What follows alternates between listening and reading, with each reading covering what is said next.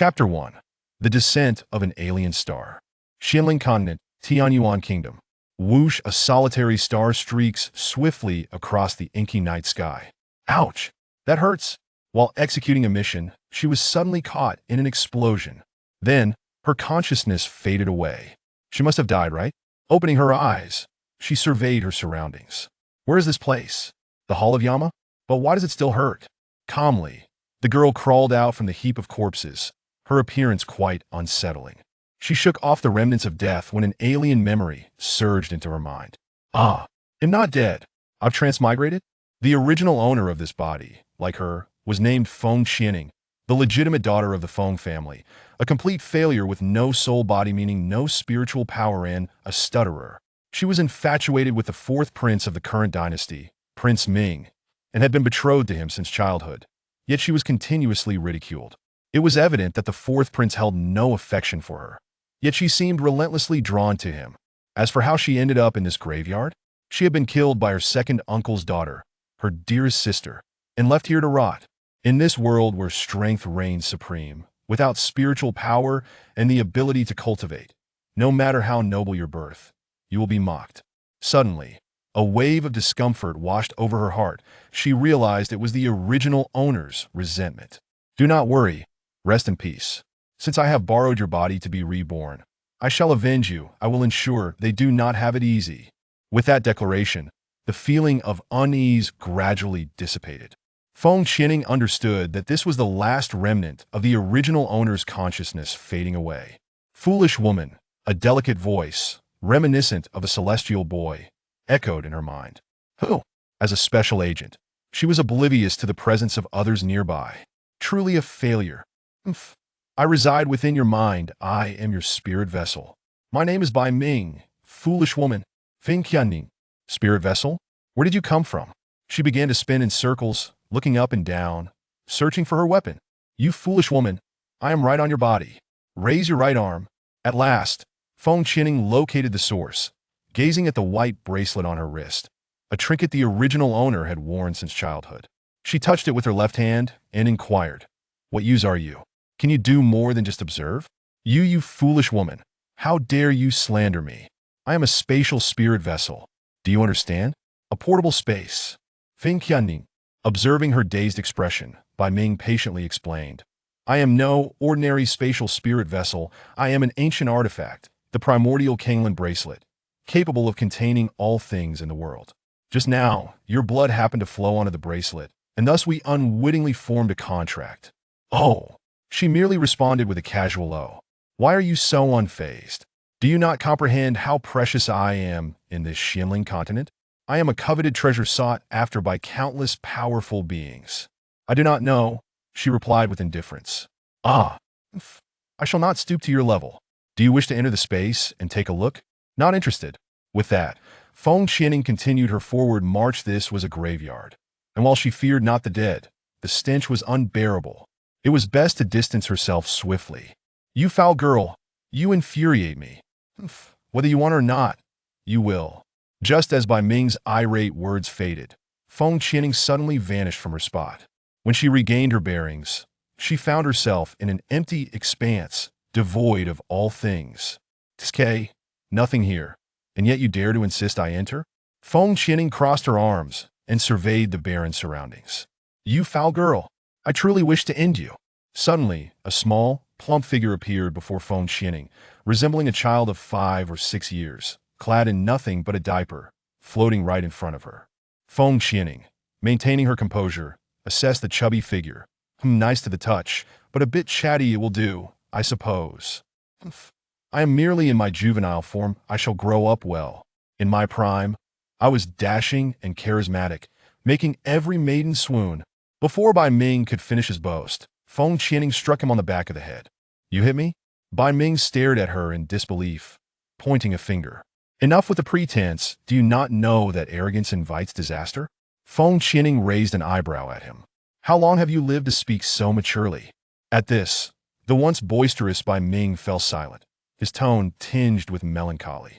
"I only remember fragments of my past, very little. I recall my previous master sealing me away, and her last words were, 'Wait for me.' But the sealing lasted far too long. I have just awakened, and my memories of her are hazy, but I know she was incredibly powerful. Vaguely, I recall standing with her and others on a high platform, receiving the adoration of thousands. He cast a scornful glance at Feng. To think I awaken only to be contracted by you. I had assumed it would be her, but you are a failure. She was strong, and you are certainly not her. Well, you're quite unfortunate. Feng shrugged nonchalantly. It is fortunate, for you possess a rare, sacred soul body. Your cultivation speed will surpass others by countless times. Then why do I feel nothing? This body is still a failure? Feng examined herself, realizing she was an ordinary person. Fool! That is because there is a seal within your body that must be unlocked. A seal? How do I break it? Can you unlock it? She had no desire to remain a failure for a lifetime if she were to live again. She aimed to soar to great heights. I cannot unlock it either. I am merely a spatial spirit vessel. Bai Ming stammered. However, it is not without means. You need to find someone above the spirit saint level to help you break it. Feng felt her inquiry was superfluous. Isn't that obvious? I recall there are only a few spirit saints in this Xianling continent. What are the odds I would encounter one? Hearing Feng Qianing's frustrated voice, Bai Ming attempted to console her. Oh, what if you stumble upon good fortune? Do not be anxious. Forget it. I will not speak with you further. How do I exit? Feng Qianing was disinclined to waste more time with him. He was utterly useless. Oh, you may enter at will and leave. It will just think about it. No sooner had he spoken than Feng Qianing vanished. This foul woman. Such a terrible temperament. Chapter 2. Unsealing the Seal. Meanwhile, in another location. Bayou.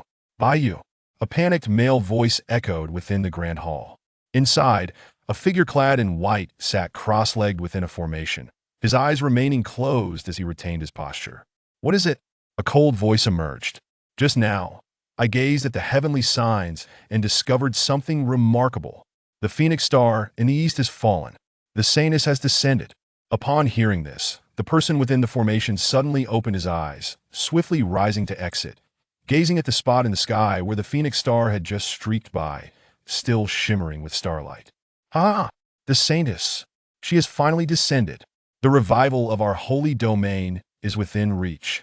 Bayou exclaimed with excitement, then turned to those nearby, saying, the ancient prophecy from 1,000 years ago was indeed accurate. Convey my imperial edict, immediately notify the elders. We must secretly search for the saintess and ensure we find her before those others. Understood. I shall inform them at once. In the forest, Feng Qianing glanced at the darkened woods, sensing an eerie stillness. It was nighttime, and she thought it best to find a place to rest. She had no desire to return to that space and face that fool. As she walked, Feng Qianing internally grumbled, as a top-tier agent from the 21st century, I have never failed a mission. Yet here I am, unexpectedly dead. At least I am alive again, though now I am a failure. Where shall I find a spirit saint? At that moment, Feng Qianing spotted a cave and decided to venture inside. The interior was spacious. However, due to her training as an agent, she felt compelled to thoroughly inspect every new location. Noticing the cave extended deep, she ventured further in to investigate. Strangely, even though it was night, the cave was not particularly dark, allowing her to see everything dimly. Feng Qianing curiously tapped on the glowing walls, wondering, is there something special about these walls? Ah, woman, this is the legendary Jiutian Xiantai. Once forged, it can become a top-grade weapon, and if luck is on your side, it might even be a divine weapon.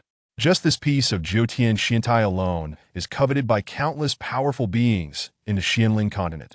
If sold, it would fetch an exorbitant price. You have struck gold. Bai Ming's excited voice echoed in her mind. Oh, so valuable? Then I shall chip a piece off. Feng Qianing replied, turning to search for tools.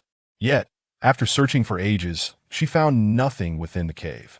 With a sigh, she caressed the wall, lamenting, such a large treasure, yet it does not belong to me. Sigh. Ah, do not sigh. This is something you can only gaze upon. You are fated to observe but not possess it. Jiutian Xiantai is incredibly hard. One cannot simply chip away at it unless one possesses an ancient artifact. Furthermore, only a 7-star refiner can refine it into a weapon. You, alas, can only admire it. Upon hearing the voice of Bai Ming, Her brow twitched. Why did you come here so early? You are fully aware that I cannot take it away, yet you still tell me this? Is it intentional on your part? Haha.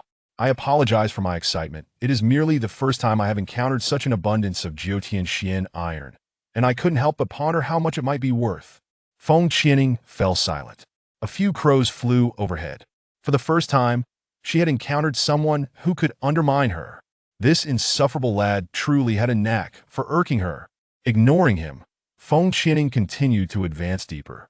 As she walked, she suddenly spotted a tree laden with bright red fruits and a serene lake nearby.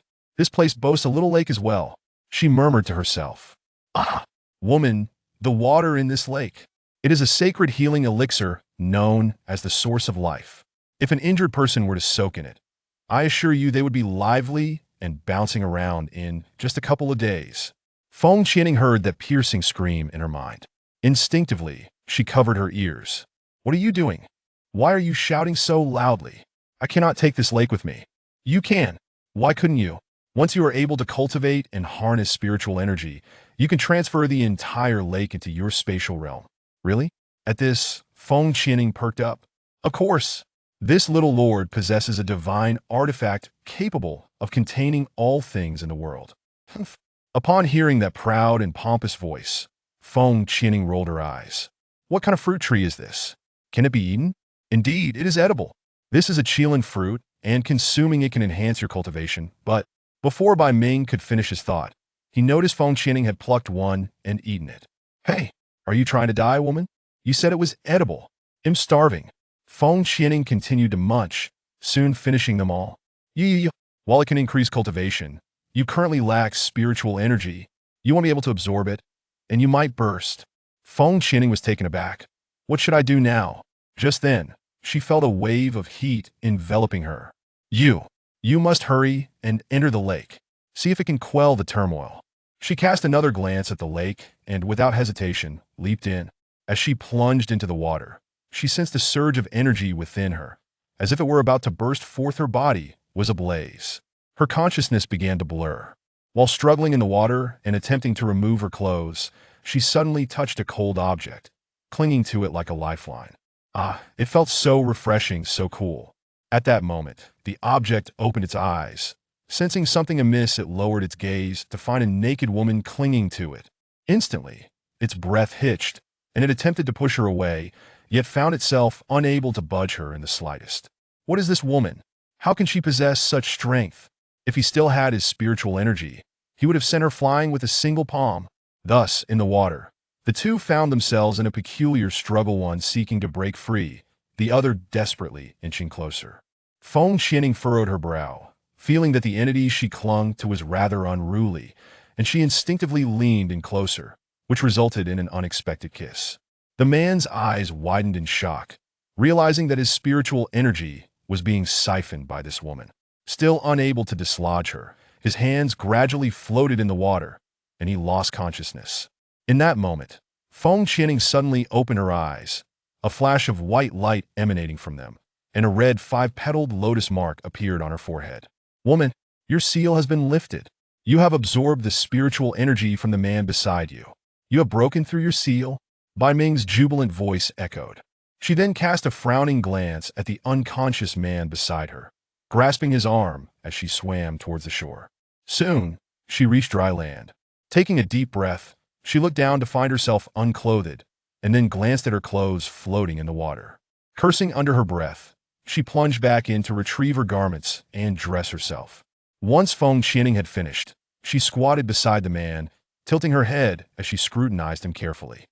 Chapter 3 This man is extraordinarily handsome. Gazing at the lifeless figure before her, Feng Qianing tentatively placed her finger near his nose and felt her breath. Thank heavens, however. This man is just too beautiful.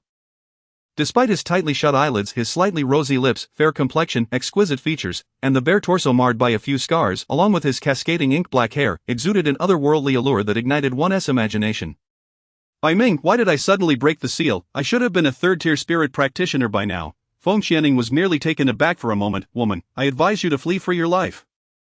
You have absorbed this man's spiritual energy. At the very least, he must be a spirit saint to assist you in reactivating the seal. If he awakens, he will undoubtedly kill you. Gasping in realization upon hearing Bai Ming's words, Feng Qianing quickly nodded in agreement, urging herself to leave immediately. Just then, a thought struck her. How do I transfer this source of life into my space? Don't I possess spiritual energy? Foolish one. That's the most elementary of tasks. Simply channel your spiritual energy, and it will come to you. Upon hearing this, Feng Qianing held her breath and concentrated, channeling her energy. When she opened her eyes, she beheld a large pit devoid of water. She then approached the qilin tree, plucked 3 fruits, and subsequently transferred the tree into her space as well. Feng Qianing walked over to the man lying on the ground and placed the 3 qilin fruits beside him. You saved me, but I cannot repay kindness with enmity. Here are 3 qilin fruits. We are even now. Farewell, until we meet again. As she turned to leave, the man opened his dark eyes, attempting to utter something.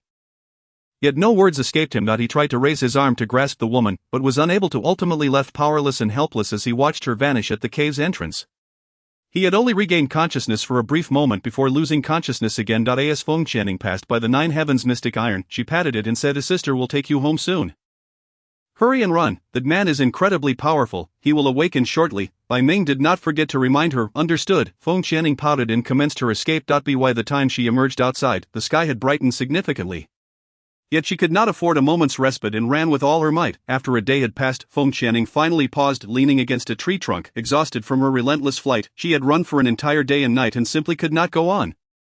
Surely he cannot have caught up by now. Not necessarily. If his spiritual prowess is profound, he could very well be on your heels. Damn. Upon hearing Bai Ming's indifferent voice, Feng Qianing resigned herself and began to run once more. Meanwhile, within the cave, the man had donned a complete black ensemble, sitting gloomily upon a stone, his gaze fixed intently on the 3 qilin fruits, then shifting to the desiccated source of life in the pit where the qilin tree had been. The kneeling subordinate trembled in fear, stammering, "When I left, I truly set up a barrier. Only those with greater cultivation than mine can breach it, yet I, along with Tianxi, thoroughly searched the vicinity and found no one." Master Tian Hong was not mistaken. "We truly conducted a diligent search." Tianxi also knelt before the man. "Find her, locate the damned woman, I shall personally kill her." The man gritted his teeth. "Master, this woman has consumed your nether pearl.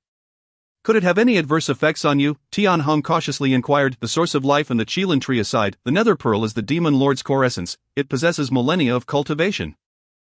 I never imagined it would be siphoned away by this woman. For her, it not only bears no consequences but also enhances her cultivation, yet for you, it does. Your cultivation has fallen to the spirit sovereign. Once the nether pearl is retrieved, all will be well." He was infuriated. He felt the blood in his temples surge violently, as if his head were about to burst. "Yes, demon lord, I shall immediately command a full-scale search for this woman." Tian Hong turned to leave, his heart filled with trepidation. This woman was audacious, daring to take advantage of the demon lord's weakened state to pilfer his nether pearl. Along with the source of life and the qilin tree. My heavens, he could hardly fathom it. The last person who dared such audacity had grass over their grave a yard high. He found himself admiring this woman. Watching her retreating figure, he also rose to depart. Taking the 3 qilin fruits with him. "Master. What are you doing?" Tianxi called after him. However, the man paid him no mind and continued on his way. In the forest, Feng Qianing was still desperately running. She had an unsettling feeling that a pair of eyes was watching her. "Bai Ming, do you sense anything? Something has been trailing me. When I move it moves. When I stop it stops. Tisk, there is indeed a force shadowing you. Yet is not particularly strong. You could set a trap to draw it in. Consider it practice." Feng Qianing nodded, halting her steps to lean against a large tree for a moment of rest. Closing her eyes, after a while, she sensed a rustling sound nearby. Suddenly she opened her eyes and extended her arm, swiftly seizing the source of the noise, revealing a bloodthirsty smile. "Got you." Feng Qianing squinted at what she had caught. It resembled a Dutch rat, plump and with fur as white as snow. "What are you, and why have you been following me for so long?" "My name is Xiao Bai. I followed you because you wanted to steal from me, didn't you?" Feng Qianing unflinchingly exposed its intentions. Upon hearing this, Xiao Bai froze in place, too frightened to move, pondering. "What should I do? Will she kill me? As a seeking gold rat?" Although it belonged to the 3rd tier of magical beasts, it possessed no spiritual energy and could only seek out treasures. Faced with an enemy, it would burrow into the ground to escape. Now, having formed a contract with this woman, escape was no longer an option. What to do? Seeing its reaction, Feng Qianing was quite pleased. She then patted its little body and said, "I am Feng Qianing.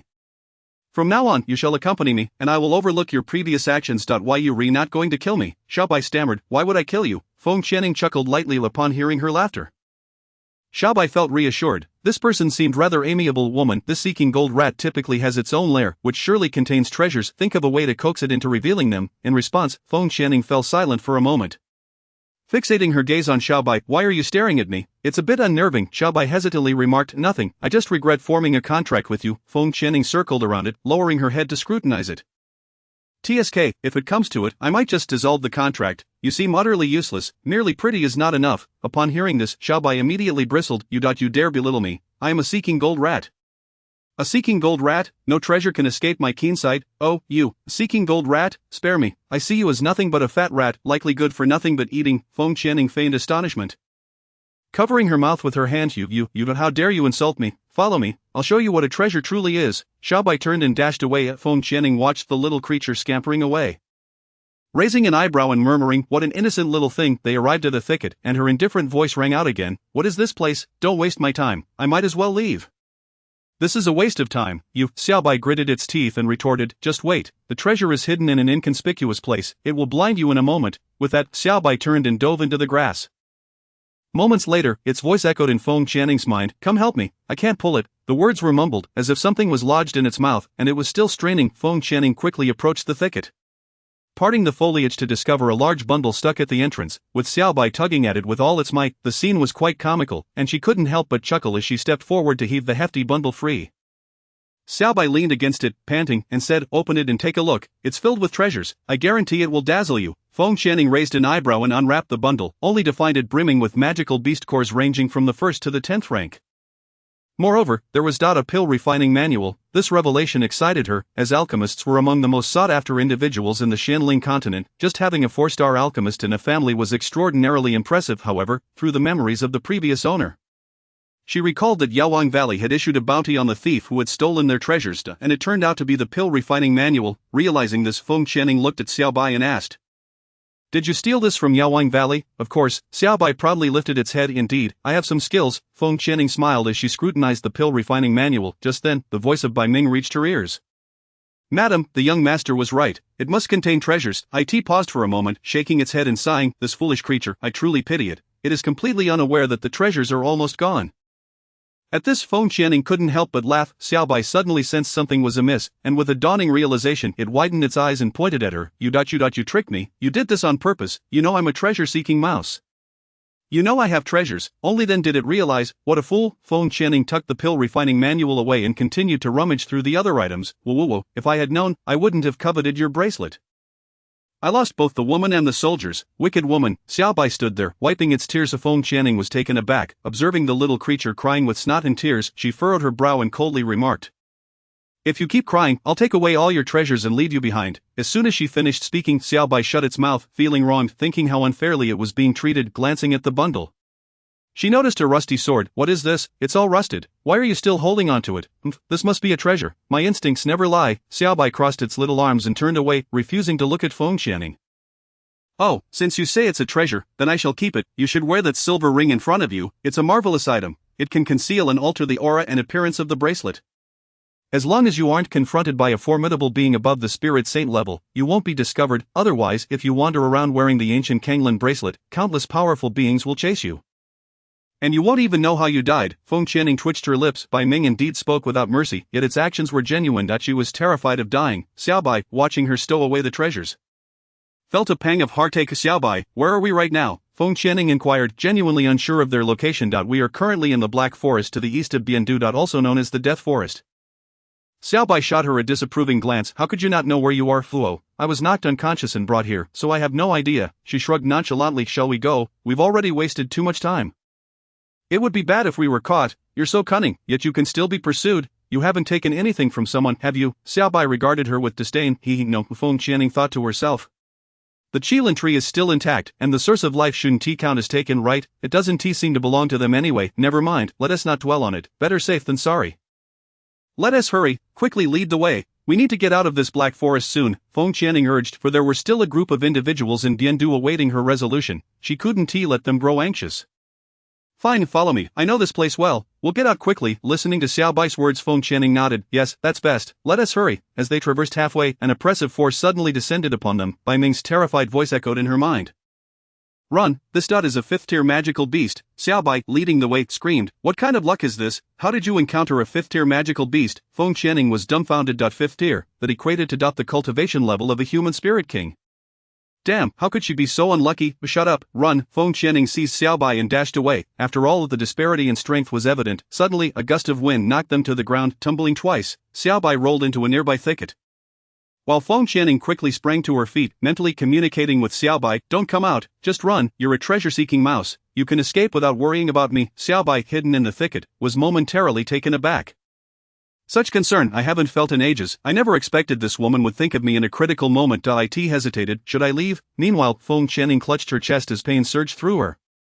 Spitting out blood, her legs trembling uncontrollably. It was sheer willpower that kept her from collapsing. "What do you want from me?" In front of her hovered a hawk-like magical beast, which answered her question.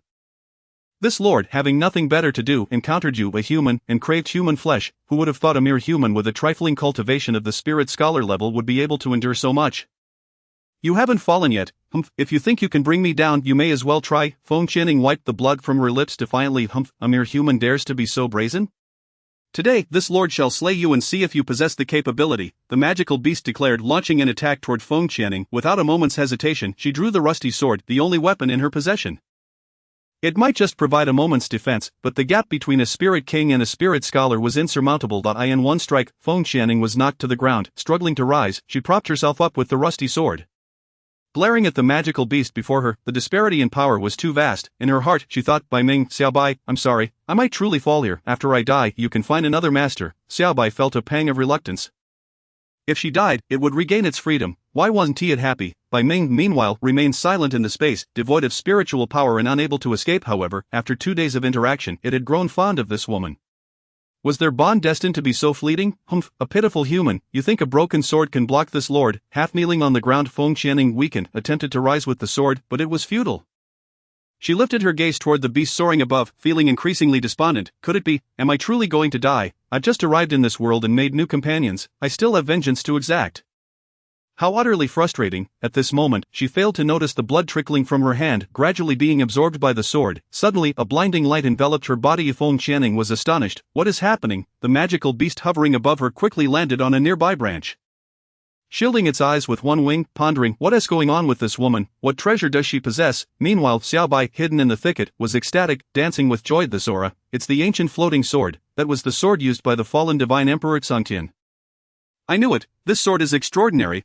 My title as a treasure-seeking mouse is not in vain. Even Bai Ming was astonished, not expecting the sword to have such a significant background. They were saved. Hearing Xiaobai's jubilant tone, Feng Qianning stared at the sword radiating with light in her hand. Equally stunned, the brilliance persisted for a moment, and before her appeared a silhouette clad in white, resembling a celestial being from a painting. Gazing down at her with an air of authority. "So, you have contracted with me." As it spoke, the figure drifted closer, scrutinizing her intently. Merely a spirit scholar, yet you managed to form a contract with me." Then, the figure cast a sinister glance at the magical beast attempting to flee from the nearby tree, declaring, "It is all your fault, you wretched beast. You shall pay with your life for this transgression." Pointing a finger at the beast, countless floating swords surged toward it. "Don't, I'm sorry, please, great one, spare me." However, before it could finish its words, countless swords pierced it, rendering it like a sieve. The monstrous beast, upon its demise, stared wide-eyed, and if given another chance, it would undoubtedly refrain from provoking that woman. Little did it expect such a terrifying figure to be lurking behind her, gazing at the lifeless beast. The shadow curled its lips in disdain, momentarily pausing as it observed Feng Qianning allowing such a worthless creature to strike, so feeble and unworthy to be its master. Feng Qianning felt a tremor of fear at the sight of such formidable power. Is this not what it means to be a strong one? One day, she too shall become powerful. Who are you? Before the shadow could respond, Bai Ming exclaimed excitedly, that is the sword spirit. Only ancient artifacts possess sword spirits.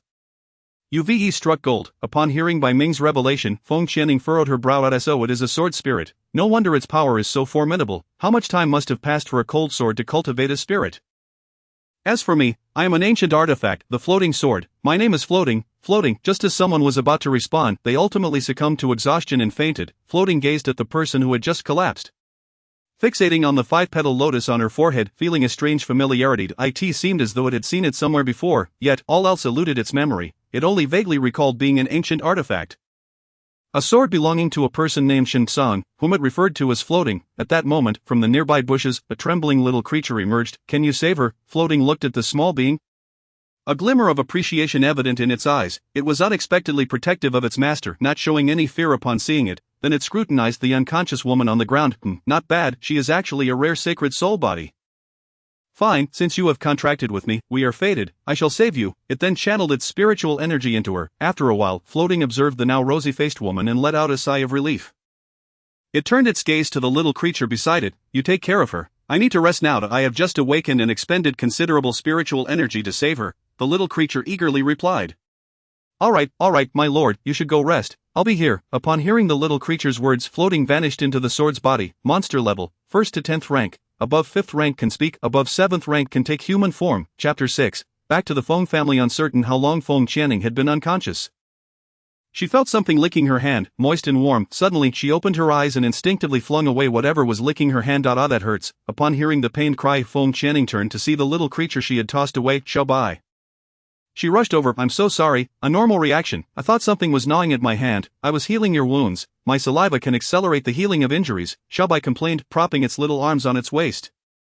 You're way too rough. My back feels like it's going to break. You have such a remarkable ability. Feng Channing was astonished. Indeed, without this self-healing ability, I would merely be a third-rank beast without spiritual energy.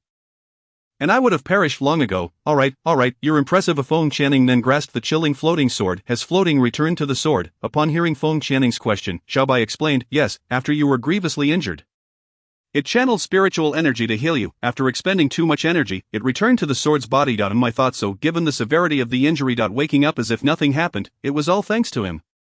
We should leave and return to Bienfu. As she spoke, Feng Channing placed the floating sword into her spatial pocket. She remembered being pursued and didn't want to face another crisis right after resolving one.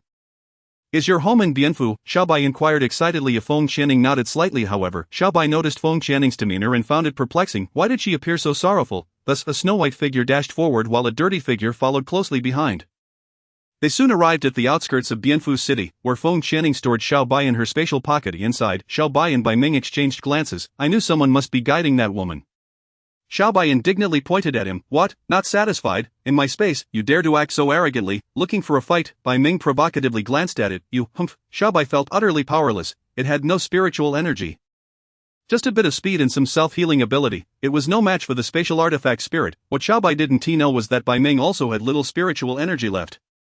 And his bravado was merely a ruse to intimidate it. Alright, from now on, you shall be my little brother. I will take care of you. Bai Ming tossed Xiaobai a qilin fruit. This is a reward for you. Xiaobai stared wide-eyed at the qilin fruit in its hands. Isn't this the legendary qilin fruit? It can increase spiritual energy. Yes, I found it together with Xiaoning in a cave. It has already been transplanted into the spatial pocket, along with the source of life. Bai Ming floated in the space, arms crossed. Stick with us, and I assure you'll eat and drink well. All you have to do is find good things and bring them back. Hearing Bai Ming's words, Xiaobai was overjoyed. The source of life is here. Just soaking in it could extend one's lifespan. If one were sick, they would be full of vitality. Yes, big brother, I understand. From now on, I will follow your lead. Xiaobai nodded eagerly, its expression changing faster than flipping through a book, observing the sycophantic Xiaobai. Bai Ming nodded in satisfaction, enjoying the flattery. So, big brother, can I soak in the source of life now? Xiaobai inquired tentatively. Of course, go ahead. Bai Ming was indifferent. Soak away. Xiaobai shouted joyfully, thank you, big brother. I am going now. Outside, Feng Channing was unaware of everything happening within the spatial pocket. As she approached the gates of Bienfu City, her disheveled appearance drew considerable attention, for she was simply too dirty. Even from a distance, the odor emanating from her was palpable, causing passers-by to steer clear of her. Noticing the reactions of those around her, she felt a sense of disgust towards herself. However, there was no time for such thoughts. A malevolent figure was pursuing her. When she reached the entrance of the Feng family, a servant sweeping the floor caught sight of the filthy person attempting to enter and pinched his nose.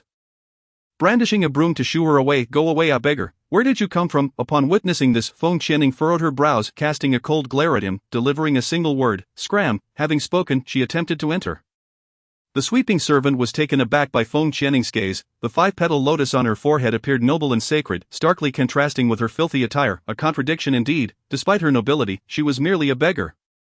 Yet she possessed such an imposing aura. Hurry, stop that beggar. Don't let her inside. Following the command, the Feng family guards swiftly moved to block her path. I am Feng Channing, do not obstruct me. The leading guard laughed derisively, as if witnessing a joke. Feng Channing, young lady, you a filthy beggar dare to compare yourself to the young lady. Hearing this, Feng Channing closed her eyes. What a nuisance, returning home is such a hassle. Don't blame me for what comes next. I see you are truly seeking death, just right for me to practice my skills. With that, she launched an attack. The guards were taken aback. This beggar was actually a third-rank spiritualist. The truth is revealed. She dares to impersonate Feng Channing. She has no spiritual energy. Hearing this, several guards rushed forward, surrounding Feng Channing. She regarded them coldly. The guards of the Feng family were generally first-rank spiritualists. Not an easy fight, very well, let this be a practice session. With that, she began to move her hands, the guards could hardly discern her figure, as if she were a ghost gliding among them. Soon several guards were left sprawled on the ground. The leading guard, lying on the ground, clutching his chest, stammered, She cannot possibly be just a third-rank spiritualist. Hurry, summon the elder. Feng Qianning cast them a disdainful glance. Useless, she then turned and walked towards her courtyard. This time no one dared to obstruct her. She strolled towards the courtyard of her memories, observing the pristine cleanliness and the bustling figures within. At that moment, one of the figures noticed her and froze. Young lady, Feng Qianning responded, walking inside. Is it really you, young lady? You've returned. You scared me to death. The figure quickly rushed to her side, examining her for any injuries. Lan Xiu, I'm fine. Lan Xiu gazed at her in astonishment. Young lady, you're no longer stuttering. No longer stuttering. Feng Qianning smiled at Lan Xiu, who had been loyal to the original owner. A gift from her mother, steadfastly remaining by her side regardless of how the original owner treated her. Chapter 7, The Second Elder's Great Authority. Lan Xiu regarded Feng Qianning with puzzled eyes, wondering how she suddenly ceased to stutter. Was this person an imposter? Furthermore, the 5-petal lotus on her forehead. The young lady never had that before. Feng Qianning observed Lan Xiu's hesitant demeanor, surprised at the caution exhibited by the young girl. Lan Xiu, please fetch me some water. I wish to take a bath. I feel utterly filthy. Of course, my lady, I shall do so at once. A bath would indeed be beneficial, allowing me a glimpse of the birthmarks and scars adorning her back. Should there be none, it would merely confirm her deceit. Feng Qianning watched as Lan Xiu turned to fetch water, a knowing smile gracing her lips. She was aware that the original owner bore a birthmark, and to dispel Lan Xiu's suspicions, she had to allow her a view. After a brief moment, Lan Xiu led Feng Qianning to the bathing area. Feng Qianning intentionally began to unfasten her garments before stepping into the tub. Lan Xiu, observing from behind, noted the butterfly birthmark on her shoulder and the scar on her lower back. Finally feeling reassured. As for the peculiarities of her face and her transformation, those could be clarified at a later time. My lady, may I attend to you? Not necessary, simply stand guard outside. Someone will undoubtedly arrive shortly. Just ensure you can prevent them from entering. Feng Qianning meticulously washed away the grime from her body. Very well, I shall keep watch outside. I have placed your clothes here. With that, Lan Xiu gently closed the door behind her. Outside, Lan Xiu observed a large group approaching, her brow furrowed in concern. What is the meaning of this? Lan Xiu, a beggar has entered the young lady's courtyard. We must search. One of the guards, previously struck, asserted. How dare you speak to a servant like that? Search for her. The second elder spat venomously, impersonating the young lady and intruding upon the Feng family. Stand down, there is no beggar here. The young lady has just returned and is currently bathing inside. Do you intend to force your way in? Lan Xiu fixed them with a piercing gaze. How dare a mere servant presume to command? The second elder raised his hand to strike Lan Xiu. Though she was a great spiritualist, the second elder was a spiritual general, their powers vastly unequal. Yet for the sake of the young lady, she braced herself against the blow. With all her spiritual power, Lan Xiu withstood the second elder's strike but was still flung against the door, letting out a muffled groan, a trickle of blood staining her lips. Presumptuous, a mere great spiritualist dares to challenge me. The second elder waved his hand, signaling the others to commence their search. Absolutely not.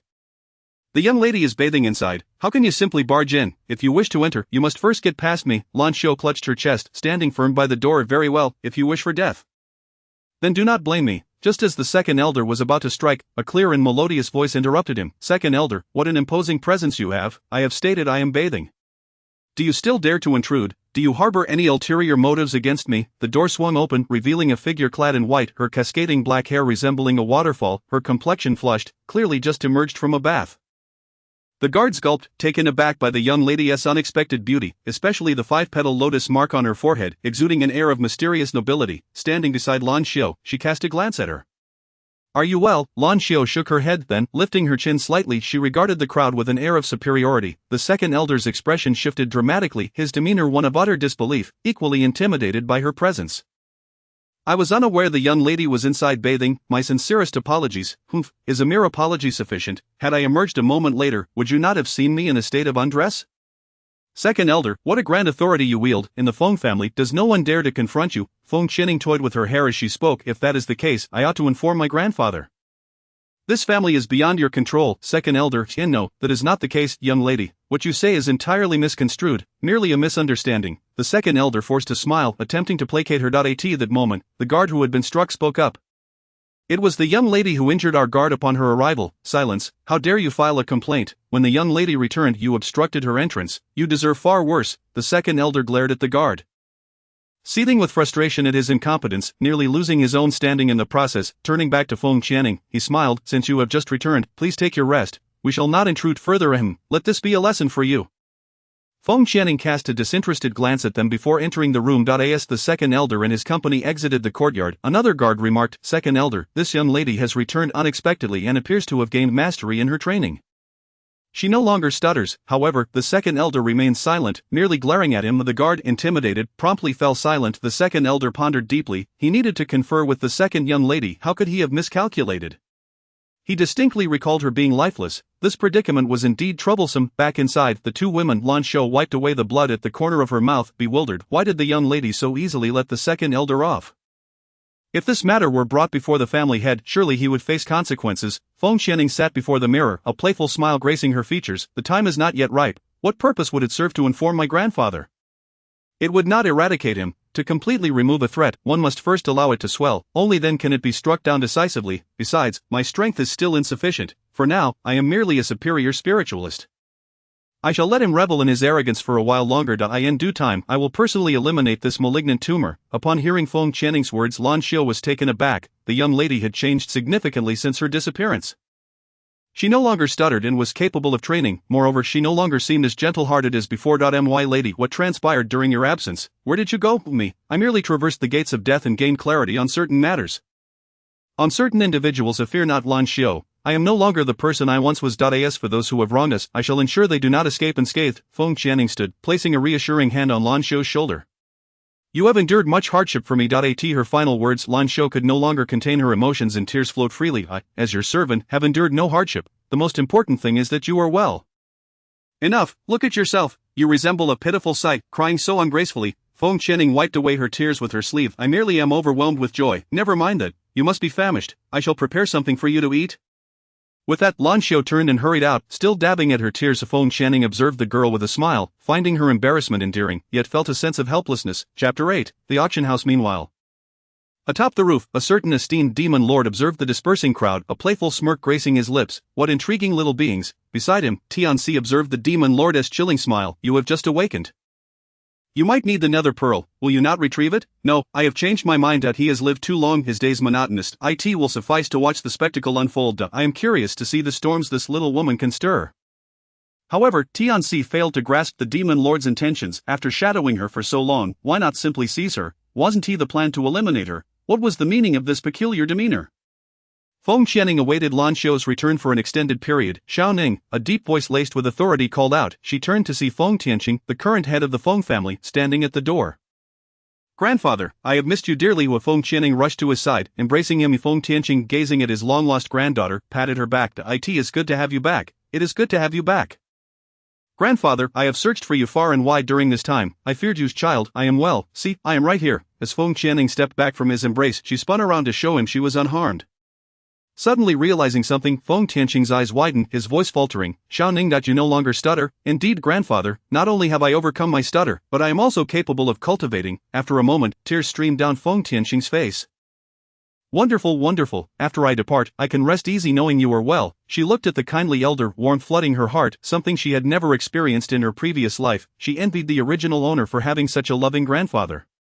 Grandfather, do not speak such foolishness. You will live to a ripe old age. From now on, I will ensure your well-being. Feng Tianqing nodded, a look of contentment on his face as he pulled her down to sit beside him. Xiao Ning, do share with grandfather all that you have experienced these past few days. How have you transformed so remarkably? Feng Qianning recounted her experiences and the events following her return in detail. Feng Tianqing's expression darkened as he slammed his hand on the table. These people are so audacious, they dare to set their sights on you. That Feng Qinyan is truly a disgrace. Looking at Feng Qianning, he immediately rose. I shall seek justice for you. Feng Qianning quickly grasped his arm. Grandfather, please do not rush. Without evidence, how can they admit to wrongdoing based solely on my word? They would merely accuse you of favoritism. The entire Feng family is likely to be filled with grievances. You should refrain from intervening in this matter. Leave it to me. I will handle it. I am no longer a child. You cannot always shield me. I must learn to resolve these issues on my own. She smiled at Feng Tianqing, exuding an air of confidence. Very well, if you need anything, do not hesitate to inform your grandfather, just don't bear it all alone. Understood. Feng Tianqing felt a sense of pride realizing that she had indeed matured. Feng Qianning merely nodded obediently. The following day, after rising, Feng Qianning sat before the mirror, gently stroking the pattern on her forehead. She rubbed it vigorously, but it wouldn't budge. Xiao Ming, what does this pattern signify? I have no idea. It appeared when you broke the seal that day. Perhaps it has something to do with your sacred soul body. Bai Ming's voice echoed softly in her mind. Forget it, I'll investigate this pattern later when I have time, she resolved, rising to leave. Miss, are you going out? Came the voice of Lan Shou from behind her. Yes, I'm stepping out for a bit. Don't worry about me. Without looking back, she departed, leaving Lan Shou stunned in place. This young lady is becoming increasingly enigmatic. As Feng Qianning strolled through the bustling streets, she sought out the auction house, recalling its location from memory. She had no money, she was poor, thus she intended to sell some Qilin fruits. Having consumed one yesterday, she had now reached the third stage of a great spirit master. A significant leap. This delightful item should fetch a considerable price. Since she had already eaten one, it was of no use to her now. There were plenty left on the tree, so selling a few wouldn't hurt. With these thoughts in mind, Feng Qianning arrived at the auction house and stepped inside. Just as she was about to speak, she heard a voice nearby dripping with sarcasm. Oh, isn't this the so-called useless heir of the Feng family? How did you even think to come to the auction house? The speaker was none other than the third young lady of the Duan family, one of the four great families, Duan Qingwu. Feng Qianning cast her a dispassionate glance, remaining silent as she directly addressed the shopkeeper. I have items to auction. Duan Qingwu, a standout among her generation, carried herself with an air of arrogance. Upon noticing that Feng Qianning had ignored her, she was instantly enraged and stepped forward to push her, exclaiming, how dare a useless person be so audacious. However, to her surprise, Feng Qianning dodged just in time. Due to the force of her motion, Duan Qingwu collided with a nearby pillar. Her maid rushed forward to help her. Miss, are you alright? Glaring resentfully at Feng Qianning, she spat, if anything happens to our third young lady, you'll pay dearly for it, you worthless wretch. What, is this the legendary act of playing the victim? Feng Qianning frowned at her. Isn't that a trend of the 21st century? Is it popular in this era too? Shopkeeper, I didn't touch her, she cautioned. If she tries to pin this on me later, you must vouch for me. Duan Qingwu, hearing her indifferent tone, was infuriated and pushed away her maid, pointing directly at Feng Qianning. You little wretch, just wait until I beat you to a pulp today. Just as she was about to strike, she was suddenly hurled away by a surge of spiritual power, landing heavily in the street and spitting blood.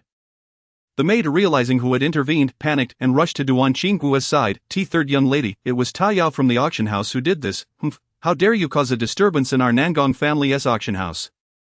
You truly have some audacity. Ta Yao, with a flick of her sleeve, stood at the entrance, casting a disdainful glance at the fallen figure and manager. It's not what you think, Duan Qingwu struggled to rise, ignoring the jeering crowd around her. Enough, don't waste my breath, just get out. Following this, Ta Yao entered the house and shot a glance at the shopkeeper. Make sure such riffraff are not allowed in the auction house again. The shopkeeper promptly replied, yes, understood. Chapter 9, the young master is indeed a treasure. Feng Qianning, wide-eyed, observed the scene unfold before her, as the remnants of embarrassment retreated from the now humiliated figure. She nodded repeatedly, finding Ta Yao's management style quite to her liking. At this moment, Ta Yao turned her attention to her, scrutinizing her from head to toe. What do you wish to auction? She had witnessed the earlier incident. Her intervention was twofold. 1. No one was allowed to act recklessly on Nangong territory, and 2. This girl piqued her interest. Feng Qianning approached Ta Yao, presenting her with a box. Upon opening it, Ta Yao's pupils constricted, swiftly closing the lid and extending an arm towards the interior. Miss, let us discuss this further inside. Feng Qianning nodded. The two entered the inner chamber and took their seats. Ta Yao opened the box once more, examining the contents closely. This item is quite valuable and should fetch a handsome price. Subsequently, she handed Feng Qianning a gold and black card. This is our auction house's VIP card. We will hold an auction in 7 days. I hope you will grace us with your presence. Feng Qianning examined the card thoughtfully. Alright, thank you, Ta Yao. Ta Yao smiled warmly, patting her shoulder. Oh, don't be so formal. Just call me Sister Ta Yao from now on. Feng Qianning thought to herself, why is she so familiar? However, having an additional friend is preferable to acquiring another enemy, so she replied, alright, Sister Ta Yao. My name is Feng Qianning. You may just call me Qianning from now on. Ta Yao was not overly surprised. She had overheard that woman calling her a waste from the Feng family. Yet, as she observed the ring on Feng Qianning's finger, it was evidently no ordinary item. The white bracelet peeking from her sleeve surely indicated a spatial artifact. This girl must be concealing her aura beneath that silver ring. Having worked in the auction house for so long, she had encountered all manner of rare treasures. She was no novice, although she could not discern Feng Qianning's current cultivation level. Anyone with such treasures must possess considerable ability. How could they label her as useless? They must truly be blind. What a remarkable gem she is. Feng Qianning felt a chill as she noticed the gleeful gaze fixed upon her. Sister Ta Yao, I have no further business. I shall take my leave now. I will return in 7 days, she said, rising to leave. Very well, do ensure you come back. Ta Yao reluctantly held her hand for a moment. Feng Qianning nodded and pulled her hand away, turning to exit. Once outside, she patted her chest, feeling a lingering sense of unease that was terrifying. Like a human trafficker, I must hurry away, as Feng Qianning stepped out. A figure in the shadows, seated in a wheelchair, observed Tao Yao as she gazed intently at the vanishing silhouette. You frightened her away. Why are you still staring, young master? Is she truly that frightening? Tao Yao turned around, touching her face with her hands. I'm not frightening. The young man scoffed. You are not frightening, but your actions are. How can you be so familiar on your first meeting? Even holding her arm, humph, I merely took a liking to the girl. Her background is more than just that of a young lady from the Feng family. She could become an ally, Tao Yao replied confidently. Raising her brows upon hearing this, the young man fell silent, seemingly contemplating her words. Indeed, the five-petal lotus on her forehead felt oddly familiar. After returning to the Feng residence, Feng Qianning entered her room and stepped into her space. Observing the awakened Fu Chen resting under the qilin tree with his eyes closed, she called out, "You're awake." Hearing her voice, Fu Chen opened his eyes and looked at her, responding with a detached tone. Feng Qianning, sensing the coldness in his voice, opened her mouth to say something but ultimately held her tongue. As she inadvertently glanced towards the source of life, she immediately erupted in anger. "Xiaobai, get out here." She dashed to the edge of the pool and waved her hand, causing Xiaobai to float up amidst the spiritual energy. Xiaobai, resembling a drenched rat, looked at her with a somewhat confused expression. "I dislike having unidentified animal fur floating in the pool," she scolded through gritted teeth. "You cannot go back in. What if it became useful in the future? This was purely a matter of cleanliness." Xiaobai looked at Feng Qianning with a pitiful expression. "I didn't mean to, it's just a good thing. It helps me grow stronger," Burpit added, letting out a soft belch. Feng Qianning couldn't help but twitch her mouth. "Did you drink? I was in for too long sometimes. I accidentally swallow a few sips." Xiaobai scratched its head, then pointed a finger. "It was the boss who said I could go in." At this, Feng Qianning's face darkened. "Boss, I didn't expect you to take in a little brother." Bai Ming shot a resentful glare at Xiaobai while trying to placate Feng Qianning. "Didn't you know she has a cleanliness obsession? Thus, it was let down." "Please do not be angry. That little creature, it can endure on its own, yet at a crucial moment, it drags him down with it."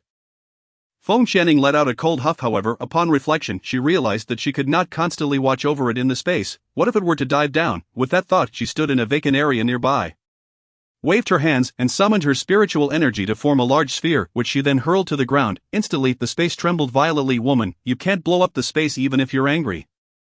Bai Ming interjected smugly from the side. Feng Qianning shot him a glare, choosing to ignore him. Observing the deep pit that had formed before her, she nodded in satisfaction, with a flick of her finger.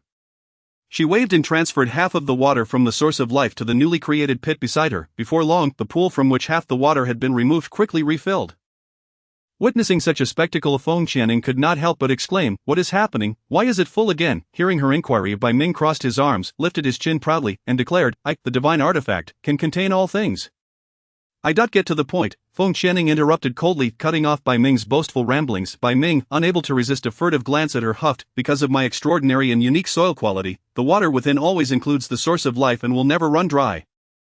No matter how much you remove, it will perpetually replenish. As for the trees, they will never wither, and the fruits will always bloom. Here, there are no trees that take hundreds or thousands of years to bear fruit.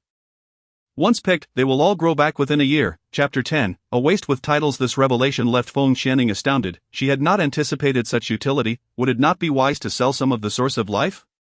Could the source of life be consumed as well? Upon hearing Feng Qianning's question, Bai Ming nodded in confusion. "I've never heard of drinking it, but it could be harmless." Observing Feng Qianning's mischievous grin, Bai Ming felt a foreboding sense and hurriedly asked, "What are you planning?" Before he could finish, Feng Qianning struck the ground again, creating another large pit, causing the space to tremble once more, while the little creature struggled to maintain its footing. Even the floating entity resting under the qilin tree furrowed its brow slightly. This woman, are you trying to sell it?" Bai Ming pointed at her. "Otherwise, I could create a drinking spot. Waste not, want not?" Feng Qianning retorted. Upon hearing her words, Bai Ming was infuriated, exclaiming, "Waste not? Are you calling this a waste?" He incredulously pointed to the ground beneath him. "This treasure is being referred to as a waste? By its own master, does this woman even understand what she is saying?" At that moment, Feng Qianning realized she had misspoken. "Oh dear, I didn't mean it that way. I merely meant that since it is idle, we might as well utilize it to earn some money. Otherwise, how would I support you all?" These days, she had exhausted all the magical beasts and cores in her space. None remained. She had just realized that not only magical beasts could absorb cores, artifact spirits could also absorb them to enhance their powers. Cores above the 5th rank were quite expensive. The corner of the floating entity's mouth twitched. Was that remark directed at him? It was those high-ranking cores that he had absorbed after awakening. At this point, Bai Ming sighed in exasperation. He initially wanted to absorb a few to enhance his strength but had only managed to secure a 5th rank one. The rest were to be saved for later. Unexpectedly, they had been consumed by that newly awakened creature. He was still unable to contend with it. Contemplating this, Bai Ming shot a resentful glare at the floating entity. Woman, I only absorbed up to the 5th rank. The rest were consumed by that person. Bai Ming pointed his tiny finger at the floating entity, almost as if to file a complaint. The floating entity returned the glare with a threatening look. Upon seeing this, Bai Ming froze and quickly flew behind Feng Qianning, whispering, "Look, he glared at me. He knows I can't defeat him. I was bullied by him plenty while you were away." Feng Qianning helplessly rubbed her forehead.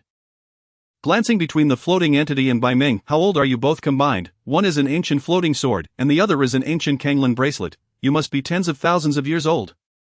Yet here you are, bickering like children. How childish." Upon hearing her words, the floating entity ceased to look at Bai Ming, retracting its icy gaze, and coughed slightly, indicating its embarrassment. The girl is right. I am the ancient floating sword and should not stoop to the level of this little person."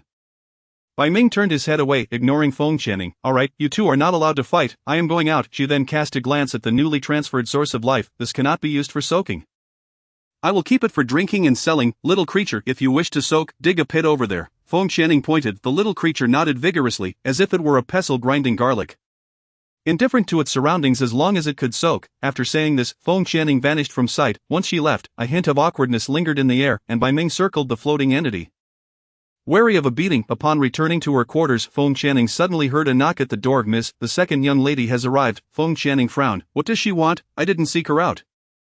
"Yet she comes on her own. Let her in, and before long, the door swung open. The woman who entered gazed at the languidly alluring figure draped over the soft couch, adorned with a 5-petal lotus on her forehead.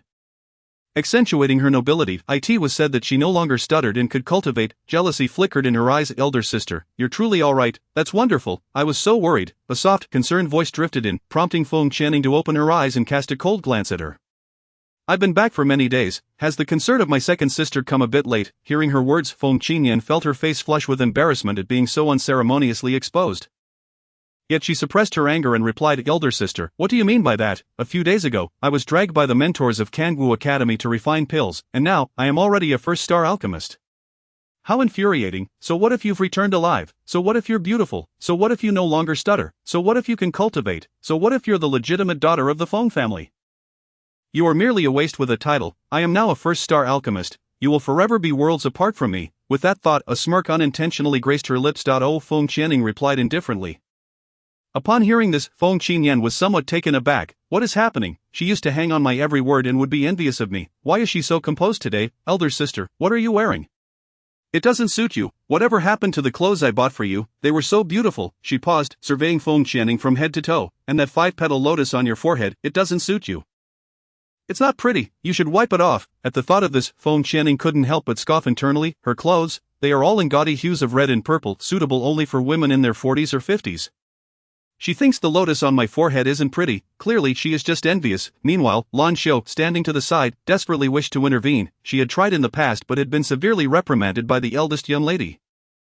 "Oh, since the second young lady finds them beautiful, then they shall all belong to you." Feng Qianning then turned her gaze to Lan Xiu and commanded, "Lan Xiu, pack up all the clothes that the second young lady bought for me.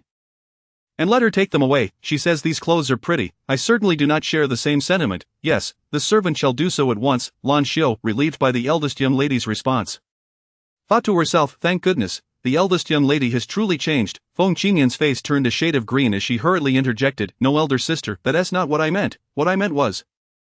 Before she could finish, Feng Qianning cut her off. "What? Did you not just say they were beautiful? Now that I offer them to you, you refuse to wear them? Are you rejecting my belongings? Those were all purchased by you.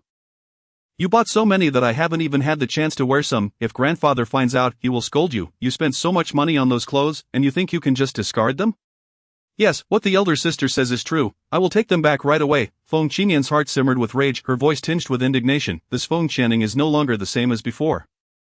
She will not be manipulated by me any longer. With that thought, Feng Qianyin's eyes revealed a hint of murderous intent. Chapter 11. Without entering the tiger's den, how can one obtain the tiger's cubs?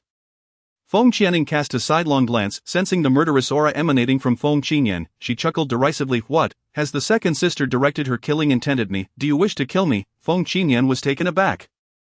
She had not expected that merely revealing a hint of killing intent would be sensed by her. Could it be that her spiritual power now surpasses mine? That cannot be, even if she can cultivate.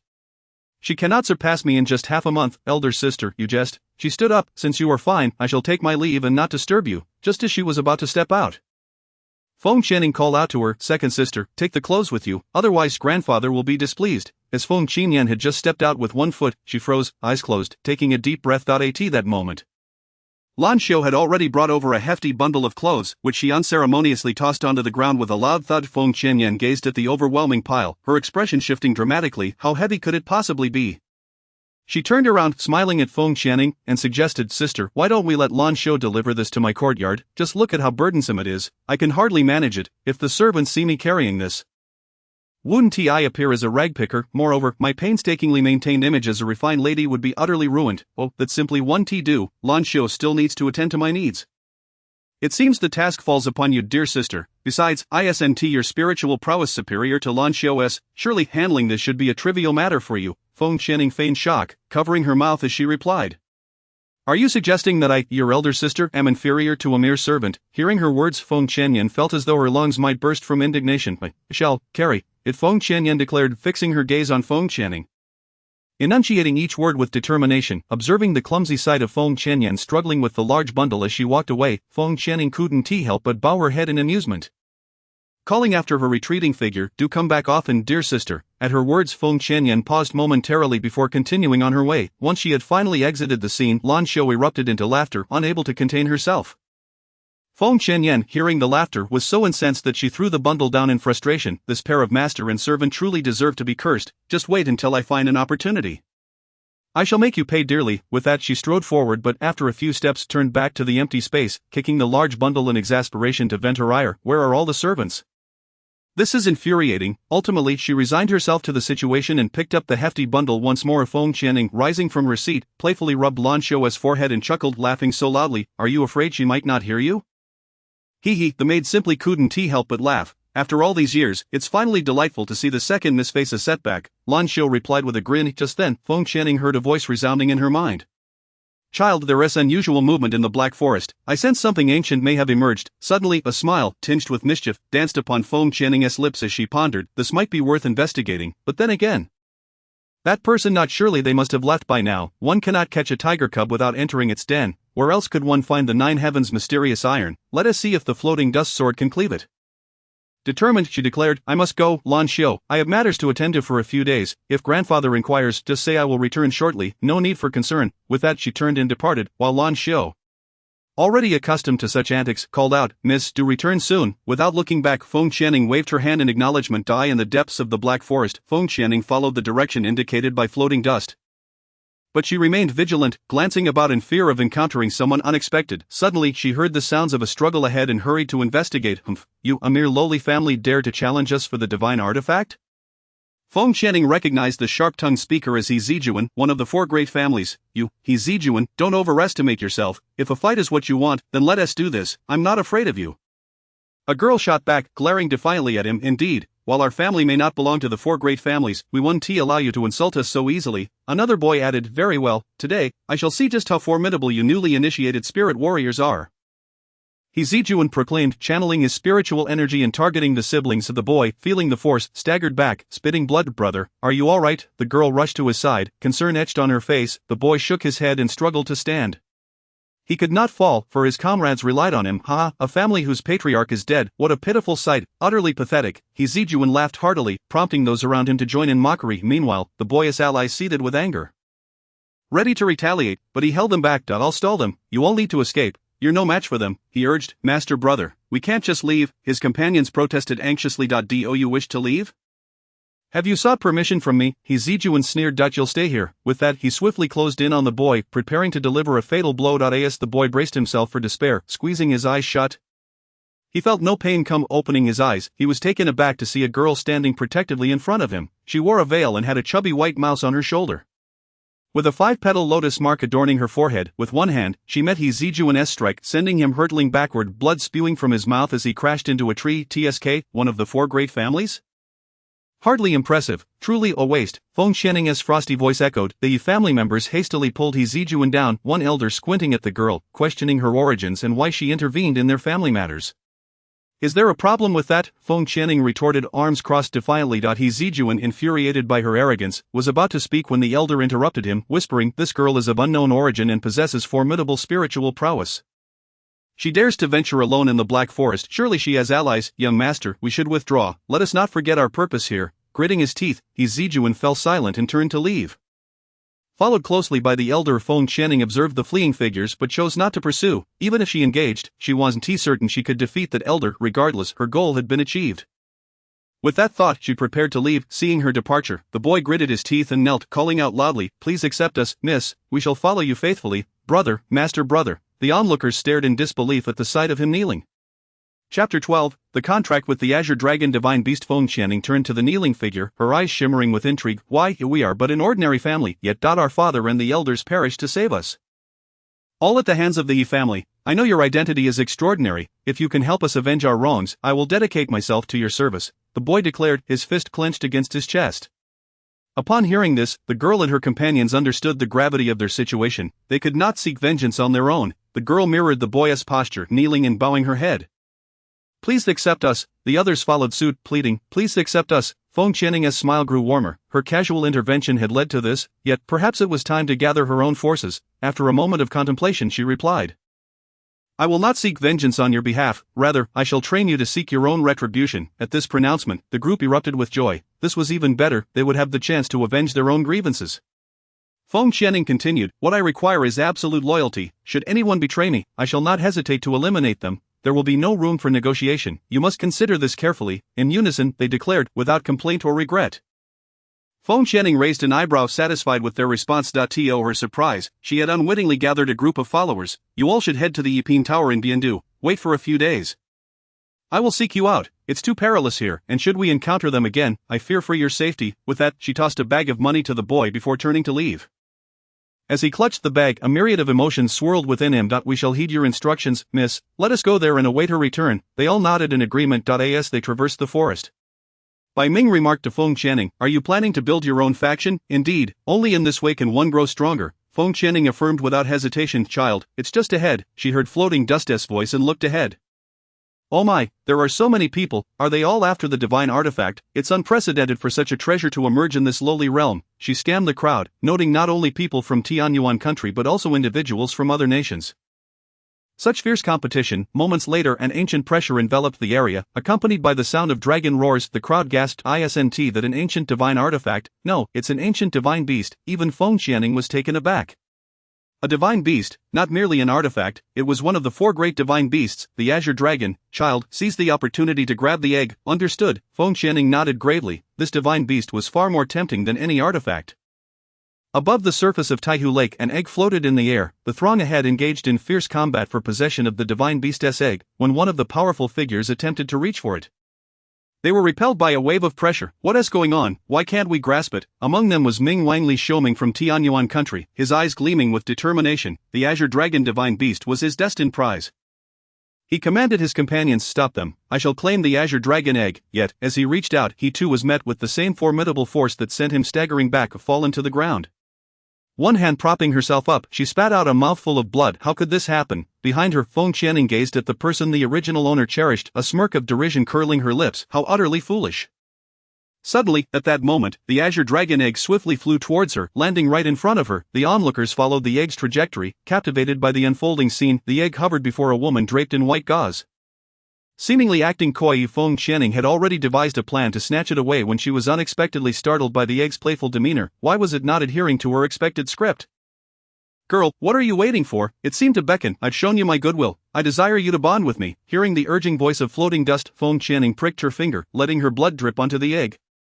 A soul imprint surging into her forehead, the crowd erupted in exclamations. The Azure Dragon has recognized its master. They must not allow this girl to escape. Coming back to her senses, Feng Channing tucked the Azure Dragon egg away and took off running.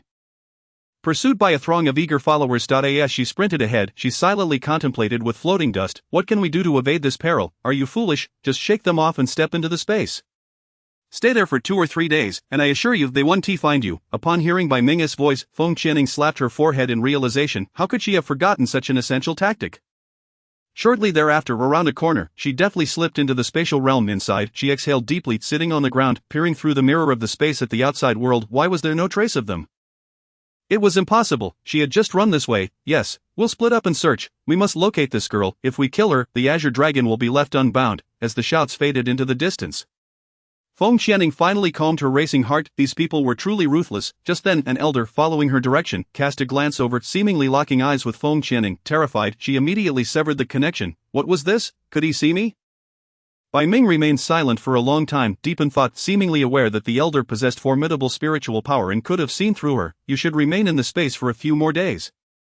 Nodding in agreement, Feng Qianning stood to inspect the azure dragon egg. She stroked it, noticing it appeared quite content. With a crack, the shell shattered. Feng Qianning stared, bewildered. I didn't even apply much force. Floating dust floated beside her. Fool, that's merely the natural process of hatching. Reassured by floating dust's words, Feng Qianning had initially feared she had broken it. Emerging from the broken shell was a plump bundle resembling a child of about 4 or 5 years, small and white. How did I ask this a child? Feng Qianning was once again taken aback, her ignorance showing. Mother, this is the azure dragon divine beast, not merely a child, it is just in its juvenile form. The little bundle stretched out, clinging to Feng Qianning's thigh, and said, truly worthy of being the azure dragon divine beast. It is born at the 7th rank. Once matured, it will be even more formidable. Floating dust chimed in with approval. 777. The 7th rank. Isn't that equivalent to a spirit saint? She felt as though she'd stumbled upon a treasure. Bai Ming shook his head. Not quite. Although it is 7th rank, it appears that upon awakening, its strength is only that of a spirit king. Feng Qianning silently scoffed. Well, that is still impressive. A spirit king, no less. Mother, hug me. Looking at the adorable creature clinging to her, Feng Qianning's brow twitched. But you mustn't call me that. I'm not your mother. You can call me sister instead. No, you were the first one I saw when I hatched. You are my mother. It continued to snugly wrap its arms around her neck. I love the scent of my mother. Chapter 13. Soul imprint. The scent on me is pleasant. You didn't choose me solely based on how I smell, did you? The little bundle emerged from her embrace, blinking its big innocent eyes at Feng Qianning. I don't know. I just like the scent of my dear mother. It feels warm and familiar. Feng Qianning was even more baffled. But I don't smell like anything. I haven't heard Bai Xiu mention any floral fragrance. She sniffed her arms and clothes. What fragrance? Why was she unaware of it? Master, don't you realize there is a faint floral aroma surrounding you? At that moment, I also found your scent delightful and comforting. It was your treasures that drew me to follow you. Bai excitedly interjected. Floating dust gazed at her with an expression of mild reproach. You are unaware of the floral scent enveloping you. What they say is true. It should only be detectable by artifact spirits and magical beasts, not humans. It must be a kind of imprint from deep within your soul, naturally emanating. Feng Qianning nodded, somewhat comprehending, but she dared not dwell on floral scents or imprints. All she wished was for the divine beast to bond with her. Floating dust's gaze grew profound. Filled with curiosity, a floral scent from a soul imprint, it can compel all beasts to submit. Just who are you? 3 days swiftly passed. Feng Qianning opened the spatial mirror once more to survey her surroundings. Finding no one present, surely they had departed. I must go out. I still need to attend the auction. Once outside, she gazed at the empty forest, feeling reassured. Surely no one would be bored enough to wait around for her. Just as Feng Qianning cheerfully turned to leave, a menacing pressure descended from behind her. Ha, little girl, you are indeed still here, justifying my patience these past few days, relying on the agility honed from her previous life as an operative. She reacted swiftly, dodging the elder's attack. Her heart raced. Was that a spirit saint? A spirit saint's attack grazed her, leaving her arm feeling as if it were on fire. Once she steadied herself, she recognized him as the elder from the other day who had locked eyes with her. At his advanced age, how shameless could he be to launch a sneak attack? The elder disregarded Feng Qianning's mockery, his eyes gleaming with greed. You must possess some spatial artifacts, right? Oh, how I have longed for this moment. A mere great spirit master managed to evade my strike. It appears you have many treasures. Feng Qianning frowned, coldly retorting, what does it mean for a spirit saint to bully a great spirit master? Aren't you afraid of becoming a laughingstock? Ha, it's just the two of us here. Who would spread the word? The elder's eyes glinted with cunning as he regarded the girl. Do not think you can escape by returning to the spatial realm. The moment you move, before you can even retreat, I shall end your life. Hand over the azure dragon divine beast and your artifacts, and I may spare your life. Girl, do not listen to his deceit. Divine beasts and artifacts are not ordinary magical beasts and weapons. They possess consciousness. If they refuse, he cannot bond with them, unless gifted by their master. That is why he keeps urging you for them, otherwise, he would have killed you long ago. Hearing floating dust's voice, Feng Qianning smirked. Old man, do you take me for a fool? Who is the real idiot here? The elder, surprised that she understood so much, sighed. I didn't expect such wisdom from a little girl. Since you refuse to comply, I shall capture you and imprison you day and night. I will see how you respond. He could not believe a great spirit master could not be dealt with. He was determined to acquire the artifact and the divine beast at all costs. The elder moved swiftly, not wasting a moment as he lunged at Feng Qianning, channeling his spirit power into a long, icy spear aimed at her. Seeing this, Feng Qianning summoned the floating dust sword, gritting her teeth to defend against the onslaught. Ah, old man, you have not come in vain today. The ancient floating dust sword. I can't believe a lowly girl from an inferior continent possesses such treasures. The elder's gaze fixated on the gleaming sword filled with avarice, and he increased his power. The spirit Sane's force surged toward Feng Channing. She was knocked back against a tree, a violent impact sending her crashing into it. Meanwhile, in a dark forest, the demon lord, who had been meditating, suddenly felt a tightening in his dantian, spitting out blood. Beside him, Tianxi rushed forward. What happened? Why are you suddenly spitting blood? Was it because he had just awakened and was unstable? The demon lord's face turned pale as he clutched his chest. That woman has suffered grave injuries. The nether pearl alongside her has also sustained heavy damage. Afterward, he closed his eyes, sensing the location of the nether pearl, and suddenly rose, disappearing without a trace. Tianxi, frowning at the vanishing figure of the demon lord, murmured, "Who is this, so reckless, daring to touch the demon lord's nether pearl?" He quickly pursued. Meanwhile, Feng Channing struggled to stand, her hair disheveled, blood smudged across her lips and face. Wielding the shimmering floating dust sword, "Bah, you old man, even if I die, I will never yield to you." She maintained her defiant stance, unaffected by her injuries. Even the elder was startled by her resilience, prompting him to resolve such a presence from a great spirit master. This girl cannot be allowed to live. She will become a future threat. Very well, if you wish for death, I shall grant it. The divine artifact shall not be possessed by him, nor shall it be obtained by others. Suddenly, a sword materialized in his hand, aimed directly at Feng Channing. At that moment, a white shadow emerged from the floating. Wielding it to confront the elder, both retreated a few steps. "You still aspire to be my master? You are far from worthy." Feng Channing furrowed her brows, gazing at the ethereal white figure floating in the air. The voice of floating echoed in her mind, "Hurry, I cannot hold them off for long, you must escape." She clenched her teeth, her fists tightly balled, and slowly approached his side, a gentle smile forming in her heart. "I shall not abandon my companions. Am I a Feng Channing, one to fear death?" Floating cast a stunned glance at her. "Companions? Aren't humans typically afraid of death? You are the weapon spirit, truly worthy of an ancient artifact. I advise you to obediently acknowledge me as your master. You seem to have only recently awakened, your spiritual power fluctuates greatly. You cannot stop me." The elder scanned floating with a dismissive smile. The ancient floating sword is said to be the prized possession of the legendary Emperor Song Tian. If he were to acquire it, then he would be but a step away from becoming an emperor himself. "Truly, heaven is aiding me." Upon hearing this, Floating placed his hands behind his back, declaring, "I have spoken. You are not qualified." Chapter 14. "Dare you touch what belongs to me?" The elder, filled with mockery, retorted, "Not qualified? Today, I shall show you."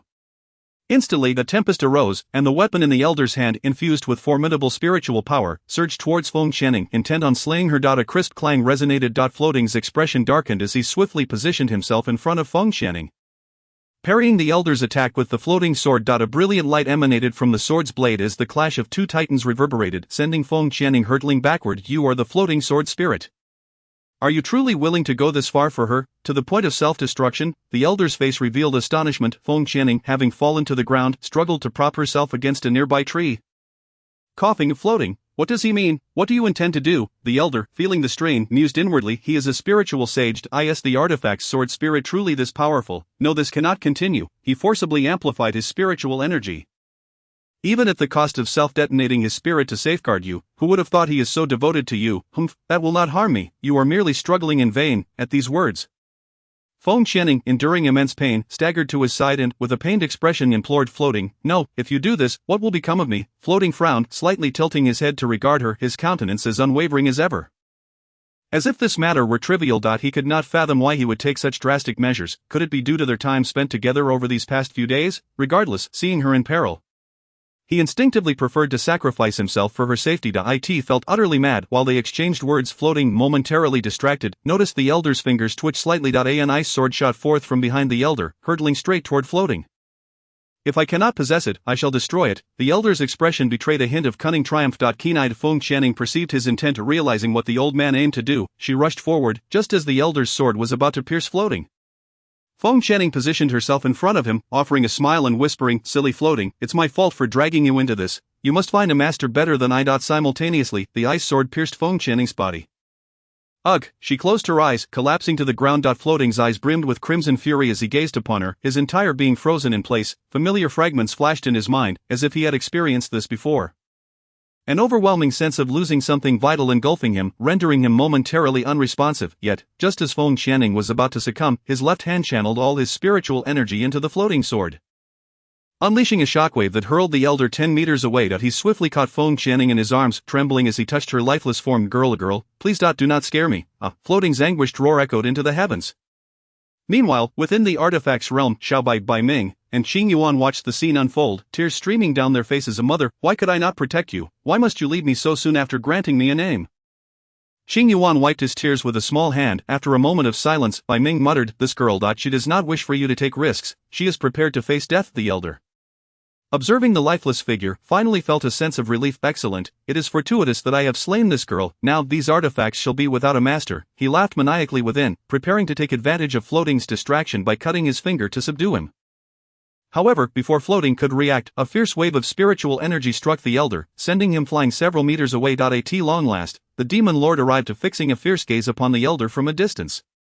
He extended his arm, pointing towards the elder's direction, and with a flick of his fingers, the elder was yanked back, suspended in the air, a pained expression on his face. An invisible force constricted his throat, his hands grasping futilely at his neck, but it was all in vain. You truly seek death? How dare you lay a hand on what belongs to me? The elder struggled to open his eyes, gazing down at the man who appeared as a devil, exuding a terrifying and powerful aura that sent tremors through his heart. This man, he is too fearsome. Stronger than I. Who is he? You. Who are you? The demon lord merely chuckled coldly. You are not worthy to know. With that, he tightened his grip, simultaneously snapping the elder's neck. The elder's eyes bulged, dying with a look of disbelief. I should have known better than to try to seize it. As the elder's lifeless body plummeted to the ground, far away in the Shenyuan kingdom, within a certain noble's residence, a person meditating suddenly heard hurried voices outside. Without opening his eyes, he coldly demanded, what is it? Reporting to the head of the family. The soul lantern of Elder Wu has extinguished, a frightened guard stammered. Upon hearing this, the person inside abruptly opened his eyes. Who dares to slay a member of the Shiman family? Elder Wu is a spiritual emperor, no one from the lower realms should be able to defeat him. Find out who killed Elder Wu. Yes, I shall obey. The guard promptly withdrew to eye in the black forest. The demon lord approached Feng Qianing and Floating, gazing at the lifeless girl in the darkly glowing within her abdomen. Bring her to me. I can save her. Within the realm, Bai Ming trembled at the sight of the terrifying man. It is him. Floating looked up, his expression filled with anticipation as he regarded the demon lord, ignoring Bai Ming's fear. He had witnessed the man's formidable spiritual power effortlessly annihilating the elder in an instant. Surely his strength could be trusted. Gently Floating laid Feng Qianing on the ground, standing up to express his gratitude. This girl is entrusted to you. In a flash, he returned to the floating sword, which vanished from the ground and reappeared in the realm. As soon as he entered the space, Bai Ming grasped Floating's arm. This girl has previously offended him. Do you truly trust him? Will he not take revenge? Floating regarded him with an inscrutable expression. Do you have any means to save her? I can feel our contract's imprint fading. Can you not sense it? She cannot wait any longer. I would rather take the gamble. Chapter 15. The demon lord has a fondness for bean sprouts. However, our realm possesses the source of life. Why not give it a try? Xiaobai interjected. Floating regarded them as if they were fools, rolling his eyes. Can she even enter when she is on the brink of death?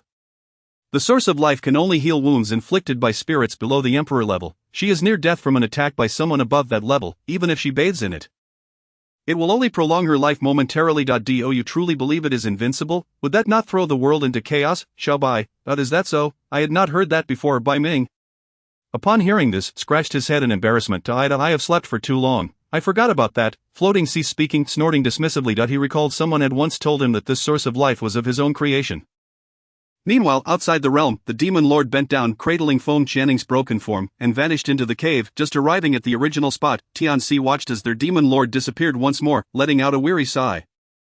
My lord, wait for me. I cannot keep up with you. He paid no heed to the shouts of the person behind him, swiftly darting away. Moments later, he arrived at the cave where they had first crossed paths. Gently, he laid her upon the steps, positioning himself before her. In his hand, he formed a seal, and finally the dark green glow of the nether pearl emerged from her body, hovering in the air, with a flick of his other finger. The persistent dark green radiance of the nether pearl began to channel into Feng Qianing's form. Just then, Tianxi arrived late to the scene, witnessing the unfolding drama. He called out urgently, Master, you cannot. However, his words were abruptly silenced by a cold reprimand from a certain demon lord, compelling him to close his mouth in resignation. The master intended to transfer the spiritual energy within the nether pearl to this woman. If she ascended to the spirit general level, she could safely navigate this crisis. What was it about her that warranted such devotion from the master? Had he truly become infatuated with her in just a few days of covert observation? It was utterly inconceivable. Lying on the steps, Feng Qianing's chest wound was gradually closing. Suddenly, a blinding radiance erupted from her form, signaling her ascension to the spirit general realm. Observing this, the demon lord quietly returned the nether pearl back into her body. Tianxi, dumbfounded by his actions, struggled to comprehend. He took it out, only to put it back. What kind of maneuver is this? His confusion regarding the master deepened. The demon lord glanced back at Tianxi.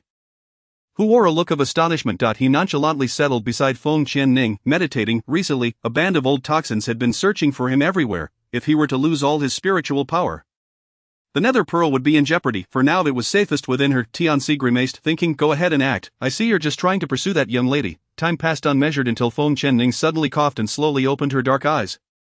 Surveying her surroundings and feeling an uncanny familiarity, suddenly recalling something, she sat up, sensing a presence beside her. She gulped nervously, gradually turning to the side, her mind racing with thoughts. Please don't let it be what I fear. Please no, Buddha bless me. As she fully turned her head and body, her eyes widened in shock. It truly was him. Even with his eyes closed, she felt an overwhelming sense of pressure emanating from him. Quietly, she attempted to rise and flee. Yet, just as she took a few steps, a chilling voice echoed behind her. What is this? My esteemed self saved you, and you repay my kindness by attempting to leave. Feng Qianning froze as if struck by lightning. Then slowly turned around, a bright smile gracing her lips. Oh, so it was you who saved me. Thank you. Thank you so very much. I have expressed my gratitude, so I shall take my leave now. Just as she was about to dash out of the cave, the seated figure smirked devilishly and, with a flick of his finger, drew her back to him. Feng Qianning stared at him in terror. Thinking, this man is truly terrifying. Have you forgotten something? He raised an eyebrow, fixing his gaze upon her. With a resigned sigh, she thought, though this isn't my usual demeanor, one must bow their head beneath the eaves. I apologize, I truly did not mean to. If you desire the Qilin fruit, I can share some with you. I can also offer you a bit of the source of life. But could you perhaps let me go? She had narrowly escaped death. At that moment, Bai Ming's voice resonated in her mind. Woman, he will not harm you. He is the one who saved you. If he wished to harm you, why would he go to the lengths of rescuing you? Moreover, if possible, cling tightly to this man's leg. He is unfathomable, undoubtedly an excellent ally. This man is none other than the illustrious demon lord of the demon realm. His nether pearl is within your body. Although he treats you like a mere vessel. Thinking back, Bai Ming recalled the tone the demon lord had taken after rescuing Feng Qianning, filled with apprehension that he had warned the others in their space to maintain silence about her rescue, threatening to eliminate them if they were to leak any information. Hearing Bai Ming's words, Feng Qianning twitched her lips. This Bai Ming truly knows how to exaggerate. Qilin fruit and the source of life? The esteemed presence would never covet such trifles. Feng Qianning, startled, raised her gaze in disbelief. What is it that you desire? You don't want this, you don't want that. Are you expecting me to offer my body in return? You have offended my esteemed self, thus I demand you offer your body. Feng Qianning thought. 1,000 crows flew through my mind. Damn it, my mouth has brought me trouble. Esteemed lord, do refrain from jesting. Do you truly fancy this little bean sprout? As soon as her words fell, the noble demon lord abruptly pulled the figure standing before him into his embrace. His cold eyes scanned her, revealing a preference for the tender bean sprouts. Feng Qianning, in the shadows, Tianxi nearly spat out blood. Disgusting, utterly nauseating. Why must I witness this scene? My esteemed and aloof demon lord has so easily succumbed. Let me go. As Feng Qianning struggled, her arm pressed against his chest. He let out a muffled grunt. What is wrong with him? Is he faking it? I hardly exerted any force. Chapter 16. My name is Dizhou. Aren't you quite powerful? How can you be so fragile? Feng Qianning spoke with an air of discomfort. He coughed violently. For your sake, my esteemed self has expended considerable spiritual energy and is now quite weakened. Do you think your spiritual energy comes from nothing? Heartless woman. Feng Qianning felt a wave of guilt wash over her. He had helped her ascend to the spirit general level. She shouldn't treat him this way. In the shadows, Tianxi watched in growing disbelief. What does it matter if he has lost a bit of spiritual energy? Fine, the master has his ways of feigning weakness. He should have a word with Tianhong and the others. Their millennial-old iceberg has finally melted. Eventually Feng Qianning managed to rise from his embrace, looking at his weakened form. What should we do now? I just need to rest for a while, but this spiritual energy, I've only just awakened. It will take some time to recover. He sighed. It's fine. If someone is pursuing me, I have no fear. Life and death are in the hands of fate. Feng Qianning was left speechless. Is he saying this on purpose? After a moment of internal struggle, she asked, would you like to hide at my place for the next few days? Those after you must be formidable. Fine, it's settled then. Feng Qianning listened to his quick agreement, feeling somewhat deceived. Well, after all, it's because of me that he saved my life. Hosting him for a while should be harmless. Then, she recalled something. What is your name? My esteemed self is called Dizhou. Remember, this shall be the name of your man from now on. Within the divine artifact space, aside from the slumbering floating dust, the trio stood in place, gazing at the unfolding scene outside the mirror in astonishment. This man is truly adept at deception. This woman seems to be completely ensnared by him. Bai Ming remarked with crossed arms. Isn't that a good thing? The master now has a solid backing. Moreover, he saved her despite his severe injuries. He must be incredibly strong. They are quite well matched. Upon hearing Bai Ming's words, Bai Ming leaned down, narrowing his eyes at Xiao Bai, who was drenched in sweat from the scrutiny. What else with the sudden gaze? Xiaobai, I see that your nature as a gold-seeking mouse hasn't changed. You can tell he possesses many treasures. Can you, if this woman discovers your treachery, I fear she might end your life. Cough, big brother, what are you saying? That's not true. Xiaobai quickly jumped onto Bai Ming's shoulder, his tiny arms earnestly squeezing his shoulder. Big brother, how is this for strength? Bai Ming floated in the air, reclining backward with legs crossed, patting his right shoulder. That's a bit weak. Alright, Xiaobai scampered to his right shoulder and continued to massage. Meanwhile, Qing Yuan looked at the sycophantic Xiaobai with a disapproving curl of his lips, muttering about the flatterer. Outside, Feng Qianning led Dizhou away from the Black Forest. In just a couple of hours, they returned to the Feng family estate. She hurried him inside, and the servants were astonished to see the handsome man trailing behind the young mistress, exuding an air of mystery and nobility. They whispered among themselves, speculating that the young mistress had succumbed to her infatuation once more, bringing home yet another striking gentleman. As Dizhou overheard the servants' chatter, he cast a chilling glance at them, sending a shiver down their spines and instilling a sense of unspoken pressure. They dared not utter another word and quickly departed. After Feng Qianning led him to her courtyard, Lan Xiu emerged to greet them. Her gaze landing on the cold and composed man following closely behind, her expression changed suddenly. The young lady was at it again. Mississippi, this person, my savior, he is gravely injured and needs a place to evade his enemies. So I brought him back to recuperate for a while. Feng Qianning strode to the table, poured herself a glass of water, and drank it in one gulp. She was parched. Then, recalling something, she beckoned Dizhou to sit beside her, pouring him a glass of water as well. A drink up. You've been walking for quite some time, you must be thirsty. Dizhou smiled, arching an eyebrow. Indeed, I am a bit parched. With that, he downed the drink in one go.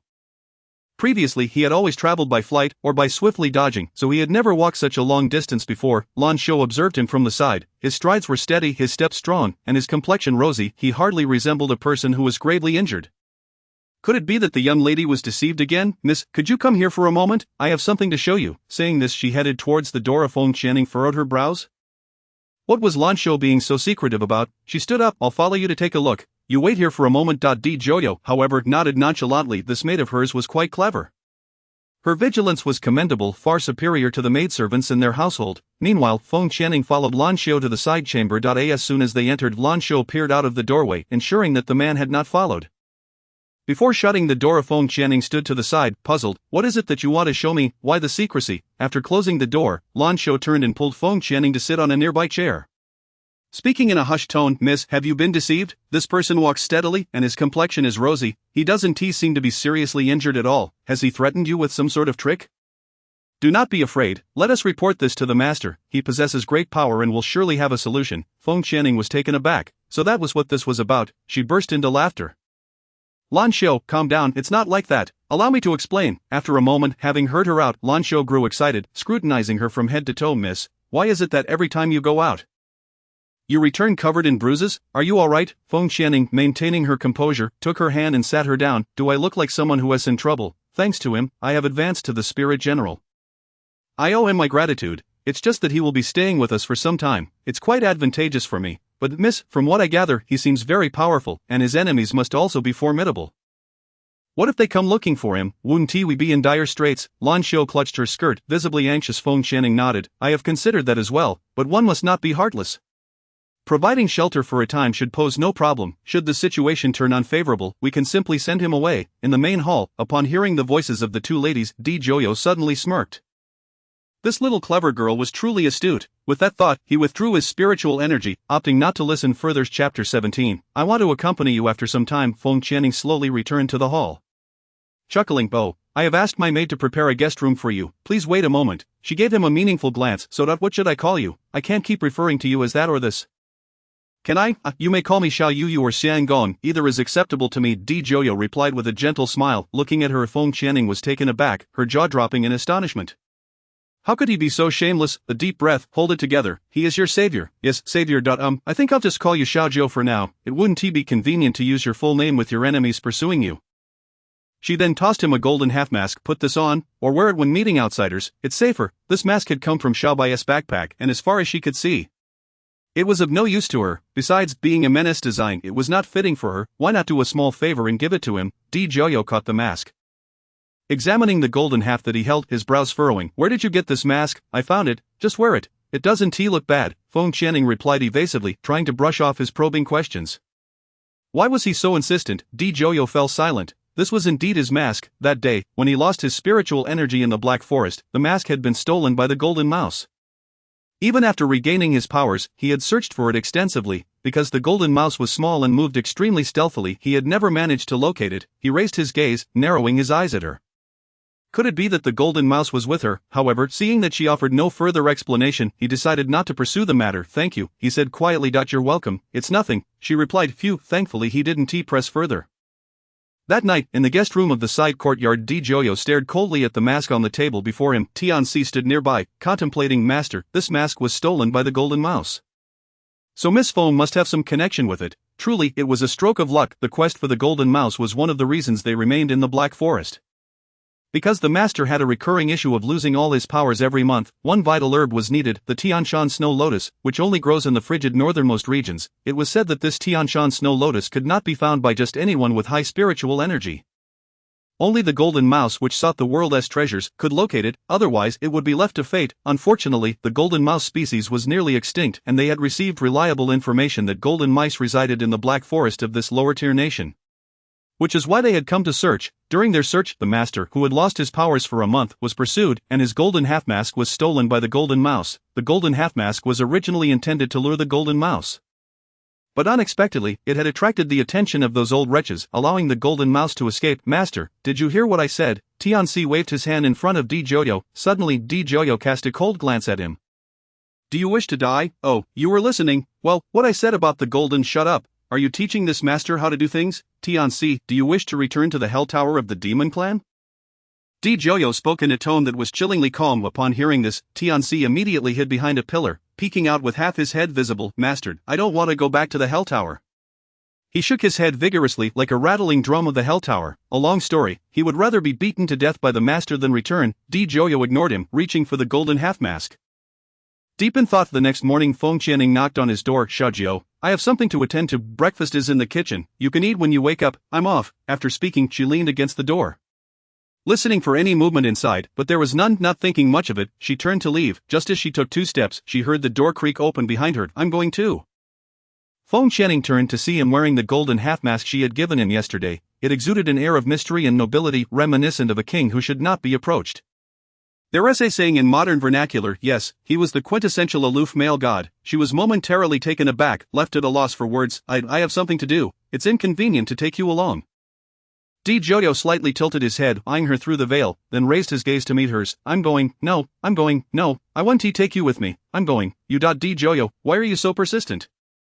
"I am going." After much back and forth, Feng Qianing finally relented, stamping her foot. "Fine, you can come with me, but don't make a sound, just follow me." With that, she turned and left, realizing that if she didn't hurry, she would miss her appointment. She had come to inform him, but now she could just go directly. Seeing this, Joyo followed after her. Despite wearing the half-mask, the visible part of his mouth was distinctly upturned. The two soon arrived at the auction house. Feng Qianing, adorned in her veil, presented her gold-black card to the attendant at the entrance. Upon seeing the card, recognized her as a distinguished guest and immediately bowed, leading her and Joyo to the VIP room of the auction house. Meanwhile, within a room at the auction house, Tao Yao chuckled upon seeing the newcomer. This little girl actually came, and she brought someone with her.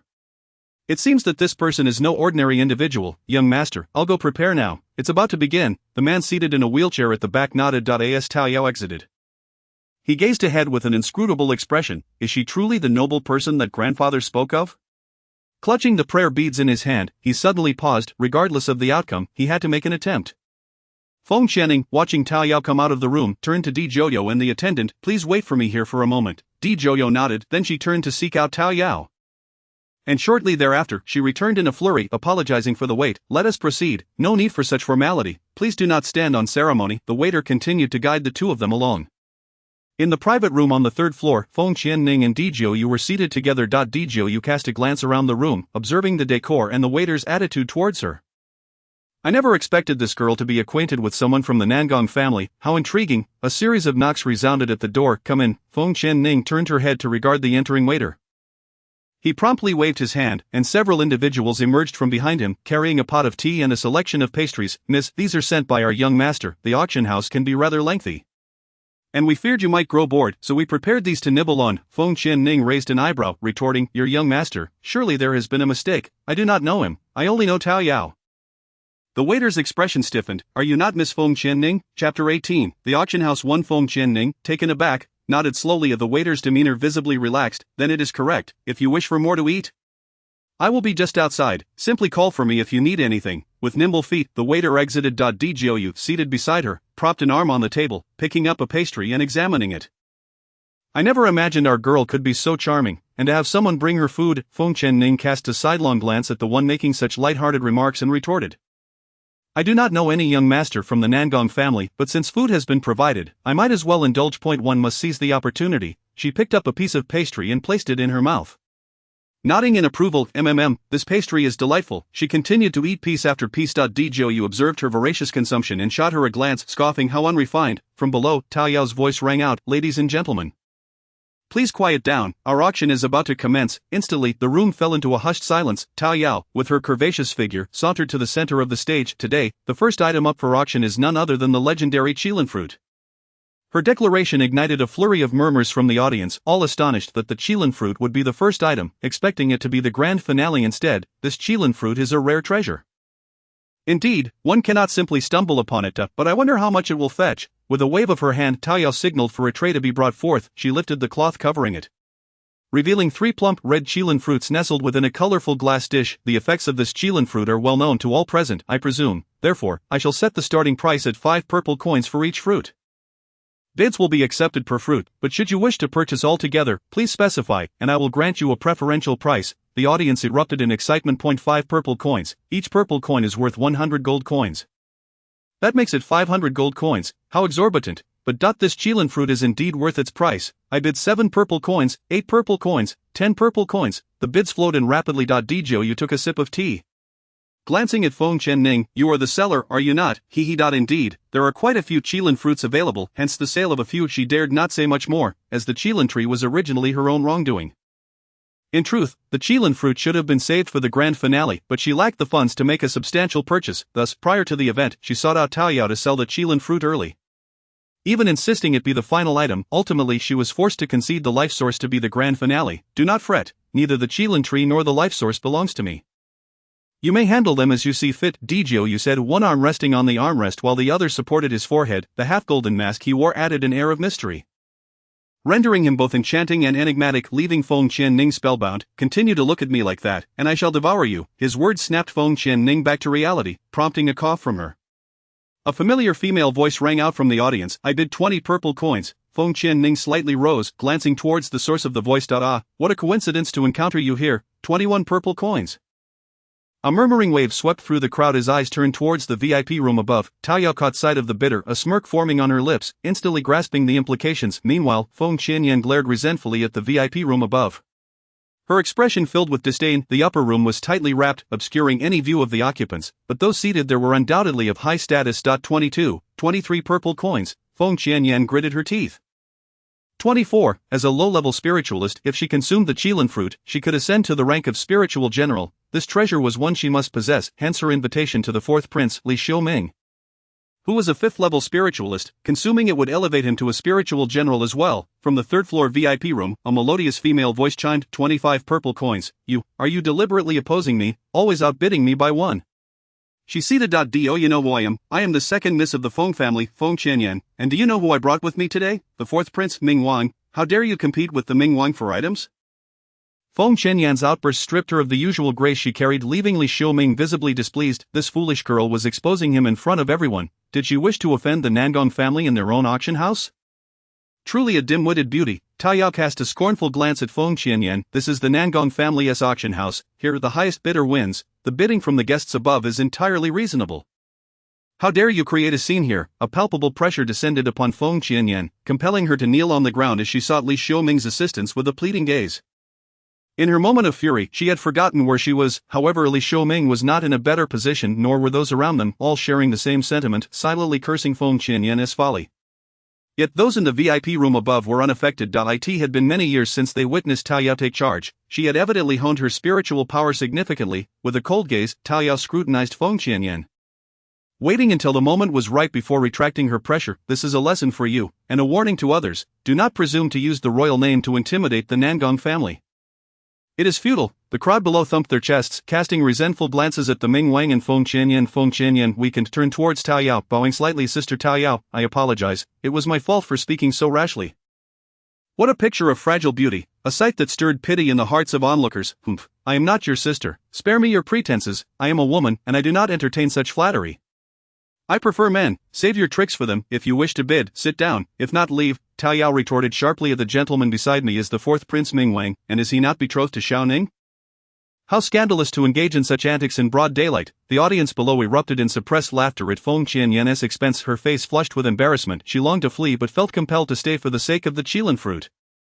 Having paid a hefty price for her ticket, resentfully she settled back down, contemplating her next move. A whisper circulated among the crowd. Look, the Ming Wang completely ignored her and sat back down. Not if I were her. I would wish to vanish into the ground, utterly humiliated. Indeed, it is a disgrace to the Feng family, and she still dares to speak of her lineage. Feng Qianyan heard every word, her anger simmering. Yet she dared not escalate the situation further, clenching her fists in silence. Chapter 19. The auction house. Feng Qianning admired the audacious Tao Yao, nodding in agreement, one arm resting on the armrest of her chair while she stroked her chin. Ah, such boldness. I like it, my dear. I too possess a certain boldness. Do you fancy me? You suddenly grasped her hand, which she was about to use to grab a pastry of Feng Qianning. Must you always be so forward, rogue? She withdrew her hand, feeling her heart race unexpectedly. Observing her soft and bashful demeanor, you felt his heart melt, a smile tugging at his lips as he settled back down. Refraining from further advances. My little lady has a delicate disposition. Tao Yao observed the silent crowd and called out again, 25 purple coins. Is there anyone willing to bid higher? You watched Tao Yao call for bids. Noting the silence around them, and glanced at the people beside him with a hint of amusement. Are you not concerned that you might win the bid yourself? Not at all, since 25 is the bid. The remaining two must exceed it. If I were to bid, I would prefer to seize the first one instead. The subsequent bids could very well soar higher. Feng Qianning remained unperturbed, arms crossed and leaning back in her chair. Adopting a spectator's demeanor. 25 purple coins, once, 25 purple coins, twice. In the audience, Li Xiaoming gritted his teeth, knowing that if he did not bid against the others, the price would only rise higher, 27 purple gold coins each. I shall purchase 3. Beside him, Feng Qianyan was momentarily stunned, gazing at his profile, and a shy smile broke upon her lips. I never expected the Ming Wang would actually bid for the qilin fruit for her. This is marvelous. In her heart, she suddenly felt emboldened. 28 purple gold coins each. I too shall buy 3. The crowd watching the performance erupted in laughter, as the price was far beyond what they common folk could afford. They might as well enjoy the spectacle. The guests in the upper VIP room were evidently set against the two of them. 100 purple gold coins for 3 qilin fruits. Li Xiaoming cast a resentful glance at the VIP room above. Determined to uncover the identity of this woman who toyed with him and dared to challenge him, yet he couldn't shake the feeling that her voice sounded so familiar. Where had he heard it before?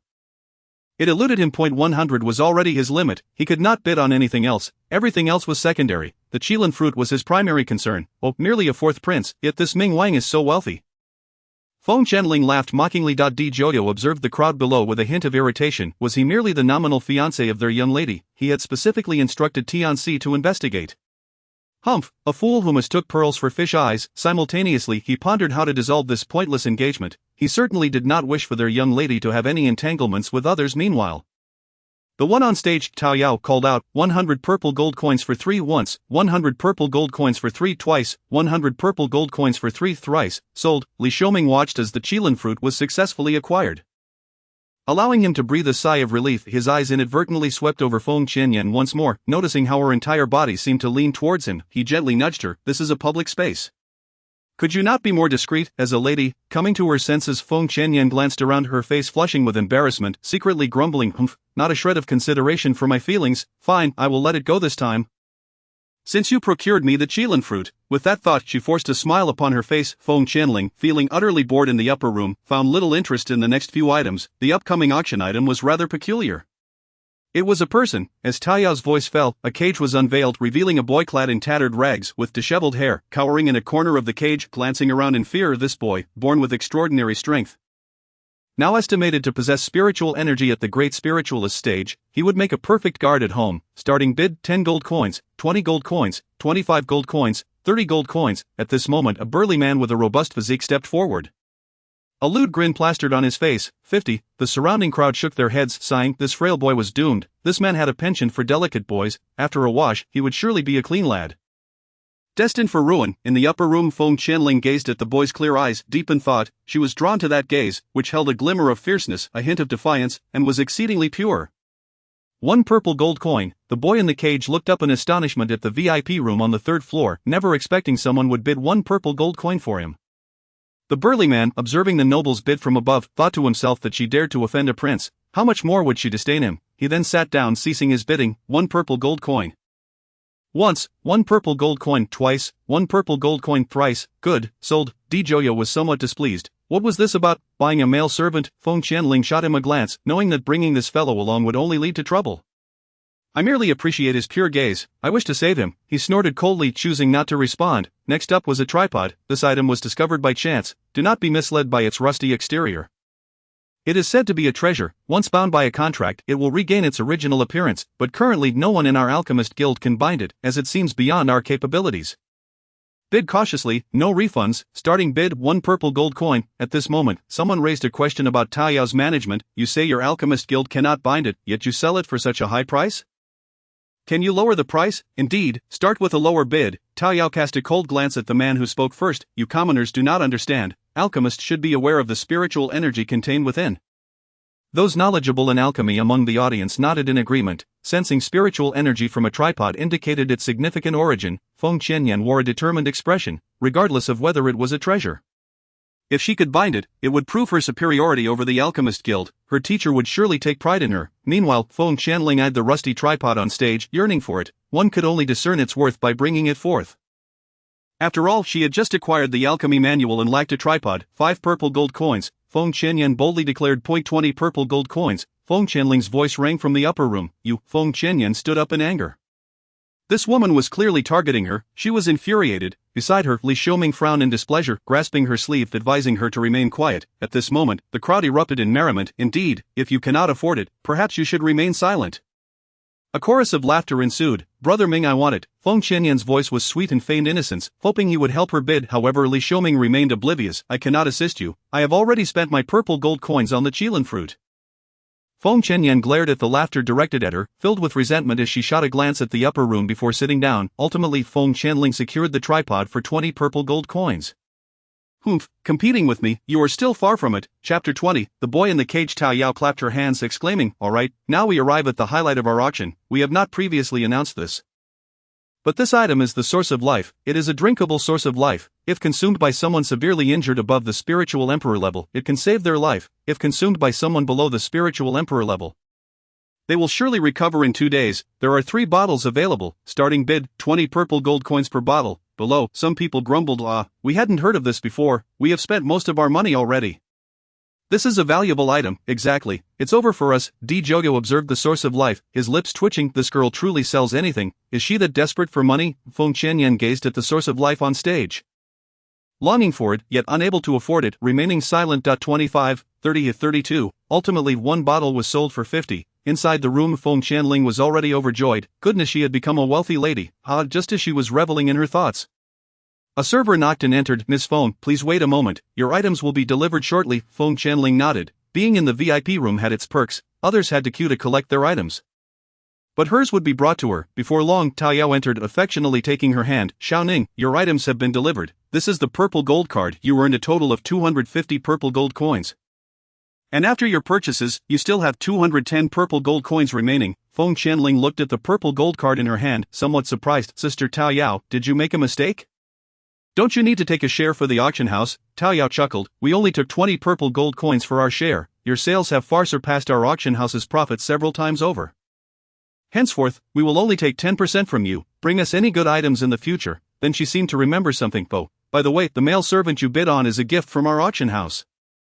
After all, it was only 1 purple gold coin. Feng Qianling understood and nodded. All right, I will definitely bring good items in the future. She turned her gaze towards the boy in the cage and walked over.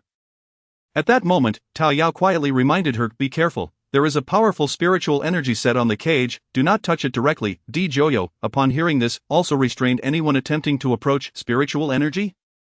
Taoyao, hearing Feng Qianling's question, thought to herself, oh no, this girl doesn't think all auction house staff are bad, do they? To humiliate a boy. Indeed, when the boy was sold, they had suffered injuries from him.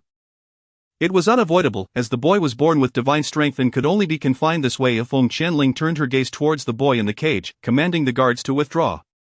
The nearby individuals glanced at Tao Yao, and after her nod, they finally removed the spiritual energy from the cage. Feng Qianling stepped forward to open the cage door, and Tao Yao, startled, was about to call out a warning when Di Joyo stopped her. No worries, she gazed in astonishment at the man wearing half a mask. He was enigmatic, and she felt she was no match for him. At this moment, Feng Qianling had already opened the door.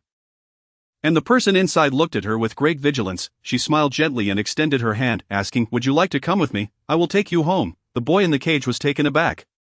Take him home? How is this woman so different from the people he encountered before? She is so gentle, there is a warmth and familiarity about her that makes one unable to resist getting closer. After a moment, the boy in the cage could not help but grasp her outstretched hand. In response, Feng Qianling swiftly pulled him out of the cage, only to realize he was a head shorter than her. She began to tidy up the boy's disheveled hair and clean his body. Tao Yao and the others were already astonished by the scene before them. This boy had been a tempestuous whirlwind when he arrived, showing hostility to everyone, let alone allowing anyone near him. Now, he was obediently allowing someone to touch him. "Xiao Ning, this child truly has a connection with you." Feng Qianling smiled. "I feel the same way. I like this boy at first sight, especially his pair of eyes. They seem so similar to mine." Sister Tao Yao, "It's all done, so I shall take my leave." Tao Yao nodded. "All right, you head back first." She then donned her veil, stored the cauldron in her spatial realm, and led the little boy out alongside Di Joyo at the corner of the room. Li Xiuming, hidden in the shadows, caught sight of the woman stepping out and was taken aback. It's her, the one who stole the divine beast. He remembered the 5-petal lotus flower on her forehead. Just moments ago, he had learned that Tao Yao had gone to deliver money and goods to the one selling the Qilin fruit and the source of life. Thus, he had quietly followed, curious to see who it was, hoping to ingratiate himself. He never expected it to be this woman. This woman possesses a divine beast and a wealth of treasures. She is the very woman he desires. Only such a woman is worthy of him. With this thought, a determined gleam sparkled in his eyes. Di Joyo also sensed someone watching from the shadows and was about to turn around when Feng Qianling stopped him, saying, "Xiaozhou, no need to pay attention to that trash. He won't amount to anything." Upon hearing his darling refer to him as Xiaozhou, his heart swelled with satisfaction, and he felt elated. Finally, he smiled and followed her closely as they walked. Feng Qianling had a nagging feeling that she had forgotten something over the past few days, but no matter how hard she tried, she couldn't recall. Suddenly, she spotted the Yipin building in the distance and smacked her forehead. Remembering the group of people she had encountered upon entering the Black Forest, she turned to Di Joyo and said, "Xiaozhou, please take him back for me. I have something to attend to." Just as she was about to turn, she noticed the boy had tugged at her sleeve, tearing it. Seeing this, Feng Qianling's lips twitched. This little one has quite the strength. The boy, looking at the torn fabric in his hand, seemed to realize he had done something wrong and fearfully took a step back. She noticed the trembling boy retreating and, feeling exasperated, stepped forward to pat his head, saying, "We're going home together with your brother now. I have something to do, but I will return shortly, okay? Be good." The boy gazed at her in astonishment, wondering, "I made a mistake, and she isn't going to hit me. She's so kind." He nodded obediently. Feng Qianling then looked at Di Joyo, her eyes filled with a pleading expression. "Xiaozhou, please take him back. I truly have something to do." Di Joyo, satisfied with her demeanor, replied, "All right, I will take him back. You go on, thank you." After speaking, Feng Qianling strode towards the Yipin building, watching her figure fade into the distance. Di Joyo cast one last glance at the trembling boy beside him, his eyes filled with disdain. "Follow me." He truly could not comprehend why this girl had brought back such a useless child. But as long as his darling was happy, he would indulge her. The boy, observing Di Joyo's retreating figure, shed his earlier timid demeanor, his eyes filled with a fierce cunning. "This man is very strong. I must be careful not to let him discover anything." After taking a few steps, Di Joyo felt that the boy had not kept up with him, so he turned around to look at him. The boy immediately reverted to his frightened appearance. "Hurry up, I have no patience for this." Hearing his call, the boy hurriedly took small steps to catch up. Di Joyo, turning back, wore a mocking smile. "Compete with him? Play the victim? Does he think I don't know? He can fool my darling, but I won't indulge him." Chapter 21. Buying a house. Just as Feng Qianling approached the Yipin building, she noticed a crowd gathered at the entrance, clamoring loudly. She squeezed her way in and beheld the scene before her. The individual she had saved earlier had their belongings tossed out, and the waiter was cursing, "Who can afford to stay in this place without money? Go away, what a bore!" The leading girl could hardly contain herself as she turned to the boy beside her, saying, "Let's go. That young lady won't be coming back. It's been a week, we shouldn't wait any longer."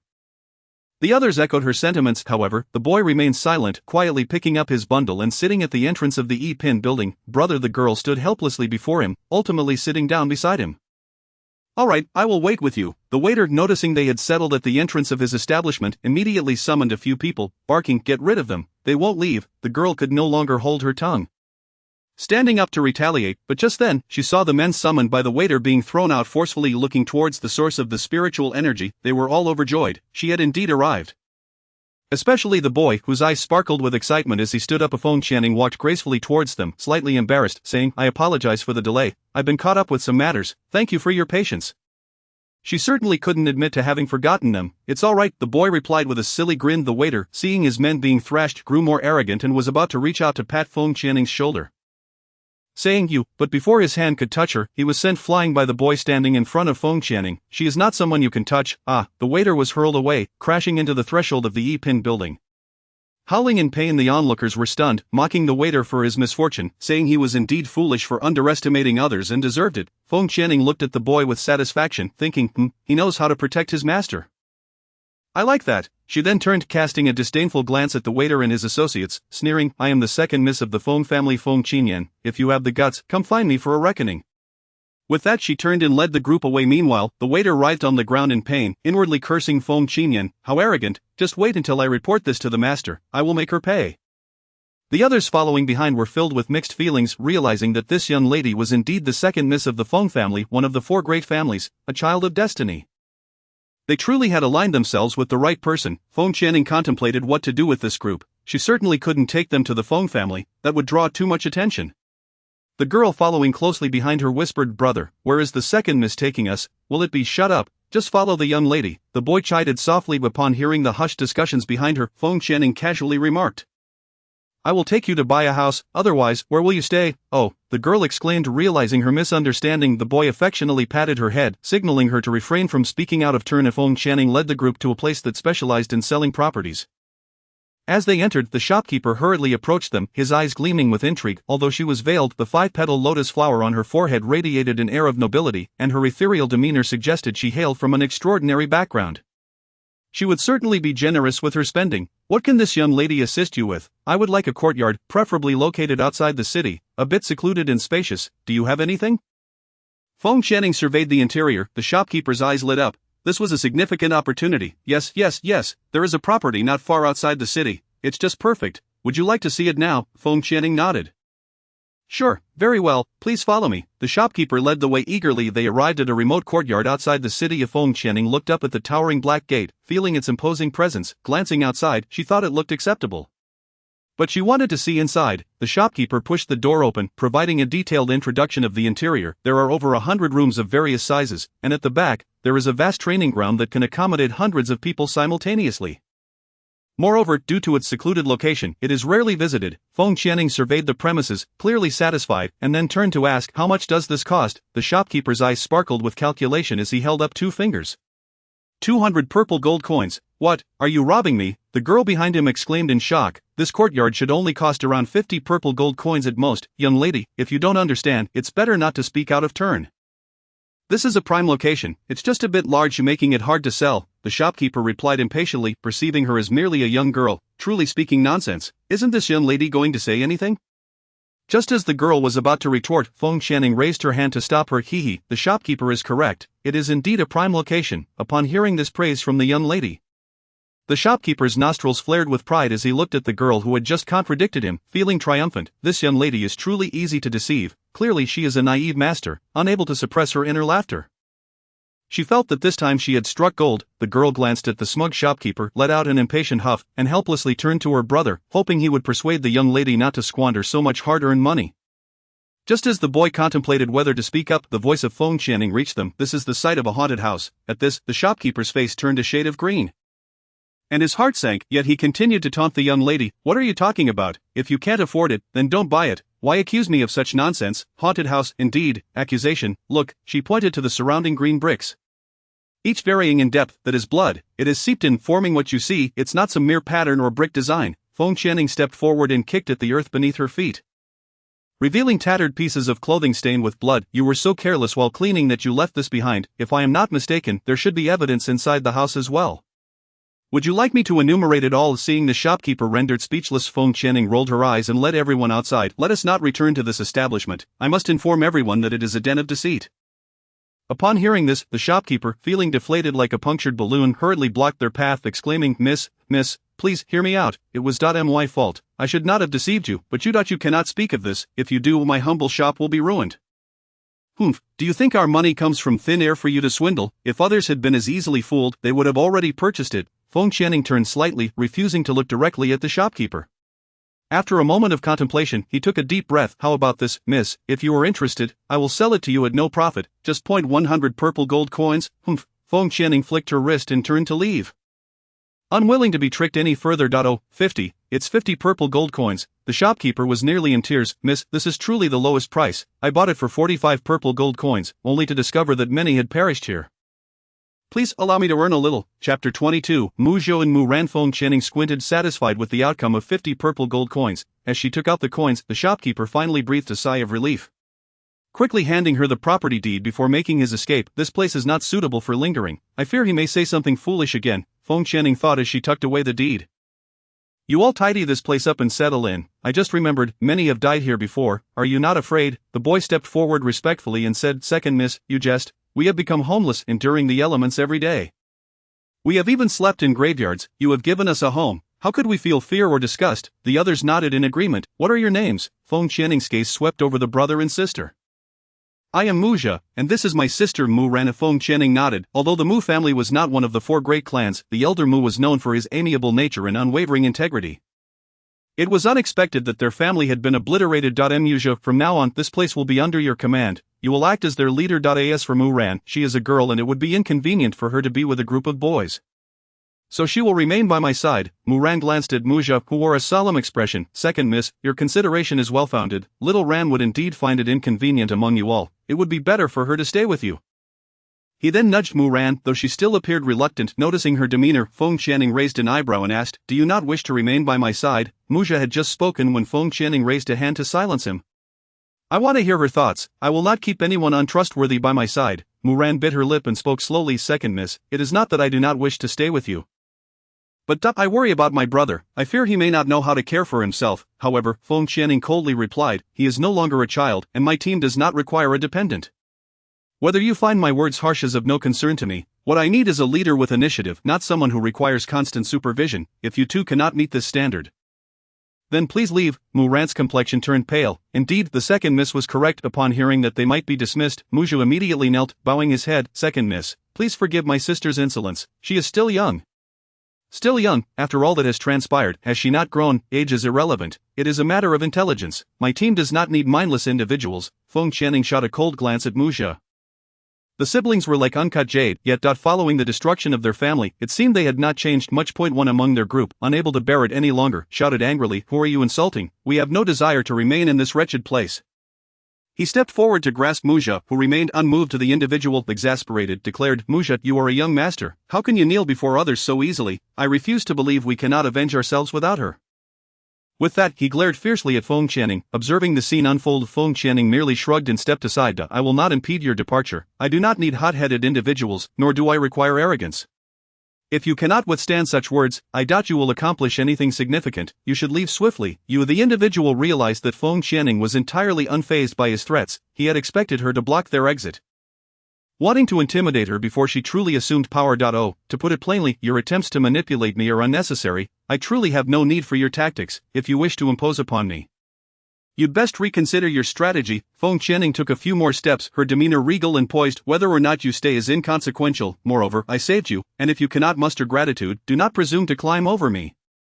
Are you foolish, or am I? As she uttered her final words, the pressure of a spirit general descended upon them. The highest among them was merely a great spirit master, and under the weight of the spirit general's aura, they fell to the ground, unable to stand. Only Mu Zhe gritted his teeth, maintaining his kneeling position, while Mu Ran stood with her face flushed red from restraint. Feng Qianning glanced at the siblings, a smile already playing at the corners of her lips. Truly, they were worthy of her attention. They possessed both determination and spirit. In her mind, the voice of Qing Yuan echoed, Mother, these siblings are quite commendable. They can be honed further. Indeed, I share your sentiment. Bai Ming's approving voice chimed in. Feng Qianning internally scoffed, I know. But presently, this group does not respect me. They foolishly wish to assert dominance over me. I must teach them a lesson. Will they ever heed my words afterward? The pressure continued to build, and Mu Zhe eventually lowered his head, pleading, Second miss, they can no longer endure. Please show mercy. The one who had previously confronted Feng Qianning was now devoid of his earlier bravado. Lying on the ground and struggling to speak, it was my mistake. I should not have plotted against you. Please spare us. Finally, after his apology, Feng Qianning retracted her pressure, a chill emanating from her being. Consider this a lesson. Should such thoughts arise again, do not blame me for being merciless. As the pressure dissipated, everyone released a collective sigh of relief, the fallen individual slowly regaining their feet. Muran knelt on one knee before Feng Qianning. Admitting the second miss is correct, I was naive henceforth. I willingly follow the second miss, without complaint. Truly, the master was impressive. With just a few words, she had subdued a capable ally. From within the space, couldn't help but give a thumbs up. TCH, that is my mother, Jing Yuan declared proudly, crossing his arms. She is my mother. You hatched from an egg. She is not your mother. She is your master. I retorted, hands on her hips. She is my mother. No, she is not. Yes, she is not, is too. Ming watched the childish exchange between the two, shaking his head in exasperation. He then glanced at the floating sword, still yearning for the day it would awaken. Meanwhile, outside, Feng Qianning furrowed her brow. Having severed her connection to the space, it was too noisy. Noticing the prolonged silence from Feng Qianning, Muran cautiously raised her head to observe her expression. Seeing her displeasure, she assumed she was still dissatisfied with her actions. Prompting her to kneel fully, please forgive me, second miss. I truly recognize my mistake. Returning to her senses, Feng Qianning looked at the kneeling figures before her and those still on one knee. She stepped forward, supporting their arms to help them rise. Arise, I hold no grudge against you. I understand that you were once cherished children of a noble lineage, but times have changed. If you seek vengeance, transformation is imperative. Indeed, we are aware of this. It is no surprise that siblings share such identical tones in their discourse. In chapter 23, the Hall of Azura, Mu Jia and Mu Ran exchanged glances, nodding to one another. With a sword, they drew a line across their palms, bowing their heads and kneeling on one knee, one arm placed over their hearts, whilst the other, marked by the cut, extended toward Feng Qianning. I, Muzha, vow to serve you as my master for countless lifetimes, binding my oath in blood, without regret. Should I betray this vow, I accept the punishment of being consumed by raging flames, and may I die a wretched death. I, Muran, vow to serve you as my master for countless lifetimes, binding my oath in blood, without regret. Should I betray this vow, I accept the punishment of being consumed by raging flames, and may I die a wretched death. As their voices faded, a complex array of patterns formed beneath their feet. Feng Qianning gazed at them in astonishment, realizing they were pledging a life and death contract with her. Do you comprehend the consequences of such a contract? To serve me for eternity. If I perish, so shall you, the siblings continued, for countless lifetimes, without regret. We are willing to follow you, my lady. Very well. A smile graced Feng Qianning's lips as she used her spiritual power to incise her palm, placing it over the hands of the siblings, completing the contract. As the radiant light dissipated, she helped them to their feet and calmly declared, I am not the second young lady of the Feng family. I am the eldest daughter. Feng Qianning, let us clarify this. You have been addressing me as the second young lady. The onlookers exchanged glances, equally astonished, including Mu Zhou and Mu Ran, the eldest daughter of the Feng family. Rumored to be simple-minded, a talentless waste, and even called infatuated, such words hardly align with her true nature. Rumors, it seems, should not be wholly believed. These outsiders are indeed blind. How could they label such an extraordinary young lady as a waste? Upon hearing Mu Ran's words, Feng Qianning chuckled. I was indeed a waste. Just a month ago, I was utterly incapable of cultivation, yet now, I have ascended to the rank of spirit general. This proclamation sent shockwaves through the crowd. Musha swallowed hard. What? You, the young lady, have reached the spirit general stage in merely a month. You are truly remarkable. In response, Feng Qianning raised an eyebrow. Thus, you have made no mistake in following me. I shall devise a plan for you, provide you with elixirs, and expedite your cultivation. From this day forth, our organization shall be named Hall of Azura. She then turned to Musha. You shall serve as the great guardian. While I am away, you will oversee this place and recruit talent. Remember, the Hall of Azura has 3 rules of execution, and 3 exceptions. First, kill those disloyal to the Hall of Azura. Second, kill those who disobey orders. Third, kill those who displease me. His Mu Ran gasped internally. Isn't this merely according to your whims? First, kind-hearted individual shall not be killed. Second, good people shall not be killed. Third, it all depends on the mood of the Hallmaster. At that moment, Feng Qianning stood against the light, exuding an aura of reverence that compelled those present to submit. Yes, we shall obey the Hallmaster's commands. A resounding voice echoed throughout the courtyard. Feng Qianning nodded in satisfaction, her expression cold as she tossed a pouch of coins to Muzha. Take this and see to any necessary repairs and purchases. Currently, there are over 10 of us. I need you to recruit 100. Choose wisely. Do not recruit those of dubious character, lest they fall under my ire. Understood. Muzha nodded. Should any issues arise, simply use the secret communication technique to reach me. I cannot always be present as I have my own matters to attend to. For anyone bound by a life and death contract may utilize this secret technique. He nodded once more, glancing at Mu Ran with hesitation. Hallmaster little Ran, come with me, you shall remain by my side from now on." With that she turned and departed. Yusha watched the still-dazed Mu Ran and urged, "Hurry, and follow the Hallmaster. She has not chastised you, she has invited you to stay by her side, so why do you linger here?" Oh, coming to her senses, Mu Ran hurriedly chased after Feng Qianning. Fortunately she had feared the Hallmaster would not keep her close. Behind her, Muzha glanced at the pouch of coins, clutching it tightly. Years later, he would become a formidable figure in this land, reflecting on this day with gratitude for aligning himself with such a master. Feng Qianning strode confidently into the Feng residence, and the servants observed as the young lady returned with yet another companion, one whose spiritual power appeared quite profound. Among them, a shifty-eyed individual regarded the pair, contemplated briefly, and then set aside his broom to venture toward the back courtyard. Upon entering the main hall, Feng Qianning noticed Dijiu leisurely seated at a table sipping tea, while the boy she had brought back from the auction curled up in a chair.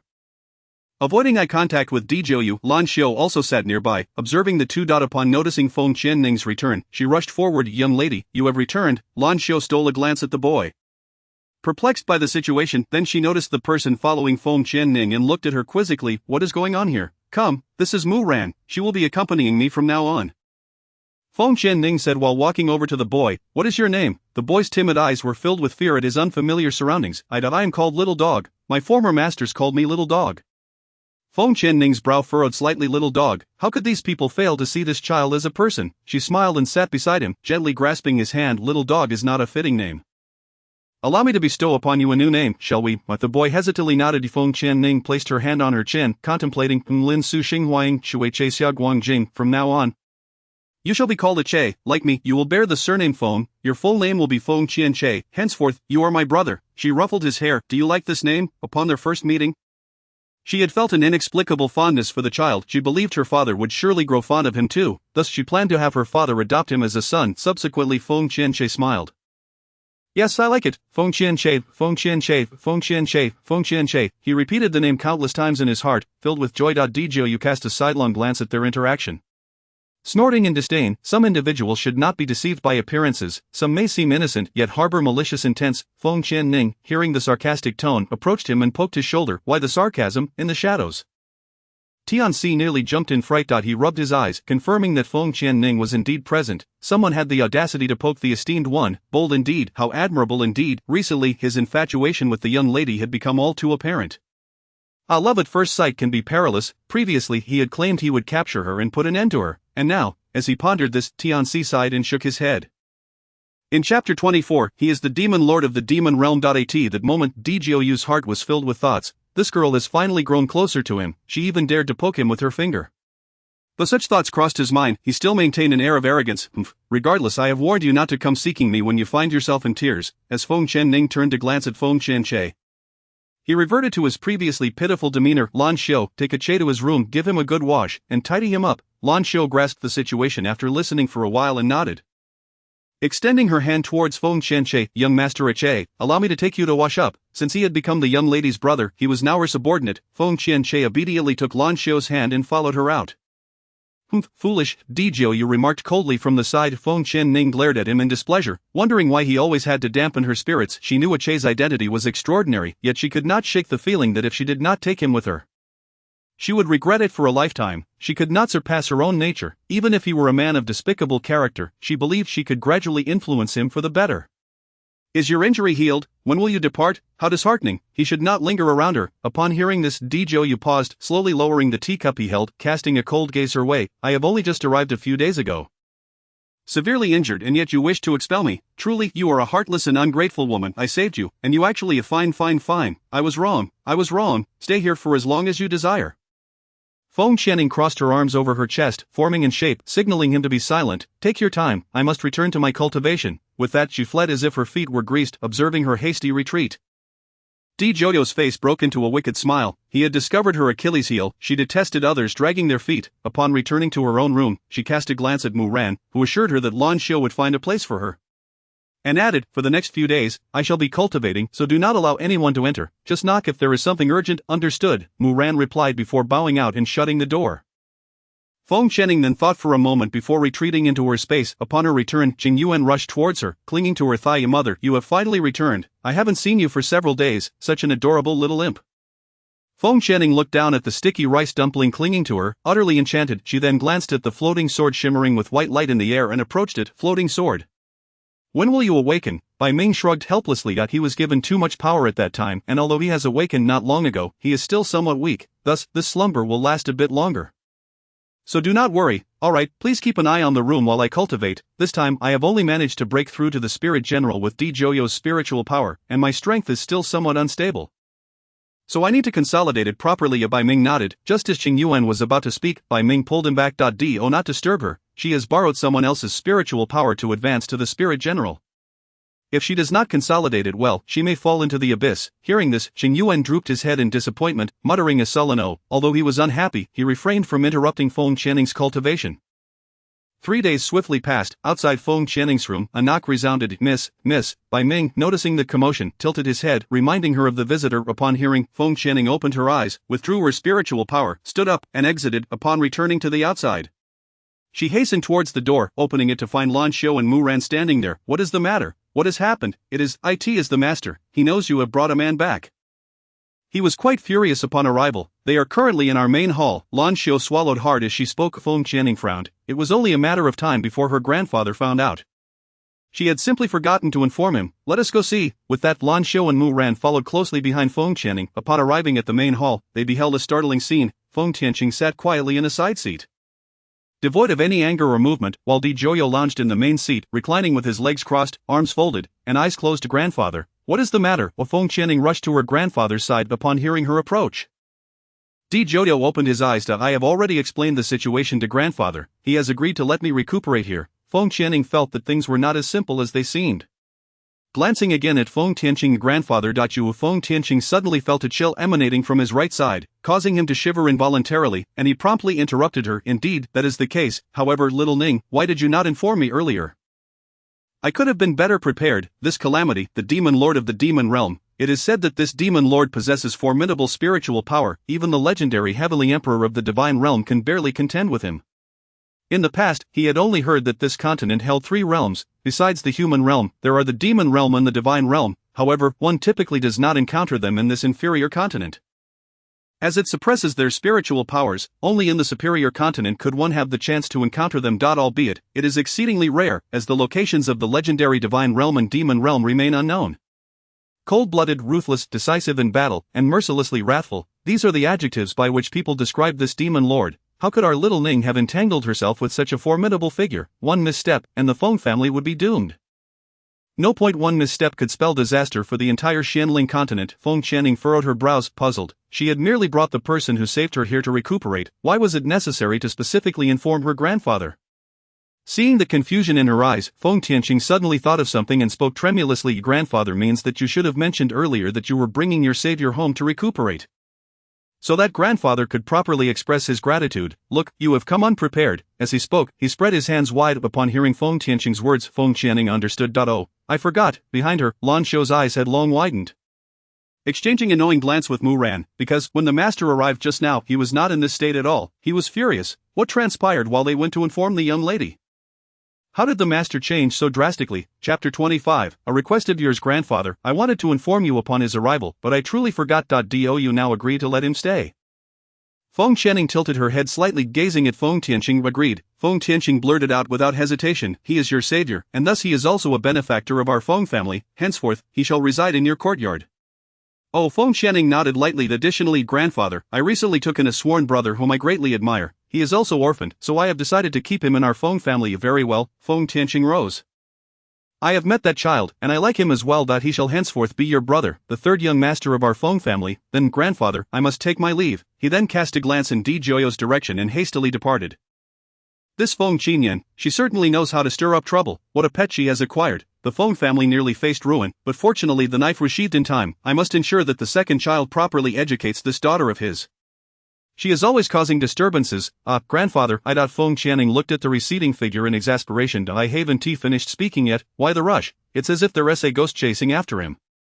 She then turned to glance at Di Joyo, who returned her gaze with a frosty stare, causing her hair to stand on end. Feng Channing could only shake her head helplessly, resigning herself to the situation. It was best not to provoke this calamity. As long as he did not harm her family, she would let things be. Where is Xiaoqie? Feng Qianning inquired, scanning for Feng Qiujia's presence. Sister, I just returned. At that moment, Feng Qiujia rushed in, appearing bedraggled. Feng Qianning looked at her 15-year-old brother in white attire, marveling at his handsome countenance. Though only 15, he possessed a heroic charm reminiscent of the saying, a jade-like figure upon the road. A gentleman unmatched in the world, he would undoubtedly be a gentle and warm-hearted young man in modern times. Truly handsome. I am fortunate to have him as my brother. Oh, where did you go just now? Feng Qianning inquired. Feng Qiujia revealed the contents of his arms. I gathered these herbs from the mountain. Over the past few days, I observed that grandfather has been coughing persistently, having lived on the mountain since childhood.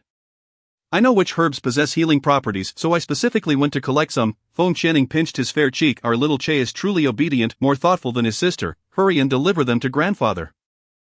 He bashfully lowered his head, replying, all right, I shall go now, sister. Watching his retreating figure, Feng Qianning sighed. This child is even more attentive than I am. I hadn't even noticed. Itm ran, standing nearby, poured a cup of water for Feng Qianning.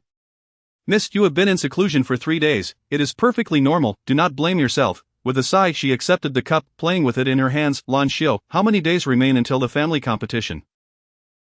There is still 1 month until the Feng family competition. 7 days after that, the contest among the 4 great families will commence. Lan Xiu pondered, her eyes wandering. Feng Qianning nodded, with a month remaining.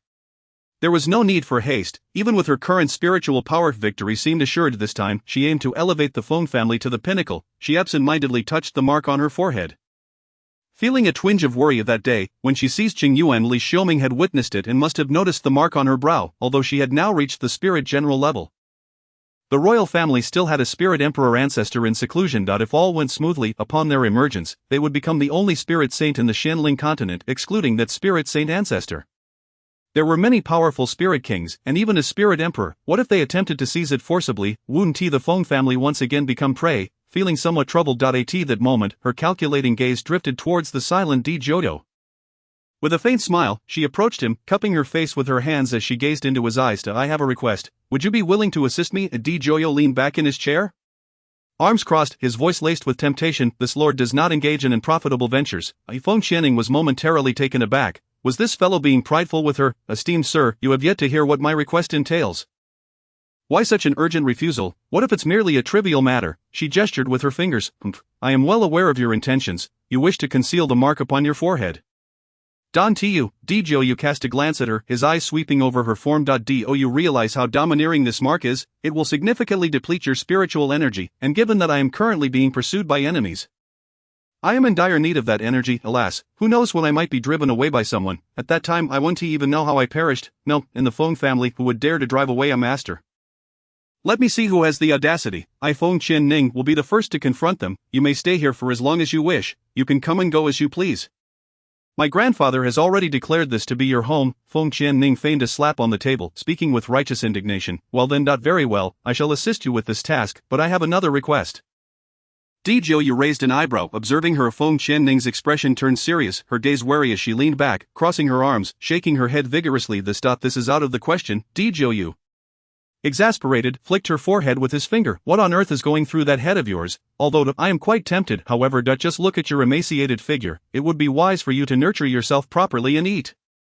You who are you calling emaciated? I possess everything I desire, thank you very much. She stood up, gesturing with her hands to emphasize her point. My face is undoubtedly exquisite, and my S-curve figure is certainly commendable. Is this fellow's vision failing him? Lan Xiu and Mu Ran chuckled softly from the side. Feng Qianning turned to glare at them. What are you laughing at? Am I not speaking the truth? In modern times, with this body and visage, I would be considered a goddess. These ancient people possess no sense of aesthetics. It's truly ridiculous. Di Joyu stood up, casting an enigmatic glance her way. Leaning close to her ear, with that appearance of yours, you are forbidden from behaving like this in front of outsiders. I am truly tempted to devour you right now. Having said that, he stepped outside. Come quickly, aren't we supposed to be sealing it? Upon hearing his remark about consuming her, Feng Qianning's face turned crimson. Oh, I'm coming. Did he not find her repulsive? What does that statement imply? Lan Xiu, observing the flustered Feng Qianning, smiled mysteriously, encouraging her. Feng Qianning paused, glancing back at her. What nonsense are you spouting? It's to help me seal it, seal it. Mu Ran, having become familiar with Lan Xiu over the past few days, playfully nudged her. Miss, you have a delicate disposition, do not speak carelessly. Then she waved goodbye to Feng Qianning. Miss, you should hurry. Don T keep him waiting impatiently. After saying this, she exchanged a knowing smile with Lan Xiu. Chapter 26. The Saintess's mark is sealed. Feng Qianning hastily made her escape. Those two girls together could cause a ruckus and dared to mock her. Humph, just wait until I catch the opportunity to teach them a lesson. By the time Feng Qianning finally arrived at Dizhou's quarters, he had been waiting at the door for her.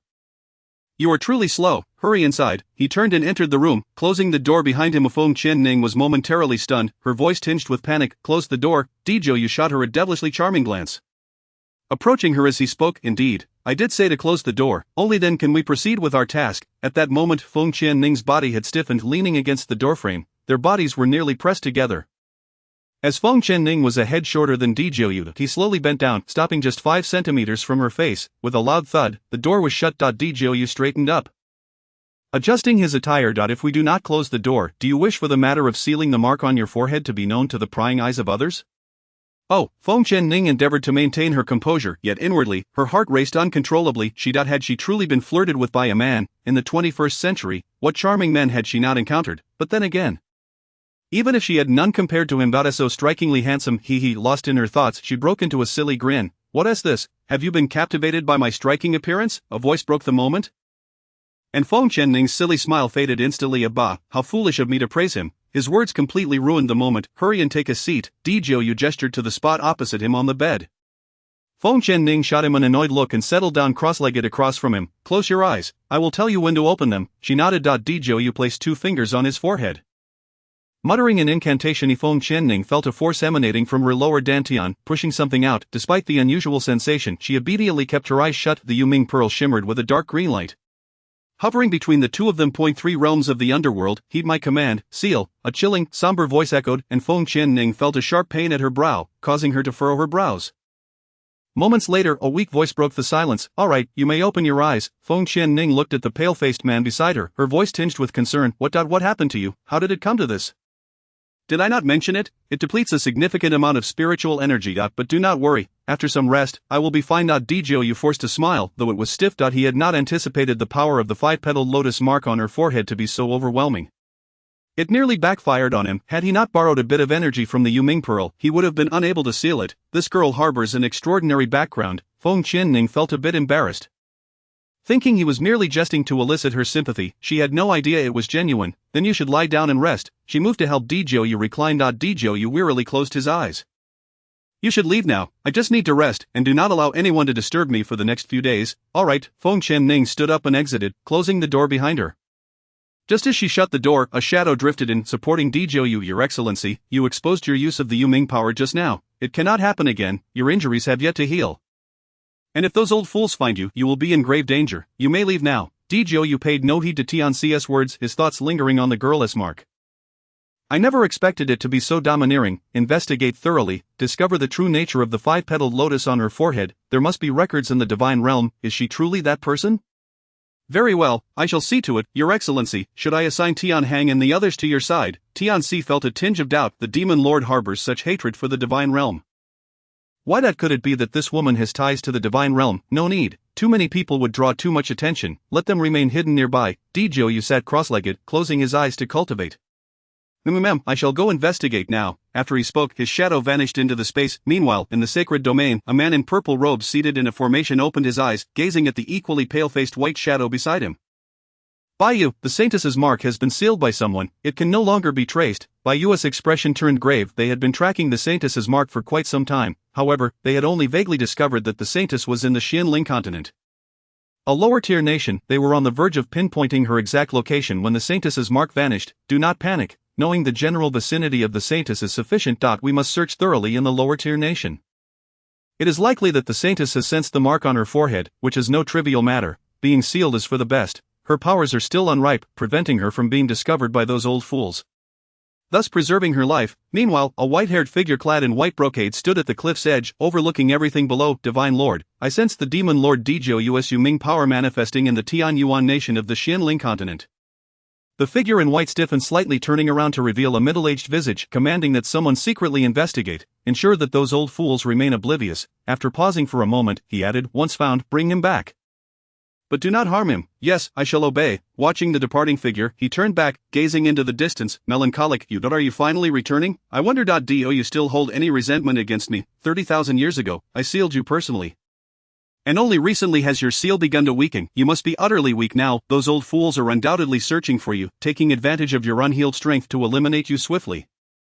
On this day, in the realm of the void, Feng Ning, with nothing to do, flipped through a pill refining manual. Observing how to concoct pills. It requires some sort of fire. The larger the spiritual sea, the higher the level of the alchemist, and the greater the chance of successfully forming pills. She stroked her chin, contemplating how I should find time to test it. Feng Ning set the manual down and approached the dilapidated, rusty cauldron, dripping a drop of blood onto it. After a moment, there was no response. She dripped another drop, still no reaction. Undeterred, she continued to drop several more, yet, there was still no reaction. Feng Ning furrowed her brow.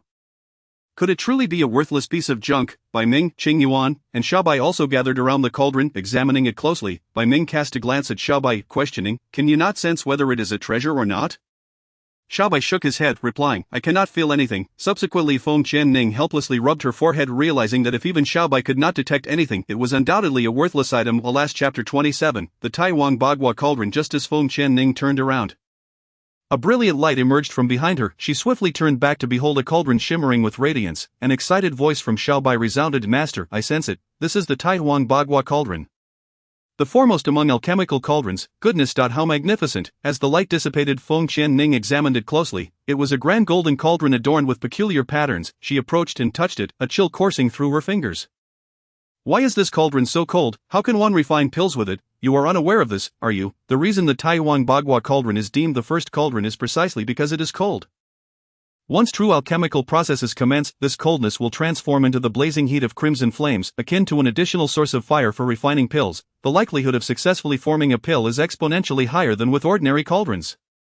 Furthermore, the quality of the pills produced will invariably be of the highest caliber. Master, you have stumbled upon a treasure." Upon hearing Xiaobai's enthusiastic remarks, Feng Ning experienced a moment of enlightenment. Feeling an overwhelming sense of fortune akin to the protagonist of the novel she had previously read, who seemingly possessed an aura of luck, might she also harbor some mysterious identity, yet this sensation is quite delightful. However, with its current size, how am I to transport it? Bai Ming rolled his eyes, exasperated. Is that not basic knowledge? Since it is bound to you, it is your possession. You can effortlessly command it to enlarge or shrink. Hey, you little rascal, how dare you speak to my mother like that? Qing Yuan huffed, one hand on her hip, the other pointing accusingly at Bai Ming. Xiaobai's round, glistening eyes darted back and forth between the two. Wary of provoking this formidable being, having endured enough of his wrath, Bai Ming feigned a cough and turned away, no longer daring to meet Feng Ning's gaze, for he too feared inciting this little tyrant. The divine azure dragon was certainly not to be trifled with, having nearly dismantled his space not long ago. I was merely instructing her on how to utilize it. Qing Yuan glared at him with imposing authority. Bai Ming gestured with a finger across his lips, indicating for him to silence himself. Feng Ning watched their antics and couldn't help but chuckle. Qing Yuan had immediately asserted dominance upon arrival. "You, with your high spiritual prowess, should refrain from bullying the two of them. We are all family and must treat one another with respect." "Oh, understood," Qing Yuan replied nonchalantly. After a moment, he raised his head and inquired, "Mother, could you take me outside? I wish to leave this space." Yes, master, I wish to accompany you as well. I have grown weary of staying here and long to explore," Xiaobai chimed in excitedly. At this moment, however, Bai Ming retreated to a corner, his head drooping as he absently drew circles on the ground. Remaining silent, Feng Ning noticed his despondence. He could not leave due to her insufficient spiritual power. She moved past Qing Yuan and Xiaobai, settling beside Bai Ming, gently stroking his head. "Little Ming, I promise I will work diligently to enhance my spiritual power, ensuring you can escape this space and witness the outside world."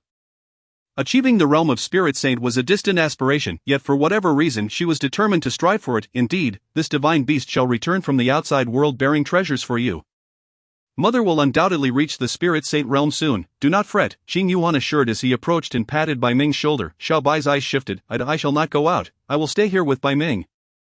Bai Ming felt a stirring in his heart, an unfamiliar sensation spreading within. The feeling of family. It had been so long since he had experienced such warmth. It felt truly wonderful. He lifted his head, his eyes glistening with gratitude. "Thank you." Qing Yuan playfully thumped his head. "Why the melancholy? Are you seeking a fight?" This time, Bai Ming did not respond with anger, instead bursting into laughter. Feng Ning looked on with satisfaction. To her, they were both companions and family. Their harmonious and affectionate interactions brought her immense joy. Alright, I shall venture out now to assess the sea of consciousness. Qing Yuan, let me make it clear, you must obey my instructions while outside. And refrain from calling me mother. If you disobey, I will confine you back here. Huh? Why can't I call you mother? Qing Yuan pouted in displeasure. I said it's non-negotiable. If you refuse to comply, you shall not leave. Feng Qianning sternly flicked his forehead. Fine, I promise. Thus, when Feng Qianning exited, she brought along a 5-year-old little boy. In the front hall, Lan Xiu and Mu Ran were utterly enamored, surrounding him and playfully pinching his cheeks. Miss, where did you find this adorable little lad? He is simply too cute. Mu Ran scrutinized Feng Qianning and Qing Yuan closely, resting her chin on her hand. To be honest, miss, this child bears a striking resemblance to you, perhaps 7 or 8 parts. Feng Qianning paused mid-sip of her tea, carefully examining Qing Yuan. Upon closer inspection, he does bear a resemblance. Of course, she is my mother. How could I not resemble her? Qing Yuan sweetly wrapped his arms around Feng Qianning's. Lan Xiu. Mu Ran.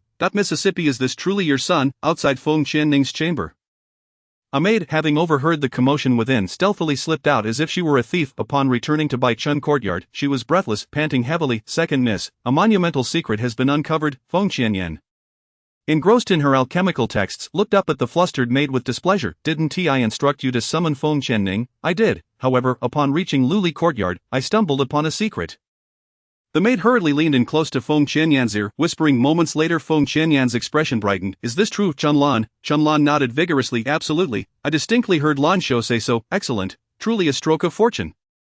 Feng Qianyan's mind raced with possibilities. She had merely wished for Chunlan to fetch Feng Qianning, so she could boast about the alchemical texts her master had bestowed upon her.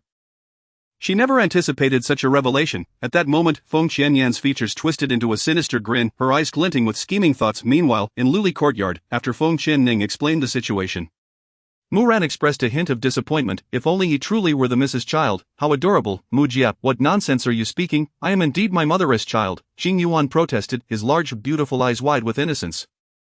Yes, you are. It was a misunderstanding on Mu Jia's part, you mischievous little rascal. Mu Ran chuckled as she affectionately patted his cheek. At that moment, she realized she was touching a divine beast. What a stroke of luck to be associated with the Miss. Mu Jia, shall I take you to see your mother's Shura palace? Mu Ran proposed, crouching down to hold his small hand. Upon hearing this, Qing Yuan's eyes sparkled with excitement, yet he hesitated, glancing back at Feng Qianning. Chapter 28. Testing. Alright, you may accompany Mu Ran, but you must obey her instructions. If you misbehave, I will confine you back to the space. No negotiations, do you understand? Feng Qianning asserted solemnly, fully aware of Qing Yuan's mischievous nature and the potential chaos he could cause without her guidance. Miss, you can rest assured, I will keep a close watch on young Master Qing Yuan. Mu Ran assured with a smile. Feng Qianning shook her head helplessly, waving them off. Go on, at least she still calls you young master. Sighing, she resigned herself to it. Yay, I can finally go out. Let us hurry, Mu Jia, Qing Yuan exclaimed, tugging Mu Ran's hand as he dashed toward the exit, turning back momentarily to bid farewell to Lan Xiu and Feng Qianning. I'm going out.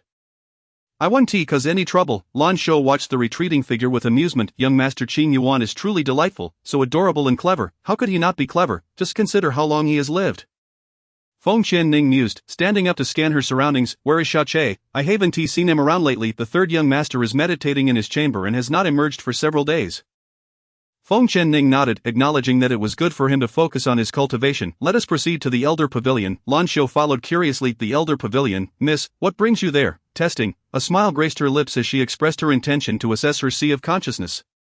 Oh, Miss, haven't you already begun cultivating? Why the need for testing? I wish to test my sea of consciousness. Her declaration struck like a thunderclap, leaving Lan Xiu astonished, covering her mouth in disbelief. Mississippi, could it be that you are an alchemist? However, Feng Qianning paid no heed to Lan Xiu's astonishment and continued onward. Soon, they arrived at the Elder Pavilion. The Grand Elder, noticing her presence, furrowed his brow in confusion. Why has the young lady come here? I am here for testing of my sea of consciousness, Feng Qianning declared, standing before the Grand Elder with confidence. The Grand Elder stared at her in shock. The sea of consciousness? Did I hear correctly? Could it be that the Feng family is about to unveil another alchemist? Please follow me. He promptly led Feng Qianning to the rear hall, where the testing of spiritual power in the sea of consciousness took place.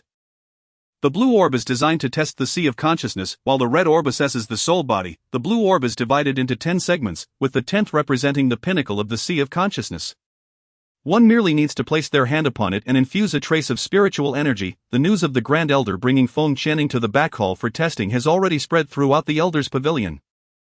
After a while, several elders arrived, including the second elder, Feng Luo. Are you losing your sight in your old age? You continue to bring her here for testing the sea of consciousness? Such a waste of time.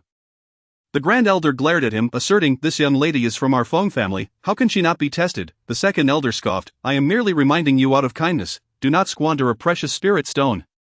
He regarded Feng Qianing with disdain. Feng Qianing felt somewhat irritated. Why had this old dog, the second elder, also shown up? How bothersome. Impatient, she waved her hand and slapped the second elder. I advise you to shut that foul mouth of yours. If you dare speak again, I shall take your head. The other elders looked at Feng Qianing in astonishment, as if gazing at a monster. Spiritual energy materialization that could only be achieved by a spirit general or higher.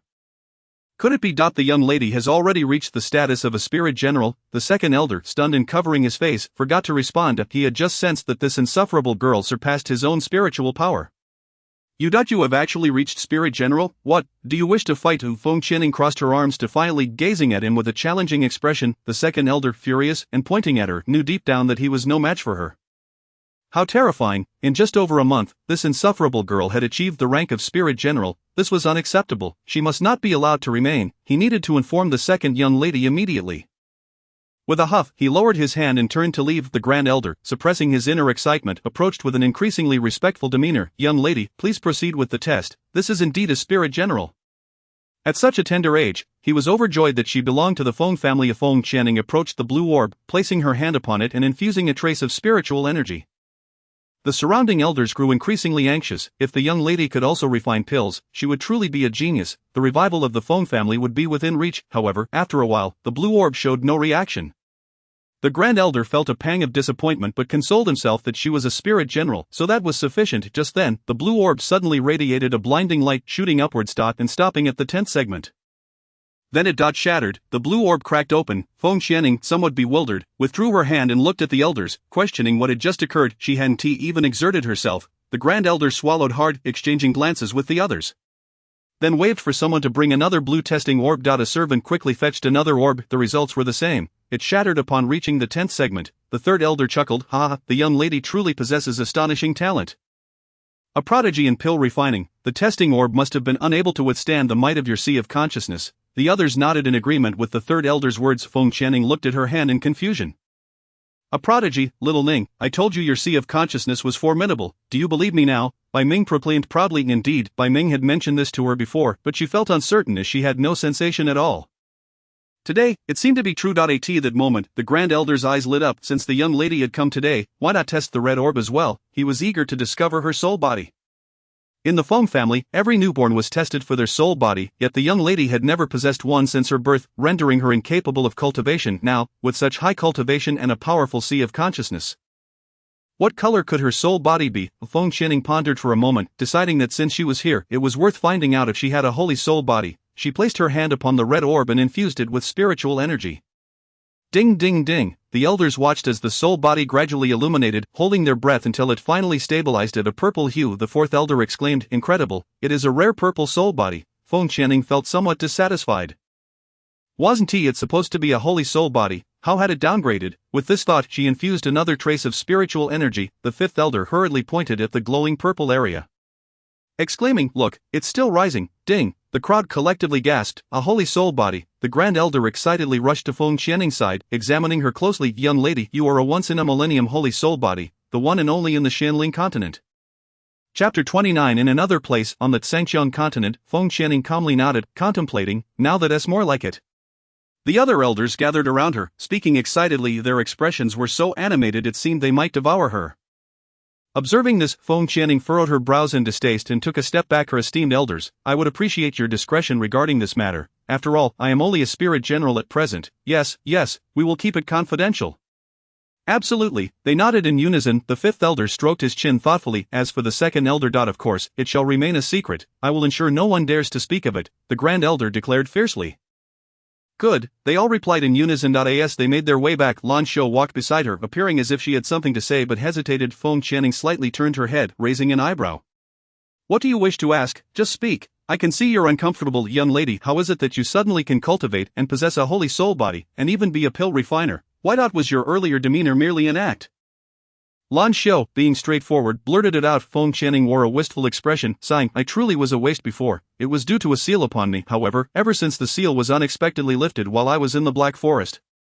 I have been able to cultivate. Upon hearing this, Lan Xiao slowed her pace. She remembered her childhood as a beggar, nearly starving on the streets at the age of 5 when she was rescued by Aunt Lan, who took her in and taught her spiritual energy. Later that year, Aunt Lan married the eldest son of the Feng family. 3 years later, when the young lady was born, Aunt Lan brought her to the young lady's bedside, instructing her to protect the young lady closely, as she was destined to face a calamity that would only be resolved by her 18th year. Thus, during the days the young lady went missing, Lan Xiao had been particularly worried and had gone out searching, but to no avail. Ultimately, she decided to return to the Feng family, believing that news would eventually come. Now it seemed the opportunity had finally arrived.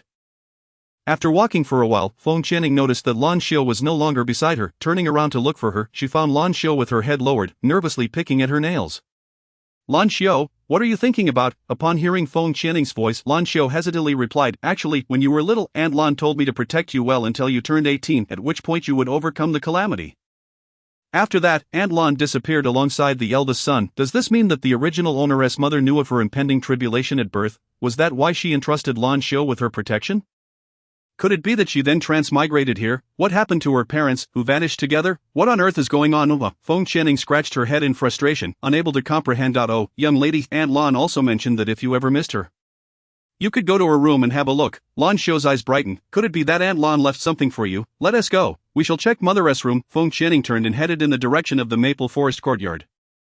The two hurried to the Maple Forest courtyard, which was devoid of fallen leaves, orderly and tidy. Pushing the door open, Feng Channing gazed upon the spotless room, her eyes reddening. Grandfather has been tidying up.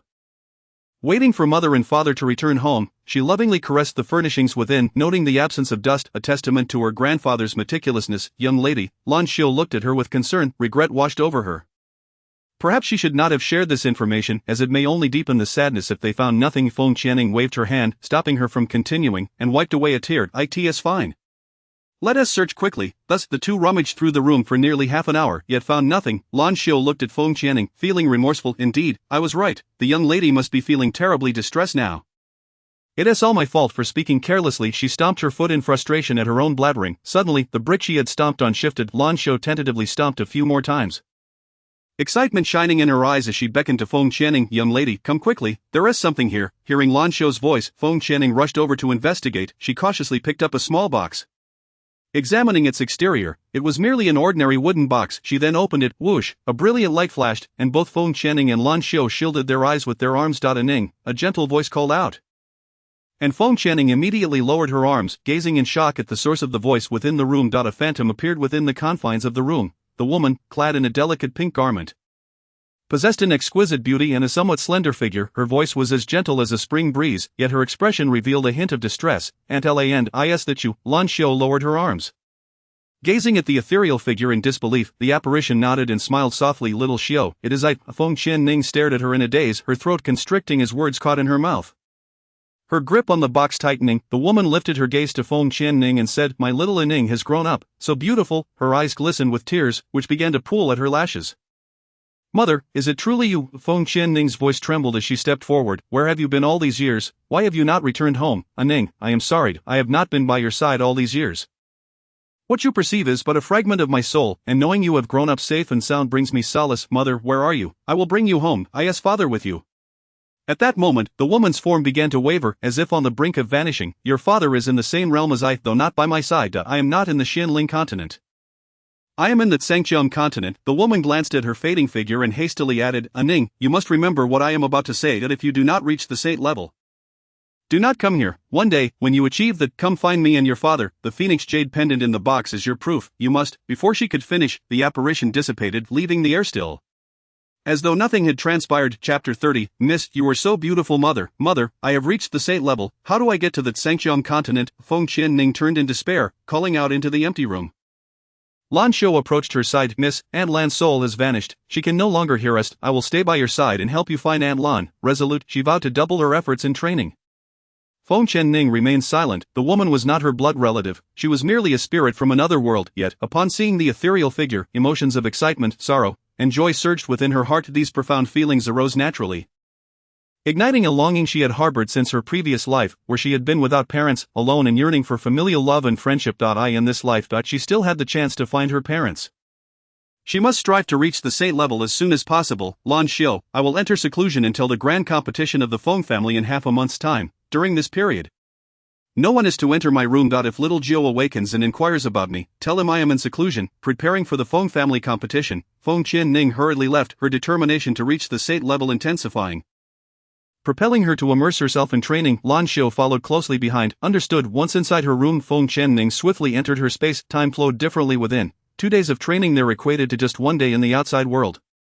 Ensuring her efforts would yield fruitful results, she turned to Bai Ming. I will be training during this time, so please keep an eye on the movements outside. Understood. Bai Ming nodded obediently. He and Xiaobai had witnessed everything from the space earlier, and they understood her current emotions more than anyone else. Half a month later, outside the room, Lan Xiu paced anxiously, unsure whether to call out to her. The grand competition of the Feng family was about to commence, and time was running short. His sister Lan, stop pacing. I have a headache, mother will surely come out. Qing Yuan leaned against a pillar, hands tucked into his sleeves, a piece of grass dangling from his mouth.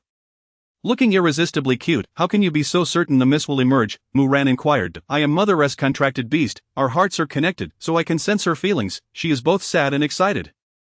Qing Yuan replied, recalling how he had sensed her emotions upon arriving at the Shura Palace. He had hurried back, only to find she was already in seclusion. If only he were at his peak, he would have gone to the Tsengxiang continent to bring back her parents, but alas, he was merely a spirit king now. Isa Ning still not out, a dark voice came from the right.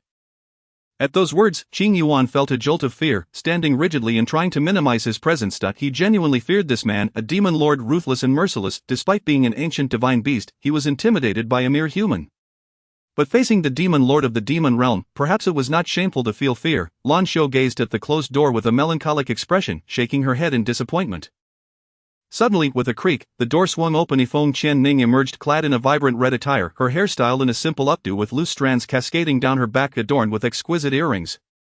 Her lips were red, her teeth white, her skin flawless, exuding both nobility and an air of aloofness. A collective gasp escaped the onlookers. Miss, you look absolutely stunning in that red dress, it's as though you've transformed. Muran exclaimed in astonishment. Djiu's dark gaze fell upon her, his throat tightening involuntarily. From this day forth, the eldest daughter of the Feng family, Feng Qianning, shall no longer be regarded as a waste. Today, let the world witness what it truly means to be a prodigy. Feng Qianning's lips curved into a confident smile. Were those who had once humiliated her ready for what was to come? Their days ahead would surely be tumultuous. She approached Djiu, glancing at the half-masked figure. Are you attending the Feng family competition? Yes, I shall observe. He stepped closer, remarking, you look beautiful today. He chuckled lightly before departing.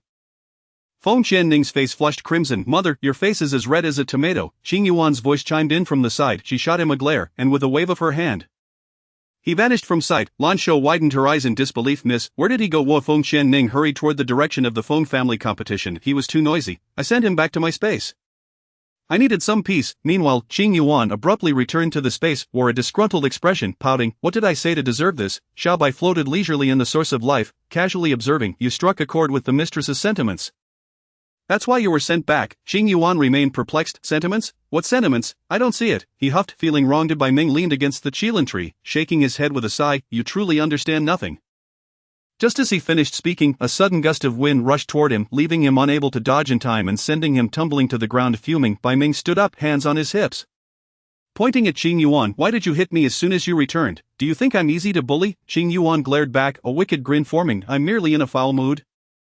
I needed a sparring partner. With that, he charged toward Bai Ming. Bai Ming, having regained some spiritual energy, gritted his teeth and retaliated. On the shore, the two engaged in a fierce battle, while in the water, Xiaobai floated serenely, lamenting, two childish fools. How old are they now? Why can't they just enjoy a moment of peace? This is so comfortable. Just as he relaxed, a surge of powerful energy struck him, sending him crashing to the bottom of the water. Spluttering, Xiaobai slowly resurfaced, half of his head above water, angrily shouting, What are you doing? If you want to fight, why drag me into this? He caught a whiff of something burning.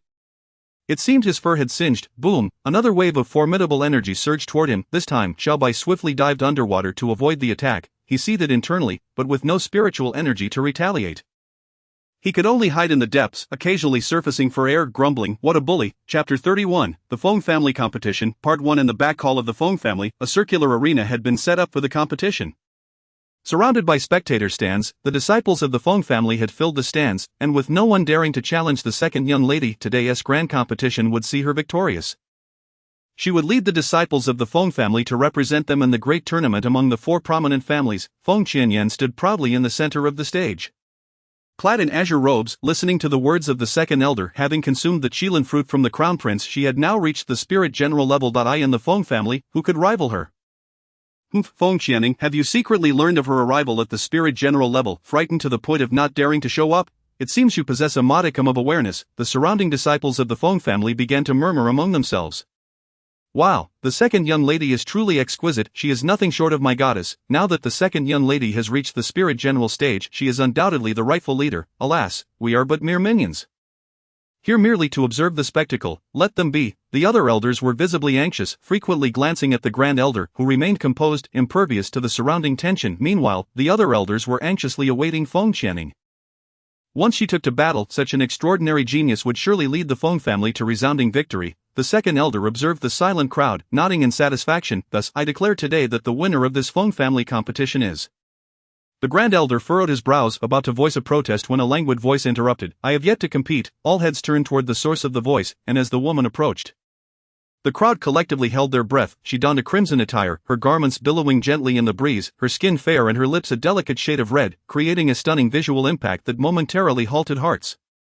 Who is this enchanting figure? She is simply breathtaking. Even the second young lady pales in comparison. Oh no, the second young lady, when juxtaposed with this maiden, is as the heavens to the earth, utterly incomparable. Feng Qianyan glared at the newcomer, her jealousy intensifying. This wretched woman knows how to seduce men, and she dares to dress so attractively. So what if you have arrived today? I am also a spirit general now. Today, I shall ensure you leave without return. At that moment, one of the Feng family disciples, dazed, exclaimed, This is the eldest young lady, Feng Qianing. The hushed whisper echoed like thunder in their minds. What, Feng Qianing? Good heavens, when did the eldest young lady become so beautiful? Ah, her appearance is truly that of a goddess. It seems the recent rumors were indeed true. The eldest young lady has truly made progress in her cultivation. A female disciple scoffed. So what if she is beautiful? She is still a waste. How can she compare to our second young lady, who is now a spirit general? Others nodded in agreement, momentarily setting aside beauty in favor of strength. What a pity. Who is that masked man? He seems quite mysterious. He must be exceedingly handsome. Feng Tianqing abruptly rose from the head of the family position, swiftly making his way to Emperor Jiuyu's side. Bowing deeply, what brings you here? Are you here to witness our Feng family's grand competition? Please take a seat. Feng Qianing watched her grandfather's obsequiousness, unable to suppress her disdain. What is this grandfather doing? Does he have no sense of dignity as the head of the Feng family with so many watching? Grandfather, hearing her call, Feng Tianqing cast a troubled glance at Feng Qianing, forcing a smile that was more akin to a grimace. Emperor Jiuyu calmly approached the empty seat beside the family head. Feng family head, I shall sit here. There is no need to concern yourself with me. Family head. Who is this? The grand elder inquired, puzzled by the identity of the man. Oh, this is Xiaoning's savior, who has recently been recuperating at our Feng estate. Feng Tianqing reluctantly returned to his position. He occasionally cast sidelong glances at Emperor Jiuyu, fearful of saying something that might offend him. Since Emperor Jiuyu's arrival, Feng Qianyan's gaze had been fixated on him. Her grandfather was exceedingly respectful, indicating he must be of significant status, with profound strength. Although he wore a half-mask, she sensed that this man must be quite handsome. Her intuition was seldom wrong. As Feng Qianyan observed Emperor Jiuyu's gaze following Feng Qianing, her resentment towards Feng Qianing flared, her eyes ablaze. What a seductress! All she knows is how to entice men. She must defeat Feng Qianing in front of him, then unmask her. Only then will he see Feng Qianing for who she truly is and fall for me instead. Feng Qianing ascended the steps. Watching Feng Qianyan drooling over Emperor Jiuyu, unable to restrain a frown as though something of hers had been stolen, she felt utterly displeased. Second sister, what is it? Have you never seen a man before to stare so intently? The surrounding crowd erupted into laughter at Feng Qianing's sarcastic remark, commenting on her sharp tongue and questioning how Feng Qianyan had become so infatuated. Feng Qianyan glared at her, seething with anger. How dare she speak to her in such a manner? Truly seeking her own demise. Eldest sister, stop the chatter and prepare for battle. A cerulean sword appeared in her hand. Isn't that the second young lady's top-tier weapon? A first star. I didn't see her utilize it during the earlier skirmish. It seems she is prepared to get serious now. Isn't that a bit unfair? Unfair. The second young lady is giving her all. This is a sign of respect for the eldest young lady. Feng Qianyan overheard the murmurs below, a smug smile gracing her lips. Even if she were to kill her now, these fools would not dare to voice their opinions.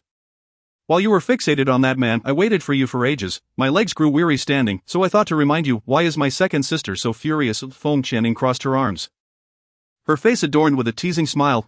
Smooth-talking, eldest sister, take this. In the blink of an eye, she charged at Feng Channing with her sword drawn, yet Feng Channing remained motionless, maintaining her previous stance, just as the onlookers held their breath. A flash of red light darted forth with incredible speed, reaching Feng Qinyan's back, delivering a powerful strike. Feng Qinyan stumbled forward, spitting blood. Gasps of astonishment erupted from the audience. The eldest young lady's speed is astonishing. I barely caught a glimpse. Did you see it? The male disciples seated nearby stared intently at the stage, nudging those beside them, who all shook their heads in disbelief, and none had seen it clearly. Such speed must surely be that of a spirit general. This thought took root in their minds, difficult to accept. Just months ago she had been deemed a waste, and now she had reached the spirit general level?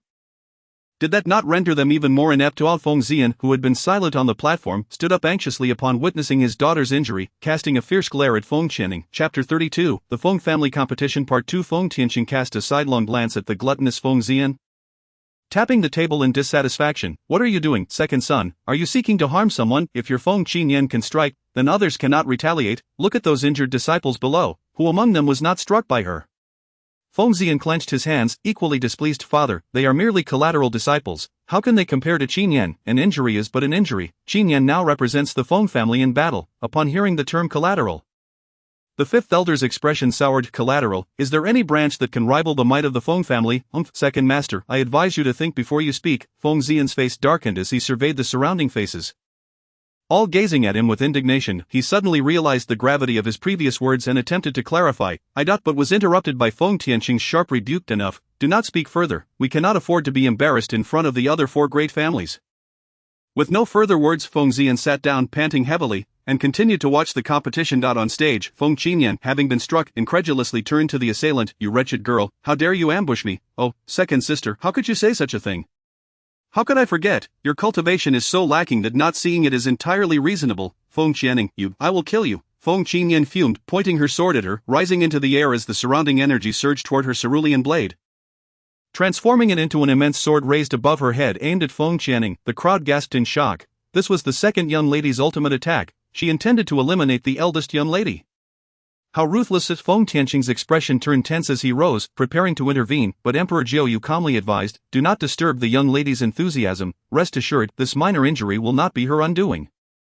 Upon hearing Emperor Jiu's words, Feng Tianqing felt reassured enough to sit back down. If the demon lord had spoken, then surely all would be well. Feng Channing stood her ground, a wicked smile gracing her lips. One move, you are already resorting to your ultimate technique. How youthful and impulsive, Feng Qinyan roared, and the stage erupted into chaos, a tempest swirling around as the ground beneath them began to cave in. The second elder and Feng Zian looked on smug, convinced that Feng Channing's demise was imminent. The grand elder anxiously exclaimed no, but it was too late. The blow landed swiftly, and even they were unable to intervene. Such a promising seed has been extinguished by Feng Qinyan. How infuriating! The grand elder, filled with rage, turned his gaze toward the head of the Feng family. Feng Tianqing, not at such a tender age. Feng Qinyan harbors malicious thoughts and harms her elder sister. This person must not represent our Feng family. Such an act would bring shame upon us. I implore the head of the family to stand up for the young lady, grand elder, if we do not allow Qinyan to attend. Then who shall go? Who possesses the capability to elevate our Feng family to the pinnacle among the four great clans? Feng Zian spoke with newfound confidence, his posture straightened. Feng Tianqing remained silent, casting a glance at Jiu, as if seeking validation. Jiu's gaze remained fixed on the stage, yet he seemed to receive Feng Tianqing's silent inquiry, and coldly replied without turning his head, rest assured, this minor injury will not incapacitate her. Feng Zian's expression darkened. When this man entered, his father had shown him such reverence, yet he sensed no spiritual power emanating from him. Was it solely because he was Feng Chanling's savior? Without a second thought, he blurted out, what do you think you are to meddle in our Feng family's affairs? No sooner had the words left his lips than Feng Zian felt a powerful force constricting his throat, lifting him from his seat as he clawed at his neck in desperation, his legs flailing. The onlookers turned their attention toward Jiu, who remained seated, his left arm raised in a posture reminiscent of grasping one's throat. The second elder, quick to discern the situation, stepped forward respectfully, saying, my lord, for my sake, please show mercy. Second elder, do you think you deserve my consideration? Jiu coldly retorted, narrowing his eyes at him. The second elder, silenced by the oppressive aura, dared not speak further. However, if no intervention was made, Feng Zian would surely perish. He glanced toward Feng Tianqing, but the latter seemed oblivious, turning away with a dismissive snort, ignoring the second elder's gaze. Feng Qianyan, observing the commotion from the edge of the arena, felt a surge of satisfaction at witnessing her father being restrained by the man, relishing the opportunity to engage him in conversation. If only he remained oblivious to Feng Qianling's hidden truths, her demise would suffice, for time was on her side. Just as the turmoil on stage began to settle, a voice echoed with reproach. "Girl, I have already advised you to resolve matters swiftly. If I hadn't intervened, you would have been reduced to a mere pulp." Upon hearing the man's voice, Dezhou's expression tightened as he disregarded Feng Xian, casting him aside as if he were refuse, sending him hurtling far away, his gaze fixated on the stage as though he sought to penetrate it with his eyes. Feng Xian, rendered unconscious during his flight, emitted no sound upon impact. Feng Tianqing, watching his son soar through the air, merely shook his head, lacking the inclination to concern himself further, and waved for servants to remove Feng Xian. "Impossible," exclaimed Feng Qianyan. Disbelief etched across her features. The tumult upon the stage persisted for a while, eventually dissipating. "Cough, cough, coughed. I was unaware you had awoken. Besides, I can manage things on my own." Feng Qianling emerged unscathed from the pit, a white feathered fan in hand, fanning away the dust that had clearly caused her some discomfort. Floating behind her, one hand resting casually, the other wielding the floating dust sword, she stood gracefully in mid-air, gazing at Feng Qianling. Upon recognizing the figure, Dezhou relaxed his posture in his chair, muttering, "So her sword spirit has awakened. I had almost forgotten." The disciples below, witnessing the ethereal figure suspended above, gasped in awe, with some female disciples swooning. "How enchanting! She truly resembles a celestial being." Feng Qianyan, consumed by jealousy, glared at the scene of Feng Qianling. "You are nothing but a harlot, seducing men at every turn." The mere thought that the child might belong to this man enraged her. How could the father of her child be of such a character? Absolutely not. "And you," Feng Qianyan pointed accusatorily at floating dust, "what do you think you're doing interfering in our family's grand competition? Are you seeking external assistance because you cannot defeat me?" Floating dust, upon hearing her wrathful tirade, furrowed his brow and, with a casual flick of his wrist, delivered a resounding slap to Feng Qianyan. "Consider this a lesson. She is not someone you may insult at will." Chapter 33, The Feng Family Competition 3. Stunned by the sudden slap, Feng Qianyan turned, trembling as she clutched her face, glaring venomously at Feng Qianling. "I have never endured such humiliation. Feng Qianling, you and your wild man are courting death." In the shadows, Feng Qianche observed the unfolding drama, his gaze icy as he fixated on Feng Qianyan. His fists clenched, as if he had resolved something significant. Satisfied that the situation was set, he turned and departed. On the high platform, seated beside Feng Tianqing, Dezhou reclined in his chair, casually crossing his legs, and remarked to Feng Tianqing, "From my perspective, with such treacherous intentions and venomous words emanating from your family's young lady, the annihilation of your clan is not far off." His tone dripped with cold disdain. Feng Tianqing and the other elders exchanged worried glances, fully aware of the terrifying nature of this man following the incident with the second elder, and thus refrained from provoking him further. However, the second elder, upon hearing these words, could not help but scoff dismissively. "My lord is." Before Feng Tianqing could finish his sentence, Dezhou raised a hand, interrupting him. "I have no interest in your family's affairs. The person I care about is her." Following Dezhou's gaze, it became clear that he was referring to Feng Qianling, and his meaning was unmistakable. "She is under my protection. You may handle the rest as you see fit." Feng Qianling, still in the pit, continued fanning away the dust, and quirked an eyebrow. "You're certain you've never faced such humiliation? It seems someone has forgotten the incident at the auction house." At this she couldn't help but chuckle, causing Feng Qianyan to freeze in shock. Suddenly realization dawned upon her, her eyes blazing with fury. "You were the one at the VIP section on the 3rd floor.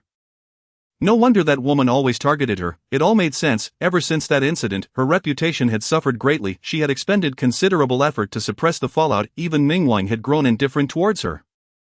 "How infuriating, girl. I truly cannot endure this any longer. This woman is repugnant, her words laced with filth. Are you certain she is your family's second young lady? She resembles a common street harlot." Floating dust remarked coldly, his hand resting menacingly on his neck, the meaning abundantly clear. The disciples below shivered at the sight of this man's overwhelming power, realizing he was not to be trifled with. "Where on earth did the eldest miss find such an ally? I have not yet had my fill of this amusement." "Patience, please," Feng Qianling replied nonchalantly. As Feng Qianyan prepared to retort, the second elder interjected. "Second young lady." He shook his head at her upon noticing Feng Qianyan suppressed her discontent and fell silent. "Eldest miss, your actions are indeed improper. Bringing in a wild man to disrupt our family's grand competition is unacceptable. Had it not been for him, it would surely have been the second young lady's victory, and the outcome would have dictated your defeat." Dezhou, suppressing an aura of rage, cast a cold glance at the second elder, who seemed oblivious to the gravity of his words. The second elder felt an overwhelming chill creep up his spine, realizing too late that he had forgotten the presence of Feng Qianling's protector. He swallowed hard, turning to Dezhou and bowing respectfully. "I presume that this esteemed lord would not publicly shield Feng Qianling, would he? Her defeat is a matter of fact." the eyes of the crowd are discerning. Humph, a single remark to elevate him. Let us see how he brazenly defends Feng Qianling, the second elder thought smugly. The surrounding spectators, apart from a few elders in Feng Tianqing, nodded in agreement with the second elder's statement, suggesting that the second young lady ought to be declared the victor. In the shadows, Tianxi observed the unfolding drama, incredulous at the actions of this individual. It appeared that the lower realms lacked common sense. He shook his head in resignation. Were it not for Feng Qianling's presence, this man's provocation would have likely led to the downfall of the Feng family long ago. Indeed, as Tianxi pondered, a dark voice from Dijiu resonated. Were it not for Xiaoling, your repeated provocations would render the existence of the Feng family unnecessary. As his words fell, an ancient and formidable pressure emanated from Dijiu, overwhelming the stage. Except for Feng Tianqing and the unscathed Feng Qianling and floating dust, all others collapsed, unable to remain standing. Feng Qianyan glared at Feng Qianling, who stood untouched, her eyes brimming with resentment. Why did she merit such a powerful protector? Little did this esteemed lord know Feng Qianling's true nature. Upon contemplating this, a surge of emotion welled up within her heart, and she struggled against the oppressive atmosphere to call out intermittently, Master. This Phoenix Qianning does not merit your steadfast protection. She has a child. Upon hearing these words, Dijiu's oppressive aura intensified, causing those who had previously managed to remain seated to collapse to the ground. Spitting blood, the surrounding disciples, some bleeding from all 7 orifices, appeared as if they were on the brink of death. They cast resentful glances at the speaker, Feng Qianyan, blaming her for their plight. Fu Chen, furrowing his brows in confusion, glanced at Feng Qianning, wondering if she was referring to Qing Yuan. Even in slumber, he could sense their movements within the space, thus he was aware of Qing Yuan's existence. Feng Qianyan, hearing Fu Chen's words, found herself in a precarious position on the ground, yet inwardly reveling in her perceived triumph. She had to prove herself to this esteemed master, gritting her teeth. She summoned all her strength to shout, Master, look, this man has admitted it. This is their child. Feng Qianning shook her head, finally catching Feng Tianxing's pleading gaze. With a sigh, she lifted her eyes to Dijiu on the platform and said, Xiaojiu, please release them. The other disciples and elders are innocent. They have merely been implicated by the second elder and Feng Qianyan. They are but 2 pests, and I can resolve this myself. Just watch quietly. Although she was grateful for Dijiu's protection, she still wished to handle the matter on her own. She had refrained from intervening earlier to allow them to experience some hardship, hoping the disciples and elders would harbor resentment towards Feng Qianyan. Upon hearing Feng Qianning's voice, Dijiu immediately understood and withdrew his oppressive aura, quietly observing the unfolding drama. The others, finally able to breathe, exhaled deeply. A male disciple shouted, Feng Qianyan, if you wish to court death, do not drag us down with you. We are not done living yet. Indeed, if it were not for the young lady's mercy, we would have perished here today. All of this is Feng Qianyan's fault, they lamented, reflecting on how they had misjudged her, never anticipating she would try to drag them down with her. Chapter 34, slapping Feng Qianyan's face. A chorus of condemnations arose, and the already prostrate Feng Qianyan spat out another mouthful of blood, seething with rage at the fickle support of those around her. How could they so easily turn against her? Upon seeing Feng Qianning protected by a formidable ally, the second elder, having struggled for some time, finally settled down beside them. He no longer had the energy to concern himself with Feng Qianyan. People are inherently selfish. At his advanced age, having finally attained a respected position, he had no desire for death. Feng Qianning stepped out of the pit, standing upon the platform and coldly gazing at the rising Feng Qianyan. You claim I have a child. After a moment's reflection, she nodded. Indeed, I do have a child. Feng Qianyan finally stood up, her laughter echoing as she gazed at Dijiu. She admits it. She is an unclean woman, unworthy of your devotion. Dijiu, however, ignored her, his hand clenching tightly as he fought the urge to strike her down. This woman continuously tested his patience. Were it not for Xiaoning's insistence on resolving the matter herself, he would have acted. Qing Yuan, emerge, my child, Feng Qianning declared with a wicked smile directed at Feng Qianyan. The latter's heart quivered uneasily at the sight of her smile. As Feng Qianning's voice resonated, a series of dragon roars echoed through the heavens. Dijiu had anticipated Feng Qianning's intentions, having already established barriers around the Feng family to shield Qing Yuan from prying eyes and ears. A colossal azure dragon, larger than the Feng family estate, coiled majestically in the air. The onlookers struggled to articulate the scene before them. It is a divine beast. My heavens, someone exclaimed unexpectedly. You mortals dare to slander my mother. Are you seeking death? The voice of Qing Yuan, restored to its true form, resonated with the deep timbre of an adult male, immediately followed by the overwhelming pressure of an ancient divine beast. The faces of the crowd turned ashen, their chests constricted painfully. Just as they had recovered, they were faced with the divine beast's oppressive presence again. Several elders struggled to rise, ultimately kneeling in unison before Qing Yuan, pleading, Great divine beast, please temper your anger. Feng Qianning found humor in the sight of the great beast conversing in the air. Its colossal form paired with a mature male voice calling her mother was genuinely amusing. The echoes of Qing Yuan's youthful voice resonated in her mind. How was it, mother? Did I bring you glory? Was my entrance not magnificent? Yes, you look splendid, but please descend, these elders are on the verge of fainting. She silently communicated with Qing Yuan while maintaining an amused expression towards Feng Qianyan. So, what do you think of my child? Are you satisfied? Feng Qianyan glared fiercely at Feng Qianning.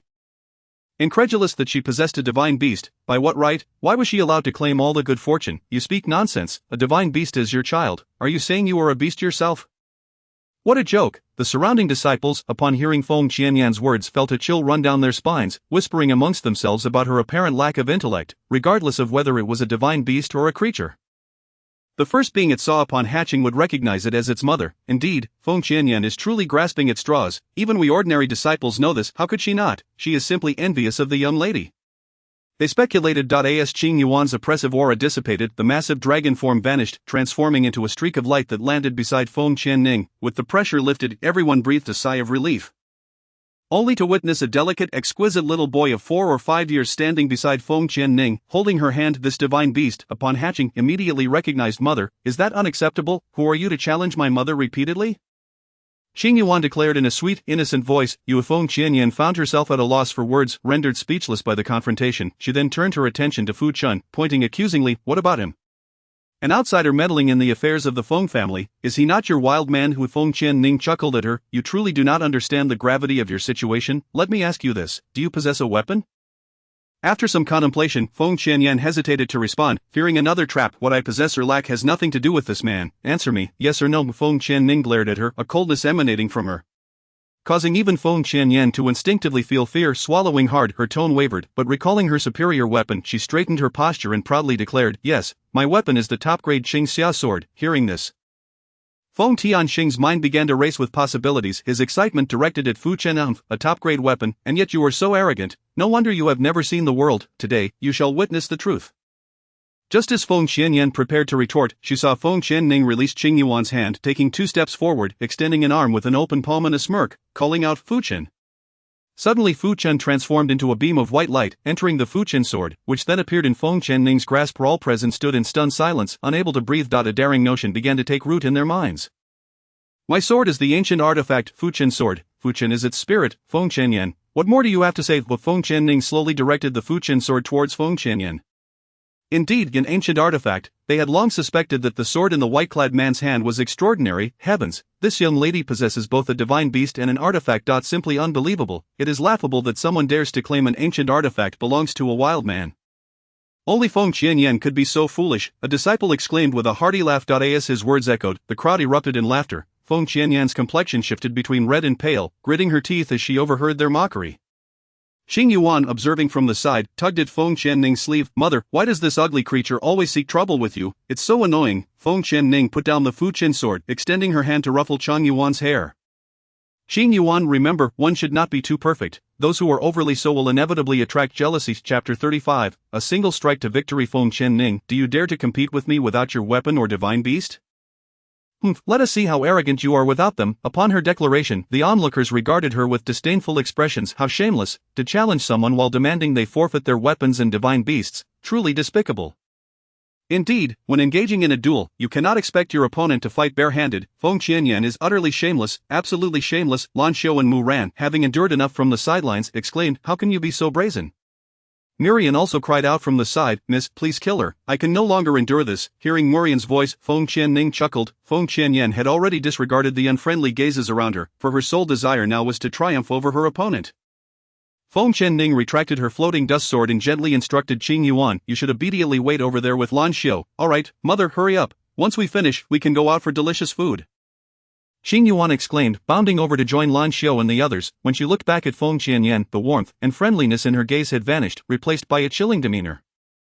Come on, I require nothing, do as you please. Feng Qianyan narrowed her eyes and fiercely declared, you said it, so don't blame me. With that, she seized the Qing Xia sword and lunged at Feng Qianning. Heavens, Feng Qianyan has truly lost her mind. She didn't even need a weapon, it was merely a courteous request to use one, and she actually did. Oh my, this has completely shattered my worldview. No, I must have a serious conversation with my good friend and make him recognize Feng Qianyan's true nature. Otherwise, he might still think he is enamored with a goddess. She's nothing but a pest. Since becoming a disciple of the Feng family, my admiration has always been for Feng Qianyan, but now I must retract my admiration. Please strike me down, for I can no longer tolerate such a person." A male disciple joked to those nearby. His companion chuckled and patted him. "Alright, as long as you realize your mistake, you needn't pretend anymore. Look quickly, I sense that the mist possesses spiritual power that surpasses Feng Qianyan." Just as Feng Qianyan's sword was about to pierce Feng Qianning, she not only did not evade but stood her ground. As the Qingxia sword drew perilously close to her heart, she swiftly pinched the blade. With a sharp crack, the Qingxia sword shattered. Before Feng Qianyan could comprehend what had happened, she heard a bloodthirsty voice declare, "I no longer wish to play with you. It's dull, and you're too slow." At that moment, Feng Qianning gathered a formidable surge of spiritual energy, striking it towards Feng Qianyan. Puff! Feng Qianyan midair spat blood as she was sent crashing into a muddy pit below. Her azure gown instantly soiled, her face smeared with blood. The sight of Feng Qianyan now was utterly disgraceful, appearing more wretched than a beggar, no longer resembling the second miss of the Feng family. Wow, the Miss's combat prowess is off the charts. One strike and she is down. Her spiritual power is entirely superior to Feng Qianyan's. A gasp of astonishment erupted among the crowd, instantly sparking fervent discussions. Meanwhile, Feng Qianning strode toward her, and as she reached the edge of the platform, she looked down upon her, proclaiming, "I, Feng Qianning, have returned. It was your error that you and the second elder did not kill me back in the Black Forest. Feng Qianning, I have avenged you. Rest in peace. In the days to come, I shall make their lives a living hell." The second elder, named, trembled all over. How could she know it was his doing? What? Upon hearing Feng Qianning's words, Feng Tianxing, who had been watching from a higher seat, leapt up. "Xiao Ning, are you saying that your previous disappearance was due to them capturing you in the Black Forest to kill you?" Feng Qianning turned to face Feng Tianxing. "I implore you, grandfather, to take a stand for me. Back then, Feng Qianyan believed she had killed me and even stole the phoenix pendant my mother left me before her disappearance. Grandfather, if you send someone to search, they will surely find it." At that moment, Feng Qianyan stood up, clutching her chest in agony. "You lie. I did not take your pendant. It was not on you at the time." The room fell silent in shock at Feng Qianyan's declaration. The Grand Elder stood, casting an unfriendly gaze at her. "So, second miss, does this mean you are admitting that you and the second elder intended to murder the miss?" Feng Qianyan froze, her expression a tapestry of confusion and horror. What had she just said? Merely a rebuttal. The second elder glared at Feng Qianyan, this brainless fool, as no one was paying him any attention. He attempted to make a stealthy escape, but Djiaoyu was quick-witted, sweeping his hand to toss the second elder at Feng Qianning's feet. The second elder was slammed to the ground. Feeling pain all over, realizing his fate was sealed, he hastily got to his knees at Feng Qianning's feet. "Miss, it was all Feng Qianyan and Feng Ziyan who instructed me. It was them. They said that with the master gone, if you died, Feng Qianyan would be the only child of the Feng family, and one day, the Feng family would be under Feng Ziyan's control. And I would be promised the position of Grand Elder. Please forgive me, miss. I was blinded by temptation." Feng Qianyan looked at the one revealing all the secrets on stage, now genuinely fearful as she glanced at Feng Tianxing. "Bring me the traitor, Feng Ziyan." With Feng Tianxing's command, before long, the bewildered Feng Ziyan was dragged onto the competition stage. He had regained consciousness but was still being pulled along, shouting, "How dare you drag me? I am the second master of the Feng family. You must be tired of living." Upon reaching the stage, Feng Ziyan was unceremoniously tossed aside like garbage. "Ouch, that hurts." He leaned against the edge of the platform, oblivious to the people behind him, rubbing his waist while complaining, "Father, why have you brought me here? It hurts." Before Feng Tianxing could respond, he suddenly recalled something. "Did my Yenner win? Is that why you summoned me, father?" He proudly declared, "It must be Yenner who triumphed. I always said she is the pride of the heavens." Then, casting a glance at the guards who had dragged him roughly, he added, "What are you waiting for? Hurry up and help this second master to his feet." The onlookers, including the guards, stared at him as if he were a fool. "Traitor, how dare you be so arrogant?" Feng Tianxing struck Feng Ziyan with a palm. Feng Ziyan was taken by surprise, his chest aching, leaving him speechless in confusion. Did not Yenner come in first? Why is father so furious? "And why strike me?" Feng Tianxing trembled as he pointed at him, then at the equally disheveled Feng Qianyan and the second elder. "You and Feng Qianyan conspired with the second elder to harm Xiaoning. How can you still call yourself her uncle? She is your own niece." Chapter 36. The truth unveiled. Expulsion from the Feng family. Feng Ziyan was taken aback, realizing the atmosphere on stage was off. He quickly turned to see his daughter in disarray, Feng Qianning standing tall, and the second elder kneeling at her feet. "Father, I did not. Who slandered me? Xiaoning is my own niece. How could I harm her?" "Second master, the second elder has already confessed. You need not struggle in vain." The fourth elder spoke coolly to Feng Tianxing. "This matter is of a grave nature. If not dealt with seriously, it will greatly affect the Feng family." "You speak nonsense." Feng Qianyan, clutching her chest, staggered toward Feng Tianxing. "Grandfather, I am your granddaughter. It was the second elder who slandered both me and my father." Do you not trust your own son and granddaughter? Indeed, Yenner speaks the truth, father. Do you not believe your own son? Feng Zian arrogantly glared at the second elder. What evidence do you have to prove I instructed you? It was clearly you trying to ingratiate yourself with me and concocting this scheme to smear me. After all, there were no written communications. The second elder surely had no evidence against him. So he would stick to his story. Feng Qianning crossed her arms, amusedly watching this farcical dog-eat-dog show. The kneeling second elder immediately exploded with rage. You two are truly treacherous scoundrels. Do you think I lack evidence? Upon hearing this, the father and daughter felt a chill run down their spines, exchanging alarmed glances as their hearts sank. This could not be good. The second elder must have kept a backup plan.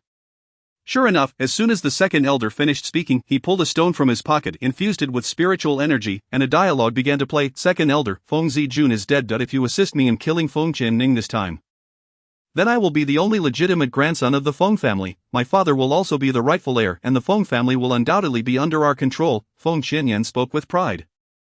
Following that was Feng Ziyan's voice. Indeed, Yenner speaks the truth. Cooperating with us brings nothing but benefits. For so many years you have been subjugated by the Grand Elder. Can you bear it? Once we have taken control of the Feng family, after eliminating the Grand Elder, you will be promised the position of Grand Elder. The Feng family will be yours to command. Does that not sound enticing? After a brief silence, the second elder's voice rang out. Then how can we succeed when the family head is so protective of the miss? How can we avoid detection? How do I know that what you two say is true? You need not worry about that. Second elder, just help me kill her. That fool is simply infatuated with Ming Wang. I will lure her to the Black Forest under his name, and you shall lie in wait there to assassinate her. In the sanctuary of our home, my grandfather and I remain unscathed by suspicion. Moreover, there are the disciples of the Feng family, those foolish supporters of mine, who, even if doubts are cast upon me, would undoubtedly exonerate me. When the time comes, we shall concoct a tale that she perished at the hands of a magical beast. Upon uttering these words, the laughter of Feng Qianyan and Feng Ziyan echoed through the air. Very well, I shall acquiesce to your wishes, but do not forget, my position as the Grand Elder. The stone in the second elder's hand flickered and then dimmed, subsequently kneeling in trepidation before Feng Tianqing. Patriarch, you are well aware of the authenticity of this recording stone. I feared that the duo of father and daughter would renege on their word, which is why I recorded it in secret. I beseech you, spare me. I was momentarily swayed by temptation. I was wrong. As he spoke, he struck his own face in despair. The disciples of the Feng family, who had once rallied in her defense, now wore expressions of deep dismay, realizing that their loyalty had rendered them foolish. How unexpected it was to witness such a sinister side of Feng Qianyan. Truly, her malice runs deep. All the admiration bestowed upon her was in vain, as she has betrayed her own kin, a grave taboo for any family. One of the disciples rose from the platform, proclaiming, Patriarch, we demand the expulsion of Feng Qianyan and Feng Ziyan from the Feng family.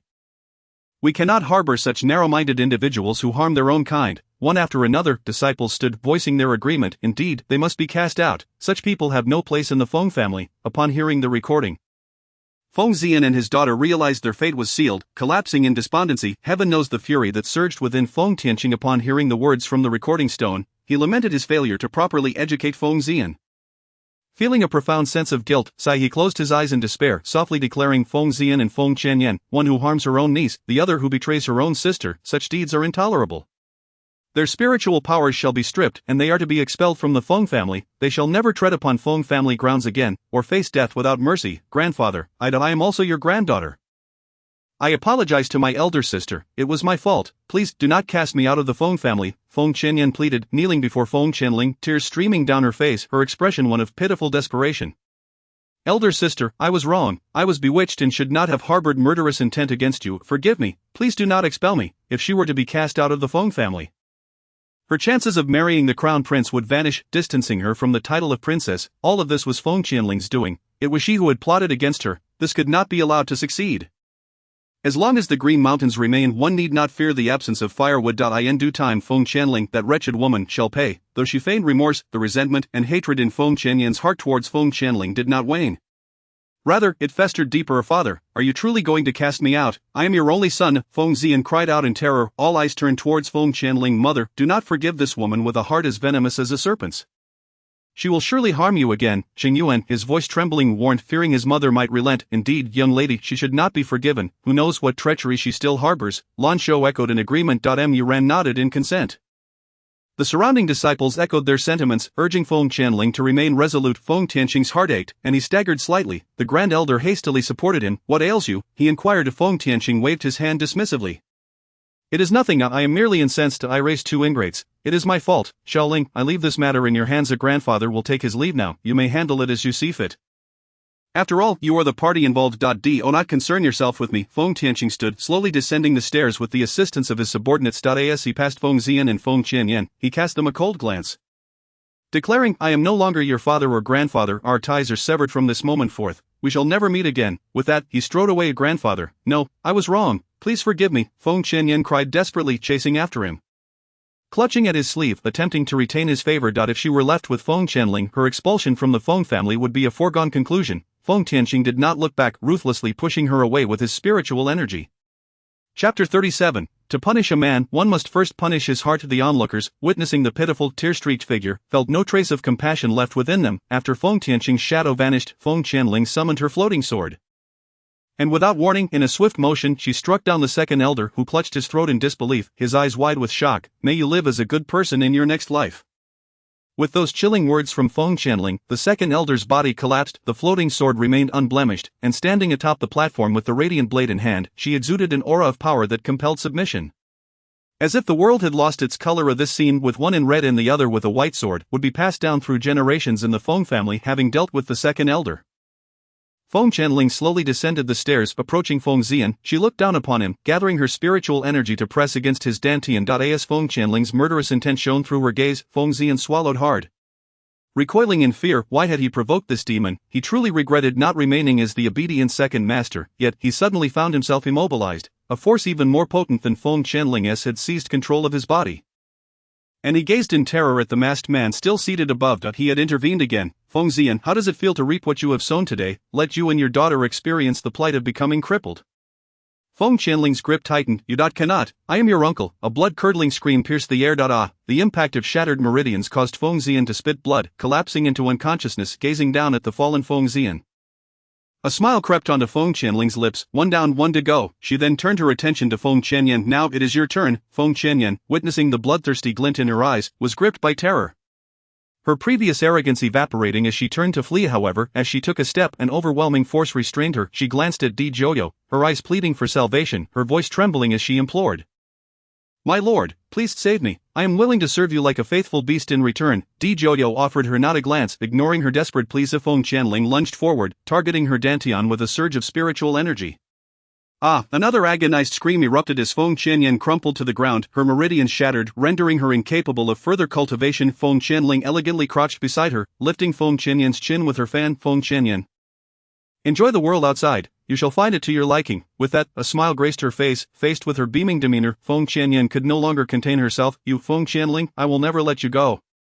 I shall kill you, poisonous vixen, poisonous vixen. Unperturbed, Feng Qianling stood addressing the nearby guards. Throw these two out. Do not sully the Feng family's grounds. Yes, young lady. Several guards stepped forward, dragging the two away. Wait. Di Joyo slowly rose from his seat, his expression icy, forming a seal with his hands as he recited an incantation. The surrounding crowd failed to discern his words, all present from the Feng family, save for Feng Qianling, her maid, and Feng Tianqing, found themselves entranced. You will only remember that Feng Qianling triumphed in the competition, oblivious to the ancient artifacts and divine beasts. As his voice faded, normalcy returned to all of you. Feng Qianling stared at him in disbelief. Why did he always assist her? Di Joyo descended the platform step by step, whispering in her ear, your strength is still insufficient. Do not reveal the artifacts or the divine beasts, lest you incite jealousy. Feng Qianling blinked in surprise. Thank you. She had not anticipated his meticulous consideration. Di Joyo raised an eyebrow at her. To hear you say thank you is quite a rarity. I must endeavor to make you express it more often. He leaned closer, whispering in her ear, you like me. She recoiled, pushing him away. What are you talking about? At that moment, Feng Qianling noticed the two being dragged away. Do not forget to clarify the reasons for their expulsion, lest outsiders perceive our Feng family as heartless. Muran stepped forward, perplexed. Young lady, what kind of magic was that? It was incredible, to erase the memories of so many at once. I do not know, Feng Qianling replied. Her cheeks flushed. Caring for you is a blessing in disguise, it alleviates many troubles. Feng Tianqing approached. Why spare their lives, miss? They all deserve to be killed, Lan Shou exclaimed indignantly. Why let them die so easily? Both Feng Qianyan and her daughter are such proud individuals. I want them to experience the bitterness of being worthless. Feng Qianling chuckled softly. It would be effortless to end their lives, but what could be more agonizing than depriving them of their most cherished possessions? Let them witness her standing at the pinnacle of power, let them harbor hatred and jealousy, torturing them day and night. To vanquish a foe, one must first conquer their heart, of course, if they desire death themselves. That is a different matter. The Grand Elder rose and announced that Feng Qianling would represent the Feng family in the competition of the four great families 7 days hence. The crowd nodded in agreement. The second elder deserved his fate, but as for Feng Xian and his daughter, they were merely stripped of their spiritual powers and banished from the Feng family. Had it been up to them, they would have been executed. Well then, let the Feng family's grand competition conclude. Everyone disperse. After proclaiming the results, Feng Qianling fled in disarray. Zhou Yu watched her retreating figure with amusement, a slight smile gracing his lips as he followed closely behind. The male disciples of the Feng family, who were also exiting, shook their heads at the scene. Ah, our goddess, she's taken. Isn't that wonderful? Our young lady has such a powerful husband. Isn't it a boon for the Feng family? A female disciple remarked leisurely as she trailed behind. The others nodded in agreement as they walked along. As Feng Qianling hurriedly made her way, she fanned herself with the white feather fan in her hand. Pondering why her face felt so warm just then, she heard Zhou Yu's voice calling out, "Qianling, wait, I have something to discuss with you." She halted, turning to face him. "If you have no proper business, then don't speak. Serious matters, follow me." Zhou Yu stepped forward, taking her hand as he led her inside. Lan Xiao and the others were left dumbfounded, unsure of what to do next. Qing Yuan, however, proved to be quite clever. Pulling Lan Xiao and Mu ran in another direction. "Sister Lan, Sister Mu, come accompany me outside for a moment." But Miss Mu ran expressed her concern, gesturing toward their departing figures. "Oh, mother will be fine. Didn't he say he needed to find her for something important? For now, let's go with me. It's urgent, hurry." Qing Yuan insisted, dragging them along. Chapter 38, a favor from you for the golden mouse pulled into the room. Feng Qianling looked at him with confusion. "What is this all about? Why the secrecy? I wish to borrow your golden mouse for a task. There is a medicinal herb located in the frigid northern lands, and I needed to find it." Zhou Yu turned to sit on a chair, gazing at her. Feng Qianling was momentarily stunned. How did he know she had a golden mouse? She had never let Xiaobai out before. Could it be? Zhou Yu sensed her probing gaze and smiled. "You think too much. I knew you had the golden mouse when you helped me find a mask. In truth, you are also curious about my unusual identity and why I am in this inferior continent, aren't you? Every 15th day, I lose my spiritual power and endure the torment of cold poison. Only the Tianshan snow lotus from the extreme north can cure this poison. It is indeed a coincidence that the golden mouse is by your side." Suddenly, a figure emerged from the shadows. "Tianxi, master. Why did you reveal everything? What if she harbors ill intentions?" Feng Qianling jumped at the unexpected appearance. So he had been surrounded by hidden guards all along. She had never noticed due to her low strength. Zhou Yu cast an irritable glance at the impulsive intruder. Tianxi, realizing his error, felt embarrassed as he glanced at Feng Qianling. "I can lend you the golden mouse, but I must accompany it, otherwise, I won't lend it. What if something happens to my Xiaobai?" she insisted. "All right, but only after you have completed the competition of the four great families." Zhou Yu chuckled. Satisfied with his cunning plan, he was confident she wouldn't lend the golden mouse without her presence. Feng Qianling nodded. "Then I shall return to my cultivation." With that, she swept away. Once she left, Zhou Yu's smile faded, his expression darkening as he cast a stern look at Tianxi. "This shall not happen again." "Yes, understood," Tianxi replied, exhaling a sigh of relief, grateful that the demon lord had spared him. As he contemplated retreating into the shadows, Zhou Yu added, "From now on, stay by my side. She already knows you." "Yes," Tianxi responded cautiously. Upon returning to her room, Feng Qianling hung a sign on the door that read in training, "Please do not disturb." Before closing it behind her, she stepped into her inner space. "Xiaoning, you really don't have to push yourself this hard," Bai Ming remarked, watching her prepare for another round of cultivation. Her current strength was already formidable in Biandu, wasn't it? Feng Qianling shook her head and smiled softly. "I have barely scratched the surface, with only 7 days until the competition among the four great families. I do not know how many strong contenders there will be. I must enhance my strength to be safe." Upon hearing this, Bai Ming and the others refrained from further discouragement. In this world where the weak are devoured by the strong, power was indeed paramount. 7 days later, the Feng family awaited Feng Qianling's emergence. The fifth elder paced anxiously. With only 2 hours remaining until the start, nearly all the other families had arrived, yet the Feng family had not made an appearance. The Grand Elder stood nearby, hands tucked into his sleeves. "Calm yourself. The young lady will emerge shortly indeed. Remember the last family competition." As soon as he finished speaking, Feng Qianling emerged clad in a striking red attire. Standing before the elders and her grandfather, "What are you all staring at? Shall we go?" "Xiaoning, why do you always come out so late? You have them all worried." Feng Tianqing approached. "Late? I believe my sense of time is quite adequate." Feng Qianling replied sheepishly, rubbing her nose. Upon seeing her, the Grand Elder quickly urged, "Let us hurry. If we delay any longer, we might truly be late." The other 5 participating disciples nodded in agreement. Feng Tianqing glanced around. Noticing Di Jiuyu was absent, he approached her and asked, "Xiao Ning, where is that esteemed individual, and the divine beast?" "I'm not sure," Feng Qianling replied, turning to Lan Xiao. "What happened to Jiuyu?" "Miss Lord Jiuyu told me that since today is the 15th, he wouldn't be attending." Lan Xiao scratched her head, realizing she had forgotten that today is the 15th, that means he loses his spiritual power today. "We must end the family competition promptly." Feng Qianling frowned, nodding. "Let us go quickly. We must resolve this swiftly." At the competition venue of the four great families, today's judges included the 9th prince of the current dynasty, the War King Li Hanlin, only 20 years old and already at the 5th stage of spiritual general, and also the Ming Wang Li Xiuming. Many families had gathered, all vying for a position among the four great families and a spot in the royal secret realm. As for the Feng family's affairs, they had become a hot topic, with rumors swirling about the young lady's newfound ability to cultivate in her impressive spiritual power. The banishment of the Feng family's second daughter was attributed to her collusion with the second elder to assassinate Feng Qianling. Now, everyone in Biandu was aware of this scandal. When Feng Qianyan was expelled, her fall from grace was evident to all on the streets. It had become a favorite subject of gossip among the townsfolk. Li Xiuming sat in a prominent position, his gaze filled with scheming thoughts. In recent days, he had heard numerous rumors about Feng Qianling. That she could indeed cultivate and possessed considerable spiritual power. If this were true, she would qualify as his consort. The thought of the divine beast reminded him of the enigmatic woman from the Black Forest. He often dreamed of her, cradled in his arms. Such a powerful woman was what he truly desired, yet finding her was like searching for a needle in a haystack. That was why he had sought permission from his father to investigate whether Feng Qianling indeed had a divine beast.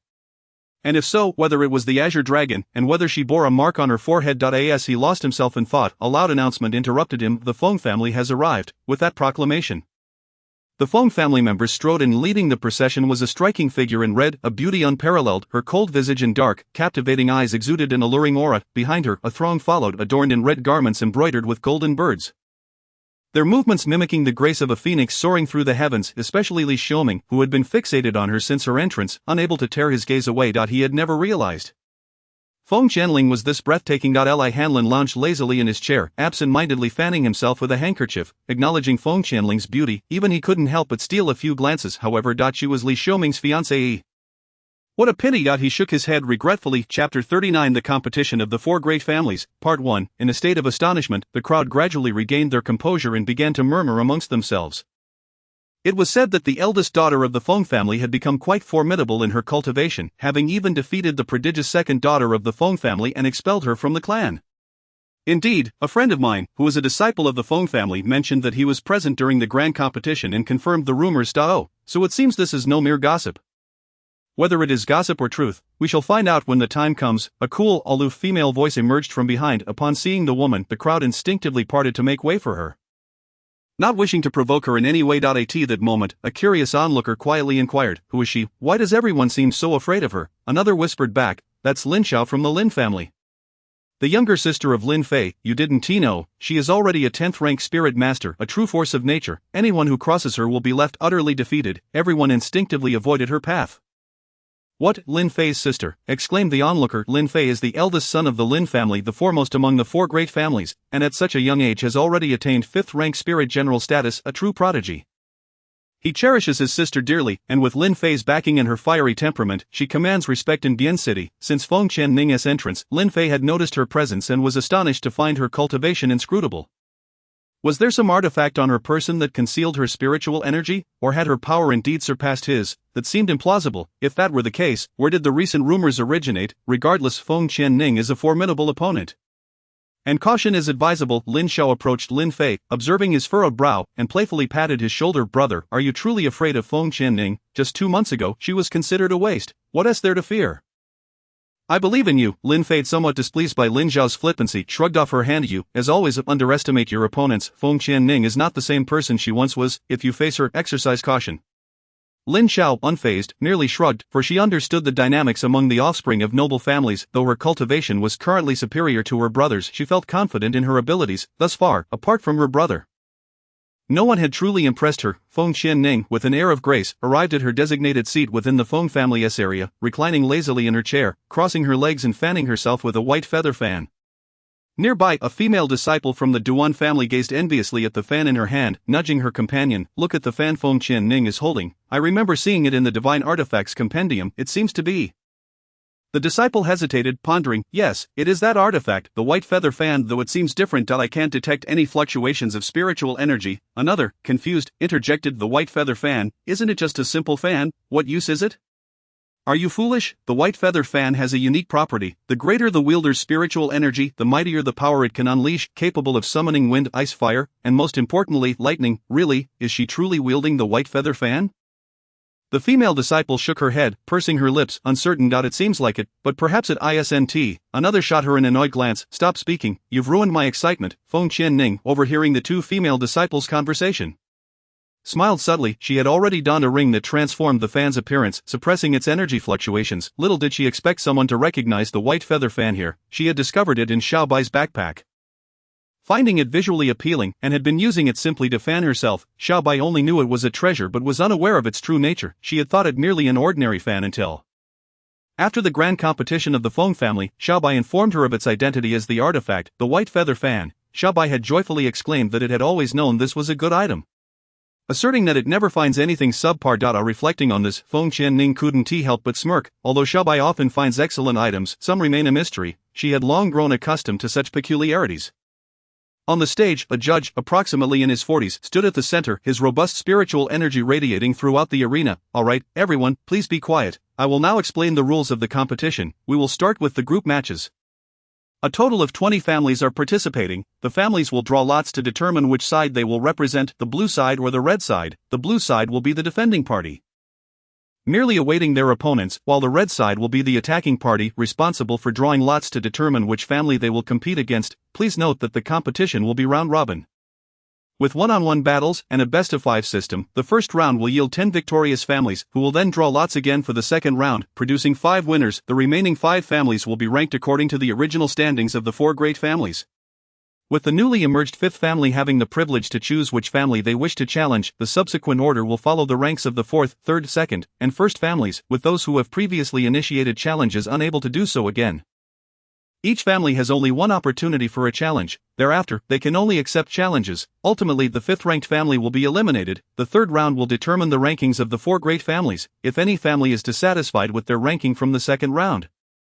They may challenge any family. Those who have issued challenges cannot do so again. Each family only has one chance. This will finalize the rankings. The family that emerges first will receive 5 slots in the Royal Secret Realm, 3 spots in the inner sect of Kangwu Academy, and 2 in the outer sect. The families placed second and below will each receive 2 slots in the Royal Secret Realm and 2 in the outer sect of Kangwu Academy, with exceptional candidates potentially being admitted to the inner sect. Furthermore, the family that secures first place this year will receive a promise from the Emperor himself, provided they do not violate ethics or laws.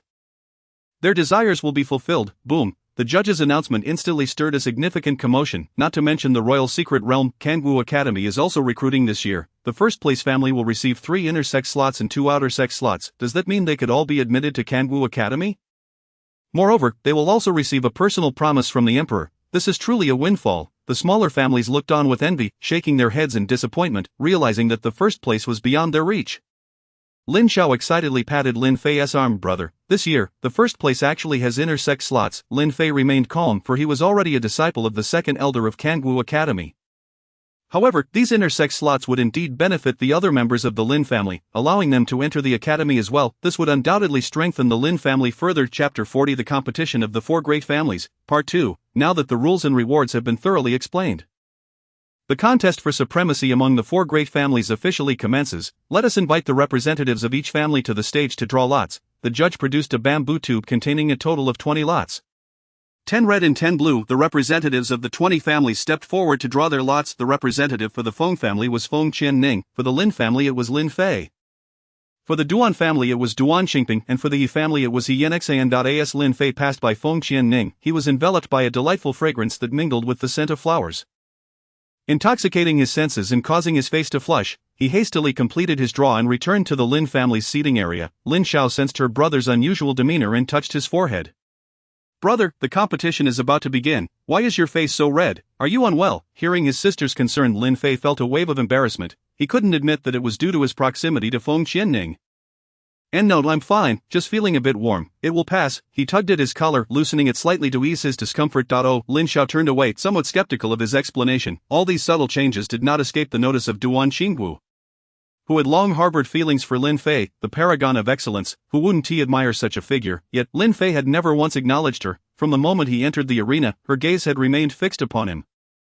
Observing the unfolding events, a tide of resentment and jealousy surged within her, especially recalling the humiliation she endured at Baichao Hall. It was Feng Qianning who had caused her to lose face, resulting in a month of confinement for reflection. Although her family was one of the four great families, the Nangong family truly reigned supreme in Bian City. No one dared to challenge them, and even the royal family treated them with deference given their connections to the Alchemist Guild and their vast array of enterprises, including the director of Kangwu Academy. She loathed Feng Qianning, blaming her for the humiliation she suffered at the hands of the Nangong family, and now it seemed she even dared to entice Lin Fei. She vowed that when the time came, she would make Feng Qianning pay dearly. As Feng Qianning settled into her seat, she could not shake the unsettling sensation of a resentful gaze following her, casting a glance in the direction of the source. She soon identified Duan Qinggu in the distance. Did she recognize her? What warranted such a look? A furrow of confusion creased Feng Qianning's brow as she briefly regarded her before choosing to ignore her entirely. This fleeting glance incensed Duan Qinggu, who slammed her hand upon her chair and rose to her feet. The judges on stage, taken aback by her sudden movement, regarded her with a mixture of bewilderment and displeasure. Questioning her intentions to it was as if Duan Qinggu was oblivious to their inquiries, her stare fixated on Feng Qianning as if she were intent on devouring her whole. It was not until Duan Qingping's cold voice resonated through the air. Xiaowu, what are you doing? Sit down at once. Do you not understand the gravity of this occasion? You are not permitted to act so recklessly. That Duan Qinggu snapped back to reality. Glancing around, she realized she was the only one standing aside from the guards, and felt a wave of embarrassment wash over her as she turned to the judges. My apologies, please continue. I momentarily lost my focus. Laughter erupted from the surrounding crowd, mocking the Duan family for having a daughter so oblivious to propriety. Her jealousy towards Feng Qianning laid bare for all to see, bringing disgrace upon her family during the competition of the four great clans. Duan Qinggu's complexion paled, unease creeping into her gaze as she glanced at Lin Fei, fearing he might join in the ridicule. To her chagrin, Lin Fei appeared entirely indifferent to her plight, deepening her sense of disappointment. With a disapproving snort, the judge announced, "Now let the family that drew the red slip come forward to select the clan they wish to challenge today." Feng Qianning looked down at the slip in her hand. It was blue. Only the Duan family possessed a red slip, while the others were blue, representing the defensive side. As the red team approached the stage to draw lots, each member silently prayed not to draw the Lin family. The humiliation of being eliminated in the first round was too great. They hoped to at least make it to the second round and have another chance to fight. Duan Qingping stepped forward to draw the lot, casting a mysterious glance in Feng Qianning's direction. Upon returning to his seat, Duan Qinggu, brimming with excitement, exclaimed, "It's the Feng family," she declared proudly. "Brother, leave Feng Qianning to me. I will personally deal with her and make her regret ever crossing me." Hearing her confident proclamation, Duan Qingping merely smiled and replied, "Very well, it's in your capable hands." He was quite fond of his sister, indulging her whims as they shared the same bloodline. Even if Feng Qianning had attained some level of cultivation, he estimated she would only be at the level of a junior spiritualist in the short term. Xiaowu had just advanced to a senior spiritualist. Handling Feng Qianning should pose no significant challenge. At this point, a soft female voice interjected, "I do not concur. Feng Qianning should not be underestimated. Her current strength is unpredictable, and one must consider carefully who is fit to confront her." Duan Qinggu turned irked to face the speaker. "Duan Qingman, I see your jealousy shines through because I drew a seemingly useless opponent. How can you say she is not to be underestimated? You simply wish to seize this opportunity for yourself, you." Duan Qingman gritted her teeth, regarding her sister with a look of disdain. Choosing not to engage further, she turned away, dismissing her with a wave of her hand. "Do as you wish, but do not come crying to me later, elder brother." Look at her. Duan Qinggu fumed, stamping her foot in frustration. Duan Qingping, witnessing the scene, could only offer her consolation. "All right, enough. The competition will commence shortly. She is yours to contend with, and she cannot be taken from you." He then shot a cold glance at Duan Qingman, stating with indifference, "She is your sister. Should you not show her some consideration?" "What kind of elder sister are you?" "Elder sister," Duan Qinggu retorted, her voice dripping with sarcasm. "Has she ever regarded me as her sister? What a joke!" A sharp crack resounded through the air as a crisp slap echoed, drawing the attention of all present to the Duan family. Duan Qingman clutched her reddened cheek, a trickle of blood seeping from the corner of her mouth, her eyes wide with disbelief as she gazed at her assailant. "Father, why did you strike me?" Her voice trembled with shock. How could he have humiliated her so brazenly in front of others? "Unfilial daughter, do you not see the nature of this occasion? How dare you speak back to your elder brother and sister?" Duan He glared at her, leaving no room for leniency, as though she were merely a stranger. "You wretched child, get back to your place. We have enough with Ping'er and war here." Duan Qingping did not intervene in his father's chastisement, While Duan Qinggu stood behind Duan Hiyu, arms crossed triumphantly, whispers of gossip circulated among the onlookers, and as tears of despair welled in Duan Qingman's eyes, she closed them tightly. She had long since needed to abandon any hope for the Duan family. Had she not, why continue to cling to such illusions? From this moment forth Duan Qingman would sever ties with the Duan family, she would no longer be associated with them. You may all look after yourselves. With that, she turned on her heel and departed, her resolve unwavering. Behind her, Duan Hiyu cursed, unfilial daughter, once you leave the Duan family, do not expect to return. Sitting in the high seat, Li Hanlin furrowed his brow, slamming his hand upon the table with such force that it splintered. What do you think this is? Your family's backyard? Bringing your domestic disputes here? If you were so preoccupied, perhaps you should refrain from participating in the competition of the four great clans. The laughter that erupted from the crowd was relentless, and upon noticing the War King's irritation, Duan Qinggu cautiously tugged at Duan Hiyu's sleeve, the latter's face flushed with embarrassment from the king's mockery. And he bowed. My apologies, Your Highness, it is merely that this unfilial daughter is infuriating, I ask for your understanding. With that, he took his seat, ceasing his insults toward Duan Qingman. The War King, his brow still furrowed, exchanged a meaningful glance with the judge, who promptly resumed. Now let the one who drew the number one begin the challenge. Feng Qianning reclined languidly in her chair, observing Duan Qingman's retreating figure, her delicate white feather fan obscuring half of her face as she whispered something to Mu Ran beside her. Moments later Mu Ran nodded in comprehension and turned to leave. Once Mu Ran was gone, Feng Qianning cast a knowing smile at the trio of Duan Hiyu and his daughters. The Qinghan body was indeed a promising talent within the Tianyuan kingdom. With careful cultivation, her future potential was boundless, such a remarkable prospect, and they were willing to give her up. Very well, she would not hold back. Her gaze drifted to the figure seated in the main position. Li Hanlin, the renowned War King, a fifth-level spiritual general and one of the rare purple soul bodies in the Tianyuan kingdom, a true standout among the many talented youths. How curious that the original owner of this body had harbored affections for the useless Li Xiaoming. A mere junior Qinghan body. Had his mother not been the empress, he likely would not have even reached the fifth level of spiritual general. Even now, despite being on par with the War King, the latter could easily dispatch him in a single blow. The War King was undoubtedly leagues above Li Xiaoming, and the original owner had truly been blind. With a dismissive tch, Feng Qianning expressed her disdain, revealing her discontent. Li Hanlin sensed a powerful spiritual energy scrutinizing him, yet when he turned to investigate, Feng Qianning had already averted her gaze, leaving him with only a glimpse of her flawless profile. Narrowing his eyes, he observed the direction of Feng Qianning, having sensed an unidentifiable spiritual force probing him moments earlier. Following the source of that energy had led him to her location. Could it be that she was indeed as the rumors suggested? If not, then what could explain that formidable spiritual power? It surpassed his own by a considerable margin, and he was currently a fifth-level spiritual general. Did this imply she was a spiritual king? The mere thought left Li Hanlin's expression one of astonishment and disbelief. She was to be Li Xiaoming's fiancée. This could complicate matters. Beside him, Li Xiaoming had also noticed the main figure's unwavering attention on Feng Qianning. Annoyance flickered across his features, as if someone were coveting his possessions. Ninth brother, what are you doing? Why do you keep staring at my fiancée? Upon hearing Li Xiaoming's inquiry, Li Hanlin slowly regained his composure, responding with a smile. Fourth brother, you jest. I merely found her strikingly reminiscent of an old acquaintance and could not help but gaze a moment longer.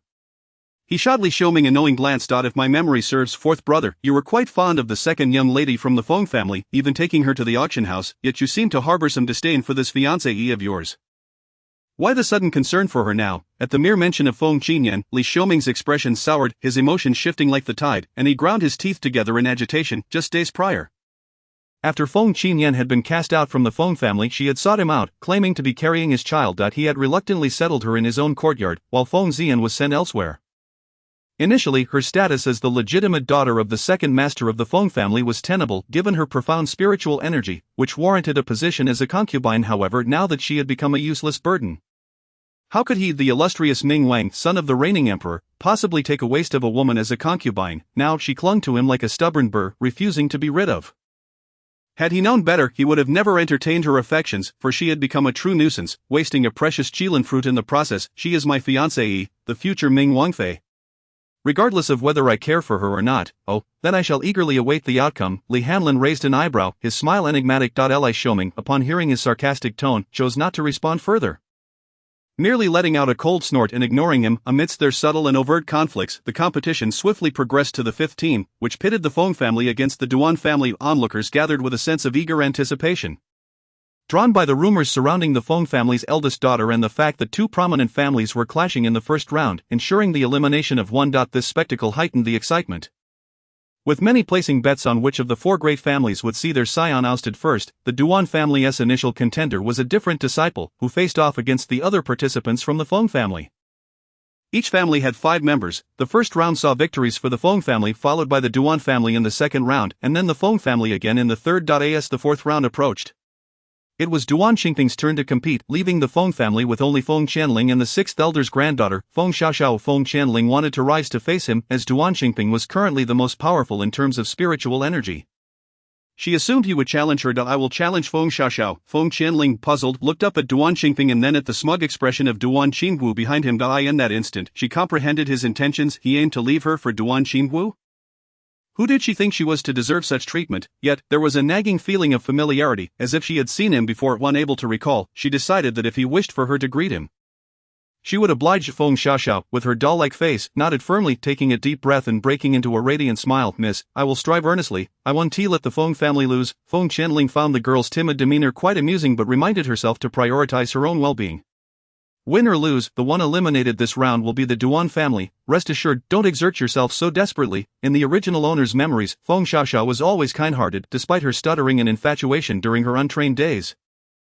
She consistently protected her, trailing behind her while calling out, Miss, Miss, adorably so. She could be considered one of the few who treated the original owner kindly, akin to a younger sister. Upon hearing these encouraging words, Feng Xiaoxiao beamed even brighter, showcasing a small canine tooth. Yes, Xiaoxiao understands. She then turned and ascended the stage. Though she was merely a novice spiritualist, significantly outmatched by Duan Xingping, she resolved to give her all.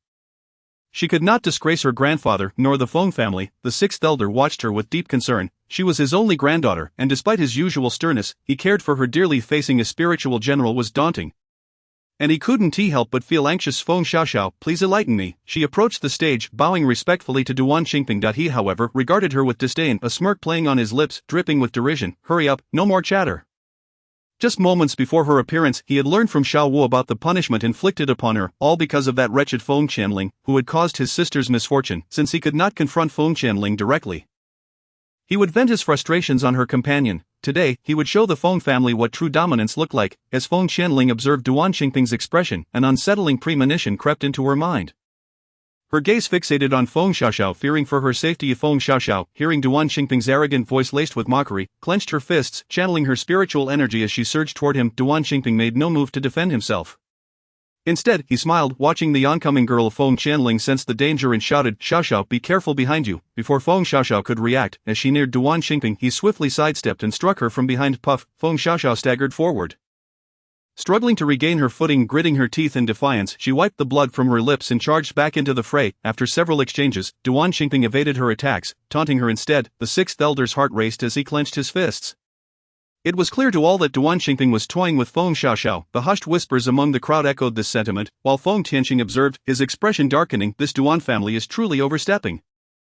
Referee, we concede. Feng Qianling's cold voice rang from the sidelines. Xiaoxiao could no longer continue. The referee turned to Feng Xiaoxiao, inquiring if she surrendered. Duan Xingping stood by, arms crossed, scoffing, if you can't handle it, just step down. Your Feng family is pathetic. Feng Xiaoxiao felt as though her insides were being crushed, her vision dimming as Duan Xingping trampled the Feng family's dignity beneath his feet, even if it meant her demise. She would never yield. Gritting her teeth, she struggled to rise, declaring to the referee, I do not concede. She faced Duan Xingping with a chilling smile. The Feng family has no cowards, so dream on. Duan Xingping, infuriated by her defiance, had not anticipated her resilience. The thought that his authority was being challenged ignited a blaze of fury within him, and he glared at Feng Xiaoxiao, deciding that if she sought death, he would gladly oblige. Feng Qianling, perceiving the shift in Duan Xingping's demeanor, immediately stood, addressing the referee with conviction. We, the Feng family, concede this round. She is no longer able to fight. The rules of the competition clearly stated that no life-threatening harm should befall those who conceded.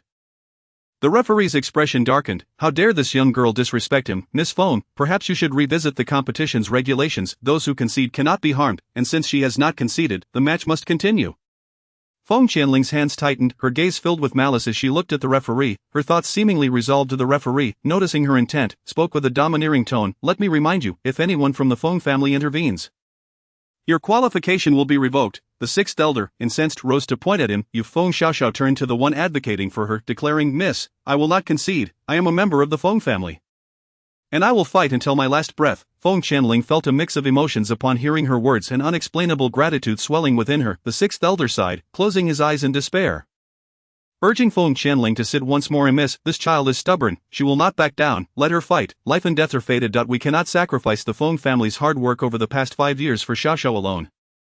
This competition represents the efforts of every member of the Feng family. Just as he finished speaking, Feng Xiaoxiao was struck down, falling to the ground. Motionless. Moments passed without her rising. Duan Xingping shot a provocative glance at Feng Qianling, reveling in his triumph over the fallen girl as he clapped his hands. The referee, seeing she could not rise, intervened to halt Duan Xingping's advance. After counting to 10, he declared Duan Xingping wins this round. Feng Qianling sprang into action, leaping onto the stage. She cradled Feng Xiaoxiao's body with one hand while channeling her spiritual energy into her with the other. Do not be afraid, you will be fine. Under her nurturing energy, Feng Xiaoxiao slowly opened her eyes, gazing at Feng Qianling as she transferred her power. She mustered the strength to lift a hand, grasping Feng Qianling's hand and smiling. Miss, please do not waste your energy on me. I cannot continue. All along, I have known that you are extraordinary. It is a pity that I shall not witness your future greatness. You must perform well and elevate the Feng family to the pinnacle. Coffee blood continued to spill from her mouth. Do not speak, you will be all right. Feng Qianling's eyes glistened with crimson fury as she watched the frail figure in her arms. The Feng family members gathered around, and the sixth elder knelt before Feng Xiaoxiao. Trembling, she looked at him, making an effort to reach out and touch his face. Grandfather, I am sorry for disappointing you. You must take care of yourself. Before Feng Xiaoxiao could finish her words, her hand fell limply to the ground. The other disciples of the Feng family could not suppress their tears, crying out, Xiaoxiao. The sixth elder, choked with emotion, whispered, Child, go in peace, grandfather understands your intentions. Then, with great sorrow, the sixth elder grasped Feng Qianling's hand. Still channeling energy into Feng Xiaoxiao. Miss Xiaoxiao, it has already departed, you still have a match to contend with, preserve your strength, do not squander your spiritual energy in vain any longer. When Xiaoxiao was reluctant to descend from the arena, the conclusion had already been foreseen. As a grandfather, he failed to protect his granddaughter. As an elder, he did not safeguard the disciples of the Feng family. The instigator of the entire affair, Duan Xingping, stood aside gazing haughtily at the unfolding scene, exclaiming, What a tragedy, it does not concern me. She did not call for surrender, it was merely a bit too forceful, so fragile, she perished with a single kick. Lan Xiao, witnessing the lifeless body, shouted angrily at him, He is merely a great spiritualist, while you are a spiritual general. After battling you for so long, she was already drained of her energy. Do you comprehend the significance of that last kick? Was it truly necessary to strike with such deadly intent? You did it on purpose. From the audience, Duan He and you also voiced their displeasure, asserting, You cannot blame my son, these are the rules of the competition. She did not declare her surrender, thus life and death are indifferent. Is that not so, esteemed judge? The judge had not anticipated that a life would truly be lost. In previous competitions among the four great families, such fatal incidents had never occurred, it was always a matter of restraint. This was the first time. His expression darkened, realizing that a death had transpired under his watch, and utter disgrace to the Duan family.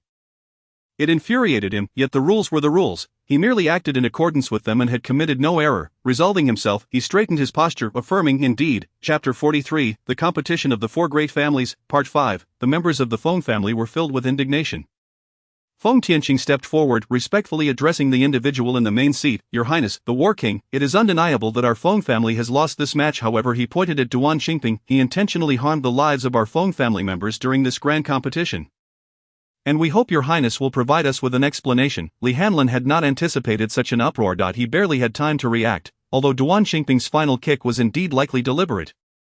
Rules are rules. The elder of the Feng family did not surrender. On the arena, life and death are left to fate. Once a life is lost, it cannot be revived. Please accept my condolences. Upon hearing these words, the Duan family members swelled with arrogance. Duan Xingping wore a smug expression, as if to say, See, even His Highness, the War King, stands with our Duan family. What else is there for you to say? Li Hanlin continued, However, I have stated that in the competition, those who do not surrender must accept the consequences of life and death. Miss Feng, do you understand? His gaze passed over Feng Tianqing and fell directly upon the individual still cradling Feng Xiaoxiao's body. Duan Xingping remained oblivious to the meaning of Li Hanlin's words, continuing to mock Feng Qianning and the others. Hey, did you all hear what His Highness said? Those who do not surrender must accept their fate. Li Hanlin, observing the chaos unfolding on stage, felt a surge of discontent. Young Master Duan, do you not comprehend my words? Do you require a second repetition? Hearing Li Hanlin's frigid tone, Duan Xingping awkwardly fell silent. Content to see the Feng family suffer in silence, Feng Qianning, with her head bowed, understood the implication of Li Hanlin's words. Indeed, a life cannot be revived now. She let out a cold scoff, then slowly closed Feng Xiaoxiao's eyes with one hand. Xiaoxiao, wait for me. I will make the Duan family pay for this. Feng Qianning gently laid Feng Xiaoxiao's body down. stood up and coldly addressed the judge. "Can we commence the next match?" The judge, taken aback by the suddenly intimidating aura of Feng Qianning, involuntarily swallowed hard, feeling as though he had committed a grave offense, and dared not meet her gaze. Yes, then let the last participant from the Duan family take the stage. What has happened to make Feng Qianning so fearsome? The judge trembled internally. Li Hanlin observed the shift in Feng Qianning's demeanor with satisfaction. She was indeed clever, grasping the meaning behind his words. As Duan Qinggu approached the stage with an air of superiority, Feng Qianning's calm voice rang out, "I wish to challenge both of them." Together, she pointed at Duan Qingping and Duan Qinggu. "Haha, this is the funniest joke I've heard." The disciples of the Duan family laughed at her audacity. Duan Xiaoming's displeased voice echoed Feng Qianning, "Do not be foolish, you cannot win." However, Feng Qianning paid no heed to Duan Xiaoming's words, instead frowning at the judge. "Is that not permissible? I recall there being no explicit rule against one person challenging multiple opponents." The judge glanced at Li Hanlin, who had momentarily halted his fan, a flicker of annoyance crossing his face. This was not what he intended. How could she challenge two opponents at once, seeing her determination? He felt compelled to comply and nodded. The judge, upon receiving the War King's nod, finally spoke. "Then is the Duan family in agreement?" Duan Qingwu laughed. "Agreed. If she seeks to suffer, let it be on her own head. Just don't accuse us of bullying her." Feng Tianqing and the others exchanged glances of disbelief. Knowing full well the extent of Feng Qianning's current abilities, they harbored no concerns about a mere great spiritualist and a spiritual general posing any threat to her. "Very well, let us begin." With the judge's command, Duan Qingping strolled leisurely onto the stage, exuding confidence. "Since you seek death, I shall accompany you on your journey." He swayed his head, stretching as if preparing for a grand battle. The spectators observed the Duan family's behavior. Though it was Feng Qianning who initiated the challenge, the Duan family did not hesitate to accept, as if fearing a delay would prompt the Feng family to reconsider. The Duan family truly embodied the reputation of being a gathering of petty individuals. Seated above, Li Xiaoming eyed the arena with displeasure, questioning, "Ninth brother, how can you behave so recklessly?" Their father had foolishly entrusted him with the authority over the competition among the four great families. A clear abuse of power. Li Hanlin, unabashed, leaned back in his chair, commenting, "Fourth brother, it seems that the eldest daughter of the Feng family is no longer inclined to heed your words. How amusing." It appeared that the relationship between Feng Qianning and Li Xiaoming had soured considerably. In the past, a single word from Li Xiaoming would have compelled Feng Qianning to comply. Yet now she ignored him entirely. Li Xiaoming was at a loss for words, finally huffing in frustration and choosing to ignore him. Engaging in banter with him yielded no benefits. Moreover, Feng Qianning, this insufferable woman, treated his advice with complete disregard. He was only looking out for her. She would learn her lesson soon enough. Those bound by a contract to Feng Qianning within the space sensed her fury. Bai Ming shook his head at the unfolding scene. "These two are doomed, deservedly so. Let us strike them down." Qing Yuan echoed angrily, "Indeed. Let us eliminate them." Little Bai chimed in enthusiastically. She gazed at the still prattling Duan Qingping, her brows furrowing. "Enough idle chatter. The two of you should face off together." Upon speaking, Feng Qianning summoned her floating sword. Her expression turned solemn, her tone carrying an underlying severity. Clad in red, with a sword radiating white light and crackling with a hint of thunder, Feng Qianning exuded an air of elegance and prowess. "Look, that sword. It does not seem like an ordinary weapon. Could it be a legendary artifact? Yet, I cannot detect any aura of a divine weapon." The crowd erupted in speculation. Since the moment she brandished the floating sword, Li Hanlin's gaze had not strayed from her. Though he sensed no divine aura, his instincts told him that this sword was anything but ordinary. "Ha, this little woman is truly intriguing. It seems the rumors are indeed true." Li Xiaoming, on the other hand, fixated on the sword in her hand, his eyes filled with greed, just as Feng Qianyan had stated. She possessed a white sword. Although he could not sense its divine aura, he pondered whether it might indeed be an artifact. If it were true, regardless of Feng Qianning's spiritual prowess, with this artifact in his possession, he would have no choice but to marry her. At that point, he would demand she bestow the artifact upon him. Wouldn't he then also be the owner of a divine weapon? He could easily trample over all the other princes. Yes, that is the plan. As this thought crossed his mind, his gaze toward Feng Qianning became increasingly favorable, the disdain from earlier entirely dissipating. Facing death yet still sharp-tongued. "Prepare for my strike." Duan Qinggu and Duan Qingping exchanged glances, nodding in agreement as they summoned their swords and surged toward Feng Qianning. Feng Qianning, however, elegantly sidestepped, raising her floating sword and, with a motion of her body, struck the blade, neutralizing their assault. Duan Qingwu and Duan Qingping were nearly sent tumbling off the arena, each sporting a trace of blood at the corners of their mouths, exchanging incredulous glances. How could they, one a spiritual general and the other a great spiritualist, have their attack so easily deflected? Was she truly above their cultivation level? Upon this thought, the hair on the necks of the brother and sister stood on end, a sense of unease washing over them. Chapter 44, The Competition of the Four Great Families, Part 6. "It's my turn now, isn't it?" Feng Qianning gazed at the two of them as if they were mere corpses. With a sudden leap, she soared into the air, wielding the floating sword with remarkable speed. Her arms moved with precision, channeling all her spiritual energy into the sword, which ultimately coalesced into a colossal weapon. Magnified many times its usual size, the air crackled with a zzz sound as it hurtled towards the siblings with ferocious intent, the ancient pressure emanating from the strike leaving those nearby gasping for breath. The members of the Duan family wished to call for a halt, yet the oppressive force rendered them speechless, unable to utter a word, let alone those on the stage. The two hurriedly raised their weapons in defense. But Feng Qianing merely scoffed, overestimating yourselves. With renewed vigor, the blinding light consumed them entirely. Cries of despair echoed from the arena as the two siblings, especially Duan He and Duan Yu, glared with venomous eyes at the woman standing with her hands clasped behind her back, unable to comprehend the overwhelming power Feng Qianing now wielded. After a brief flicker, the light dissipated, revealing Duan Qinggu and Duan Qingping lifeless on the stage. Their demise gruesome. The spectators, finally catching their breath, beheld the scene with disbelief. Had one blow truly annihilated two opponents, one of whom was a spirit general, Feng Qianing was utterly monstrous. Li Hanlin observed her with satisfaction, pondering the unusual nature of her sword. Could it be an artifact? This woman, with her decisive demeanor and fierce protectiveness, piqued his interest. Upon returning, he would surely seek his father's permission to marry her. At that moment, Li Xiaoming's eyes were fixated on the sword in her grasp. Seeing his beloved son and daughter slain before him, Duan He abruptly rose from the stands, shouting furiously at Feng Qianing, "You dare to kill my son! The Duan family shall never coexist with the Feng family." At this, Feng Qianing could not suppress a laugh. Do you truly believe the Feng family would spare the Duan family? With a disdainful remark, she turned to descend from the stage. "Stop, I dare you to leave," Duan He retorted. "Pinger killed Feng Xiaoxiao because she did not concede. It was merely an accident. Your actions were clearly intentional." Feng Qianing, her back to them, shook her shoulders in amusement. "Well, neither of them called for surrender. Besides, I too made an error. Who knew they were so fragile?" Echoing Duan He's words back to him, laughter erupted from the audience. "Feng Qianing is simply extraordinary. She infuriates without consequence." Duan He and Duan Yu, incensed, could hardly find words. Finally gathering their strength, they soared to the arena to confront Feng Qianing. Simultaneously, a masked figure standing beside Li Hanlin intervened, neutralizing their attack and sending them tumbling from the stage. Li Hanlin's voice rang out with authority. "Duan family head, what are you doing? Do you have no regard for the rules of the competition?"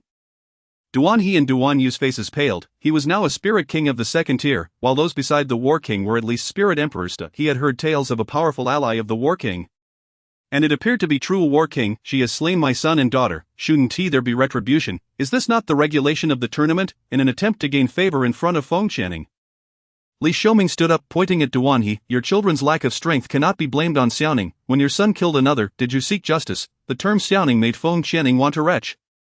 She cast an irritated glance at him, perplexed by his sudden attention. Did he think that now she possessed spiritual power, she was worthy of him? How laughable! Enough of this charade, Li Hanlin interjected. "I have stated that in the arena, those who do not concede face life or death. Feng Qianing has not breached any rules. If you continue this nonsense and impede the match, I shall not hesitate to end you." Hearing this, Duan He recalled the War King's words to Feng Qianing before the competition. It dawned on him that the War King was deliberately protecting her, a sentiment echoed by the Ming King. Did this mean his children had perished in vain? The thought of his once promising offspring filled him with anguish. How much time and effort had the Duan family invested in nurturing such talent? All the blame fell upon Feng Qianing. As these thoughts consumed him, his demeanor darkened further. However, with the War King and Ming King shielding her, he felt utterly powerless. Despair washed over Duan He as if he had been hollowed out. Had he known Feng Qianing was this formidable, he would never have allowed them to participate. The Duan family was doomed. After a prolonged struggle, Duan He concluded that preserving some semblance of the Duan family was paramount. Retreating was the wisest choice. Ultimately, he left the competition grounds in disgrace, commanding the removal of Duan Qingping and Duan Qingwu's mangled remains. He Zijun and cast a cold glare at Feng Qianing, sensing an eerie resemblance between her and a woman he had encountered in the Black Forest. Despite the absence of the telltale mark on her forehead, the referee, astounded, struggled to find his words and, under Feng Qianing's chilling gaze, stammered, "Feng. The Feng family wins." He felt as though he were trapped in an ice cavern, a chill running down his spine. Setting aside the protection of the War King and Ming King, Feng Qianing's strength was undeniably terrifying. What had he done earlier? Anxiety gripped the referee's heart, fearing retribution from Feng Qianing. After he declared the result, she turned and descended from the stage. The Feng family did not erupt in cheers at her victory. Instead, they remained enveloped in sorrow over Feng Xiaoxiao's departure. Only the sixth elder, gazing at the jade pendant in his hand, wept. "Xiaoxiao, may you rest in peace. The young mistress has avenged you." Soon, the results of the first round emerged. The Feng family had ousted the Duan family. Securing third place among the remaining 10 families, during the draw for the second round, every other family fervently prayed to avoid a match against the Feng family, not the Lin family, for they deemed Feng Qianning's ability to take on two opponents utterly terrifying. Feng Tianqing noted the absence of one participant. We're still one short. What should we do? At that moment, a youth stepped forward from behind, speaking calmly. Grandfather, I shall take the stage, as members of the Feng family turned to locate the source of the voice.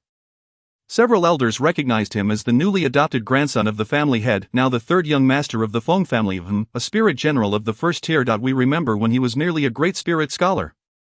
How has he advanced so swiftly? Regardless, he was a member of the Feng family, and Feng Tianqing looked on with surprise. You've emerged from seclusion so quickly. Wait. You've become a spirit general. Feng Qianqing nodded. A few days prior, Feng Qianning had gifted him a qilin fruit, and he had been diligently cultivating in seclusion, arriving at the competition site just after emerging. Chapter 45, The Competition of the Four Great Families, Part 7. He then sat beside Feng Qianning and asked, Sister, are you alright? Having heard the news of Feng Xiaoxiao's fate just as he left the Feng family, concern etched across his features. Feng Qianning smiled gently at the little one, filled with worry for her. Ruffling his hair, I'm fine. I've avenged Xiaoxiao, so there is no need to worry. As for the Duan family, she vowed not to let them escape unscathed. Once again, it was the Feng family's turn to compete. The referee cautiously began, Miss Feng, your family is still short one participant. Perhaps. The crowd observed the referee's hesitation, their expressions contorting. It was indeed the realm of the strong. Feng Tianqing pointed to Feng Qianqing, declaring he will take the stage. However, the opposing family members objected vehemently. He is a spirit general. They felt it was unfair that the Feng family had suddenly produced a spirit general from seemingly nowhere. Unfazed, the elder retorted, he is the newly adopted grandson of our family head, residing under our eldest master's name, and he is now officially a member of the Feng family. The opposing faction fell silent. Rendered speechless, having been inscribed in the family register made him one of them, and they could not contest it any further, though their dissatisfaction lingered. Your objections are noted, but I can still face two opponents. Feng Qianning's calm voice drifted toward the opposing family, prompting an instinctual retreat from their initial defiance. And no need, although facing a spirit general was challenging, at least they retained a chance of victory. If Feng Qianning were to take the field, all hope would be lost. Feng Qianqing regarded the speaker with an icy glare, akin to a predator locking onto its prey. He then stood and pointed at the one who had spoken. I challenge her. The referee nodded in agreement and turned back to the opposing side. Is that acceptable? The woman, caught off guard by the sudden call, felt a pang of embarrassment. After all, he was a master spirit of the 10th rank. To face him was that not akin to courting death. She then cast a pleading glance towards the man beside her, who coldly remarked, So, are you going to face Feng Qianning? The woman quickly shook her head, gritting her teeth as she stepped forward. It was perhaps better to battle him, as he was a man, with a hint of allure. She should not suffer too great a defeat. If she faced Feng Qianning, she knew that such tactics would be futile. Third young master, you. Before she could finish her sentence, Feng Qianqing struck her down from the stage with a single palm. She fell to the ground, clutching her chest, tears welling in her eyes as she gazed in disbelief at the man on the platform. Why did you strike so suddenly? You didn't even give me a warning. This doesn't count. She could not afford to return to her family with such humiliation. Feng Qianqing cast a disdainful glance at the woman on the ground and coldly replied, Once you stood on that stage, the match had already commenced. It was your own foolishness to entertain such thoughts. With a snort, he stepped down from the platform as the referee announced his victory. This display had undoubtedly garnered Feng Qianqing a few little admirers, cold and ruthless, possessing great strength, and handsome to boot. Following that, Feng Qianning's match was, without a doubt, a victory. After 2 rounds, 5 families remained. Feng Qianning glanced at the sky and recalled that today was the 15th, causing a stir of impatience within her. She wished to conclude matters swiftly. In the 3rd round, when it was the Feng family's turn to select a family to challenge, Feng Tianqing initially intended to play it safe and challenge the Yi family, ranked 2nd. However, he was abruptly interrupted by Feng Qianning's declaration. We shall challenge the Lin family. This announcement sent shockwaves throughout the venue. The Lin family was indeed formidable. Feng Qianning's audacious choice to challenge the Lin family indicated that the long-reigning Lin family, the foremost among the 4 great families, was about to face a shift in power. Lin Fei regarded Feng Qianning with admiration. Very well, our Lin family accepts the challenge. Feng Tianqing's expression shifted as he turned to her with a question. Why challenge the Lin family directly? Feng Qianning nonchalantly replied, It's a matter of urgency. The succinctness of her response caused the corners of the Feng family members' mouths to twitch, while Feng Qianqing wore a smile. Proud of his sister's audacity, Lan Shou nodded in agreement. At that moment, Li Xiuming could no longer remain seated. He descended from his seat and approached the Feng family's location, standing before Feng Qianning. He remained silent, awaiting her to initiate conversation. The other members of the Feng family regarded him with hostility, yet they chose to ignore him, as Feng Qianning paid him no heed. Li Xiuming felt the weight of their disregard. His temper flaring. Feng Qianning, do you not see me standing here? Feng Qianning looked at him with exasperation, wondering what he was trying to accomplish. Could you move aside? You're blocking my view of the match. Her words elicited laughter from the Feng family and the nearby clans. Li Xiaoming's expression darkened as he glared at the audacious woman, intent on pulling her aside to speak privately. However, before his hand could reach Feng Qianning, it was intercepted by Feng Qianche. I advise you to keep your distance from my sister. Do not touch her. Feng Qianche raised an eyebrow, enunciating each word with a warning tone. Li Xiaoming, already brimming with frustration, saw an opportunity to vent. With a swift motion, he gathered his spirit energy in his left hand and launched an attack towards Feng Qianche. In a flash, Feng Qianning yanked Feng Qianche behind her, intercepting Li Xiaoming's strike with a single palm. Li Wang, our Feng family members are not to be trifled with.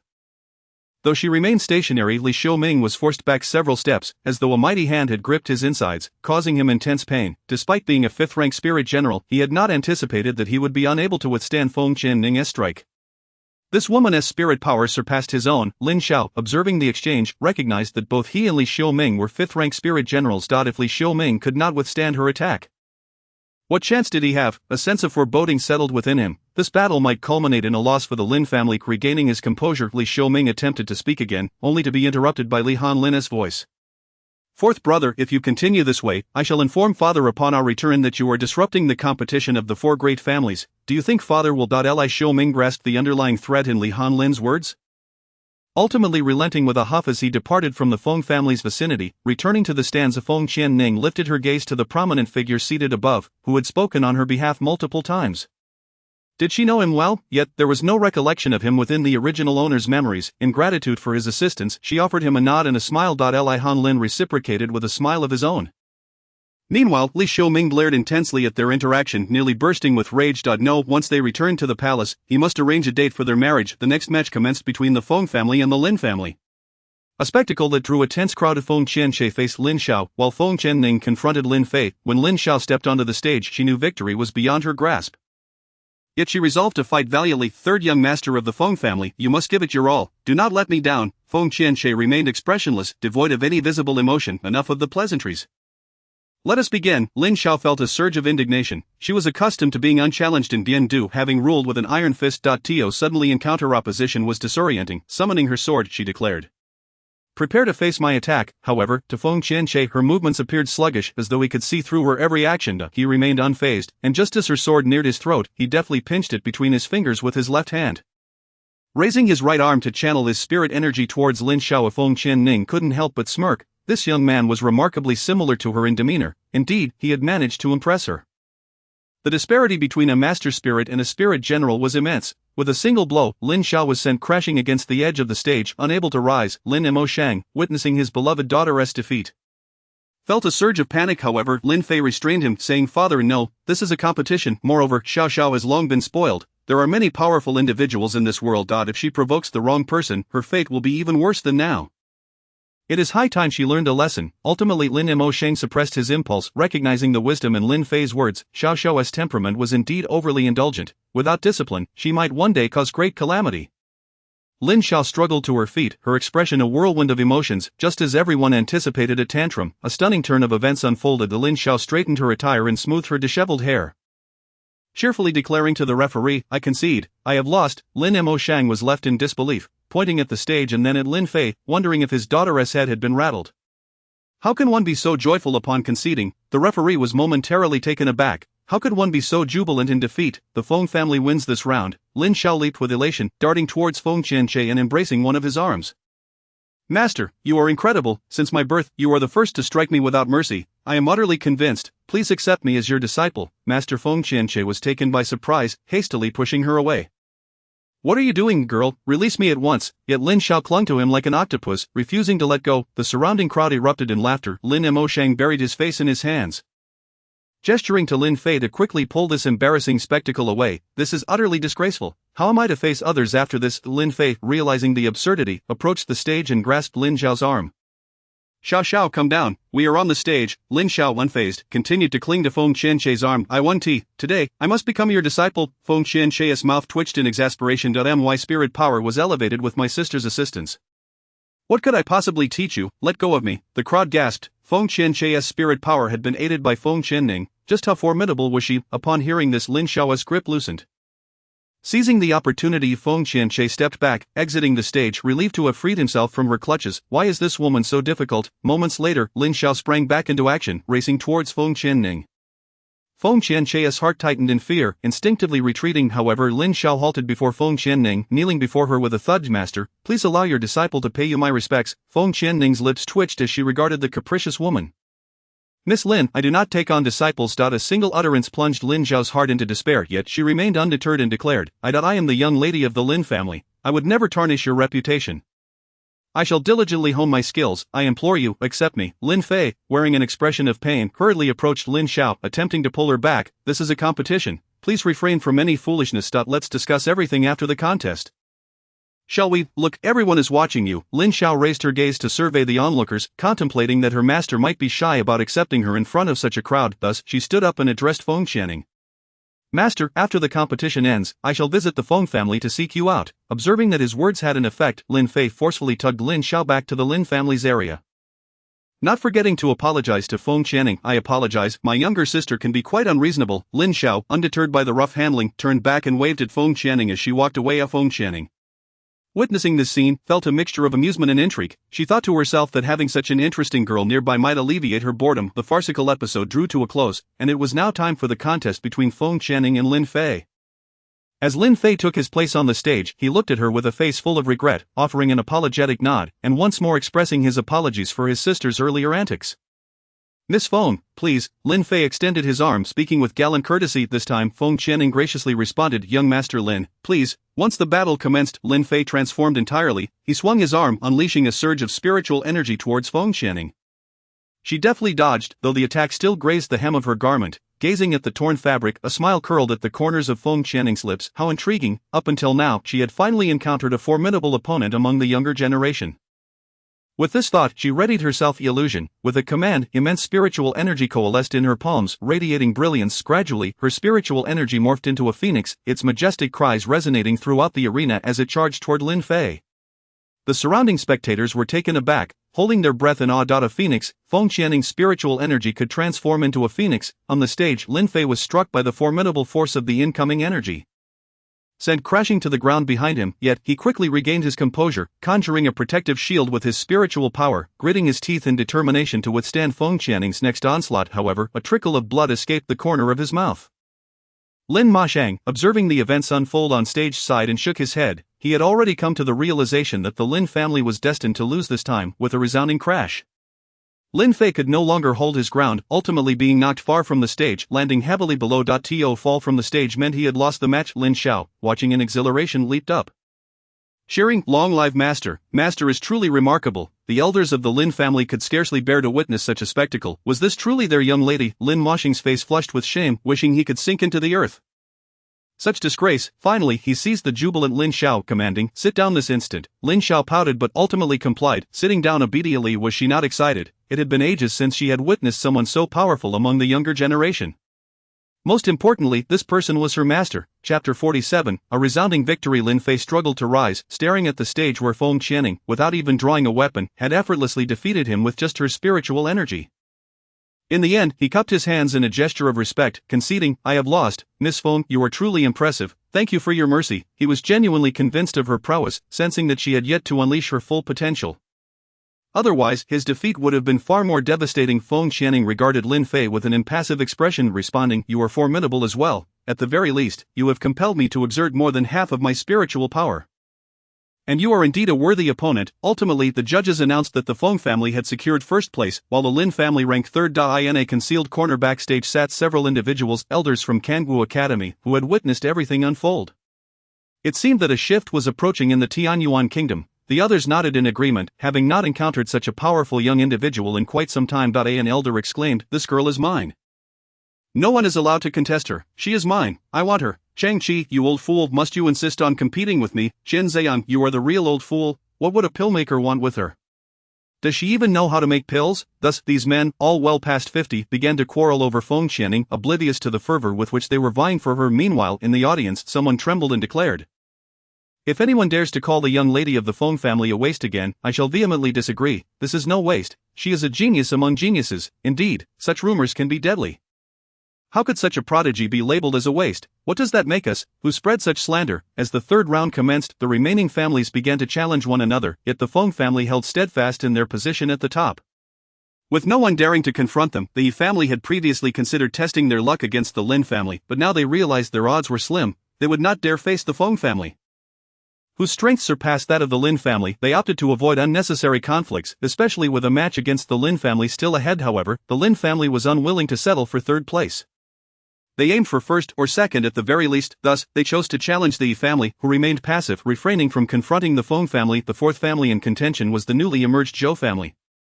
Consequently, the third round primarily revolved around the battle for second place between the Lin and He families. Ultimately, the Lin family emerged victorious. The final rankings were as follows: first place to the Feng family, second to the Lin family, third to the Yi family, and fourth to the Zhou family. Li Hanlin stood to announce the results. The Feng family is the victor of this tournament. They shall receive 5 Royal Secret Realm quotas, 3 Inner Sect quotas from Kangwu Academy, 2 Outer Sect quotas, and a promise from His Majesty to in 3 days, you may present your desires to the Emperor regarding the Royal Secret Realm and the acceptance of disciples into Kangwu Academy. Li Xiaoming observed Feng Qianning's face, which radiated delight. Such a powerful individual belonged to him. She was no longer the useless person she once was, she was now wholly deserving of him. Therefore, he proudly approached Feng Qianning, proclaiming, Xiaoning, in a few days, I shall petition my father to choose an auspicious date for our wedding, and I shall take you as my beloved consort. Feng Qinchao cast a disapproving glance at him, questioning how a man could be so shameless. Feng Qianning furrowed her brows, coldly retorting, Are you an idiot? Li Xiaoming, taken aback and incredulous, stammered, What? Did this woman just call him an idiot? I ask, are you an idiot? Can't you see that I find you insufferable? Who would want to be your beloved consort? Feng Qianning continued to berate him. At that moment, Li Xiaoming's demeanor grew dark, his words laced with frustration. Feng Qianning, you are bound to me by a marriage contract. It was my fault for neglecting you in the past. I have already apologized. Must you remain angry with me? I have promised to marry you. Surely you can be reasonable. In his eyes, everything Feng Qianning did was merely an attempt to attract his attention. After all, she had once adored him, going to great lengths to secure their engagement. How could she so easily abandon it? He refused to believe that it was anything other than a ploy to draw him in. Let us go, ignore this idiot, Feng Qianning declared, leading her family away without looking back. Li Xiaoming's gaze remained fixed on the figure clad in crimson, his fists clenched tightly, silently vowing, Feng Qianning, you have successfully captured my attention. As Li Hanlin passed by, fanning himself, he couldn't resist teasing Li Xiaoming. It seems the young lady of the Feng family does not appear to hold you in high regard, fourth brother. Does that not present an opportunity for me? He chuckled heartily. Li Xiaoming glared at the departing figure, filled with resentment, shouting after him, She is my fiancée. I will not allow you to succeed. Infuriated, he realized that Li Hanlin was indeed vying for Feng Qianning's affections, and he could not allow that to happen. Otherwise, the position of crown prince would surely slip from his grasp. With a resolute determination, he swiftly made his way to the palace. Upon returning, the Feng family did not share in an overwhelming sense of joy. Their thoughts were consumed by the loss of the beloved young girl, who had been cherished by all. Most struggled to come to terms with her sudden passing. Meanwhile, Feng Qianning hurried to the courtyard of Djiou.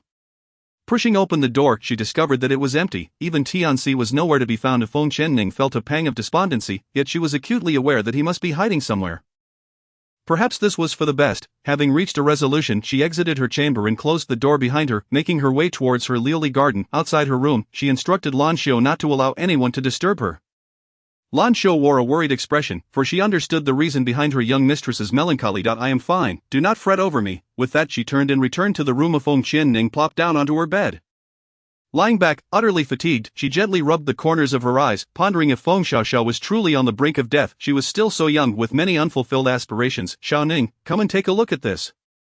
It may indeed be of assistance to Feng Xiaoxiao. Hearing Mai Ming's voice, Feng Qianning opened her eyes and swiftly stepped into the space. She hurried towards the small figure sitting on the ground, clutching the alchemical tome. Upon seeing her approach, Bai Ming handed her the tome, saying, Here, look, this 10th level elixir can revive her, the resurrection pill. Feng Qianning scrutinized the contents of the book, noting the required ingredients and their effects. It stated that anyone who had died within the last decade could be resurrected, provided their body remained intact. A 10th level elixir could only be concocted by a 10-star alchemist. Such a thing was unheard of even in upper-tier nations. The requirement for alchemist spiritual power was stringent. Only those who had achieved the sacred divine level could refine such a potion. Could she possibly become a 10-star alchemist within 10 years? And could she reach the sacred divine level after a decade? As these thoughts crossed her mind, the joy that had briefly flickered in her expression vanished. Chapter 48, Space Techniques. Feng Qianning now felt a deep sense of regret. Why had she not learned alchemy sooner? She had not realized how demanding it was. Fu Chun, observing her despondency, felt a pang of sympathy and approached to pat her shoulder, offering comfort. My dear, I believe in you, however, the path to divinity will be exceptionally arduous.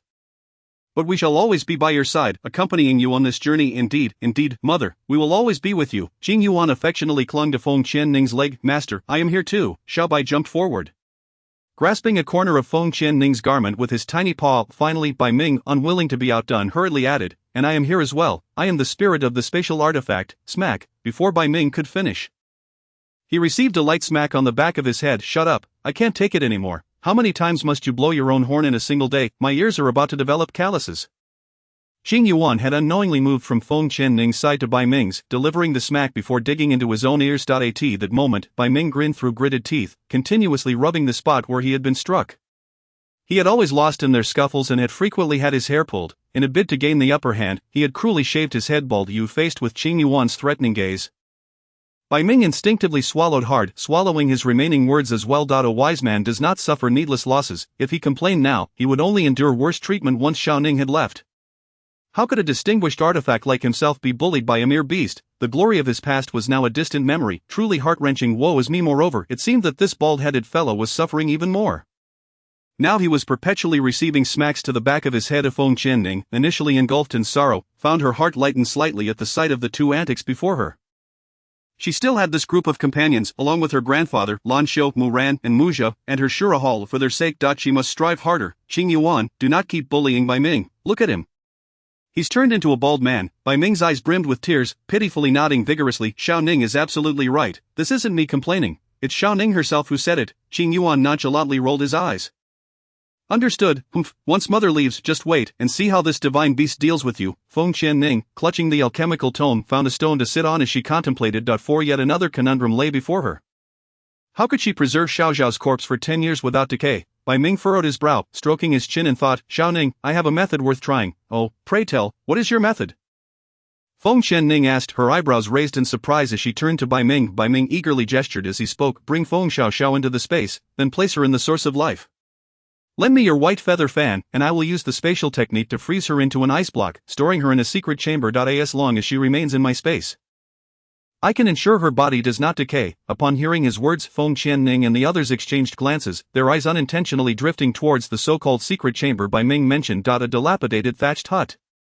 Bang! In a rather timely fashion, a piece of wood fell from the roof of Bai Ming. It felt as though 1,000 crows had flown over his head. Jing Yuan could no longer contain himself, bursting into laughter. Ha, you slay me, a secret chamber. Ha, even Fu Chun, the ice-cold mountain, found it difficult to suppress a chuckle. Xiao Bai sighed, feeling a touch of sympathy for Bai Ming. How could a divine artifact endure such misfortune? Bai Ming, his face flushed with anger, shouted, I am merely in my juvenile phase. I have yet to reach my peak. When I do, this won't be a thatched hut but a grand palace. Moreover, this is linked to Xiao Ning's strength. The higher her power, the greater the spatial transformations within the Kanglin bracelet. Feng Qianning twitched her lips. It had taken her half the day to realize it was her fault. Enough of this. Time is of the essence. I must hurry and bring Xiao Zhao's corpse. The sooner she is frozen, the better. Just as she was about to turn and leave, she suddenly thought of something, turning back to look at Fu Chun with a mysterious expression. Fu Chun, could you keep an eye on them in the future? If anyone causes trouble or fights behind my back, make sure to give them a thorough beating. Fu Chun was taken aback for a moment before nodding. Understood. Having received the answer she desired, Feng Qianning exited without hesitation. After she left, Bai Ming stood beside Fu Chun with a teasing expression, arms crossed, neck craned as he provocatively looked at him. As if daring him to act, Jing Yuan, witnessing his insolent demeanor, felt a strong urge to strike him. That he knew he could not defeat Fu Chun, so he ultimately sighed, coldly huffing and ignoring Bai Ming. Feng Qianning arrived at the courtyard of the sixth elder, seeking him out. I will take Xiao. I have a way to preserve her body without decay, and I may have a method to revive her. Feng Qianning looked resolutely at the sixth elder, cautious not to make any promises, opting instead for a gentler approach to spare him further heartache. Upon hearing her words, the sixth elder's throat tightened slightly.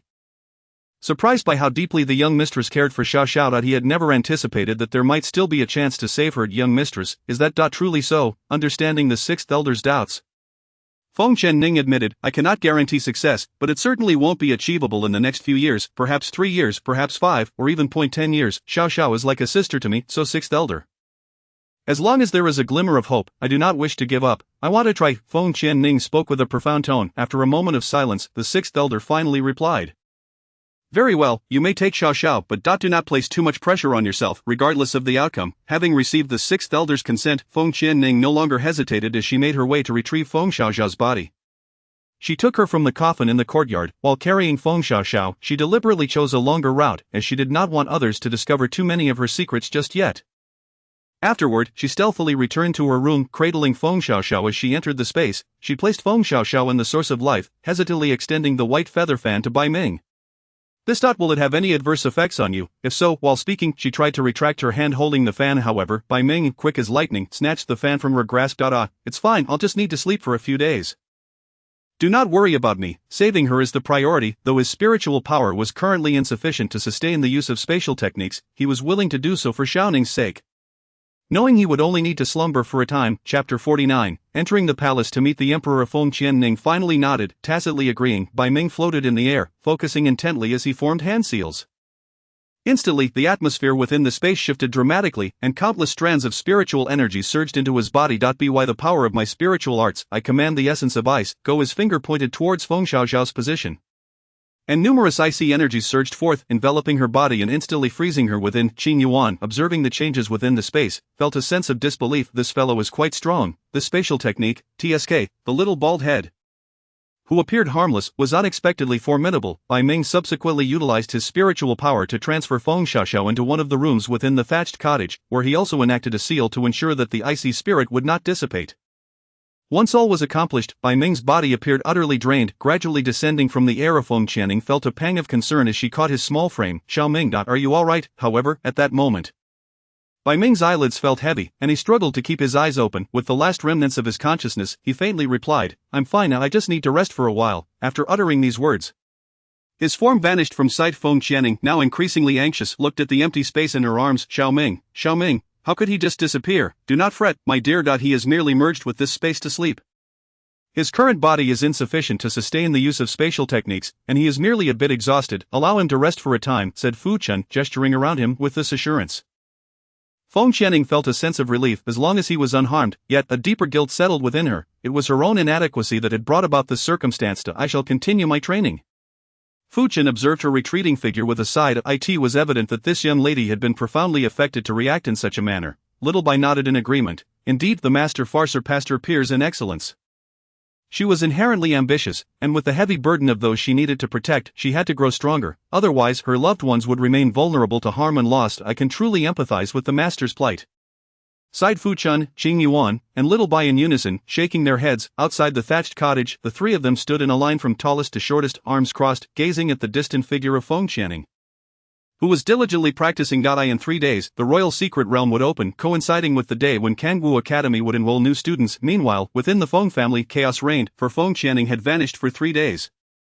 Cradling Feng Xiaoxiao's lifeless body, countless families sought to align themselves with the Feng family, eager for a glimpse of Feng Qianning, yet none had succeeded. Feng Tianqing scoured every corner of the Feng family estate and the city of Bian, frantic with worry, fearing he would miss the royal secret realm's opening and the enrollment at Kangwu Academy. At this moment, Feng Qianning had exited the spatial realm, surveying the spiritual power surrounding her, only to find no sign of growth, which rendered her somewhat discontented. Child, your spiritual power is already extraordinary among your peers, and you are still quite young. You have a long journey ahead of you, with ample time. Do not be overly eager for immediate results. Haste may lead you to peril. Fu Chen's concerned voice resonated in her mind. Feng Qianning hesitated in her stride, warmth blossoming in her heart as a faint smile curved her lips.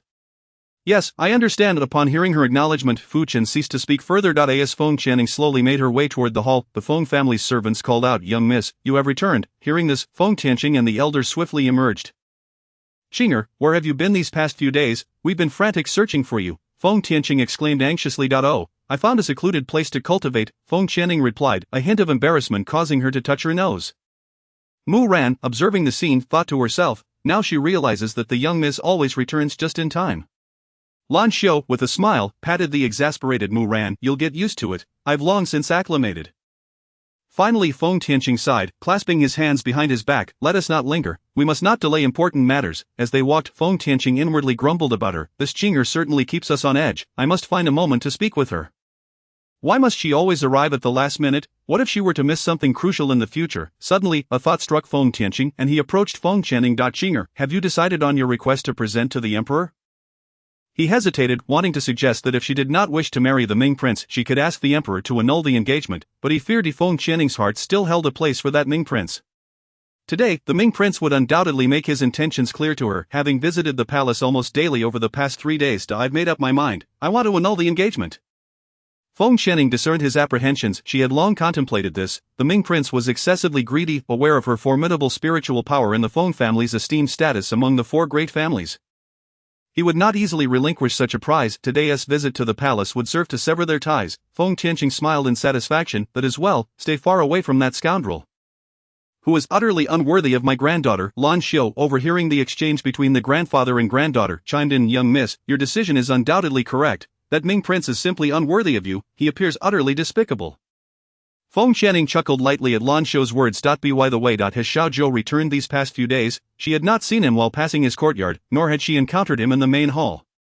Lan Xiu pondered briefly before shaking her head. I have not seen Lord Zhou for several days. He seems to have not returned. Upon hearing this, Feng Qianning's brows furrowed in confusion. Could something have happened?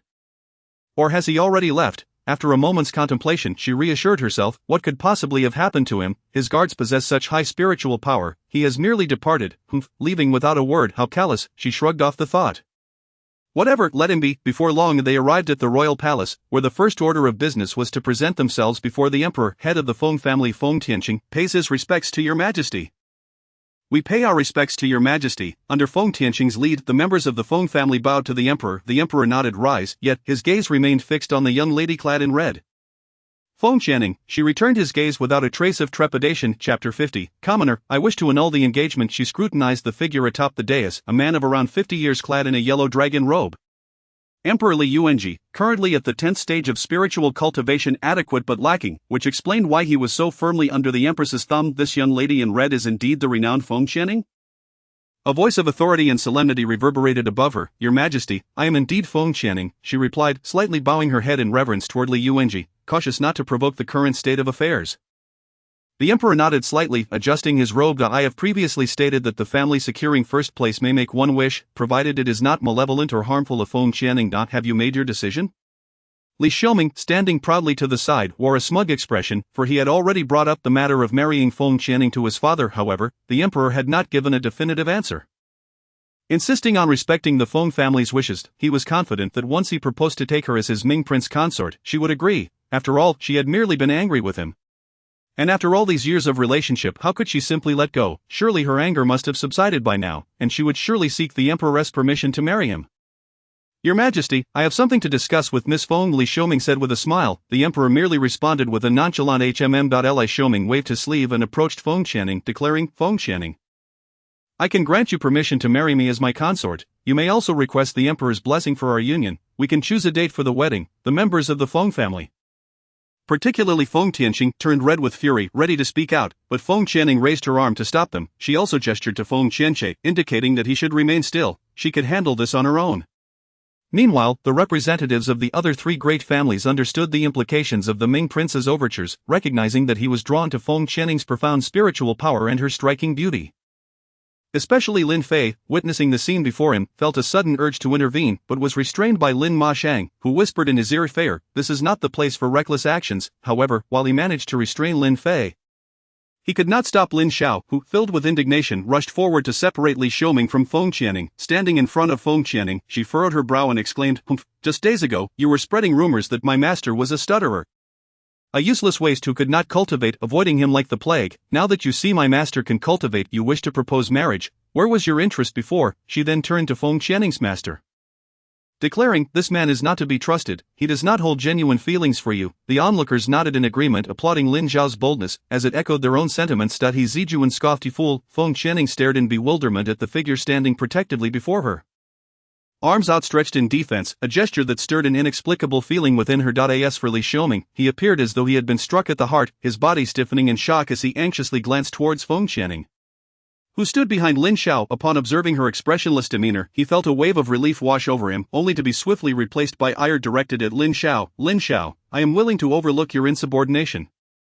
Considering you are the sole daughter of the Lin family, however, I advise you to refrain from meddling in our affairs, or else. The final words dripped with a threatening undertone. Lin Moshing's countenance turned icy as she stepped forward to shield Lin Xiao, declaring, or else what? Ming Wang, do not overstep your bounds. my sister is not one to be trifled with. It was permissible to bully others, but not his daughter. Li Xiaoming's expression shifted unpredictably as he began to calculate his next move. The legend spoke of the Lin family possessing a spirit emperor. Having just lost the support of the Duan family, he could not afford to offend the Lin family if he wished to ascend the throne smoothly. Their backing was essential. Feng Qianning sighed in exasperation, rolling her eyes at the spectacle. It was truly troublesome. Her gaze then drifted to Li Yuanji, who had been quietly observing the unfolding drama. It seemed the emperor did not favor Ming Wang. Had he genuinely admired him, he would not remain silent, merely spectating like a bystander, clearly relishing the conflict. Your Majesty, I have made up my mind. I wish to dissolve my engagement with Ming Wang. Nothing more. The onlookers were taken aback, astonished that a royal promise would be so casually discarded. They wondered why she did not request another entry into the secret realm or propose marriage to a prince. Surely such an act would elevate her status immensely. What a waste. Even Li Yuanji paused, momentarily taken aback, his thumb and forefinger rubbing together as he pondered her bold proclamation. Who would have thought this young lady would be so forthright? Yet perhaps it was for the best, sparing him considerable trouble. Li Xiaoming was struck with disbelief, his mind buzzing as he stared incredulously at Feng Qianning. Do you comprehend what you are saying? I have promised to take you as my consort. What dissatisfaction could you possibly harbor? Are you attempting to toy with my affections? Feng Qianning regarded him with a look of disdain, her voice frigid and devoid of warmth. I have long since lost any affection for you. Can you not see that? I implore you to cease your pursuit. Let us part amicably and never entangle ourselves again in matters of marriage. She cast a glance at Li Yuanji, addressing him directly. Your Majesty, my request is neither unreasonable nor malicious. I hope you will honor your word. The actions of Ming Wang have etched themselves indelibly in my memory. I harbor no love for him. I beseech you to return the tokens of our betrothal and permit the dissolution of our engagement. After a moment of silence, Li Yuanji finally spoke. Very well. Since you have put forth this request, I shall grant it. Ming Wang, you are to return the tokens of your betrothal, and from this moment forth, your engagement is hereby nullified. A smile graced Feng Qianning's lips as she produced the jade pendant from her person. Ming Wang, this belongs to you. I return it now. My pendant, I reclaim it. However, as Li Xiaoming gazed at the pendant she offered, his eyes darkened, his fists clenching tightly. This wretched woman dared to publicly annul their engagement. Stripping him of all dignity. Are you certain? Once dissolved, we shall have no further ties. Should you wish for me to marry you again, it shall be utterly impossible. Feng Qianning raised an eyebrow, seemingly unfazed, and nonchalantly dug her fingers into her ears, blowing lightly. Ming Wang, do you truly lack comprehension? I possess not a shred of affection for you. Kindly keep your distance. Return my pendant. From this moment on, we are strangers. She extended her other hand, demanding the jade pendant. Chapter 51. The struggle for Feng Qianning. With gritted teeth, Li Xiaoming begrudgingly accepted the pendant from her hand. He had no choice. Refusing would only allow others to believe he was desperately clinging to Feng Qianning, ruining his reputation irreparably. I did not bring your pendant. It remains with my mother. I shall retrieve it for you in due time. Humph, since I cannot possess it, I shall destroy it. Do not blame me, Feng Qianning, for your lack of discernment. A fierce glint flashed in his eyes. I in the realm of Qingyuan, the spirit beast, observed Li Xiaoming. Itching to take action against him, this insufferable man aspired to be the progenitor of this divine creature. How preposterous! He would rather drown him with a mere spit of dragon's saliva, if it were not for his mother forbidding him from intervening. He would have dealt with him long ago. What a fool! Even Djiu was preferable, for at least he did not exude such a repugnant aura. Xiaobai scratched his head in confusion, questioning, aren't you afraid of that demon? Why then? A pitiful squeak interrupted, for Xiaobai's inquiry had not been completed before Qingyuan smacked its head, who said, I fear him. He is a demon. I am a divine beast. Since time immemorial, gods and demons have been at odds. Did you not hear? God precedes demon. How could I possibly fear him? The creature huffed defiantly, though it was evident that fear crept in as Xiaobai's voice dwindled in volume. Sensing the ominous aura, eventually it cowered behind Fu Chun, who shook his head in exasperation. This little tyrant, taking advantage of Bai Ming's slumber, now bullied Xiaobai. Qingyuan, Xiaobai lacks spiritual power. Unlike Bai Ming, you cannot continually use your power against him. If anything were to happen to him, that girl would flay you alive. Humph, a noble beast does not squabble with a mouse. Qingyuan turned away, refusing to acknowledge Xiaobai any further. Yet you still. Xiaobai's words were cut short as Fu Chen cast a silence spell upon it. You two are insufferable, lacking spiritual power, yet your tongue is as sharp as ever. Be still for a while. The silence spell shall lift by tomorrow, but if you persist, I will leave you to your own devices. Exasperation washed over him. It was clear that Qingyuan's arrogance and boastfulness had reached its limit. Meanwhile, Feng Qianning, hearing Li Xiaoming's words, let out a cold laugh. Very well, our engagement is now dissolved. I hope Ming Wan will swiftly return my father's jade pendant. Humph. Li Xiaoming merely snorted and returned to his previous position. Li Hanlin, fanning himself, chuckled at the disheveled figure that had returned. At that moment, Li Yuanji decided it was time to intervene. The royal secret realm shall open in 1 hour. the elders from Kangwu Academy have arrived. Let us begin by enrolling students from the Feng family. The crowd buzzed with anticipation for the student enrollment at Kangwu Academy. Which elder do you wish to apprentice under? Oh, we are all outer disciples. Only the Feng family has 3 inner disciples. I don't care, being an outer disciple is fine, there is still a chance to enter the inner circle, if one could not even enter the outer circle. What hope was there for the inner circle? The excitement was palpable as Kangwu Academy had not recruited new students in 5 years. Gaining admission was no easy feat, only those of exceptional talent or possessing recommendations from academy members stood a chance.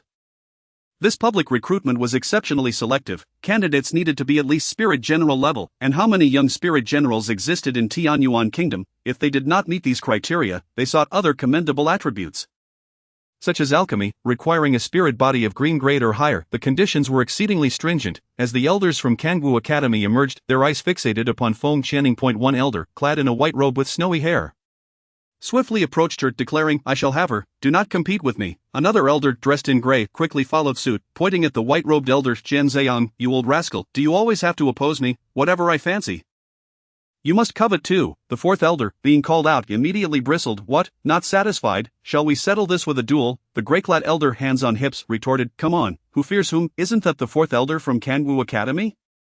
A 5-star alchemist?" One disciple exclaimed, filled with envy. "Indeed, it is said that the 4th elder has not taken an inner disciple in ages, only outer disciples. My heavens, could it be that Feng Channing possesses alchemical skills?"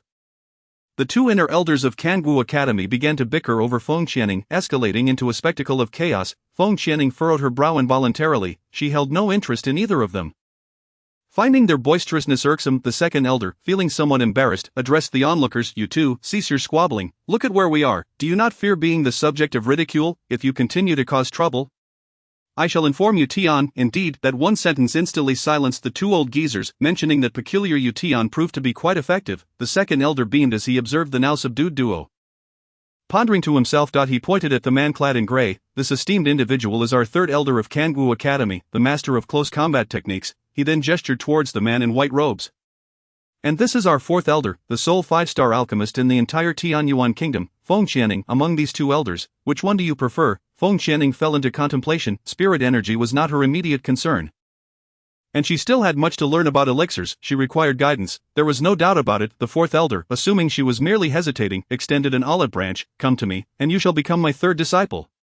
The only female disciple in our inner sect. You will surely be favored, and your 2 senior brothers are quite patient. Do not go to him, all his disciples are female, and you won't stand out." He then produced a plethora of elixirs from his robe, offering them one by one. "Moreover, these are 5-star elixirs crafted by me, all for you. Oh, and you may freely pluck herbs from my alchemy chamber and garden whenever you wish." The 4th elder was utterly oblivious to the implications of his words, believing that a young girl would be far more meticulous than a male disciple and could hardly make use of his extensive herb collection. Thus, he boasted extravagantly. Chapter 52. Taking disciples. The 3rd elder was indignant, stepping forward and nudging the 4th elder aside. "If you choose to come to me, I shall make you the head disciple. I will impart all my knowledge to you. Additionally, I can provide you with superior weaponry." Observing the growing chaos, Feng Channing furrowed her brows and interjected. Elders, however, she found herself unable to interject any further as the 3rd and 4th elders continued their heated exchange. Engrossed in their argument and oblivious to her attempts to speak, the onlookers were taken aback. The 2nd elder, speechless, made a move to intervene, but the 2 elders were suddenly subdued by an overwhelming surge of spirit energy. "Hiss, that familiar aura." The 2nd elder's eyes sparkled with realization. "This girl, she is the one I want." As an authoritative voice resonated through the air, the crowd finally beheld the figure descending from the sky. Was that not the pressure of a spirit emperor? Good heavens, could it be the legendary Grand Elder? What incredible fortune has befallen Feng Channing? Even Li Yuanji's expression shifted, as he personally descended from his dragon throne. Bowing respectfully, "We welcome Grand Elder Tian. Why has he come? Is it solely to take Feng Channing as his disciple?" The members of Kangwu Academy echoed, "We welcome Grand Elder Tian." The 3rd and 4th elders exchanged alarmed glances, seemingly blaming one another. If he were to take a disciple, what would be left for them? Now that Tian had arrived, their chances seemed squandered. Feng Channing, taken aback by the sudden turn of events, gazed intently at the man, who appeared to be in his 30s, descending from the sky. A spirit emperor, is this what a true powerhouse resembles? Yet, he seems so familiar. Where have I seen him before? She had never encountered him. Could it be the original owner of this body? But upon searching her memories, she found no trace of him. How peculiar. Tian approached Feng Channing with a broad smile. Are you willing to become my disciple? The surrounding murmurs erupted. This legendary Grand Elder Yutian was a formidable spirit emperor at the 10th stage, having one foot already in the realm of spirit saint. Moreover, and most importantly, he had never taken a disciple before. I am going to lose my mind. How is it that Feng Qianning is so fortunate? Indeed, how could Elder Yutian possibly favor her? A jealous female disciple remarked nearby. Lin Xiao overheard and could not resist a taunt. He wouldn't look at my master. Would he look at you? Just look at your hair, it resembles a wild mess. The female disciple was about to retort when a male disciple pulled her back. That's Lin Xiao the troublemaker. You're just asking for trouble. Ultimately, the female disciple cast a resentful glance at Lin Xiao and ceased her speech. Feng Qianning contemplated for quite some time. Having a spirit emperor as a master was undoubtedly a beneficial proposition, yet the Feng family members were anxiously urging her from behind to accept Yutian as her master. After much deliberation, Feng Qianning spoke softly. Thank you, Grand Elder Yutian, for your generous offer, but I would prefer to study under the fourth elder. I wish to learn alchemy. The fourth elder was immediately overjoyed, his brows lifting in triumph as he glanced at the third elder. Upon hearing her words, Yutian's smile faltered, his gaze fixed on her with inscrutable emotion. What? The crowd was filled with confusion. Why would she reject such a golden opportunity? It's over now. It seems Grand Elder Yutian is about to become enraged. They say he has a peculiar temperament. A legendary figure publicly rejected, his pride must be wounded. Feng Qianche quietly positioned himself beside Feng Qianning, casting an unfriendly glare at Yutian, wary of any sudden actions he might take against her. As the onlookers braced themselves for what would happen next, a hearty laugh suddenly rang out. Ha! This girl is character. I like her even more. The crowd was left speechless in astonishment. He isn't angry, he's laughing, particularly the woman who had just clashed with Lin Xiao. Her jealousy reaching a boiling point, she could not hold back. Grand Elder, she does not value your offer. Since you were interested in taking a disciple, why not choose someone else? There are many others who are far more exceptional. With that, she stepped out from the crowd, obediently standing before the Grand Elder, eager to impress him. However, before she could react, she was sent flying by an overwhelming surge of spirit energy. She spat blood onto the ground. Her eyes wide open, lifeless. Nearby disciples from the Yi family mocked her. If she were from a newly established lowly family, she ought to know her place. She deserved it. The head of the Zhou family turned pale. Too afraid to speak, he had not anticipated such audacity from a disciple. Trembling, he addressed Yutian. Please forgive us, Grand Elder. She is ignorant of the rules and speaks out of turn. Her remarks do not represent the position of our Zhou family. Yutian disregarded the head of the Zhou family, waving his hand dismissively. Return and teach your kin what decorum is. Speaking out of turn is akin to courting death. Let this be the last instance.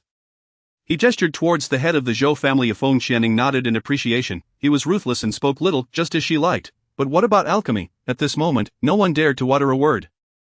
The second elder, sensing the awkward tension, attempted to mediate. Feng Qianning, since you wish to learn alchemy, why not let the Grand Elder be your master and the fourth elder your second master? The Grand Elder can teach you about spirit energy, and the fourth elder can instruct you in alchemy. How does that sound? This Yutian seems to have come to create trouble rather than resolve it. Though he harbored such thoughts, he maintained a professional smile on his face. After a moment of silence, Yutian replied, All right, my dear, rest assured that being my disciple will not lead to any loss. The fourth elder, though reluctant, accepted the outcome. As an alchemist, he sensed the formidable potential within her spiritual sea. With proper nurturing, she could potentially become a 5-star alchemist, perhaps even surpassing him. Very well, I also agree. Now all eyes turned towards Feng Qianning, awaiting her response. Kneeling on one knee, she bowed her head. Disciple Feng Qianning pays her respects to master and second master.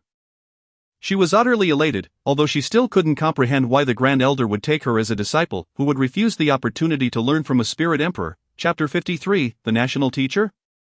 Good, rise, my dear disciple. Yutian chuckled, extending his hand to assist Feng Qianning and standing. As your master, I shall not stand on ceremony. The formalities can wait until you report to Kangwu Academy, the fourth elder chimed in. Smiling broadly, little Chang, these are gifts from me as your master. He eagerly handed over the items he had earlier offered to her. Feng Qianning's lips twitched. How grandiose. Thank you, second master. The third elder, feeling a twinge of envy, snorted softly. Observing this, the second elder approached and patted his shoulder, whispering, You need not worry. Feng Qianning's brother, Feng Qianche, has commendable talent. Although he was adopted, Feng Qianning treats him well. Their sibling bond will surely remain strong. He nodded, signaling to the third elder. After contemplating, the third elder reasoned that if he could not take the sister, having a brother would suffice. She would undoubtedly visit him often. He approached Feng Qianche and inquired, Feng Qianche, would you be willing to take me as your master? Well, Feng Qianche was taken aback, not anticipating that this third elder would set his sights on him. He slowly raised his gaze towards Feng Qianning. who nodded in affirmation. I am willing. This arrangement would allow him to frequently see his sister. Li Xiaoming's eyes remained fixated on Feng Qianning, his heart consumed by jealousy and resentment. How could Elder Yu Tian possibly accept her as a disciple? His own master was the ninth elder, a mere fifth-tier spirit king. Li Hanlin maintained a serene smile, nearly shocked by Elder Yu Tian's decision to take on disciples. He discreetly shielded half of their faces with his fan and whispered to Li Xiaoming. Fourth brother, did you foresee this day? The one you once looked down upon is now beyond your reach. However, I must thank you for your decision to remain unmarried. You. Li Xiaoming glared at him, his anger rendering him speechless, unsure how to retort. Nearby, Li Yuanji observed the two brothers exchange with displeasure, remarking, enough of this. Li Xiaoming snorted coldly and distanced himself slightly from Li Hanlin, while the latter continued to wear a smile. The subsequent disciple recruitment proceeded smoothly, with the other families having also completed their selections. The second elder turned to Li Yuanji and announced, Your Majesty, Kangwu Academy has finished recruiting disciples. When shall we open the secret realm? Li Yuanji gazed outside and replied, Let us wait a moment longer for the national master. National master? When did we acquire a national master? The crowd buzzed with speculation, having never heard of such a figure. Moments later, two figures gracefully entered the hall. The man in the lead wore a half-golden mask and a black robe embroidered with mysterious golden patterns. His gaze seemed capable of penetrating the very depths of one's soul. With each step he took, an invisible pressure enveloped the atmosphere, creating the illusion that he was the true ruler of this world. He was the king. Following closely behind was a guard clad in black. The members of the Feng family pointed at him in astonishment. Isn't that? The disciple's words were abruptly cut off by Feng Tianqing. What is it? Nothing at all. This esteemed demon lord has even become the national master. No wonder he has been absent from the Feng family these past few days. Even Yu Tian couldn't help but scrutinize this national master. He was formidable, more powerful than himself. When did Tianyuan Kingdom acquire such a powerful individual? National master, you have arrived. Li Yuanji greeted him with even more deference than he had shown to Yu Tian earlier. Emperor Jiu responded with a mere nod, his gaze inadvertently drifting towards Feng Qianning. One could not help but wonder if the girl had missed him during his absence. The members of the four great families observed the emperor's obsequiousness towards the national master with growing intrigue. This person possesses an overwhelming aura. Wearing a mask, perhaps his appearance is unsightly. Surely the national master is incredibly powerful, otherwise, how could he command such respect from the emperor? I suspect his abilities are extraordinary. Feng Qianning found amusement in the discussions around her while simultaneously being astonished by the unexpected arrival. She had thought he had left, but now he had become the national master. She noticed Emperor Jiu Yu's gaze lingering on her and turned her head to avoid it. Tianxi, observing the blatant attention directed at the young lady, couldn't help but cough lightly. Master. Perhaps you should temper your gaze. It is rather conspicuous with so many onlookers. Tianxi mumbled in his ear. At his reminder, Emperor Jiu Yu finally withdrew his gaze. Very well, the national master shall accompany you into the secret realm to ensure your safety. Follow me to the backyard where the secret realm awaits. Let us commence. With Li Yuanji's command, the crowd moved towards the secret realm. The fifth princess, Li Feifei, had been fixated on Emperor Jiu Yu since his arrival, showing no signs of distraction. This man is formidable. Although he did not display his prowess, one could sense the depth of his spiritual power. He was precisely the kind of man she desired, one worthy of her. He Zijuan watched Li Feifei with furrowed brows. Increasingly discontented with the national master who seemed intent on snatching away the woman he favored. He had pursued Li Feifei for so long, and she had only recently begun to warm to him. Now another contender had emerged. He assumed this national master was likely an unsightly creature, otherwise why wear a mask? With this thought he regained a measure of confidence. Feng Qianning surveyed the individuals around her, shaking her head in resignation. Internally she mused, yet another love triangle. It was evident to any observant person that he Zijuan harbored feelings for Li Feifei, while it was uncertain whether she had previously reciprocated, since the arrival of Emperor Jiu Yu. Feng Qianning was certain that Li Feifei could no longer harbor feelings for he Zijuan. This is somewhat displeasing. Zijuan is Zijuan. The mere mention of his name irked her, especially as it bore a resemblance to her father's name. Upon this realization, Feng Qianning's gaze towards he Zijuan grew increasingly perilous. Emperor Jiu Yu noticed that Feng Qianning was not looking at him but rather at he Zijuan, and his mood soured.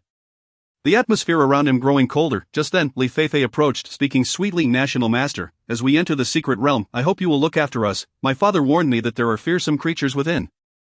And I am quite frightened. Bang! A resounding impact echoed as Li Feifei was struck by a surge of spiritual energy, sending her crashing into a nearby tree. Having been sheltered her entire life, she had never endured such treatment. The pain was excruciating, as if her very insides had been crushed. Li Yuanji, alerted by the commotion, turned to see Emperor Jiu Yu's icy demeanor and the writhing figure on the ground. Swiftly comprehending the situation, his face turned pale as he approached Emperor Jiu Yu. National master, she meant no disrespect. Please spare my daughter. Chapter 54. Entering the royal secret realm, Emperor Jiuyu wore an expression of palpable annoyance. Turning away as if disinterested, just as Li Yuanji contemplated his next move, Tianxi interjected, "Your Majesty, the national master prefers to avoid contact with strangers. Please ensure your daughter does not provoke him again." "There will not be a second warning. Yes, I assure you, there will be no next time." With the assurance given, Li Yuanji's heart finally eased, releasing a long-held breath, but he cast a glance at Li Feifei, still sprawled on the ground, and waved dismissively at the nearby guards. "Remove her, do not let her obstruct my view." The onlookers observed the emperor's deference to the newly appointed national master and could tell he was no ordinary individual. As they regarded Emperor Jiuyu, their expressions shifted as well. Feng Qianning inadvertently caught a glimpse of him, her mind racing with questions. What is happening? Is he angry? His demeanor seems off. Does he have a cleanliness obsession?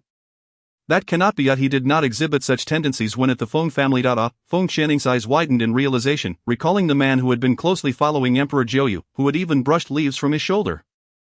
Their interaction appearing quite intimate. Could it be that he prefers men, that man must be his favored companion? My heavens, what an extraordinary revelation, he has completely taken her as a sister. With this thought, Feng Qianning regrettably slapped her forehead.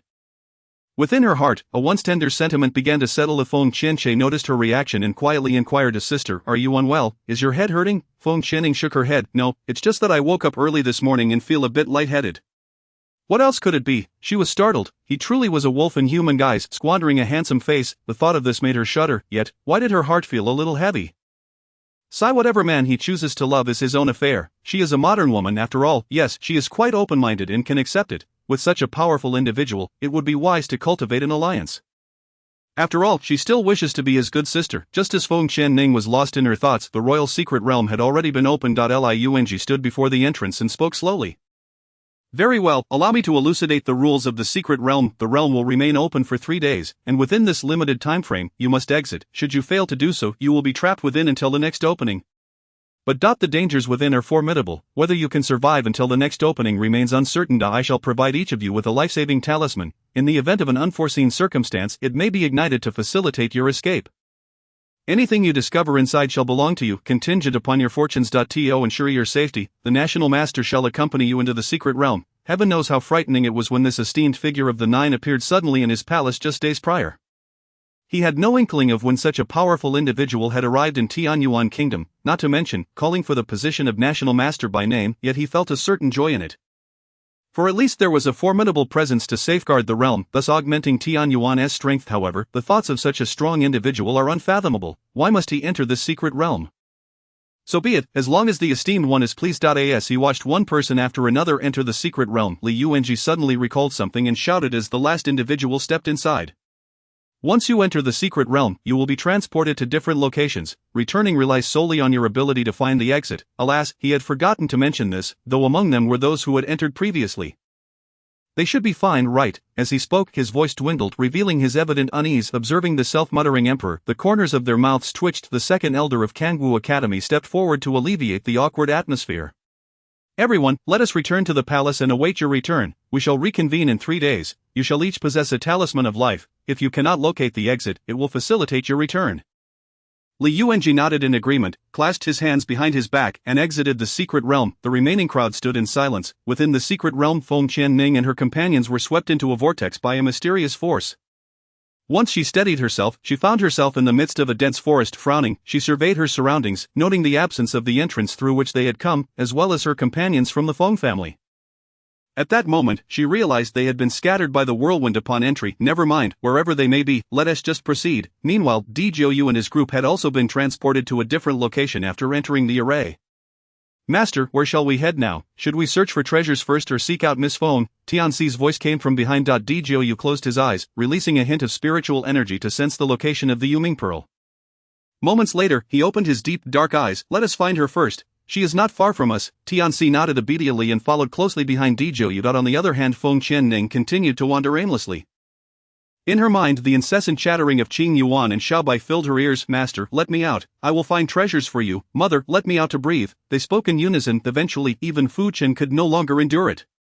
"Girl, release them. I need some peace." They were indeed too boisterous. Feng Qianning helplessly tugged at the corners of her mouth. Those two were truly bothersome to anyone they encountered, glancing around to ensure no one was watching. She decided to let Qing Yuan and Xiaobai out. Xiaobai stretched lazily upon emerging, inhaling the fresh air, eyes closed as it savored the essence of nature. It's been so long since I've been out. The air outside is so refreshing. Qing Yuan's cold voice drifted from behind. Are you here to enjoy life? Shouldn't you be working? Xiaobai instantly froze, a shiver running down its spine, and turned to Feng Qianning with a pitiful expression. Master Feng Qianning, gazing at Xiaobai's round, black eyes and its snow-white fur, which seemed to curl into a tiny ball, noted the glistening tears in its eyes. Creating an adorably pitiable visage, she sighed, squatted down, and embraced it, stroking its fluffy coat. It's alright, don't listen to him trying to scare you. She turned her head to cast a cold glance at Qing Yuan. I told you not to bully them. Why don't you ever listen? Your temperament is far too tyrannical. Chapter 55. Icefire. Qing Yuan was taken aback by Feng Qianning's fierce demeanor. Bowing his head, he kicked a stone with one foot while picking at his fingers. Soft, shallow sobs escaped him, and his shoulders trembled. Feng Qianning was left in a state of bewilderment, staring at the little figure before her. What is happening? Are you not crying? Before she could finish her sentence, Qing Yuan pitifully lifted his head, tears streaming down his face as he stepped forward to tug at the hem of Feng Qianning's garment. Mother, do you no longer like Qing Yuan? Have you abandoned me because I'm too fierce? I promise I won't bully them anymore. Please don't forsake me. Woo after finally breaking free. The first person I see is you, Mother. Why do you want to abandon me? Feng Qianning felt overwhelmed, glancing around in a panic. Thankfully, no one was nearby. She held Xiaobai in one hand and pulled Qing Yuan into an embrace with the other. Don't cry, Mother never said she would abandon you. It's just that you shouldn't always bully your little friends. That's not right. We are all family. Didn't I tell you this before? Right, be good. Qing Yuan wiped his tears with his chubby little hands. Qing Yuan understands. I won't do it anymore. He hugged Feng Qianning's waist, slowly raising his head to arch an eyebrow at Xiaobai. A mischievous grin spreading across his face, full of pride. Xiaobai felt a chill run down its spine. This little devil was learning from it. It knew he wouldn't easily change his ways. It was all an act. After comforting Qing Yuan for a while, Feng Qianning released him and set Xiaobai back on the ground. Alright, let us begin our treasure hunt. We have only 3 precious days. Okay, Xiaobai nodded hesitantly. After wandering for over an hour, the trio had found nothing of value, prompting Feng Qianning to voice her complaints. The secret realm of deception, if there were treasures. Xiaobai should have found something by now. Why is there still nothing? Qing Yuan pondered for a moment. Could it be that we chose the wrong direction? Should we change our course? Just then, Xiaobai grew anxious, bouncing about. Master, just follow me. The treasures are right ahead. I can sense them. Hurry, keep up, Master. After a brief moment, seeing Xiaobai's determination, Feng Qianning followed along, meandering through the forest. Finally, they arrived at the edge of a clear lake. Surrounded by trees whose leaves had fallen, yet the lake remained pristine, Qing Yuan stood at the lake's edge, extending his hand to touch the surface, feeling the powerful spiritual energy emanating from the water. Here. There is something, a very strong spiritual energy. Feng Qianning's eyes lit up with excitement, giving Xiaobai a thumbs up for a job well done. Xiaobai huffed in pride. Now you believe me.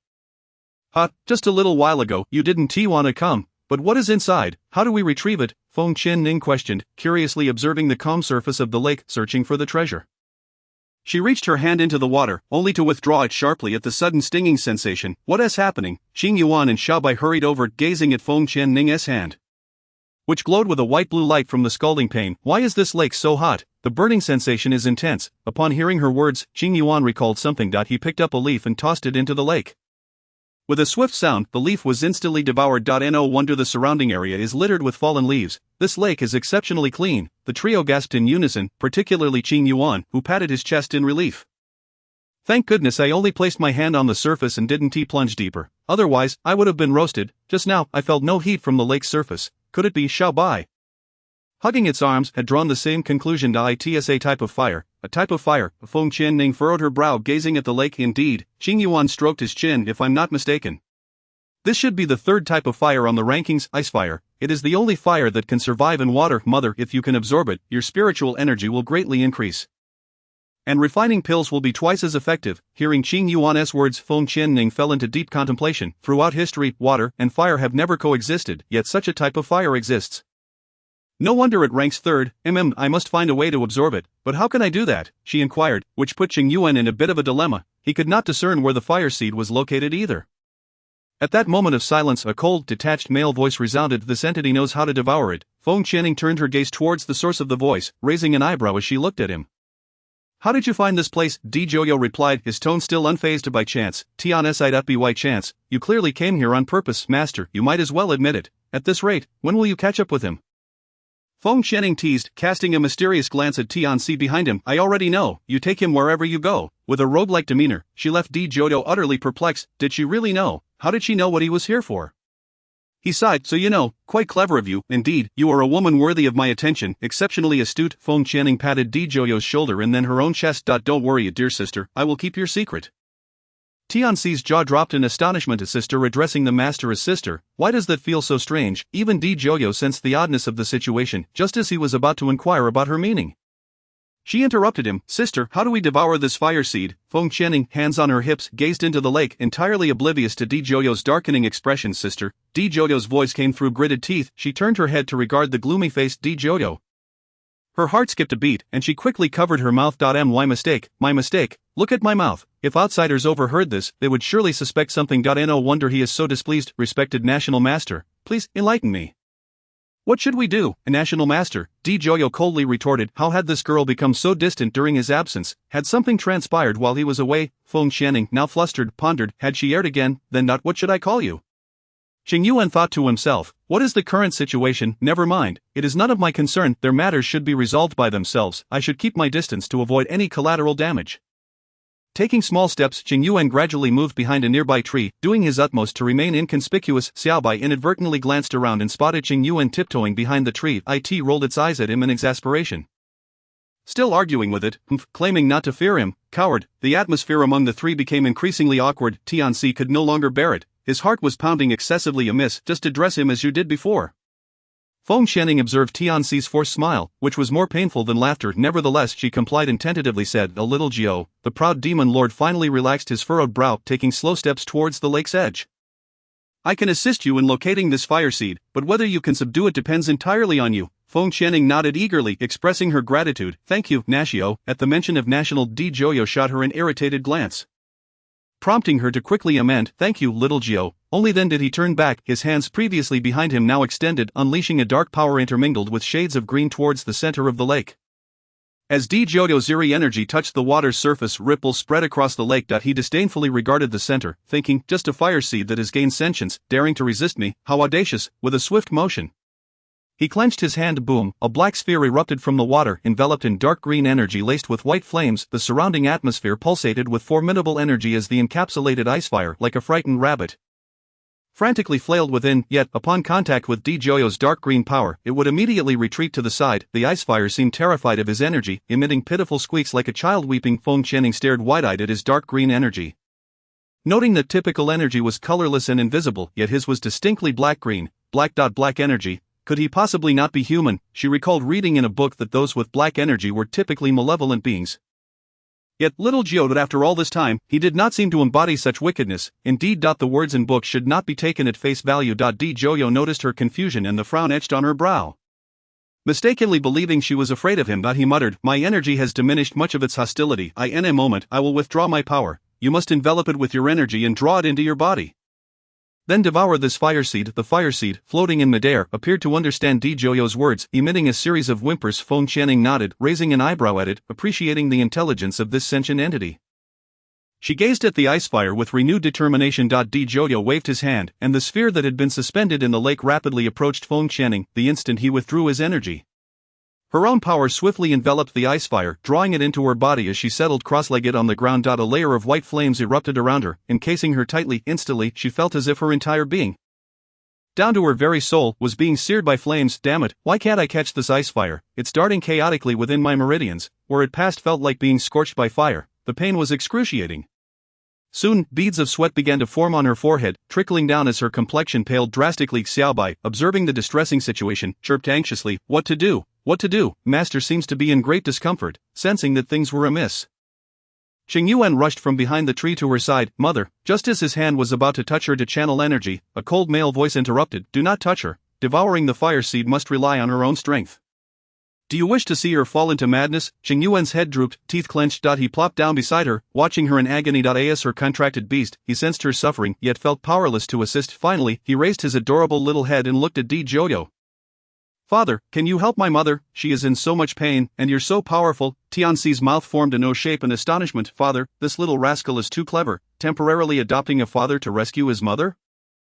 The utterance of father caused Di Joyo's eyes to brighten, a smile unconsciously gracing his lips. Qing Yuan secretly observed his reaction. Indeed, this man had feelings for his mother. It seemed that this call for father was not in vain.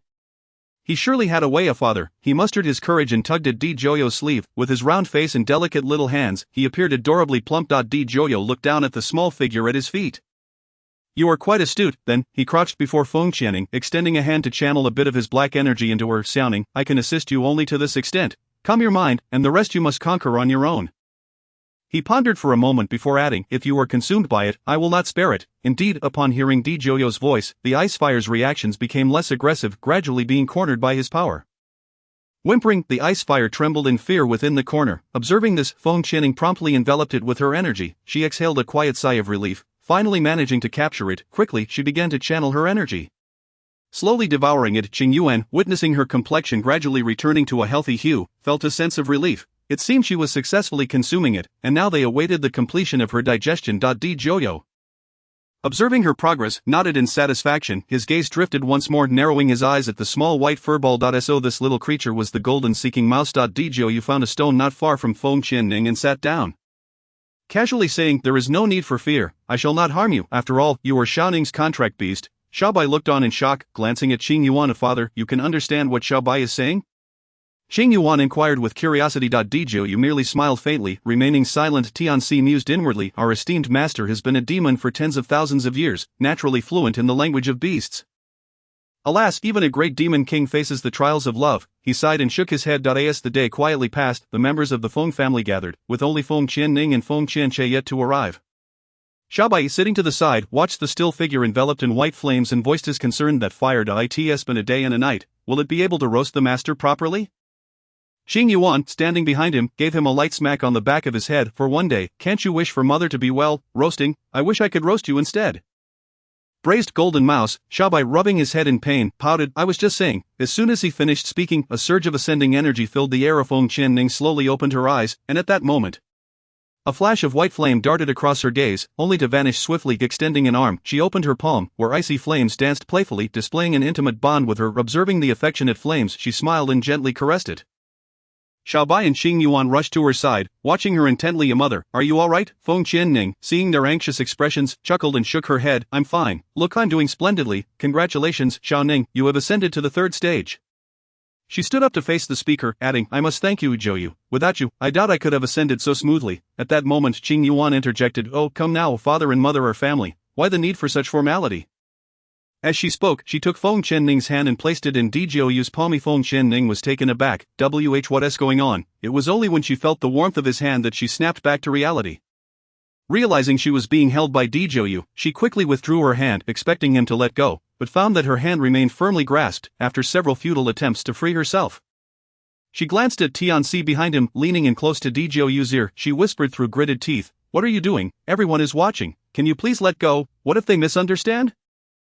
Di Joyu's gaze darkened, and he pulled her closer, wrapping his arm around her waist, forcing her to be near him. Do you truly not understand? He seemed to have hinted at this many times. Yet this woman remained oblivious. Was it that she simply did not like him? Feng Qianning's heart raced uncontrollably, and for a moment, she found herself lost in the depths of his dark eyes. However, the thought that he favored men was unbearable. Putting that aside, he already had someone he liked, yet he dared to tease her. What a scoundrel! With this thought, Feng Qianning summoned her spiritual power and forcefully pushed him away. Lecture. With that, she turned to leave, followed closely by Xiaobai and Qing Yuan. Di Joyu watched her storm away, feeling a twinge of sorrow. His expression gradually turned desolate. Tianxi, seeing his master's demeanor, couldn't he help but say, Master. Pursuing a lover is not done in this manner. You have never expressed your feelings. How can she understand? His master was truly quite foolish, despite having lived for so many years. He acted like an innocent young man. After tens of thousands of years, he was still a virgin, completely untouched by matters of love. How could being sealed in Yudu Mountain for millennia lead to such behavior? Had he not read the love poetry books he had gathered recently? Tianxi internally scoffed at their demon lord, yet he only dared to voice these thoughts in his mind, lest he invite disaster. After a while, Di Joyu walked forward with a cold expression. Tianxi hurried after him, exclaiming helplessly, alas, master, are you not going to search for the items? Where are you going? Meanwhile, Feng Qianning, with Xiaobai and Qing Yuan trailing behind, heard Xiaobai panting, mother, slow down, I can't keep up. Finally, Feng Qianning halted and turned slowly to face the breathless Qing Yuan. You are a dignified divine beast, is this all the stamina you possess? You certainly have a talent for calling upon your father. Qing Yuan caught the underlying meaning in her words. Did mother not like him? No, he could tell she had feelings for him. I called him father just to save you. Just as Qing Yuan finished speaking, Feng Qianning noticed the figures of the two following her. Feeling awkward, she ignored Qing Yuan and turned to leave. Djiu, noticing this, swiftly positioned himself before Feng Qianning, blocking her path. I have something to say to you. Feng Qianning turned her head, unwilling to meet his gaze. Still angry at his frivolity, she was even more upset with herself for being so easily stirred. He cupped her face, compelling her to look at him. With a serious expression, he softly spoke. Feng Qianning, I like you. The words echoed in her mind like a spell, leaving her momentarily speechless. Her heart raced, and her hands instinctively clenched. What did you say? Djiu embraced her. I said I like you. If you were to ask why, I can only say that love arises unbidden, and I am deeply infatuated. Oh my, the master has indeed read love poetry. How cheesy. Goosebumps were all over. To hear such words from the master in her lifetime was truly. When Tianhang and the others arrived next time, he must share this news with them. It was monumental. Finally, the iron tree has blossomed after 10,000 years. He turned away, not daring to look back. Chapter 58. Seeking the divine leaf of Qing Yuan. Blushing, held Xiaobai and turned away, not wanting to witness the exchange. Of Feng Qianning could clearly feel her heart pounding in her chest. Thump, thump. Wait a moment, did he not prefer men? You do not like men? The moment those words left her lips, Tianxi, who had been standing upright, faltered in shock. What monumental news had he just heard? The master liked men. What was Feng Qianning thinking? Djiu, you released her. His eyes filled with displeasure. You claim that this lord likes men. He paused, scanning her from head to toe, a wicked smile forming on his lips. Do you doubt my abilities, Xiaoning? Would you care to test it? Let me show you whether I prefer men or women. Feng Qianning's face flushed red as she swatted away his hand resting on her shoulder. Who would want to test that? Could it be that she had misunderstood? Djiu chuckled at her blushing embarrassment. I am not jesting. I can solemnly assure you, I like you. Feng Qianning, will you be with me, become my wife? Feng Qianning's expression turned bewildered, her heart a maelstrom of confusion. She had just begun to regain her footing. She still needed to find her parents, revive Xiao Xiao, and shoulder the mission of revitalizing the Feng family. There were many tasks awaiting her, and she did not wish to be entangled by romantic feelings. Djiu maintained a light-hearted tone, but his eyes were filled with tension as he observed her. He noted the struggle in Feng Qianning's eyes, indicating her doubts about being with him. Do you have feelings for that Ming Wan? His tone grew colder. Feng Qianning's body stiffened, and she quickly retorted, I do not like him. It's just. She raised her gaze to the imposing figure before her. I have many things to accomplish. I do not wish to be held back by romantic entanglements. And I do not yet know how I feel about you. I do not want to rush into things. Do you understand? Djiu contemplated her words earnestly. I do not wish to pressure you into a decision now.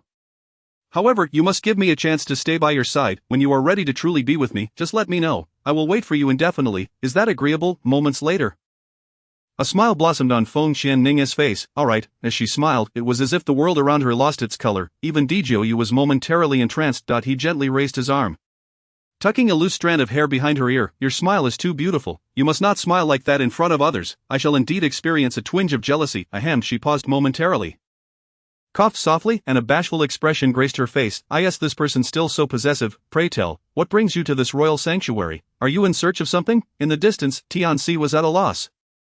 Utterly bereft of tears, thank the heavens, it seemed that their esteemed master had become so enamored that everything else faded away. Fortunately, Feng Qianning broached the subject, otherwise, he would have been at a loss as to how to remind the master. I am in search of medicinal herbs to cure my ailment. Reliable sources indicate that the Qing divine leaf resides within this sanctuary. Djiu stated. Feng Qianning inhaled sharply. The Qing divine leaf, she had encountered it in the alchemy compendium. This rare herb takes a millennium to grow a single specimen. Should she miss this opportunity, she would have to wait another 1,000 years. He has resolutely remained in place for an entire day just to guard her, and he still possesses the composure to converse with her so nonchalantly. At this thought, a stirring in her heart was inevitable. What are we waiting for? Let us hasten our search. Yes. Let Xiaobai assist. It is the elusive golden mouse you seek. She pointed toward Xiaobai, who was still nestled in Qing Yuan's embrace, and waved her hand in its direction. Xiaobai, quickly, lead us to the Qing divine leaf. Qing Yuan turned, and Xiaobai beheld Feng Qianning's gesture, narrowing its eyes and glowering at the one who beckoned it. What is this? Is she summoning a little dog? Tianxi was elated. How could he have forgotten about the golden mouse? He hurried over to Xiaobai, eager to let it sniff the remnants of the Qing divine leaf. This is a trace of the Qing divine leaf. Take a whiff and see where it leads. Xiaobai's countenance grew even more displeased. Has it truly been reduced to a mere dog? Seeing that Xiaobai remained unresponsive, Tianxi anxiously glanced at Feng Qianning. She narrowed her eyes at Xiaobai, mentally urging it. Xiaobai, what are you doing? Are you sulking, ultimately under the weight of Feng Qianning's imposing presence? Xiaobai relented. It hopped down from Cheng Yuan's arms, its little feet touching the ground. No need to sniff. I already know where it is. I sensed it upon entry. Feng Qianning frowned. Then let us proceed. What are you waiting for? Lead the way. Time is of the essence, and they had a day and a half to hopefully locate the Qingyan divine leaf. Xiaobai pouted, muttering that ever since a male master appeared, the mistress's heart had changed. It then turned and dashed to their left. Feng Qianning had barely taken 2 steps when she noticed the others still frozen in place. What are you doing? Keep up. Di Zhouyu, with a beaming smile, nodded and quickened his pace to follow. Little Ning still harbors concern for him. This is sufficient to prove that she still cares for him. The rest can be addressed in due time. There is ample opportunity ahead. After following Xiaobai for over an hour, they arrived at a medicinal field. Feng Qianning's eyes widened as she beheld the myriad of extraordinary herbs before her. Shimu grass, Chuanting grass. Am I about to strike it rich? There are so many precious medicinal herbs. Suddenly, her gaze fell upon a particular herb, blood poison grass. Yes, that is indeed it, its entire being suffused with a sanguine hue. Its petals and leaves are highly toxic, hence its name. It resembles a peony but is, in fact, a medicinal herb. This is the primary ingredient for the resurrection pill. The heavens are indeed aiding me. Though she is not yet a 10-star alchemist, she can at least pluck this blood poison grass now to save time later. With that thought in mind, Feng Qianning nodded repeatedly. However, the priority remains to locate the Qingyan divine leaf first before returning to harvest it. Xiaojiu, I have yet to find the Qingyan divine leaf. Have you had any luck? Di Zhouyu frowned and shook his head. Feng Qianning surveyed the floral expanse with confusion. Where could it be? Did she overlook it earlier? Xiaobai spoke slowly. The Qingyan divine leaf has awakened spiritual intelligence. It will evade capture. What then shall we do? Feng Qianning inquired. Xiaobai pondered for a moment. Let him use black spiritual energy to envelop this medicinal field. The Qingyan divine leaf despises tainted energy and will undoubtedly reveal itself. At that point, we shall capture whoever runs. Chapter 59, The Sensation of a 3-Person Household? When Di Zhouyu heard the mention of tainted spiritual energy, his heart skipped a beat. He feared that Xiao Ning might inquire what manner of being he truly was. To the public eye, the demon clan is revered wherever they go, owing to their formidable prowess, yet simultaneously they inspire dread, for the very term demon connotes malevolence. He feared that he might glimpse that same fear reflected in Xiao Ning's countenance.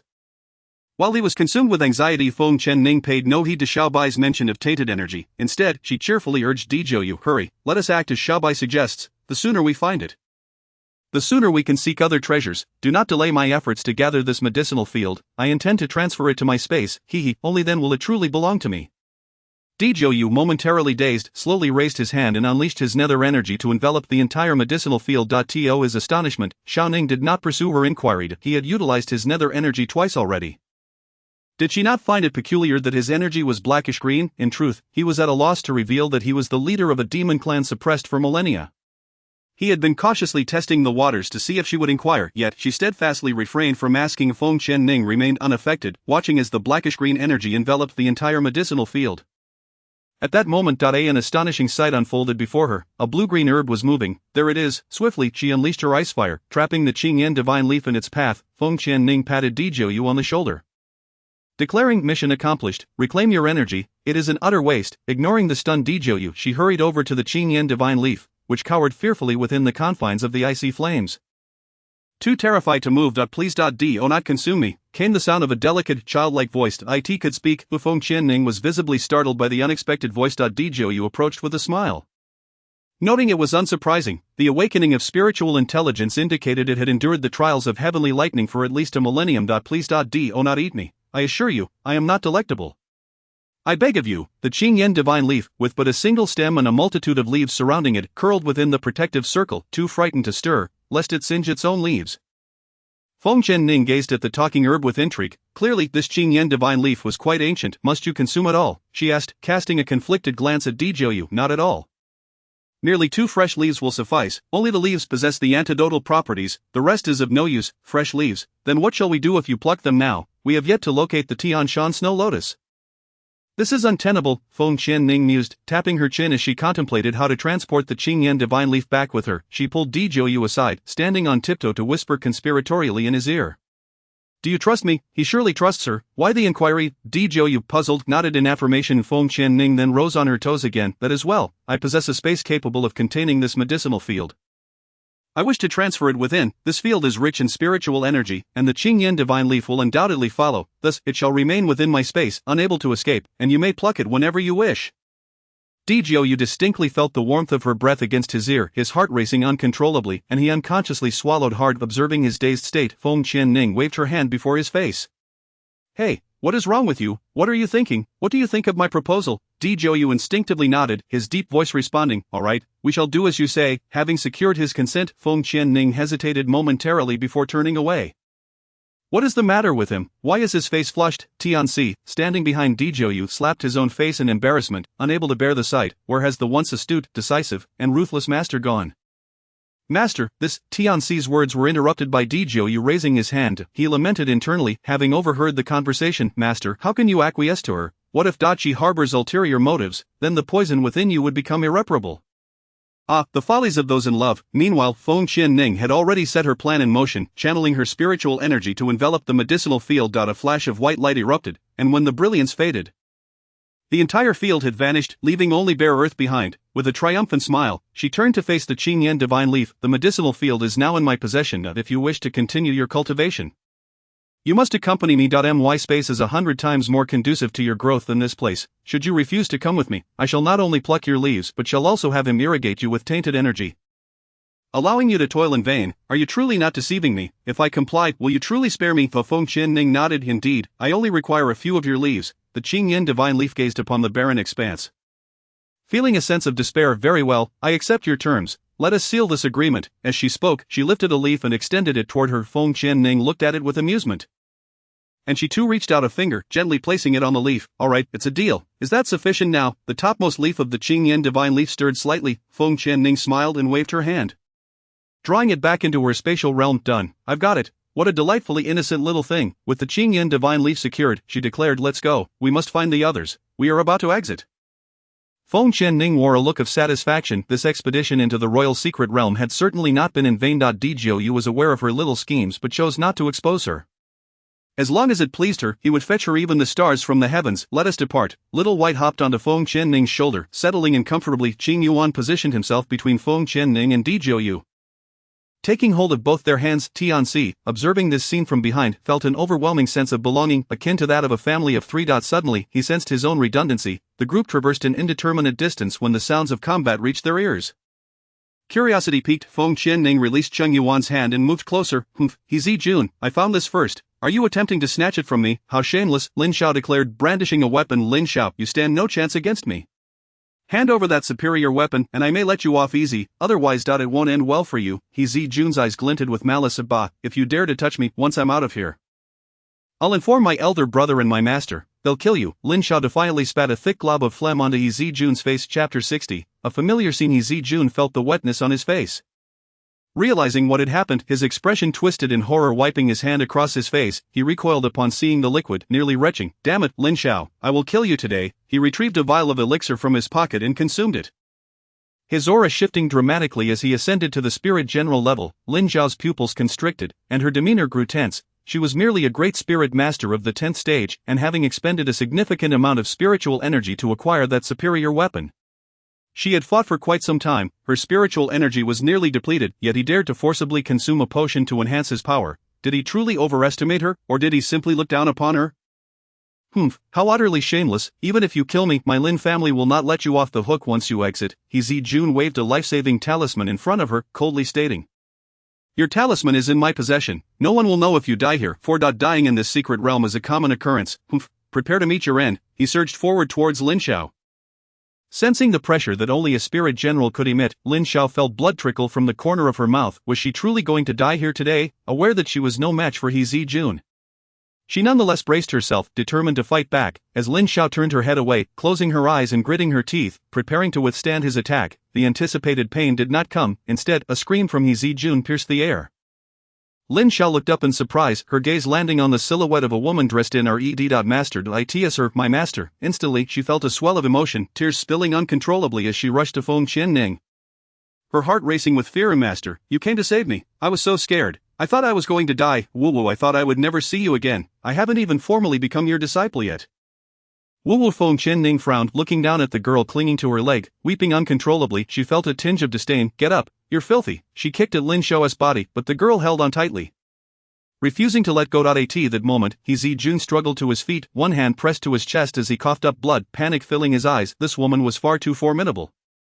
Although the Yi family had not clashed with the Feng family during the Four Great Families competition, he now sensed that her aura was even stronger than before. Had she leveled up in just a few days? What a freak! With that thought, he wasted no time igniting his life-saving talisman and teleporting away. Qing Yuan's languid voice drifted between Feng Qianning and Lin Xiao. That fool has fled, and you're still clinging to my mother's leg. Both Feng Qianning and Lin Xiao looked up simultaneously, only to find that he had vanished. No matter, let him go. I had no intention of killing him, I merely wished to rescue Lin Xiao. The cries of Master should not go unacknowledged. After all, although she still hesitated to accept her as a disciple, feeling that it would bring trouble, she valued her peace and quiet, with Qing Yuan and Bai Ming already in her life. Adding another chatterbox would be utterly irksome, she would surely be driven to madness. Ultimately, she reluctantly used her spiritual energy to send Lin Xiao far away, binding her in place to prevent any movement. Stay away from me, saving you was merely a convenience. I will not take you as my disciple, so abandon that thought. The binding will release in half an hour. With that, she called out to Dijoyu in the distance.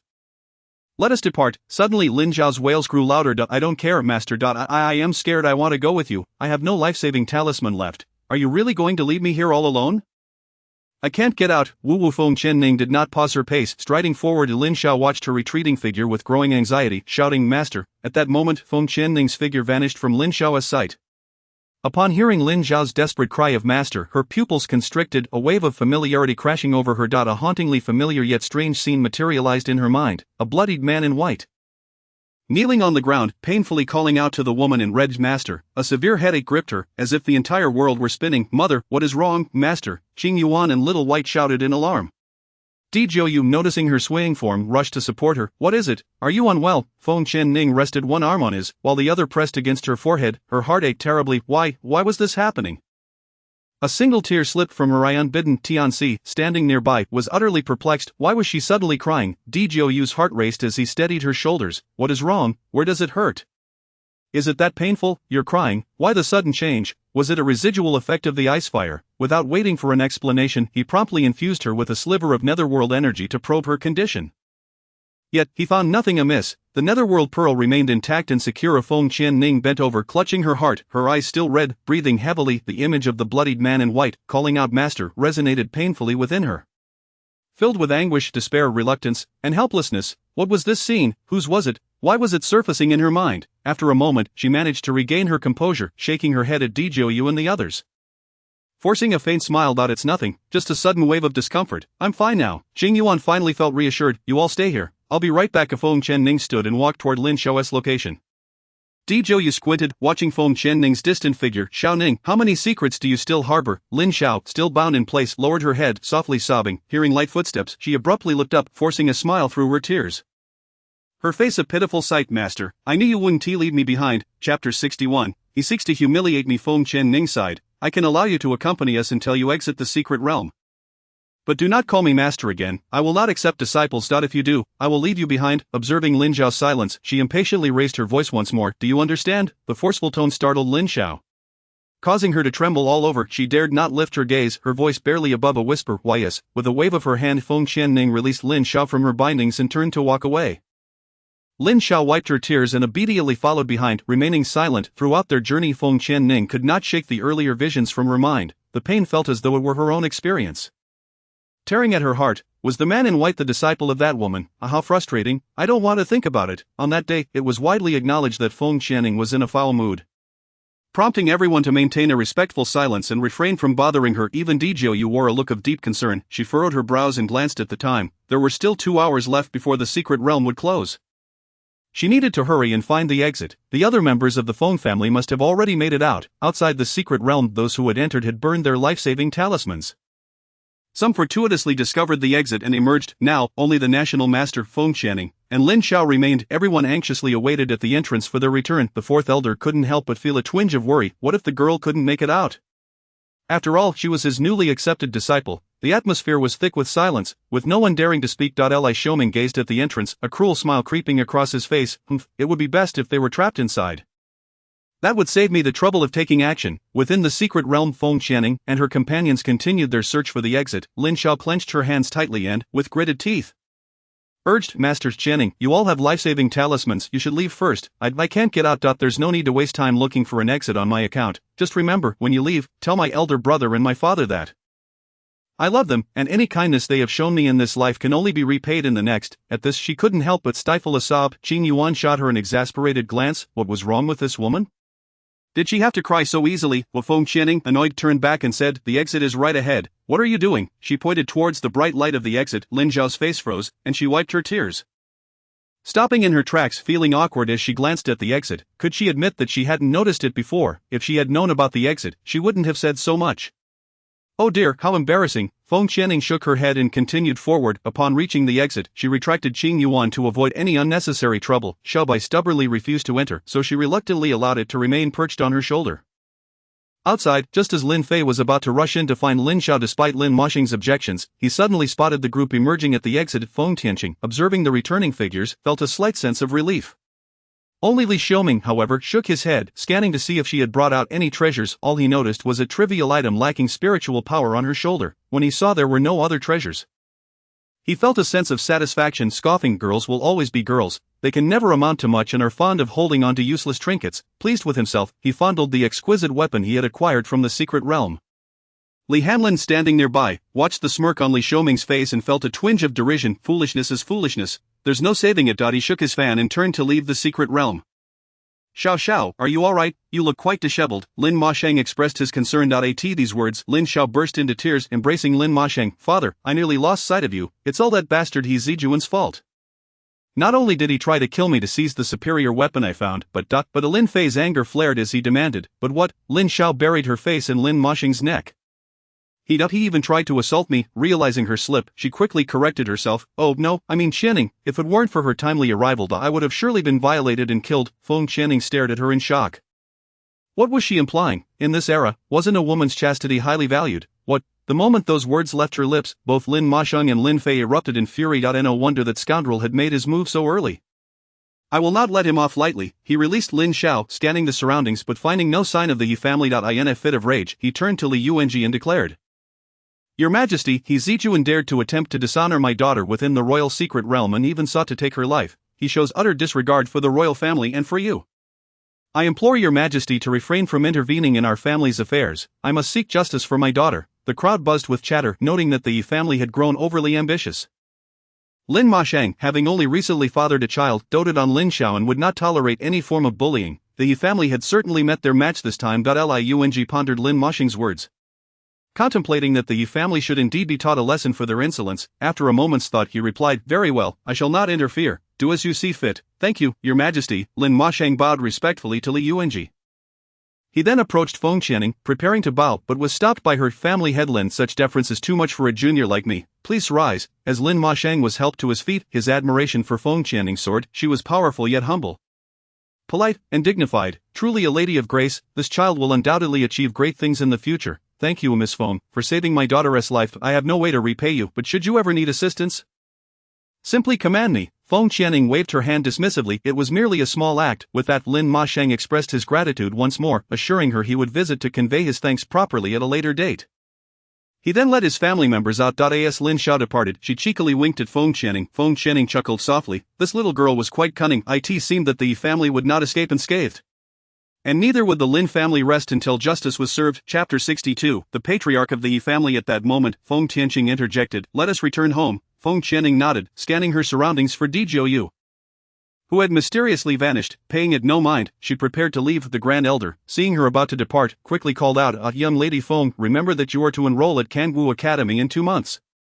The fourth elder chimed in, Yes, we shall await your arrival at Kangwu Academy. After a moment's thought he added, In fact, why not accompany us now? The two elders exchanged glances, feeling this plan might work. No, I have matters to attend to. I shall go in 2 months, Feng Channing promptly retorted. The fourth elder was still somewhat reluctant, wishing to escort the precious gem back to Kangwu Academy without delay. What if she changed her mind later? The second elder stepped in to mediate. Oh, young Lady Feng is not going anywhere. She said she would wait for the start of school in 2 months. Let us return for now. Very well. But you must arrive on time in 2 months, the fourth elder reminded her as they departed. Feng Channing nodded, assuring him, I shall not forget. I will be punctual. With her confirmation, the Grand Elder left with a satisfied smile. Feng Tianqing and the others bid farewell to Li Yuanji and exited the secret realm. As Feng Tianqing passed by Li Xiaoming, he opened his mouth to speak, but she ignored him entirely. Striding past with determination, there are plenty of others willing to marry him, losing one is no loss at all. Pondering this, Li Xiaoming's thoughts drifted back to the mysterious woman with the 5-petal lotus mark in the Black Forest, who haunted his dreams, yet, despite his secret searches, he had found no trace of her. Upon returning to the imperial study, a voice announced, "Your Majesty, the Empress has arrived." Li Yuanji frowned in displeasure. What could she possibly want now? As the words fell, a figure of regal elegance hurriedly entered, bypassing the customary greeting and immediately questioning, "Why have you agreed to annul the engagement between Feng Tianqing and Ming'er?" At this, Li Yuanji continued to peruse his book. Not even glancing at her with a scoff, he replied, "The Empress rushes out to interrogate me upon returning from the temple. Should I inform you of every decision I make henceforth? Would you like to take my place as the Emperor of Tianyuan?" Min'er's expression stiffened, and after a deep breath, she responded, "Your Majesty, I was hasty in my words just now. However, I believe that maintaining the engagement with the Feng family is beneficial, now that Feng Tianqing is able to cultivate and possesses considerable spiritual power. Marrying her would provide us with significant support. Why must we dissolve it? Maintain a good relationship with the Feng family." Li Xiaoming had been out and about for years. He knew well what was happening. He is still residing in the same house with Feng Qinyan, the family's outcast. Li Yuanji slammed the book onto the table with force. "I have made my decision and will not reconsider.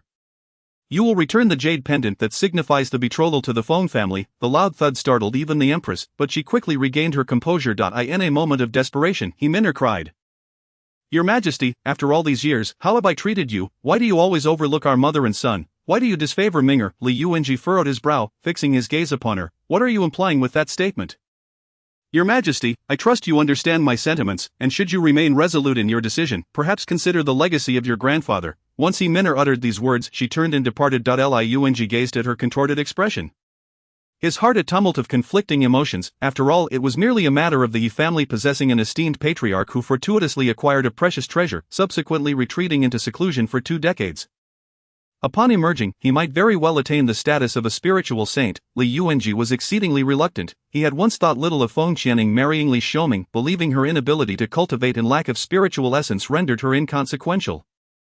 Yet now that she had gained the ability to cultivate, her spiritual power soaring. If she were to wed, it would surely become increasingly difficult to manage her. If this continued, the Tianyuan kingdom might very well come to bear the Yi surname.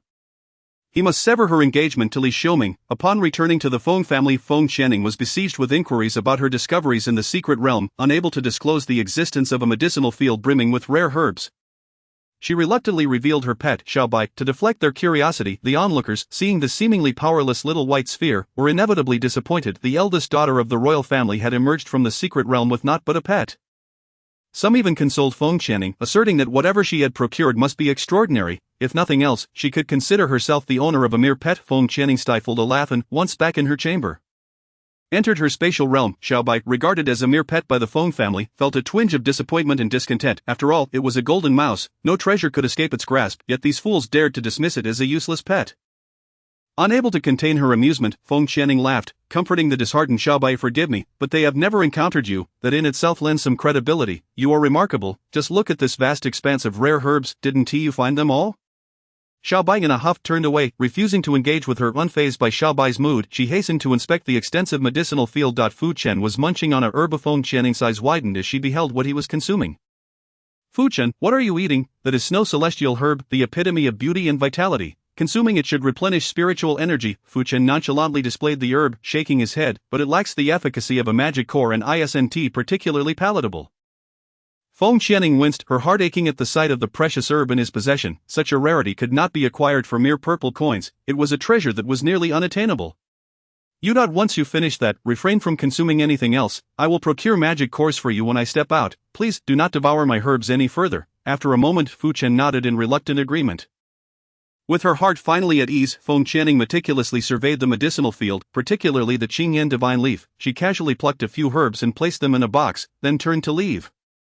Yet feeling a twinge of concern for the field, she reiterated her warning not to consume anything more. "I will seek out magic cores, and Qingyuan. Occasionally transform into your dragon form to channel some life essence to nourish the medicinal field, hastening their growth." With that, she exited. Chapter 63, A Return to the Auction House. Fu Chen, his expression inscrutable, gazed at Qingyuan. "You better get to work." "Humph, I refuse, it would tarnish my dignity as a divine beast."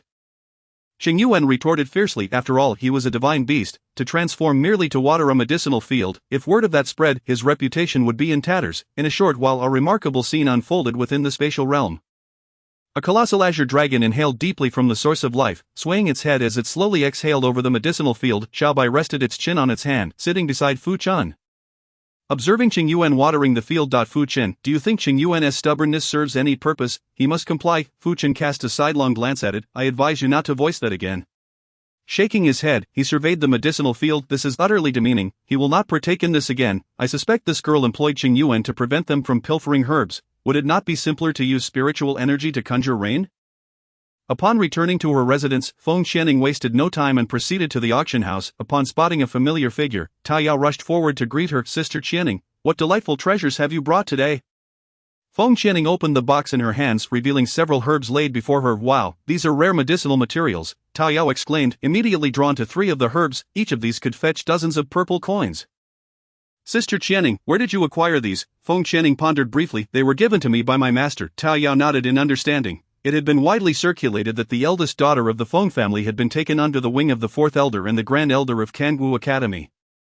Excellent, the auction is tomorrow, make sure you attend. Do you still have the black gold card I provided? Indeed, then I shall return tomorrow. Without glancing back, Feng Qianing exited. Alright, Tao Yao shook her head helplessly. This girl is always in such a rush.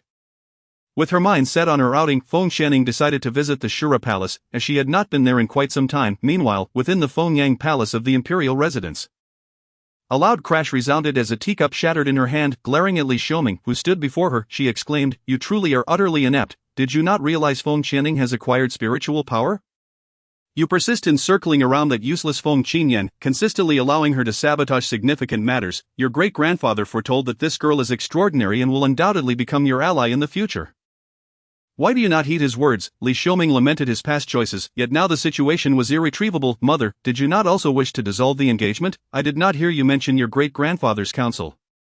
At this point, it is too late. The engagement has been annulled. Alas, if I cannot possess her, neither shall anyone else. Himena's temples throbbed, a fierce expression overtaking her features. If you cannot attain her, then eliminate her, do not falter. She had not anticipated that Feng Qianing could cultivate, and her spiritual power was considerable. Now that Feng Qinyan had been expelled from the Feng family and had lost her cultivation, she was utterly unworthy of her son. Moreover, Li Yuanji, when Feng Qianing was deemed a waste, you refused to assist in annulling the engagement, citing the old patriarch, yet now that she can cultivate, you have the audacity to dissolve the engagement?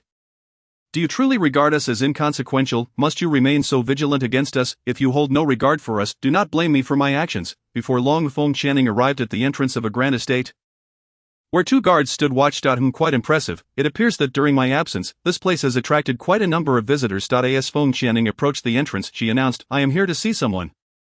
The guards, momentarily entranced by the stunning figure before them, were momentarily rendered speechless. She was breathtaking. As if a celestial being had descended from the heavens. However, they quickly regained their composure and blocked her path. Who are you to trespass into the Shura Palace? Feng Qianing raised an eyebrow, gazing coldly at them. I am here to see Mujia. The guards, intimidated by her aura, exchanged nervous glances. One whispered to the other, keep her occupied, she seems formidable. I shall fetch the Grand Guardian. With that, he hurriedly dashed inside. Wait here, he is going to summon the Grand Guardian. The remaining guard, mustering his courage, declared, my mother said that the more beautiful a woman is, the more dangerous she is, and it appears to be true. Before long, Mujia emerged from the interior, his expression shifting to one of surprise as he spotted the figure at the door. He rushed toward her, bowing respectfully. I pay my respects to the palace master. When did you return? The guards, now realizing that this enchanting woman was their palace master, stammered. We pay our respects, palace master. It is our fault for not recognizing your greatness. Please forgive us. Feng Qianing waved her hand. You were merely fulfilling your duties. Do not blame yourselves. Rise. Thank you, palace master. They were astonished by how accommodating their leader was. With such a reasonable master, their lives would surely improve. Mujia stood and instructed the guards, resume your posts. He then ushered Feng Qianing inside. Please step in, palace master. I would like to brief you on recent developments. Very well, do share, Feng Qianing replied as she followed Mujia. According to your directives, I have recruited a total of 100 individuals, 50 men and 50 women. In cases where men cannot fulfill certain tasks, the women can take over. Each candidate has been meticulously selected and is quite competent.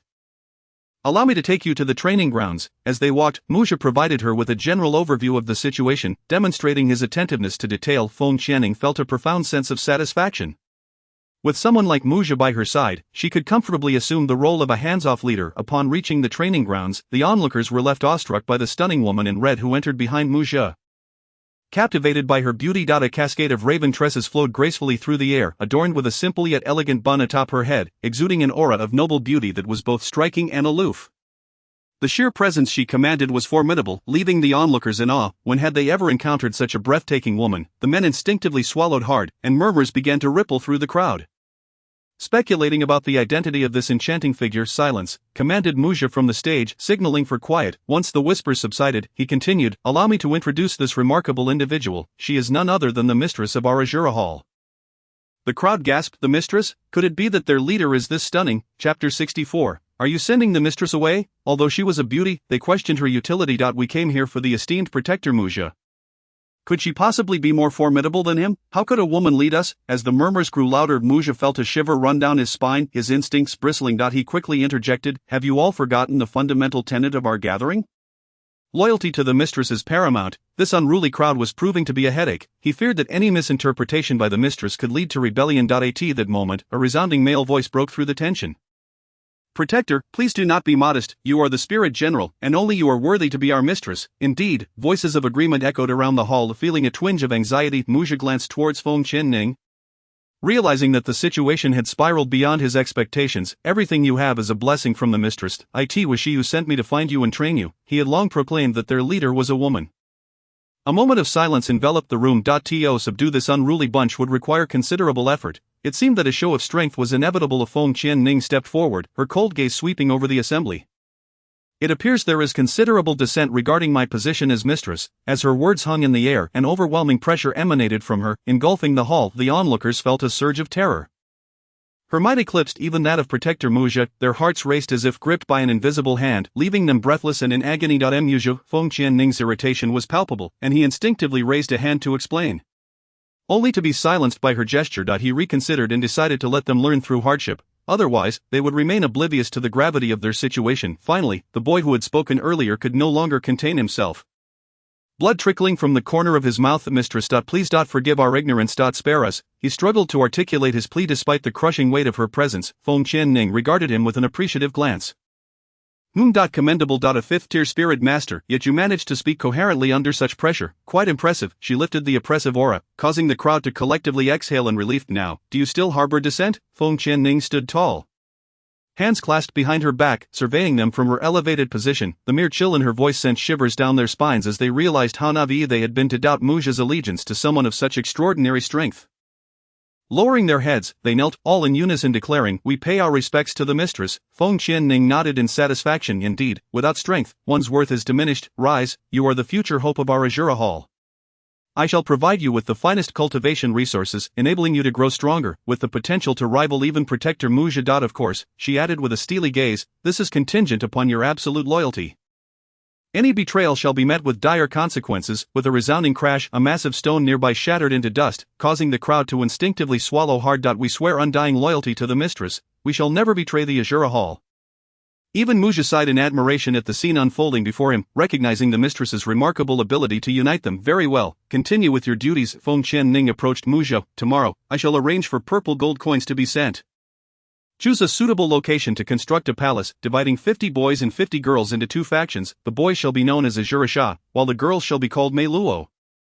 Each faction is to elect a leader for guidance, allowing you some respite." She cast a glance at the boy who had spoken up, raising an eyebrow. "The boy who just spoke shall lead the boys. And as for the girls, you may select a leader. Once the palace is completed, I will transfer Mu Ran to oversee Mei Luo." "Understood. Your subordinate shall comply." Muzha responded promptly. "Very well, I must take my leave." Matters awake my attention. Feng Qianning turned on her heel, her hands clasped behind her as she strode towards the exit, yet an unsettling thought lingered in her mind. She felt as though she had forgotten something crucial. Suddenly it dawned on her, she had yet to procure the magic cores, an essential task that had slipped her mind. Given Fu Chen's fastidious nature, she hoped he wouldn't consume the medicinal crops watered with Qing Yuan's essence. As this thought eased her mind somewhat, she reached the door, where the 2 guards greeted her with utmost respect. "Greetings, mistress, we hope to see you often." With each step, flattery followed Feng Qianning, but after a few paces, she could not help but cast a cold glance over her shoulder at them, her lips twitching in irritation. "What a bothersome little rotund fellow. Is he attempting to send me off? Why does that sound so peculiar?" The silent guard noticed her gaze and felt a chill run down his spine. He had been trying to signal the talkative chubby one to quiet down, but it seemed he was oblivious. Continuing to bow and wish her a safe journey, finally, the silent guard could no longer endure and smacked the back of the chubby one's head, gritting his teeth to hiss, "Shut your mouth." He then turned to Feng Qianning with an apologetic bow, smiling, "Mistress, please take care." Feng Qianning shook her head, muttering to herself, "Children speak without a filter." She departed, and once she was out of earshot, the previously silent guard berated the chubby one. "Do you wish to get me killed? Why can't you keep your mouth shut? You truly infuriate me. Did you not see my signals? You are courting disaster." Amidst the commotion, cries of distress echoed. "Ah, the great protector is attacking." The chubby boy fled with his arms shielding his head. In the distance, Feng Qianning overheard their exchange, a faint smile gracing her icy visage. How unified and endearing this bunch is. She made her way back to the auction house, where Tao Yao greeted her with a cheerful smile. "Sister Qianning, have you returned to auction more treasures?" "Tao Yao, I wish to purchase magic cores. Do you have any in stock? The higher the level, the better, and I desire as many as you possess," Feng Qianning inquired, a smirk playing on her lips. Chapter 65, You have such malicious intent. Tao Yao paused, pondering why this girl needed so many magic cores. "Well, I suppose I have about 10 5th tier cores, 3 or 4 6th tier, and perhaps around 300 to 400 of the 1st to 5th tier cores." However, she hesitated, "But 5th and 6th tier cores are quite pricey, at a friendly price of 5 purple gold coins each. Would you like them all?" Feng Qianning smiled. "Yes, I want them all. Here is my purple gold card. Please check if it suffices. I intend to take them with me immediately." Tao Yao promptly instructed a nearby attendant to gather all magic cores in the store. She nudged Feng Qianning's purple gold card. "You needn't be so formal. We are old acquaintances now. Take the magic cores today, and we can settle the rest tomorrow when you auction your items. By the way, will you be attending the auction tomorrow?" "There are some excellent items." Feng Qianning lowered her gaze at the purple gold card in her hand, contemplating when she had become such close friends with the Nangong family. She had no recollection of this. "Yes, I will come tomorrow." Just as she was about to leave, a thought crossed her mind, prompting her to ask, "Tao Yao, do you accept a Zhoutian Xian Tai for auction?" What? Zhoutian Xian Tai? Tao Yao's eyes sparkled with excitement as she grasped Feng Qianning's hands. "Do you possess Zhoutian Xian Tai? That is a magnificent item. If you choose to auction it, it will surely fetch a handsome price." Zhoutian Xian Tai is a relic from the divine realm. Capable of crafting superior weapons and potentially artifacts, it would undoubtedly attract countless powerful individuals to the auction, boosting our business tremendously. Feng Qianning furrowed her brow, forcefully withdrawing her hand from Tao Yao's grasp. "I have no intention of selling it. I merely inquired whether you accept it for auction." Hearing this, Tao Yao felt a twinge of disappointment. Feng Qianning paused before adding, "However, a friend of mine has some. I can bring it for auction on their behalf. However, I must." Tao Yao's expression was filled with excitement as she patted her chest, interrupting Feng Qianning's words and exclaiming loudly, "Qianning, could you refrain from panting so heavily while speaking? I must attend to a notification immediately. There is Zhoutian Xian Tai at tomorrow's auction. Since it is already noon, I cannot entertain you any longer. I must be on my way. Make yourself comfortable." Qianning, with that, she blew a big kiss to Feng Qianning from afar and hurried off. "Oh, Sister Tao Yao, I haven't finished speaking yet." "Hey." Feng Qianning looked at the figure receding into the distance, feeling somewhat helpless. She had merely inquired. It was still uncertain whether she could secure the Zhoutian Xian Tai from that cave. No, she needed to go and check on it. She tucked away the magic core that the waiter had packed for her and made her way out of the city. In another part of the city, Feng Qinyan, veiled and feigning innocence, walked down the street while subtly caressing her belly, flanked by 2 maidservants sent by the crown prince to attend to her. Suddenly she encountered Feng Qianning, her heart brimming with resentment. It was all her fault that her spiritual power had been rendered useless, forcing her to wear a veil whenever she stepped outside. Meanwhile, Feng Qianning was bustling about. Capturing the crown prince's constant attention, her gaze grew increasingly venomous as a scheme formed in her mind. Just as Feng Qianning passed by, Feng Qinyan pretended to twist her ankle and lunged toward her. However, with quick reflexes, Feng Qianning took a few steps back, avoiding Feng Qinyan's grasp, causing her to crash awkwardly to the ground. "Assist her. Why do you treat me this way? I have lost my spiritual power. Why can't you just let me be? Why must you even harm my child now?" A wretched cry immediately drew the attention of those around them. Feng Qianning coldly regarded the woman sprawled on the ground. Showing no intention of offering assistance, this voice, Feng Qinyan, the onlookers began to murmur among themselves. Isn't that the eldest daughter of the Feng family, Feng Qianning, and the one on the ground calling her sister is none other than Feng Qinyan? Feng Qianning, the one who transformed from a waste into a genius, is she truly so malicious? Is this a case of an elder sister bullying her younger sister? How heartless, to see her pregnant sister lying motionless on the ground. One of Feng Qinyan's maidservants rushed to help her up. "Miss, are you all right?" Feng Qinyan suddenly clutched her belly, her face contorted in pain. With the maidservant's support, she shakily pointed at Feng Qianning. "Sister, I have come to seek your forgiveness regarding my affair with the crown prince." Why have you resorted to such treachery against my child? He is also your nephew, he shares blood ties with you. Oh my, is it true? Has my sister turned against her own sister's child? Is Feng Qianning truly so envious? Hasn't she already broken off her engagement with the crown prince? What does this mean now? TCH, you fail to understand if Feng Qianning still harbors feelings for the crown prince. Seeing Feng Qinyan incites her ire. Regardless, the child is utterly innocent. Indeed, Feng Qinyan delicately wiped her tears, one hand protectively cradling her belly, feeling a sense of satisfaction as her plan unfolded. Feng Qianning, so what if you have crippled my spiritual power? Now, I am favored because of my child, a status you cannot compare to. All eyes turned toward Feng Qianning, as if waiting for her explanation. However, the anticipated response did not come. She merely cast a fleeting glance at Feng Qinyan, remaining silent as she continued her walk out of the city. Feng Qinyan stood awkwardly in place, infuriated by this haughty woman. Without regard for her maidservant's assistance, she rushed forward, grabbing a corner of Feng Qianning's sleeve and kneeling down. Sister, I was in the wrong. Please forgive me. The Feng family now listens to you. Let me return to the Feng family. 1Tu. It is quite difficult for me to be all alone outside. She looked up at Feng Qianning, her beautiful face streaked with tears, evoking sympathy from those around them. Feng Qianning impatiently yanked her sleeve away, causing Feng Qinyan to lean back slightly. Sister, please don't. Just as she leaned back, a strong chest supported her. She looked up and cried even harder. Your Highness, you have come. I am pleading for my sister's forgiveness. Please do not blame her. It was not she who made me kneel. It was my own choice. Li Xiaoming glared at Feng Qianning with malice. Indeed, this woman harbored feelings for him. Her previous decision to end the engagement was driven by jealousy. Feng Qianning, how cruel-hearted you are. She is your sister, yet you treat her this way, forcing her to kneel publicly in the street. She is pregnant. Chapter 66. The embarrassment of Feng Qinyan. Feng Qinyan felt a surge of delight within her. This was the effect she sought, to provoke the crown prince's complete disdain for Feng Qianning while drawing his sympathy toward herself. Thus, even if she could not attain the title of crown princess, at least she would be a favored concubine. Feng Qianning furrowed her brow, observing the two performing their little play, her arms crossed as she regarded them with disdain. Li Xiaoming, has your mind been compromised? I made her kneel. She chose to do so of her own volition. Since I met her, I have not uttered a single word. It has all been you two speaking. Furthermore, do not mistake the facts. Her expulsion from the Feng family has nothing to do with you. It was Feng Qinyan herself, conspiring with the second elder to commit murder, that led to her being cast out. Today, I tell you, Feng Qinyan, your return to the Feng family is impossible. Your name has been removed from the family register. You brought this upon yourself. Do you understand? Feng Qinyan continued to weep in Li Xiaoming's embrace, as if she had suffered a grave injustice. Sister, it's not like that. Li Xiaoming, feeling pity as he lifted her, was immediately incensed by Feng Qianning's words. Feng Qianning, you venomous woman, why do you cling to the past? I have heard from Qinyan that it was the second elder who incited her, leading her astray. She was merely momentarily deceived. Now you are fine, so why seek trouble? Feng Qianning looked disdainfully at the two before her. I am not the one pursuing her. Have you lost your senses, or do you simply not understand human speech? It is you two who have persistently entangled yourselves with me, yet you claim that I am not letting you go. I have urgent matters to attend to. I advise you not to provoke me any further. I wish you a long-lasting association with your darling. Farewell. With that, she turned to leave. Li Xiaoming was evidently infuriated by her final words. He roughly pushed Feng Qinyan aside and, gathering his spiritual energy, struck at Feng Qianning's back.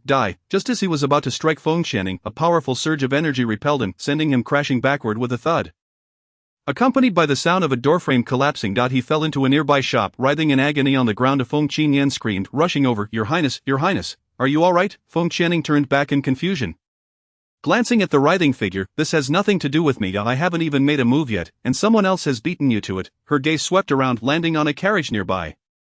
The energy had emanated from within the carriage. It was not the energy of Dijoyu, so whose was it? The onlookers, sharp-eyed, turned their attention to that carriage. It is the carriage of the young master of the Nangong family. The Nangong family intervened. They actually saved Feng Qianning? Could it be that Feng Qianning is acquainted with the young master of the Nangong family? Feng Qinyan helped Li Xiaoming up and listening to the murmurs around them. Her eyes burned with fury at this wretched woman. What right does she have to be protected by someone from the Nangong family? It must be a coincidence. There is no way she knows anyone from the Nangong family. Even if she did, the Nangong family would never intervene in such trivial matters. They would only assist in secret. With that thought, her courage swelled, and Feng Qinyan angrily stepped forward, pointing at Feng Qianning and shouting, Feng Qianning, how dare you? You actually let someone injure the crown prince out of jealousy. What punishment do you deserve? Are you not afraid of being exterminated along with your clan? Upon hearing this, Feng Qianning scoffed disdainfully, saying coldly, exterminate my clan? Who do you think you are, the emperor, or the heavenly king? Feng Qinyan, do you take yourself too seriously? What do you believe yourself to be, merely the discarded daughter of the Feng family? She advanced step by step toward Feng Qinyan, her icy voice drawing nearer with each step, evoking the pain of having her spiritual power stripped away, causing Feng Qinyan to retreat in fear. While you reside comfortably in the Crown Prince's manor, your father, Feng Xian, is living in a decrepit temple outside the city, akin to a beggar. I truly feel pity for my second uncle. Furthermore, regarding your collusion with the second elder to kill me. How many eyes in the Feng family are watching? Do you think you can evade accountability? Are you aware of the Feng family's rules? Killing within the family is a capital offense, merely stripping you of your spiritual power and expelling you from the Feng family. Allowing you to live is already a great mercy. Instead of being grateful, you now come here to slander me with empty words. Moreover, about this child of yours, how is it that you have a child without being married? You must have been at it for at least 3 months, which serves as proof that my dear sister, even while I was still a worthless fool and we were still bound by our engagement, was entangled with her brother-in-law. Tell me, should I forgive you? In the end, Feng Xianyan was cornered against a table at a nearby stall, the relentless barrage of questions rendering her face ashen. Feng Xianyan's hands trembled as she gripped the table tightly, her heart racing violently. So it was like this. If it were me, I would not forgive her either. Not only did she betray her sister, but she is now entangled with her brother-in-law, just moments ago. She feigned a pitiful demeanor. It is truly nauseating. Bah, wretched woman. An egg smashed against Feng Qianyan's head, followed by a torrent of rotten vegetable leaves hurled at her. No, please, no. Feng Qianyan flailed her arms wildly in the air. Your Highness, save me, child, please don't harm my child. Instinctively Feng Qianyan clutched her abdomen, for this was her sole bargaining chip to enter the Mingwang mansion. She could not afford to lose it. Li Xiaoming furrowed his brows, observing the vegetable leaves clinging to her, the mysterious liquid trickling down her head, and the foul odor emanating from her. Someone had even thrown excrement at her. Ugh, he could not help but retch. He truly wished to ignore her, yet, thinking of the child within her, he gritted his teeth and waved to a nearby maid. Take the second miss back to the manor. The 2 maids looked at her with evident disdain. It was far too foul. They held their breaths, shielding themselves from the onslaught of the common folk. And dragged Feng Qianyan away. At that moment Feng Qianyan felt utterly shattered. The stench was unbearable. When the maids approached, she clung to their arms as if grasping a lifeline, refusing to let go. Upon reaching Li Xiaoming's side, she cried out, her face a picture of grievance. Your Highness, but was interrupted by Li Xiaoming's dismissive wave. But you stay away, hurry back and wash yourself. Chapter 67, Nangong Zai. Feng Qianyan stiffened. The prince found her repulsive. Miss, you must leave quickly, otherwise this rabble will not spare you. A maid tugged at her insistently, pulling her away. When Li Xiaoming finally regained his composure, searching for Feng Qianling, he realized she had vanished without a trace. Feng Qianling, I will not let you escape my wrath. Just as Li Xiaoming muttered this through clenched teeth, a sharp crack resounded as an egg struck his head, the egg white cascading down his forehead. Li Xiaoming touched the egg residue on his forehead, the fishy scent overwhelming his senses, causing his hand to tremble involuntarily. He closed his eyes briefly, then opened them wide, shouting to the crowd, who did this? Who dares to show themselves? I shall tear them to shreds. He had never endured such humiliation. In that moment, silence fell upon the crowd. The common folk frozen in place, watching the enraged Li Xiaoming. Someone in the crowd shouted, run, the Ming Wang is going to kill. Instantly chaos erupted as everyone fled in terror. Smack, another egg struck Li Xiaoming squarely on the back. He spun around, glaring at a small boy in the corner, no more than 4 or 5 years old, clutching 2 eggs, preparing to throw again at you. As he stepped forward to discipline the brat, a woman rushed out, embracing him. Your Highness, please calm your anger, it's just a child who knows no better. Do not hold it against him. With that, she dashed away. Li Xiaoming was beside himself with rage, the audacity of being struck by a mere child. What could he possibly do? Cough. The injuries he sustained earlier were still fresh, and with that woman possessing some spiritual power, he could not pursue her. He was infuriated, truly infuriated, and that Feng Qianyan, that incompetent fool, what was she thinking by coming out today? After some contemplation, Li Xiaoming could only resign himself to his fate, dragging his disheveled self toward the Mingwang mansion, wrapping himself in a tattered blanket to shield his embarrassment from the eyes of others. Meanwhile, in a carriage, Feng Qianling squinted, observing the youth seated across from her. The boy, clad in white satin, held a folding fan, with an ornate hairpin embedded in his upright crown of hair. His distinctive brown eyes sparkled with clarity, devoid of any impurities, and a gentle smile graced his lips. Perhaps due to chronic illness, his complexion appeared somewhat wan, and he was rather slender, she contemplated, ultimately deciding that he did not compare favorably to Di Zhouyu. Feng Qianling cast a fleeting glance before quickly regaining her composure. If I am not mistaken, you must be the heir of the Nangong family. Nangong Zai paused, momentarily taken aback by her directness. This woman was indeed extraordinary. Most ordinary girls would be smitten upon encountering him, yet she quickly regained her composure. Indeed, he replied with a smile. Then why do you wish to assist me? I recall that we are complete strangers. And you even sent someone to summon me here. Feng Qianling cast a cold glance at the burly man outside the carriage. Miss Feng, you speak quite candidly. In truth, I have been fortunate enough to see you a few times at the auction house.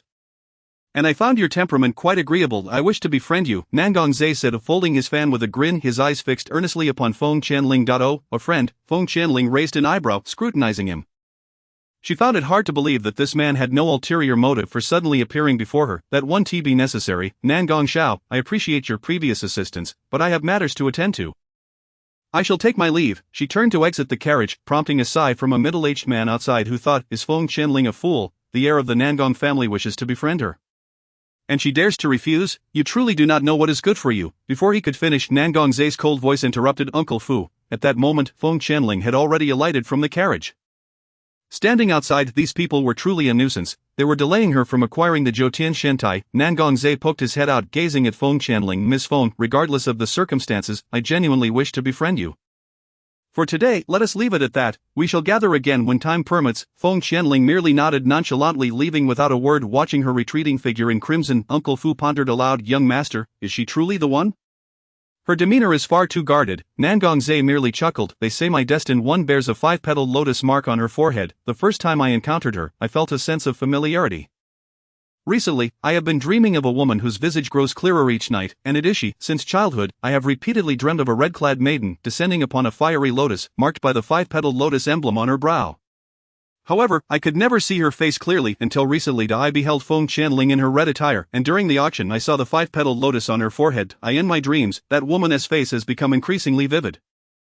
It is indeed Feng Qianling. Regardless of the means, I must uncover the truth. Before long, they arrived at the cave, and Feng Qianling summoned the floating sword. Floating, this unexpected fortune rests upon you now, the voice of Floating echoed in her mind. Give it a try. Feng Qianling channeled all her spiritual energy into the sword, raising it high to strike a protruding piece of Jotian Shentai. The clatter of metal hitting the ground resonated.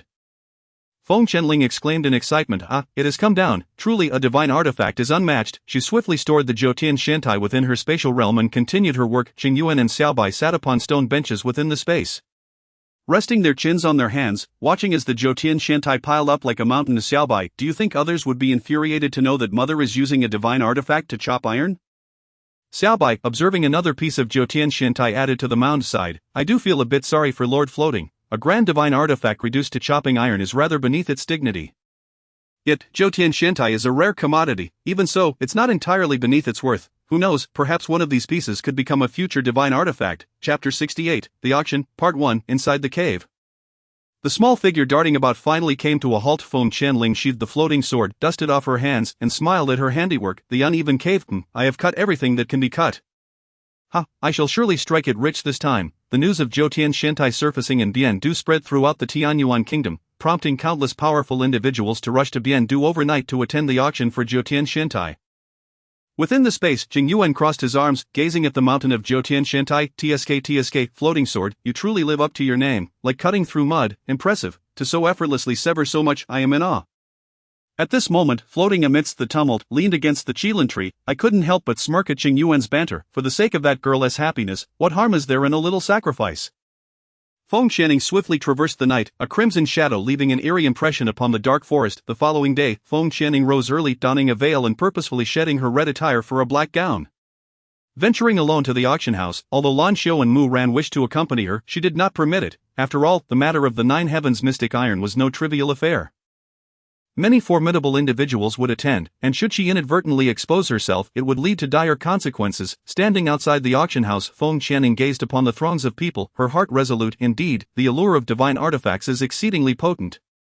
Drawing forth such a multitude, she approached, producing her black gold card, causing the doorman to momentarily falter. Upon meeting Feng Qianling's gaze, his demeanor shifted to one of utmost respect, and he promptly bowed and escorted her to the VIP room on the 3rd floor.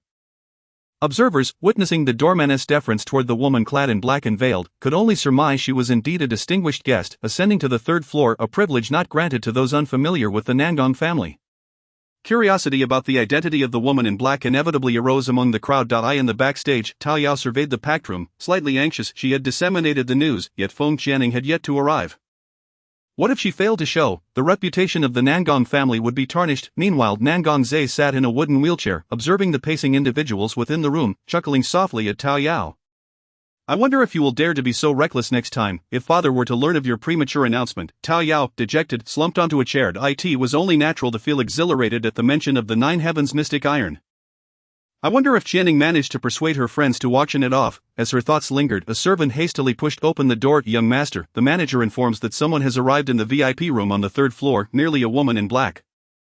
At the mention of this, Tao Yao immediately revitalized, hastening toward the door, without a second thought. If she had managed to reach the 3rd floor suite, it could only be her. With a loud crash, the door swung open, startling Feng Channing, who sat in her chair. What on earth is happening? Xiaoning, not did you bring it? Tao Yao inquired, her voice tinged with nervousness. Feng Channing raised an eyebrow, gesturing toward the bag on the nearby table. Tao Yao approached, inspecting the bag, her heart soaring. This is wonderful. She turned back to Feng Channing. Xiaoning, I wish to discuss something with you. Our family head has also heard of the Nine Heavens mystic iron and desires a piece. Rest assured, whatever the final bid, we shall match it in payment. We shall take one piece quietly. You understand? Feng Channing smiled. That is agreeable. Simply state the auction's starting price for the piece, and sell it to the head of the Nangong family for that amount. No need for formality. Tao Yao, elated, embraced Feng Channing. Xiaoning, you are truly wonderful. The auction will commence shortly. I must attend to preparations. In truth, Feng Channing was momentarily taken aback by the unexpected embrace. She was not fond of physical contact. Shaking her head, she settled back into her thoughts, gazing toward the stage below. Selling one piece of the Nine Heavens mystic iron at the original price would yield no loss. After all, it was essentially a windfall. And a favor could be exchanged. How splendid. Yet the head of the Nangong family's secretive demeanor piqued her interest. After a brief interval, Tao Yao re-emerged, adorned in an enchanting outfit, stepping onto the stage. The crowd hushed. Ladies and gentlemen, we are about to commence our auction. Once silence enveloped the audience, she continued, the first item for bid is revealed. As the curtain lifted, a root resembling ginseng was unveiled. Its flesh a soft pink, akin to human skin. A rare herb, a century-old blood ginseng, and as for its efficacy, I need not elaborate, alchemists are well aware. The starting bid is 10 purple gold coins. As Tao Yao's words fell, the audience erupted in bidding. 15, 20, 25. At this juncture, a figure cloaked in white from the corner interjected 40. A hush fell over the crowd. None dared to counter, although rare, bidding any higher would surpass its value. Being merely the first item of the auction. 40 once, 40 twice, 43 times. Congratulations to this gentleman for securing. Upon hearing the voice, Feng Channing felt a sense of familiarity and sat up straight, her gaze directed toward the figure shrouded in white. Her lips involuntarily twitched. Wasn't he this her recently appointed second master, the 4th elder of Kangwu Academy? Second master, I assure you, I did not intend to ensnare you. Thus, the blood ginseng was acquired by the 4th elder for 40 purple gold coins. He reveled in secret, having sought the blood ginseng for many years, finally obtaining it. The second item, another rare herb, was the soul condensing flower. The starting bid was 20 purple gold coins. My heavens, it's the soul condensing flower. This was essential for concocting 5-star healing elixirs. 30, 35, 40, 50, 80. Once again, the white-clad elder bid, causing the crowd's expressions to shift. He was undeniably wealthy, a veritable tycoon. 81, 82, 83. Sold. Feng Channing felt overwhelmed. Why did he persist in joining the fray? It was hardly her fault. Alas, this old man certainly had the means. 100 purple gold coins exchanged hands, and he appeared utterly unperturbed. Now, we present the third item, yet another rare herb, the despair fruit. With a starting bid of 5 purple gold coins, as the auction progressed, Feng Channing noted the absence of items that piqued her interest, thus refraining from bidding. After 2 hours, the audience grew impatient. Their murmurs escalating into a cacophony. They were all drawn here for the Nine Heavens mystic iron. Amidst the clamor, Tao Yao's enchanting voice pierced through. I know what you are all awaiting. The final item of today's auction is the legendary Nine Heavens mystic iron. She gestured as the curtain unfurled, revealing blocks of Nine Heavens mystic iron radiating a silvery glow. A total of 5 pieces lay before them. Each piece could forge 2 superior weapons of at least 5-star quality. With a chance of becoming a divine artifact, the starting bid is 30 purple gold coins for 1 piece. The price is reasonable, not excessively high. An ordinary 5-star weapon typically fetched 20 coins.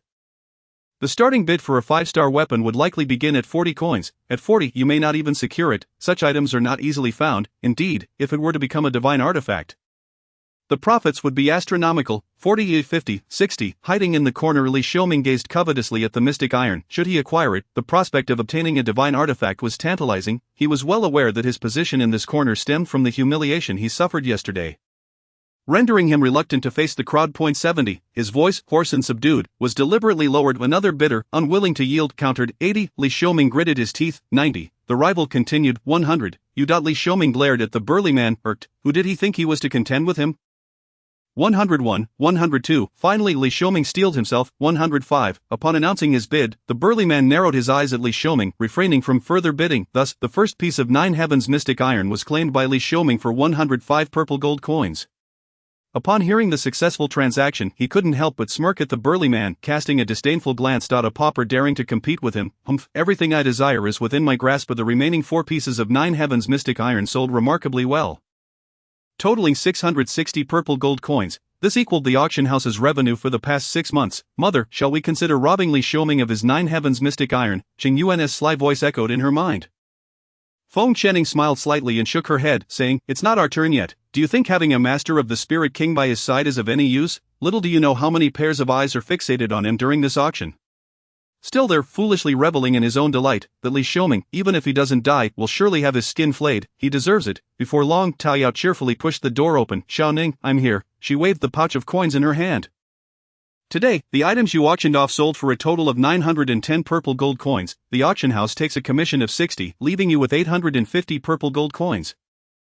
Feng Qianing furrowed her brow, puzzled. "Why are you giving me so much? Didn't you take your share along with the 100 purple gold coins from yesterday's magic core? That is quite a bit more than expected." "Your piece of 9 heavens mystic iron was valued at 100 purple gold coins by the head of the family. I conveyed your intentions to him, but he insisted on giving it. As for the magic core, consider it a gift, and regarding the commission, we offer substantial discounts for valued clients like you. You and your friends are always welcome to auction off your valuables with us." After speaking, Tao Yao stuffed the pouch into her hands. Feng Qianing tightened her frown, accepting the pouch but retrieving 20 purple gold coins from it. "I still need to pay for the magic core. You must accept this, otherwise I won't come back next time." Tao Yao paused for a moment. "Alright, then I will accept it, and next time you buy something, you'll receive a discount." She thought for a moment and added, "Xiao Ning, our young master is backstage and would like to invite you for a chat. Will you go?" Upon hearing about Nangong Zhe, she coldly replied, "Please convey to Sister Tao Yao that I have matters to attend to today. Let us postpone for another time." The implications of his approach were too blatant. Even a fool could see through it, and she was unwilling to entangle herself with such a smiling tiger. "Oh, very well," Tao Yao nodded, trembling slightly. This little girl was indeed as the young master described, certainly would refuse. It seemed she genuinely did not wish to get too deeply involved with the Nangong family. Isn't it advantageous to have the Nangong family as a backing? Why would she refuse? Feng Qianing stood up and said to Tao Yao, "Sister Tao Yao, I shall take my leave now." "Alright, I'll see you off." By the time Feng Qianing returned to the Feng residence, it was already evening. Upon entering her room, she changed out of her dark attire. She truly disliked dark colors and preferred red. Just as she finished changing, she heard noises outside. She extinguished the lights and hid by the door, plunging the room into darkness. Before long, a wisp of black smoke slithered in through the crack of the door. Gradually, it coalesced into a tall figure. Due to the pitch-black night, she could not discern who it was. As the figure leaned towards the bed, Feng Qianing quietly gathered her spiritual energy in her palm and struck at the shadow. The figure sensed her movement just as she released her attack, turning to face her. He caught her gaze as she charged towards him. The figure swiftly sidestepped her, and Feng Qianing, quick-eyed, observed his evasion. She spun around and swiftly aimed a kick at his lower body. With a light chuckle, he seized her kicking foot. "Xiao Ning, you are truly ruthless. Where do you intend to kick? Do you wish to render your husband incapable of having offspring?" Upon hearing the devilish voice, she instantly recognized him and felt a surge of annoyance. "Dijiu, what are you doing here in the middle of the night, entering in a cloud of black smoke? Who are you trying to scare?" Chapter 70. All small matters. Dijiu appeared unfazed by her scolding, yanking her leg and pulling her into his embrace, holding her tightly for a moment. Their eyes met, and the stillness of the night was permeated by a hint of ambiguous tension. Gazing at his extraordinarily handsome face, so close to her own, her heart began to race uncontrollably. Feng Qianing involuntarily swallowed hard. This devil, let go of me. What are you doing here at this hour?" She struggled a couple of times, but it was futile. Dijiu held her firmly. "Xiao Ning, your heart is racing rather quickly." His voice was deep and magnetic, the warm breath brushing against her ear eliciting a tingling sensation, causing her cheeks to flush crimson. "Let go of me, Dijiu." With a wicked smile, he looked at her flushed face. Finding her utterly adorable, it was hard to resist. Alas, it was not the right time. He finally released her, casually waving his hand to ignite the lights in the room. Instantly, the room was illuminated. Feng Qianing touched her flushed face and approached the table. Striving to compose herself as she swiftly poured herself a cup of tea. "What exactly are you here for? You vanished for several days, being all mysterious." Dijiu leisurely walked over to the chair beside her and poured himself a cup of tea. Sipping it with ease, "The Tianshan snow lotus is about to bloom. I need you to take that little white ball with you. You'll likely return just in time for the academy's opening." Feng Channing nodded, clearing her throat to steady her voice. All right, when do we depart? Tomorrow morning. Prepare your things, and I shall come to fetch you. He toyed with the teacup as he spoke. Good, I understand. Feng Channing stood up, pulling Djiu towards the door. You go back. Next time you have matters to attend to, don't come in as smoke. Knock on the door properly. It's quite frightening. With that, she slammed the door shut behind him. Djiu chuckled at the tightly shut door. His little Ning, how adorably shy she was. In the shadows, Tianluo stared in disbelief, unable to comprehend what he had just witnessed. This woman actually dared to shut the door on the esteemed one. Tianci. This, the esteemed one is not angry, he is laughing. In the past, anyone who offended the esteemed one would have been sent flying with a mere flick of his hand. No one ever left his presence alive. What on earth has happened during the months he was away? Initially, he didn't believe Tianci, but now that he had no choice but to believe, beside him, Tianci patted his shoulder with a serious expression. Calm down, it's all small matters, there will be even more surprises in the future. By then, you'll be questioning whether our esteemed one has been replaced. However, I must tell you, this Feng Channing is currently the one held dear by the esteemed one. So you must show her respect. If you offend her, the lightest punishment will be the 10th level of purgatory, the severest. Crack. You understand? Tianci gestured with 2 fingers to form a 10 and made a slicing motion across his throat. The thought of the 10th level of purgatory made Tianluo gulp nervously and nod vigorously. Feng Channing rose early, and Lan Xiu came in to assist her with her grooming. Lan Xiu, I am going out today, for at least 10 days to half a month, or possibly even more than a month. Do not worry about me. I'll be out training and will return when the academy opens. Miss, are you going to be away for such a long time? Lan Xiu asked as she styled her hair. Yes, I'll be out training and helping a friend a bit. I want to be taking you and Mu Ran with me. The house in Shura Hall still need people. If Grandpa asks, just tell him I'm out training. Feng Channing stood up, tidied her clothes, and tossed a bag containing 500 purple gold coins to Mu Ran, who stood aside. Take this to give to Muzha for building a palace. If it's not enough, I have more. Ignoring their astonished expressions, she continued. Mu Ran, please supervise him a little. I don't trust Muzha's judgment. Ensure the construction is grand, don't be stingy. Money is not an issue. Miss, where did you get so many purple gold coins? Mu Ran exclaimed, covering her mouth in shock. You didn't go robbing, did you? Feng Channing approached and playfully pinched her. What are you thinking? Your young lady could never engage in such disgraceful acts. It doesn't matter where it came from, just take it and use it. Seeing the amusing scene, Lan Xiu couldn't help but laugh. Oh, Mu Ran rubbed the back of her neck and replied casually, all right, I'll take my leave now. Feng Channing walked out slowly outside the gates of the Feng residence. A luxurious carriage awaited, drawing curious glances from passers-by, who speculated whose carriage it might be. Feng Channing looked at the carriage's decorations, feeling a bit speechless. What is this? A spring outing? The clattering is quite bothersome. At that moment, a gloomy voice emerged from within the carriage. What are you looking at? Get on the carriage. Gritting her teeth, Feng Channing hesitated, glancing around to ensure no one was watching before swiftly slipping into the carriage. Facing the man dressed in black before her, with equally dark eyes that exuded an air of cold detachment, she heard him say, Xiaoning, did you not sleep well last night? Your dark circles are quite pronounced. Feng Channing glared at the smug man in front of her. Humph, why do you care? Subsequently she closed her eyes and ceased to gaze at him. After he departed the previous night, she had tossed and turned, unable to find slumber. Ultimately, she decided against sleeping altogether and ventured into her space to cultivate throughout the night. Unbeknownst to her, as she gradually dozed off, she found herself resting upon an extraordinarily soft surface. Enveloped in comfort, Xiao Ning, arise, we have arrived. Xiao Ning, Feng Ning, disturbed by the commotion, impatiently turned away. Do not disturb. Yet she slowly became aware that something was amiss and abruptly opened her eyes. A strikingly handsome face came into view, and she gasped in fright, her head lifting from his lap as she instantly sat up. You. Why didn't you wake me? How could I have fallen asleep on your leg? I noticed you weren't sleeping comfortably, so I came over to allow you to rest more easily, replied Djiu with a slight smile. Chapter 71. The frigid expanse of the far north. Feng Ning sensed a peculiar atmosphere within the carriage, prompting her to refrain from responding to Djiu's remarks and to disembark instead. She cast her eyes around, realizing that the carriage had halted in an open area. As Djiu stepped down, he held a crimson cloak in his hand. What? We have arrived, she questioned, bewildered. This is not what I expected. It isn't even cold. Djiu remained silent, instead moving closer to Feng Ning to drape the red cloak over her shoulders, the hood adorned with a fluffy white collar. Just as she was about to protest, he spoke. Put this on. The far north is quite frigid, and we have yet to reach our destination. The place we are heading to is far. We must activate the teleportation array. As soon as his words fell, Tianluo emerged from the shadows, accompanied by Tianci, both of them forming seals with their hands and channeling spiritual energy into a clearing. In no time, a peculiar circular formation manifested on the ground. Feng Ning gazed in astonishment at the two of them. Could they really initiate a teleportation array solely through their own strength? It must require at least a spirit sovereign to accomplish such a feat. If DJOU's subordinates possess such formidable power, then what of him? Who exactly is he? The DJOU grasped Feng Qianning's hand, leading her into the teleportation array. Close your eyes, otherwise, you may feel dizzy during your first teleportation. Obediently, Feng Qianning shut her eyes, and as she and the others stepped into the array, it vanished, leaving only an opulent carriage behind, surrounded by an eerie silence, as if the events that had just transpired were nothing but a figment of imagination. Feng Qianning felt a slight sway in her body, followed by a gust of icy wind, causing her to instinctively release DJOU's hand and clutch the cloak tighter. Xiaoning, open your eyes. We have arrived, DJOU spoke gently. As she opened her eyes, snowflakes danced in the air, and the sight of snow-covered mountains greeted her. A fierce wind howled, delivering a piercing cold sensation. Is this truly the frigid expanse of the far north?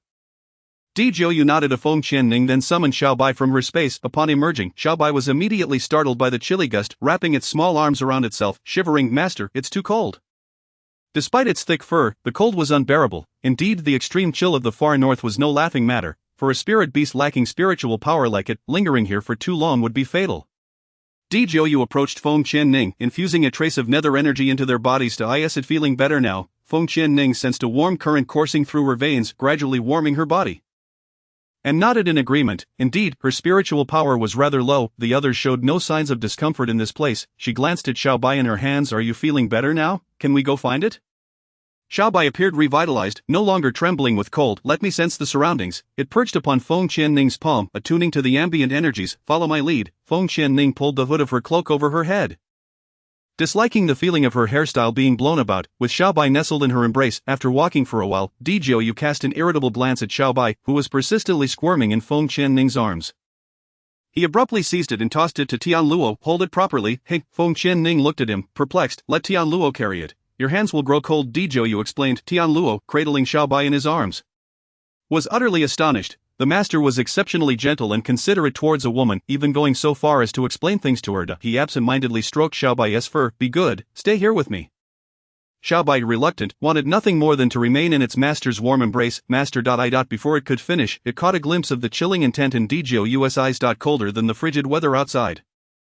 Ultimately, it yielded, begrudgingly settling into Tianluo's hold while directing them along the path. Hurry up and find it. Let us move. Uncertain of how long they had been traversing through the biting wind, they had yet to locate the blooming Tianshan snow lotus. Master, the sky is darkening, and there is a cave ahead. Let us take refuge for the night and continue our search tomorrow. It is too perilous at night, and Feng Gunyang's spiritual energy cannot sustain her. Tianxi suggested. DJOU observed the changes in those around him with satisfaction. He had been contemplating the same, concerned that their maidservant would become exhausted. Thus, they made their way into the cave. DJOU erected a barrier at the entrance and turned to see Feng Qianning gazing at him with wide eyes. He explained, in the far north, the night can be perilous. We must establish a barrier. Are you certain this little creature is reliable? Is it truly a golden mouse? How could we have not reached our destination in this time? Tianluo scrutinized the small white creature in his hands. Chirp chirp chirp, Xiaobai leapt from his grip, standing on the ground with its paws on its hips, chattering away at Tianluo. Tianluo scratched his head. What are you saying? I cannot comprehend. Feng Qianning chuckled lightly. It says you don't understand. The Tianshan snow lotus grows in the most secluded and hidden places, making it difficult to locate, but following this direction is undoubtedly correct. Chirp chirp chirp. Tianxi, puzzled, turned to Feng Qianning. What is it saying now? It claims to be a genuine golden mouse. Its abilities must not be questioned. It will certainly find it, Feng Qianning replied with an exasperated sigh. This creature only knows how to boast. Oh, Tianluo merely nodded in acknowledgement, feeling a chill within the cave. Feng Qianning decided to meditate and cultivate, for sleep was elusive, and this would also provide warmth. This far north was truly no place for those with low spiritual power. Without Xiaozhou's strength, she would likely collapse after only a few steps, though she could manage 2 days without sleep at this point. She was still somewhat hungry. Xiaoning, you should eat something, you will grow hungry. DJOU offered her a parcel wrapped in oiled paper. Feng Qianning propped herself up slightly, inhaling the enticing aroma. What is this? It smells delightful. Upon opening the parcel, a fragrant waft filled the air. Wow, it's a chicken leg, and it's still warm. Gazing at the delectable chicken leg, her hunger surged, and she began to eat. After a few bites she hesitated, and asked, did you keep it in your bosom, warming it with your spiritual energy? DJOU chuckled softly, ruffling her hair. Indeed, I was concerned it would cool down too much before you could enjoy it. Hurry and eat. A gentle smile graced Feng Qianning's lips, and her pace of eating slowed, touched by his thoughtfulness. Xiaozhou truly was considerate, knowing her fondness for chicken legs and ensuring it was kept warm for her. Chapter 72. also known as the ghostly flower. Tian Luo exchanged a glance with Tian Si, nodding subtly. Today, he grasped everything Tian Si had conveyed. It had indeed broadened his horizons, just as Tian Si had mentioned. Witnessing a millennia-old iron tree bloom was a sight to behold. After a peaceful night, the following morning Feng Qianning and her companions set out early to search for the Tianshan snow lotus. As it only blossomed during these few days, leaving them with little time to spare, after half a day, they arrived at a cliffside. Its right ahead, Xiaobai nestled in Tian Luo's arms. Stood up excitedly, pointing towards the white Tianshan snow lotus blooming atop the sheer cliff. At last, it had located it. The Tianshan snow lotus had concealed itself so well that it had almost doubted its own abilities. The group turned their gaze towards the direction indicated by Xiaobai. The area surrounding the Tianshan snow lotus shimmered with an otherworldly white light, its entirety blending seamlessly with the surrounding snow, making it exceedingly difficult to discern. We found it. How wonderful, Feng Qianning exclaimed, releasing a breath of relief. There was now a glimmer of hope for Xiaojiu's recovery. Master, I shall go pick it. Just as Tian Si was about to step forward, Feng Qianning's voice rang out to halt him. No, it is not yet permissible to pluck it. I once read in an ancient tome that the Tianshan snow lotus is also known as the flower of the netherworld. It blooms only at night, and plucking it during the day will cause it to wither instantly. It must be harvested after nightfall, as any separation from its roots will lead to certain death. Therefore, it must be encased in spiritual ice, otherwise it will still perish by dawn. After hearing her explanation, Tian Si let out a sigh of relief, expressing gratitude for not having plucked it. Thank goodness for you, Miss Feng. If it weren't for you, I would have likely gone ahead and taken it, and the long wait for the esteemed one would have been in vain. Oh, Xiaoning, did you specifically look this up? Dijiu raised an eyebrow, amusement evident in his gaze. Feng Qianning glanced around nervously, clearing her throat. She had recently taken the time to peruse an alchemical compendium, which contained descriptions and effects of the Tianshan snow lotus. I merely stumbled upon it. Xiaobai plopped down into Tian Luo's embrace, arms crossed in indignation. What do you mean? That day, you clearly searched for it specifically. You pored over it for ages before finding the section on the Tianshan snow lotus. Before it could finish, Feng Qianning cast a silence spell upon it. Xiaobai flailed about, internally lamenting its plight. When did this capricious being learn such a spell? It was far too chatty. It would be best to keep quiet. Feng Qianning forced to smile at Dijiu, feeling somewhat awkward. Tian Luo and Tian Si exchanged astonished glances. A silence spell? Isn't that something only beings from the divine realm can wield? How could Feng Qianning possibly? Dijiu's expression darkened, his eyes clouded with uncertainty. He pondered why Feng Qianning possessed such a spell. Her spiritual power was not divine, as the netherworld pearl could exist within her body indefinitely. His own powers stemmed from the netherworld pearl, which was inherently malevolent, while divine energy was sacred. The two could not coexist. How did you come to know the silence spell? Feng Qianning shrugged nonchalantly. Fu Chen taught me. If they get too noisy, I can silence them, otherwise it becomes incessantly bothersome. Indeed, as he suspected, Fu Chen was an ancient artifact, and its previous master was the ruler of the divine realm. The celestial emperor who fell Ianza God was entirely reasonable for Fu Chen to possess such knowledge. However, the silence spell was not something one could learn unless they hailed from the divine realm.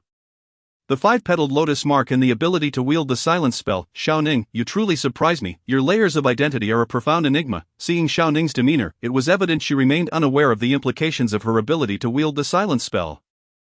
Nor did she comprehend the potential consequences it might bring her. Xiaoning, in the future, refrain from using the silence spell in front of outsiders. Do you understand? It is a forbidden technique and could bring you trouble. Dijiu spoke in a grave tone. Feng Qianning regarded his serious expression and realized that the matter of the silence spell was indeed more complex than she had thought.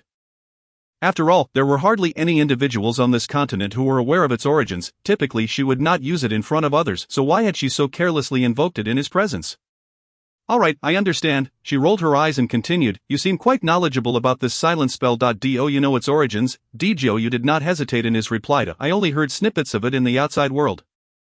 The descriptions are merely fragments. I am not entirely sure. If you wish to know, I can help you investigate, but you must use it sparingly. Do not let others discover it. Although few on Xinling continent knew the origins of the silence spell, there was always the possibility that someone might. It would be wise to exercise caution. Until he clarified the matter, he would not inform Xiaoning, as her low spiritual power would only serve to multiply her troubles. He would investigate the matter himself before revealing it to her. Feng Qianning pursed her lips and nodded slowly. She had inquired about it with Fu Chen, yet it too was unaware of why it could be used. It had merely come to her when she was exasperated with Bai Ming and Qing Yuan's incessant chattering, and the thought of the silence spell had surfaced, leading her to experiment with it. Unexpectedly succeeding, thus it had taught her, and she had learned it effortlessly. The four of them were lost in their thoughts as they awaited the onset of night to harvest the Tianshan snow lotus. Eventually, the sky darkened slowly, the night wind grew colder, almost bone-chilling. Dgou bestowed the necessary netherworld energy upon her, and once Xiaobai completed its task, she returned it to her space. Feng Qianning sighed. Glancing at the impassive expressions of Dgou and the others, it truly is a matter of strength. After a while, the sky was completely shrouded in darkness, and the Tianshan snow lotus quietly unfurled its petals in the night. It bloomed, quick, pluck it. Feng Qianning exhaled warmth into her hands while urging them on, eager to leave this frigid place as soon as possible. Tianxi nodded, soaring into the air to swiftly pluck the Tianshan snow lotus. However, upon returning to the ground, when he attempted to encase the flower in spiritual ice, there was no response whatsoever. He tried several more times, yet still met with no reaction. Tianxi's expression shifted as he looked up at Dgou and Feng Qianning. Tianluo too took a turn. Let me give it a try, yet the result remained unchanged. Esteemed one, it seems our powers are insufficient. You should give it a try, Tianluo urged, having been unsuccessful himself, as he handed the Tianshan snow lotus to Dgou. Dgou furrowed his brow as he accepted the flower, attempting to channel his netherworld energy into it. Tianxi and Tianluo watched the unchanging Tianshan snow lotus, disappointment creeping in. Still no success. What shall we do? We have yet to gather the other ingredients. We cannot concoct the potion without it. After all the effort to find this elusive Tianshan snow lotus, if we miss this opportunity, who knows how many years the esteemed one would have to endure in pain. Dgou tried several more times, but to no avail. Slowly he lowered his hand that held the Tianshan snow lotus. His expression tinged with disappointment. At that moment, Feng Qianning, who had been quietly observing, timidly raised her hand. Ahem. How about I give it a try? Dgou was momentarily taken aback but ultimately passed the Tianshan snow lotus to Feng Qianning. Tianluo felt a surge of anxiety. Miss Feng, why are you complicating matters further? Our powers have failed. Yours will certainly be no different. Certainly. Tianxi was startled by Tianluo's words and quickly covered his mouth. Apologizing to Feng Qianning, I'm sorry, Miss Feng, Tianluo was just a bit anxious. We've been searching for the Tianshan snow lotus for quite some time, he whispered to the struggling individual. Do you wish to enter the underworld? If not, be quiet. Upon hearing this, Tianluo's eyes widened in shock as he vigorously shook his head. No problem, I understand your anxiety. Feng Qianning smiled, yet her mind was elsewhere. Feigning ignorance, could I possibly defeat you? Let me give it a try. With that she summoned her spiritual energy, but still found no change. Still no success, Tianluo whispered to Tianxi, I told you it wouldn't work. However, Tianxi shot him a glare, signaling him to be silent. Tianluo pouted, choosing not to speak further. I just heard Xiaobai mention that there are no other Tianshan snow lotuses, only this one. What shall we do? If we cannot encase it in ice before dawn, this flower will be rendered useless. Feng Qianning scrutinized the Tianshan snow lotus in her hands, pondering where the issue lay. Why could no one encase it? The alchemical compendium merely stated to encase it, without specifying how to do so. Was it possible that ordinary ice encasement was insufficient? Did it require something special? If it were related to the attributes of their spiritual energy, then theirs was all dark, while hers was not. Was it possible that her low spiritual power rendered her incapable of sustaining encasement for long? Dgou observed her anxious demeanor and patted her head reassuringly. Do not worry. We will return and seek a method to encase it. We can try again next time. This journey was merely a wasted effort for you. Feng Qianning lifted her gaze to meet Dgou's, thinking him foolish for attempting to comfort her at such a time. Shouldn't he be the one feeling dejected, without this medicinal catalyst? He would have to endure the agony of dissipating spiritual energy every 15th day for an indeterminate duration. Child, Bai Ming's spatial techniques should work, Fu Chen chimed in upon hearing Fu Chen speak. Feng Qianning's eyes brightened. That's right, last time I successfully encased a small corpse. She quickly communicated with Fu Chen in her mind. Has Bai Ming awakened? Can it be done? Not yet, but you could give it a try. You are its contractee. You should be able to utilize the ice encasement technique within your space. You can enter and attempt it. She fell into contemplation, ultimately making her decision and lifting her chin. Little Gio, I have a method to try and encase it. I cannot say whether it will succeed, but would you like to give it a shot? However, I must enter my space, and after that, it can only remain there until you need it, at which point I will provide it to you. I trust you. Emperor Jiu was well aware of the final question she intended to pose. Without hesitation, she preemptively answered to Feng Qianning, then felt a sense of relief. Having placed the items she was seeking into her space once or twice, anyone would begin to harbor doubts. If Xiao Jiu were in her position, she too would be skeptical. I shall enter first. Emperor Jiu smiled softly. I will await your emergence. At that moment, Tianluo, accompanied by the Tianshan snow lotus, was about to speak upon entering the space, but was abruptly silenced by Tianxi's hand over his mouth. Can you keep quiet? I will explain later when we have time. For now, heed the master's words, otherwise, we may not be able to contain this Tianshan snow lotus, and it will wither away upon exposure to the light. Tianxi earnestly urged in a hushed tone. Tianluo was a troublesome spirit, utterly lacking in discernment. being with him was nerve-wracking, and it was only a matter of time before he got her into trouble. Upon entering the space, Feng Qianning gazed at the Tianshan snow lotus in her hands and asked, "What must I do?" Well, first, try to channel the spiritual energy within this space, form the seal, and then recite the incantation. Floating dust replied from the side of Feng Qianning, suspended the Tianshan snow lotus in the air using spiritual power, then closed her eyes to attempt to draw upon the spiritual energy in the space. As she felt the energy surge violently towards her, she opened her eyes and recited the incantation, forming the seal. By the art of spirit, I command the essence of ice. Seal, crack, crack, the sound of ice forming echoed around her. Feng Qianning watched in excitement. Had she truly succeeded, however, before she could revel in her joy, the newly formed ice rapidly melted away, her smile froze on her face. Mother, do not be disheartened, this indicates that you are capable of utilizing spatial techniques.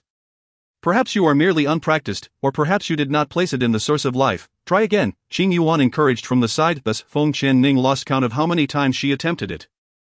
Whether she placed it in the source of life or suspended it in the air, the result was invariably the same. The ice would form partially before melting away. She followed the hand gestures taught by Ming. So it should not be amiss. What was she lacking? Feng Qianning calculated that dawn was approaching, and time was running out, intensifying her anxiety. A floating dust observed her weary appearance, realizing that while she still had spiritual energy, if she continued to deplete it at this rate, she would faint before dawn. Unable to hold back, he stepped forward and grasped her arm as she prepared to form the seal again. You have done your best, perhaps we should wait for another opportunity. No, I will try once more, there is still a chance. Feng Qianning brushed off floating dust's hand and resumed forming the seal. Chapter 74, the Black Flame Dragon showed Xiaozhou a life debt, and he had unknowingly assisted her greatly this time. She must help him. With that thought, Feng Qianning took a deep breath, focused her mind, and formed the seal once more. By the art of spirit, I command the essence of ice. Seal, the atmosphere within the space shifted dramatically, the spiritual energy becoming even more potent than before, surging towards Feng Qianning and entering her body. Crack, crack. Feng Qianning watched in exhilaration as the Tianshan snow lotus gradually became encased in ice, right down to its roots. Yes, I did it.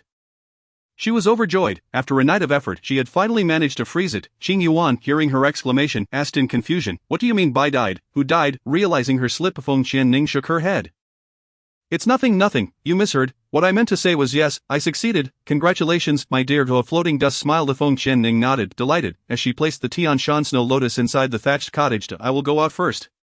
He must be worried. With that, she vanished from sight. Qing Yuan scoffed, "Such a lack of humanity." Xiaobai mumbled on the side, seemingly unable to articulate his thoughts. Little brat, can't you keep quiet? Qing Yuan thought to himself. Knowing that Xiaobai was likely speaking ill of him, yet he couldn't hear it, so he felt no anger. Xiaobai continued to express his impatience, leaning against a tree with his legs crossed. Qing Yuan dug at his ears. "I can't hear you. Go ahead, be furious, it won't bother me." Outside, when Feng Qianning emerged, the sky was already bright. "Miss Feng, how did it go?" Tianxi inquired eagerly. She nodded. "I succeeded, I can use it any time." Tian Luo's indifferent voice echoed, "As long as we can find you when the time comes." Such a precious item, handed over so readily. Who knew what she intended to do with it?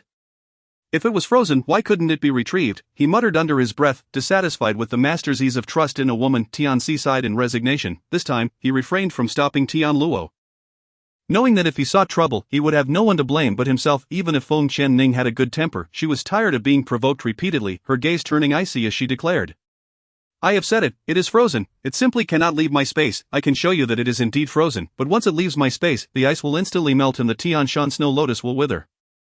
Are you willing to bear that consequence? Moreover, do you have any other methods besides mine? Shall we simply watch the Tianshan snow lotus wither away, leaving your master to suffer for an extended period? If you cannot assist, then kindly show some restraint. Silence yourself. Do not provoke me, you." Tian Luo was about to retort when Emperor Jiu's cold voice interrupted him. A powerful pressure surged towards Tian Luo, sending him flying a great distance. "Tian Luo, who gave you the audacity to question this lord's decisions repeatedly? Do you wish to court death?" Tianxi recognized that the master was truly enraged.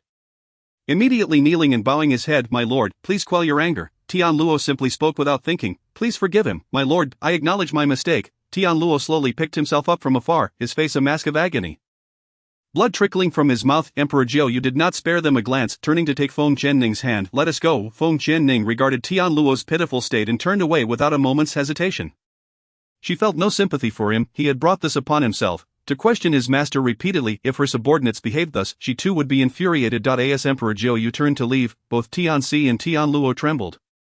For the master had just conveyed a secret message to them. "Tian Luo, I have warned you before. Why do you refuse to heed my words? Miss Feng is indeed a trustworthy person, whether or not she is. It is not for us subordinates to meddle in the master's affairs. You truly deserve this punishment. Tianxi patted Tianluo's shoulder and then rose to follow Emperor Jiuyu. Tianluo's face was ashen. The master had instructed him to return to the demon realm alone to receive his punishment. 10 layers of the purgatory tower. As Emperor Jiuyu pulled Feng Qianning along, he noticed her slight weakness and halted. What is it? Feng Qianning asked. You are too weak. We cannot proceed like this. With a wave of his other hand, he summoned his magical beast. Feng Qianning stared wide-eyed at the small creature floating before her, a long black worm.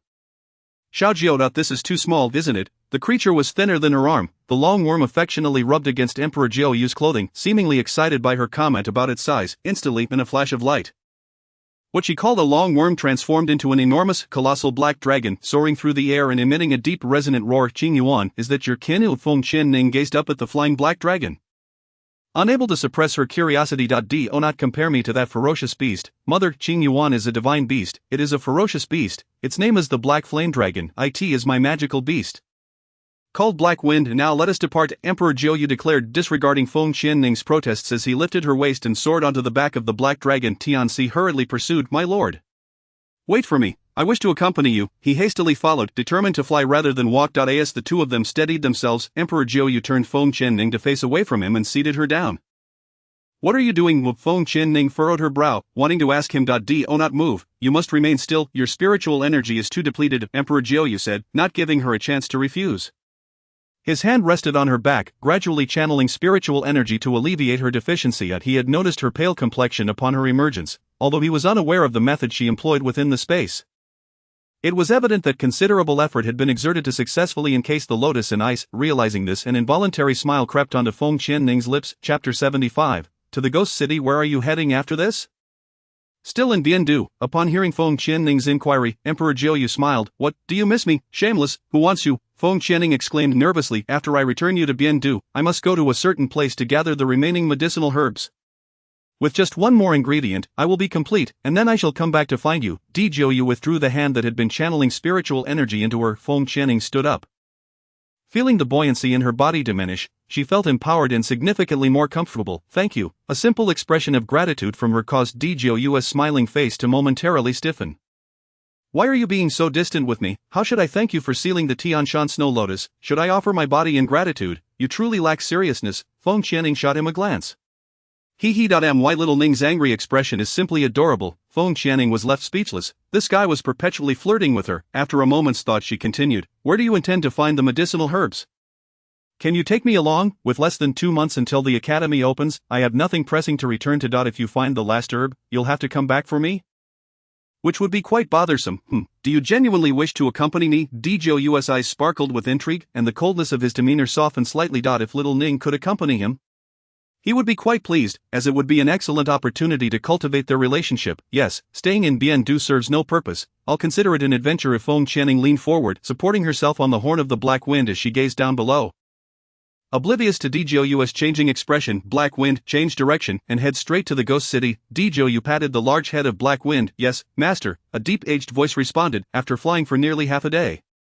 Feng Qianning sat there, feeling somewhat bored, fiddling with the scales of Black Wind. Lady, please stop that, it tickles. Black Wind could no longer endure it and shook his entire dragon body. Feng Qianning quickly steadied herself against a nearby horn, exclaiming in astonishment, I merely scratched a scale. And you're this ticklish? Jiuyu chuckled, teasing little Ning. Do not torment Black Wind, it is most sensitive to tickling. Oh, very well. She pondered for a moment. Aren't we nearing the ghost city? Could we not find a place to stop along the way? Walking continuously is quite dull. She was eager to experience the local culture. In her memories, the original owner had never ventured far, acquiring knowledge solely from books or hearsay. Since arriving here, she had not left Biendu, thus her curiosity about the outside world was piqued. Seeing her inquisitive demeanor, Jiuyu replied, all right, let us explore as we travel. Tianxi, observing from the sidelines, noted the increasing indulgence of the master towards Miss Feng. Whatever she said, he complied unconditionally. It seemed the mistress was indeed a certainty, not far from the ghost city. Black Wind set them down. It transformed into the guise of a young man and approached Feng Qianning cheerfully. Hello, miss. Thanks to you, I can finally stretch my legs. Feng Qianning scrutinized him, when he was in dragon form. His voice had been deep and resonant, but now he seemed quite cheerful. Dressed in black, with 2 expressive eyes, he was quite handsome. You are Black Wind, quite fitting for the name. Jiuyu glared at her for staring too long at another. He positioned himself between her and Black Wind. What are you looking at? He turned his attention to Black Wind. Do you wish to return to your space? Black Wind immediately shook his head. No, I've only just emerged, I have no desire to go back. Feng Qianning ignored Djiaoyu's sour expression, thinking that since they were in an unfamiliar place, no one would recognize them. So she released Chang Yuan and Xiaobai. You two should come out and enjoy the fresh air. The moment Chang Yuan appeared, Black Wind's eyes widened in terror as he looked at Chang Yuan. Then at Djiaoyu, stammering Geichi. He is that divine dragon. Djiaoyu's gaze narrowed, silently signaling him to remain quiet. Black Wind understood and promptly shut his mouth. Chang Yuan, crossing his arms, scrutinized Black Wind. Do I know you? What? Black Wind tightly sealed his lips, shaking his head vigorously. Chang Yuan snorted, and when his gaze fell upon Djiaoyu, it transformed into one of eager flattery as he rushed to hug Djiaoyu's leg. Daddy, Chang Yuan has missed you so much. Finally, I can talk to you. Everyone was left speechless. Was this truly the head of the four divine beasts, the divine dragon? Feng Qianning felt utterly embarrassed. Had not Chang Yuan been terrified of him before? What was happening now? Chang Yuan, what are you doing? Come here, release Xiao Zhou's leg. She stepped forward to pull Chang Yuan away. It is fine. Djiaoyu intercepted her, slightly bending down to take Chang Yuan's hand. Chang Yuan then cheerfully grasped Feng Qianning's hand with his other. Hey, Feng Qianning was pulled forward slightly as Djiaoyu and Chang Yuan walked ahead together, hand in hand. Black Wind, observing from behind, wrapped an arm around Tianxi's shoulder. This scene feels rather peculiar, doesn't it? Tianxi shot him an exasperated glance and swatted his hand away. You're aware of Tian Luo's situation in the space, right? I advise you not to be like him, otherwise you'll find your dragon hide flayed. He genuinely feared another major troublemaker would surface. Black Wind, unfazed, shrugged, grinning. I'm not like that fool. I actually quite like this lady. She possesses an inexplicable charm that draws magical beasts to her, always exuding a subtle floral fragrance that calms their inner turmoil. Being with her feels incredibly pleasant. Upon hearing this, Tianxi grew even more alarmed. Indeed. Another major troublemaker. Please stop talking. If the master hears you, it will be a colossal mess. Just admire from afar. I don't want to be punished because of you. I advise you to behave yourself. After warning him, Tianxi left, refusing to engage further. Black Wind, unbothered, followed suit. Chapter 76. The disappearance of the ghost lord. Feng Qianning wandered, intrigued by her surroundings, appearing icy on the surface, yet her heart raced with excitement. Wow, what a delightful aroma. Roast chicken. What is that ghost face? Quite fascinating, and remarkably realistic. As she strolled past, the vendors, noticing the veiled lady in red, couldn't help but steal glances. Such grace and figure. The face hidden beneath the veil must be extraordinarily beautiful. Unfortunately, the children they held were likely their sons, and the golden-clad man beside her was presumably her husband. His strength indiscernible, his identity unfathomable. The two men following them were likely their guards, undoubtedly impressive in their own right. As the crowd gazed at Feng Qianning, Djiaoyu's unfriendly glare swept over them, a subtle pressure emanating from him that compelled the onlookers to lower their heads in submission. Chang Yuan's voice echoed in Feng Qianning's mind. Mother, he is quite terrifying. Why did his aura suddenly shift? What is happening? She too sensed it, questioning why Xiao Zhou's pressure had dropped so low. After pondering, she inched closer to Djiaoyu, quietly asking Xiao Zhou, where are we heading now? To Ghost Mountain. Djiaoyu replied. If anyone overheard, they would undoubtedly be astonished, for Ghost Mountain was a forbidden area of their ghost city. Legends spoke of treasures guarded by formidable beasts, accessible only to the ghost lord of the city. Anyone else attempting entry without permission faced certain doom. Tianxi, feeling uneasy, followed closely. Master, should we not wait until the day after tomorrow to enter Ghost Mountain? Tomorrow is the 15th. We might as well gather information about it first. However, Djiaoyu ignored Tianxi's concerns and continued onward, ultimately directing his helpless gaze toward Feng Qianning, realizing tomorrow was indeed the 15th. She echoed Tianxi's suggestion. Yes, Tianxi is correct. Look, there is an inn ahead. Let us stay there for the night. If we can't find what you're looking for today, it would be dangerous if you run out of spiritual energy. Let us wait another day. You shouldn't go out tomorrow, just rest indoors. We can gather information and then search the day after. Very well. Djiaoyu glanced at her, unwavering in his decision. Tianxi mused. As expected, he was right. It's indeed more effective when Miss Feng speaks. Black Wind rejoined them, draping an arm around Tianxi's shoulder while chewing on a blade of grass. With a mischievous grin, he remarked, your master is currently only focused on the lady's side. You're merely a contracted beast. When it's time to fight, fight well. When it's time to serve as a mount, do that properly and stop sighing. How unlike us, the 6 esteemed guardians of the demon realm. In our heyday, we instilled terror in many hearts, and yet Tianxi furrowed his brow and remarked, alas, yes, you are absolutely right. Let us be on our way. Our master has already entered. Hey, Feng immediately interrupted Tianxi's words, pulling him along. Why do you always cut me off when I'm speaking? I haven't finished yet. Tianxi expressed his dissatisfaction. Oh dear, I already know. Hey, Feng was truly at a loss for words. Whenever Tianxi brought up their past as the 6 guardians, he could go on indefinitely. And now his ears were nearly calloused from it. Once they entered, the innkeeper happened to lead Feng Qianning and the others to their guest rooms. Dezhou turned his head, casting a cold glance at the two who were leisurely strolling in with their arms around each other. Have you truly come here for leisure? Do you wish to return? Just as Tianxi was about to speak, Dezhou turned and waved his sleeve, ascending the stairs. Feng's expression stiffened, and he promptly removed his arm from Tianxi's shoulder, glancing at the figure climbing the stairs while nudging Tianxi's arm. Look at you, always dragging your feet, even angering him. Tianxi, unwilling to back down, retaliated with a huff. The two exchanged playful shoves as they ascended the stairs. At night, Feng Qianning, with a veil elegantly adorned, stood at the staircase of the third floor, observing the bustling crowd below, which was still teeming with people. She then made her way to an empty table downstairs and called out, "Waiter, bring me a fine pot of wine. And some meat, have it sent to the upper chamber shortly." "All right, please hold on a moment," the waiter replied, wiping the table clean before pouring her a cup of tea. Seated at the table, Feng Qianning listened to the discussions of those nearby. "Is what you just said true? The Ghost Lord has been missing for several days. Could he have gone to Ghost Mountain? Every year on September 15th, he tends to vanish for quite some time. What's the fuss about?" Another person nodded. "Indeed, but this year seems different. The Ghost Lord disappeared quite early, and even the 12 Ghost Lords have been dispatched to search for him, since they cannot enter Ghost Mountain. Half of them remain stationed there while the other half are out looking for him. Is something significant about to happen? I don't know, we're not privy to that information. All we hear are rumors from the Ghost Palace. Word has it that with the Ghost Lord's disappearance, various factions are beginning to stir, eager to enter Ghost Mountain in search of treasures. Have you noticed the influx of unfamiliar faces in recent days?" "Pfft, spare me the drama. What does it matter if the Ghost Lord is missing? Who knows how one might perish inside?" Feng Qianning took a thoughtful sip of her tea, idly toying with the teacup. "The Ghost Lord's absence makes Ghost Mountain perilous. The situation is rather dire. If someone is stationed at Ghost Mountain, it will be quite challenging to enter." After absorbing this information, Feng Qianning lightly set down her teacup and returned to her elegant chamber. Shortly after, a knock resounded at the door. "Your meals are ready. Would you like them brought in now?" "Come in," Feng Qianning replied. As the door creaked open, the waiter beckoned others to bring in the dishes and wine. "Wow, this looks incredibly delicious. Can I eat it, mother?" Qing Yuan, sitting upright in his chair, asked. Feng Qianning nodded in affirmation. "The dishes are all served, please enjoy," the waiter said, preparing to bend down and close the door.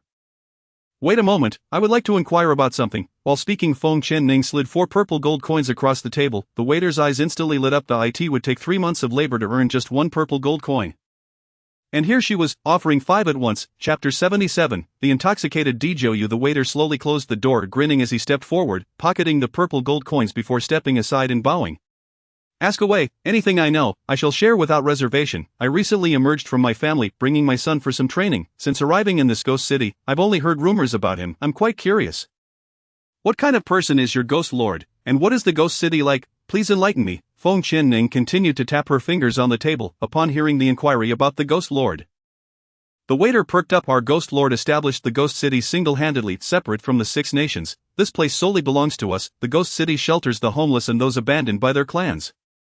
Every month on the 1st and 15th, we hold our ghost market, where people flock to trade their goods." The waiter's tone paused as he leaned slightly, peering toward the door, before turning back and whispering, "I advise you to be cautious when making purchases. Do your due diligence, as much of what is sold may be ill-gotten gains." Feng Qianning feigned surprise, nodding. "What does the Ghost Lord look like? Do you know his strength?" "We have no idea what his strength is, nor have we seen his appearance. He rarely leaves matters to anyone other than the Ghost Lords. However, by the passage of time, I reckon he must be quite elderly by now. And what lies within Ghost Mountain?" At this, the waiter looked at her mysteriously. "Are you here for the treasures of Ghost Mountain as well?"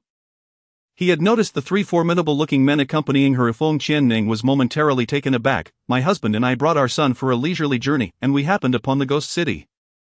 We were merely curious after overhearing the chatter around us." "I see. But let me tell you, the mountain is sealed. Ordinary people cannot enter it. Even if someone manages to get inside, they may never return. For it is fraught with danger. There are numerous formations, and one can only enter safely under the Ghost Lord's guidance. I advise you against involving yourselves in this matter. It is a one-way trip." The waiter sighed. "Every year, around September 15th, the Ghost Lord disappears for a few days. He has just recently gone missing, and the Ghost Lords are searching frantically. Something must have happened within the palace."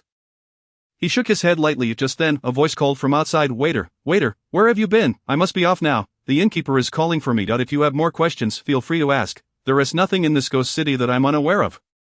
The waiter quickly and quietly closed the door behind him and stepped out. After the waiter left, Qing Yuan, who had been eating, paused and looked at her, wiping his mouth seriously. "Mother, if there are indeed Ghost Lords guarding Ghost Mountain right now, What shall we do? Can we ascend? And with the ghost lord missing as well, Feng Ning pinched her chin, pondering his words. In that case, we can only act according to circumstances. Further inquiries would yield no results. The internal affairs are not something outsiders can grasp so clearly. 15th tomorrow, I shall explore. Perhaps I might stumble upon something valuable. You continue eating, I'll go inform Xiaozhou. Feng Ning grabbed a jug of wine and stepped out. Xing Yuan watched her leave with the wine, his little eyes filled with dissatisfaction, muttering under his breath, "Are you going to share news or to get him drunk? I sense your intentions are not so benign." Feng Ning knocked on Dijiuyu's door, and after a moment, a low voice called out from within, "Come in. Would you care for a drink?" She entered confidently, closing the door behind her.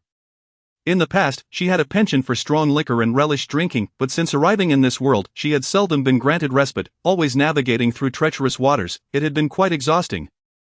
Finally she could afford a moment of leisure. Dijiuyu raised an eyebrow. "Drink up." Feng Ning sat at the table, poured 2 cups of wine to the brim, and removed her veil, saying, "Just so you know.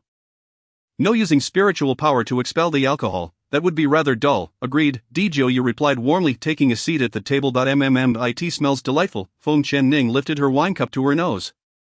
Then turned to Dijiuyu. "To you, Xiaozhou, I thank you for your assistance during this time." With that, she downed the drink in one go. Delicious. Dijiuyu frowned and also emptied his cup. "By the way, I just inquired with the waiter about the ghost city. They mentioned that the ghost lord is missing, and the 12 ghost lords have mobilized, half stationed at the foot of Ghost Mountain while the other half are searching for him. If we wish to ascend Ghost Mountain, it is likely they will discover us." Feng Ning poured herself another cup, filling Dijiuyu's cup as well. "It's alright, after the 15th tomorrow. They will withdraw. This ghost lord, it is said, disappears every year for a few days around this time. After the 15th, he will reappear, so there's no need to worry." He blinked hard a couple of times. Feeling slightly hazy. At this moment, Dijiuyu began to feel a bit dizzy, yet for the sake of his dignity and pride, he persisted. Feng Ning responded lightly, but her hands did not cease pouring, continuously sending cup after cup to her lips and refilling Dijiuyu's. Suddenly she felt a hand grasp hers on the table. She looked up in surprise towards Dijiuyu, whose face was flushed, his body swaying unsteadily, and he was grinning foolishly at her. It was unmistakably a sign of intoxication. My heavens, such a profoundly powerful individual, yet a few drinks render him intoxicated. Xiaoninger, you are truly beautiful. I am so fond of you." He even took her hand and pressed it against his face, rubbing it back and forth while grinning foolishly. "Are you drunk, Xiaozhou?" Feng Ning cautiously inquired. Suddenly, he moved his chair closer to hers, abruptly pulling her chair in front of his, compelling her to sit directly opposite him, startling Feng Ning. "I am not drunk. How could I possibly be drunk?" Dijiuyu's half-lidded eyes intensely gazed at her. "You are drunk. Hurry up and get up, I'll help you to bed." Feng Ning observed his appearance and involuntarily swallowed. His flushed face was undeniably adorable. Chapter 78. Imprisoned for 30,000 years. Dijiuyu suddenly seized her, preventing her from rising. "Xiaoning, I truly adore you. When will you accept me? I desperately wish to take you home. You are extraordinary and resilient. Do not deny your worth. You are you. I cherish your happiness. Your radiance, your positivity, your tenacity, your protectiveness, everything about you. Has unknowingly infiltrated my heart and taken root." He even patted the area over his heart. My life has been draped in shadows, shrouded in chill. Your presence is like a brilliant light, illuminating my entire dark existence, giving my life direction. I am immensely grateful for your arrival in my life, hence I treasure you dearly. Xiaoning. Do not leave me. Never. Dijiuyu gazed deeply into her eyes, his face gradually inching closer to Feng Ning's. As she beheld his handsome visage drawing near, her heart raced with nervous thoughts. Typically, after a heartfelt confession, does it not lead to a kiss? She had seen this in dramas. Was he truly about to kiss her? The tension enveloped her, her heart threatening to leap from her chest. In dramas, those who are kissed typically close their eyes. Right, yes. Close your eyes. However, instead of the anticipated kiss, she felt a heavy weight pressing down on her. He had wrapped his arms around her waist, feeling the warmth of his head against her chest. Feng Ning's body stiffened once more. Having relaxed by closing her eyes, she now felt the tension return. Was it happening so soon? Should she refuse? Would that make her seem unrefined? For a long while, Dijiuyu remained still, only his head shifting slightly. A curiosity piqued. She cracked open one eye. Xiaozhou. She nudged him. But he remained silent. Alas, he had fallen asleep, truly intoxicated. Why did he have to falter at such a critical moment? Finally Feng Ning embraced him, a helpless smile escaping her lips. "You shouldn't drink, yet you do." Summoning the floating sword, she commanded, "Floating, help me get into bed. He is far too heavy." A shadow emerged from the sword, hands behind its back, observing the scene with a teasing smirk. "Why not take this opportunity to claim him for yourself? Then he would be yours, and having such a powerful guardian would not be amiss." Feng Ning rolled her eyes at Floating. "You've been spending too much time with Xing Yuan. Haven't you? Hurry up, he is sleeping like a log. Who would claim him? I fear he might choke." Floating chuckled lightly, stepping forward to assist him. All right, my task is complete. I shall take my leave, wishing you a splendid night. Watching the retreating figure, Feng Qianning smirked, waving her hand to retract the floating sword. She approached Dijoyu, removing his shoes and tucking him in. You mustn't drink again, just don't. Finally done with her tasks, Feng Qianning felt utterly drained. Leaning against the bedside, she glanced at the flushed figure. Sleep well, I shan't dispel the alcohol. This way, when your spiritual energy dissipates tomorrow, it won't be so painful. She stepped forward, finding the remaining wine quite enjoyable, not one to waste. She lifted the leftover drink from the table. Gulping down a couple of mouthfuls, after finishing, she glanced at the slumbering man before pushing open the door. Just then, Feng entered, a pile of wine in his arms, about to knock when their eyes met. He asked, tiptoeing to glimpse the sleeping master. Have you finished drinking? Feng Qianning nodded. What are you doing with all that wine? Bringing it for the master, Feng replied nonchalantly just as Tianzi returned. He hurriedly covered Feng's mouth, gritting his teeth. The master has commanded silence. Could you refrain from divulging everything? Feng Qianning's lips twitched. Could you keep your voices down? I can hear everything. Only then did Tianzi awkwardly lower his hand. Oh dear, it's fine, little CC, the master won't blame you. Look, the master is drinking with the young lady. Feng one-phased, nudged Tianzi. Feng Qianning gradually stepped back, carefully closing the door. Tianzi, you stay here to watch over him. It's almost midnight. Feng and I are going out for a drink. She turned to Feng. Let us go, we must drink, otherwise, all this wine will go to waste. I haven't had my fill yet. Tianzi watched Feng with concern, wary of his loose tongue. Just be cautious, don't say anything you shouldn't. He mumbled, observing Feng Qianning's departing figure. Feng nodded, rest assured, I know my limits, I'm off to drink. He happily clutched the wine jar, catching up with Feng Qianning. Time passed. Let me tell you, you mustn't share this with anyone. Our master has a remarkable background. You know of the demon realm, right? Feng took a large swig from the jar, turning to Feng Qianning for confirmation. Holding her own jar, she nodded. The demon realm of the three great realms. Who doesn't know of it? Our master, he is the only demon lord of unparalleled might, revered both above and below. Back in the day, he could traverse heaven and earth, instilling fear across the realms. Those years spent by his side were truly glorious. Alas, he was imprisoned in Yudu Mountain for 30,000 years due to a mistake made millennia ago, only recently emerging. Feng gulped down another mouthful of wine. Feng Qianning was utterly taken aback. She had known he was formidable, but not to this extent. The demon lord of the demon realm. Recalling her grandfather's reaction upon seeing him, she surmised that he must have known then. If he is so powerful, why was he so severely injured? Feng sighed, gazing dreamily at the wine in his hand. He escaped after regaining his strength, but at that time, his spiritual energy was depleted. The interior of Yudu Mountain was dark and damp, and he suffered from the cold poison for 30,000 years. It has long since permeated his very bones. It took him a long time to discover a method to alleviate this poison. Chapter 79. Strolling through the ghost market every 15th day, the cold poison flares up, causing the loss of spiritual energy, leading him to endure the agony of both the fading of his energy and the intensifying cold poison. Our master. So pitiful. Hic. As he finished his slow speech, a loud crash interrupted. The wine jar fell to the ground just as Feng Qianning intended to press further on why he was punished. She heard the sound of the jar hitting the floor, only to see Feng sprawled over the table, fast asleep. She glanced at the towering pile of wine jars beside him, astonished at how much he could drink. Thankfully, her own tolerance was commendable, otherwise she would have heard nothing today. Feng Qianning looked up at the moonlit sky, took another sip of her drink, and realized why Xiaojiu had referred to himself as a ray of light in his otherwise dark life. How terribly painful must those 30,000 years have been. She could hardly fathom such a concept. As she considered the time, Feng Qianning rose and addressed the sleeping figure. Xing Yuan, I leave you to care for him. I am off to check on Xiaojiu. Xing Yuan cast a disdainful glance. With that, she made her way to Dijiu's room, observing him lying in bed, cold sweat beading on his forehead. A pained expression etched on his face. Her heart ached with sympathy. Tianzi, prepare a bath. I possess the source of life, which can alleviate his suffering. Understood. Tianzi's eyes lit up, and he hurriedly left to prepare. An hour later, observing the man immersed in water, his complexion began to improve, allowing Feng Qianning to breathe a sigh of relief. How long must he soak? A day, Tianzi replied. He needs to soak for a day.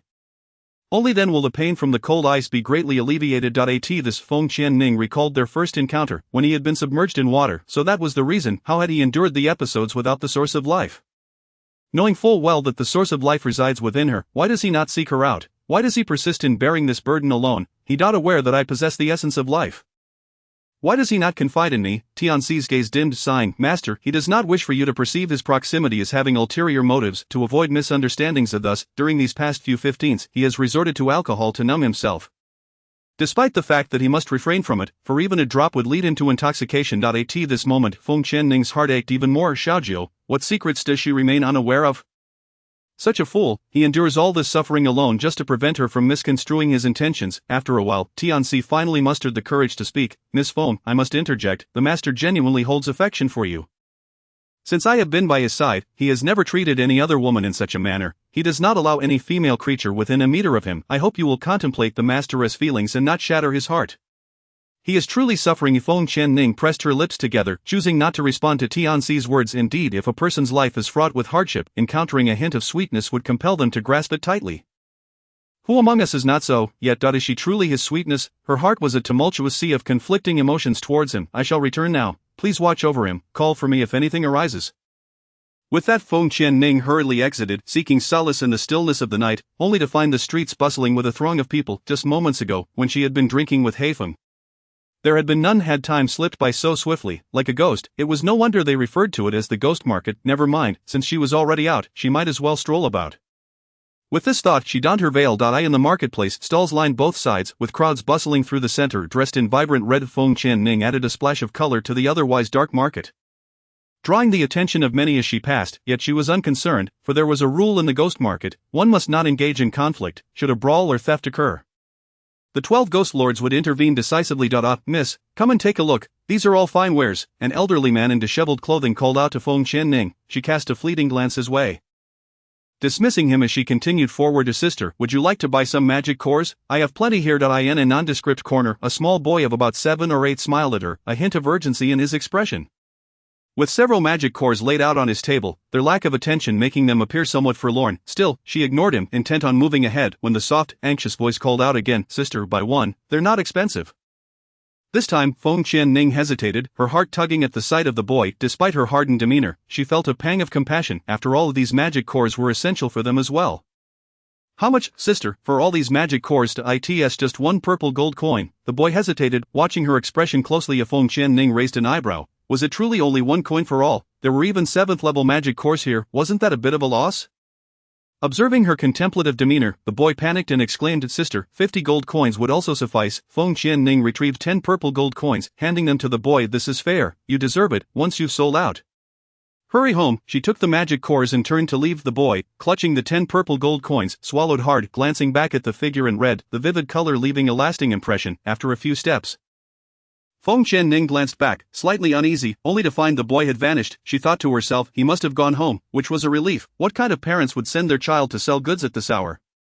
But he looked so tattered. Could he be an orphan? Shaking her head, she decided not to dwell on such matters. She had done all she could. Come and see, here are exquisite weapons, top-quality weapons. A sudden voice broke her reverie. Feng Qianning turned to see a table laden with swords. All first-rate quality, quite decent. Suitable for use. The weapons of the Azura Hall were indeed due for replacement. How many do you have in total? Upon hearing this, the merchant's eyes lit up, grinning broadly. We have approximately over 100. What quality do you require? We have them all. What is the price for a first-rate one? She calculated quickly, after setting aside some for Mu Ran. She had about 400 purple gold coins left, which might not suffice. A first-rate one costs 15 each. That is already quite reasonable. How many do you wish to purchase? A bulk order might warrant a discount.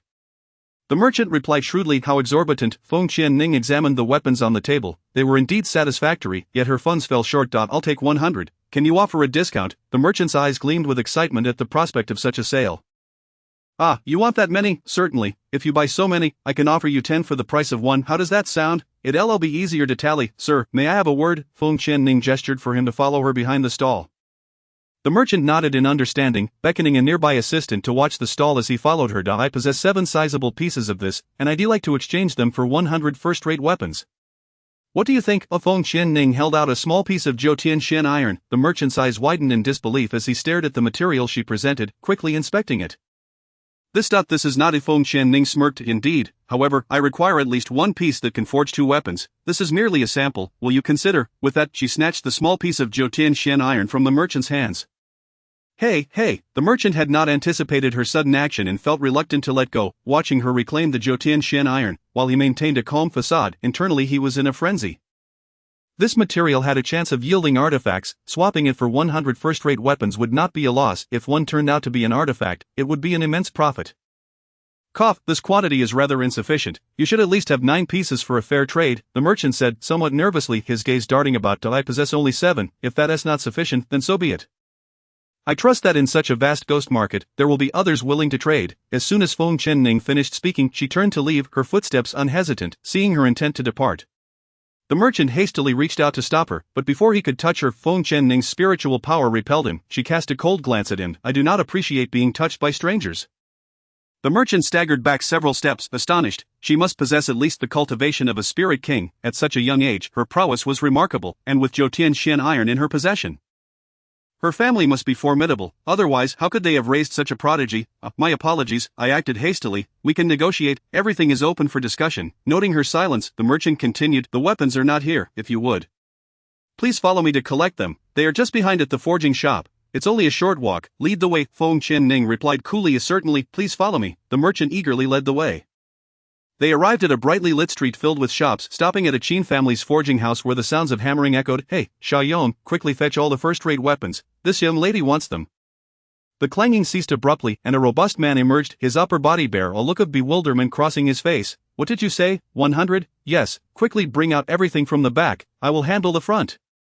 The two men hurriedly set to work. Feng Qianning settled into a nearby chair, observing their frantic activity. After a while, the merchant assembled the 100 weapons. Miss, behold, here are 100 first-rate weapons.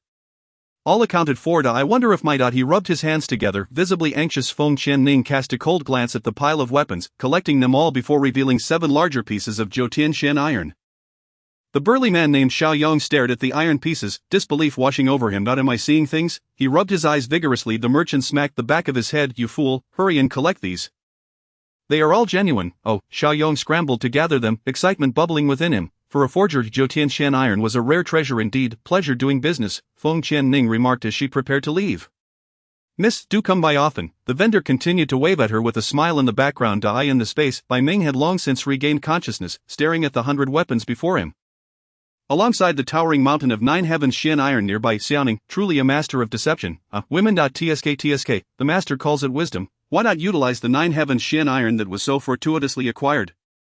There is so much left, if it runs out, we can always procure more, Little Bai remarked, snorting. You're just good at flattering. Bai Ming shot at a glance. Feng Qianning strolled back onto the street.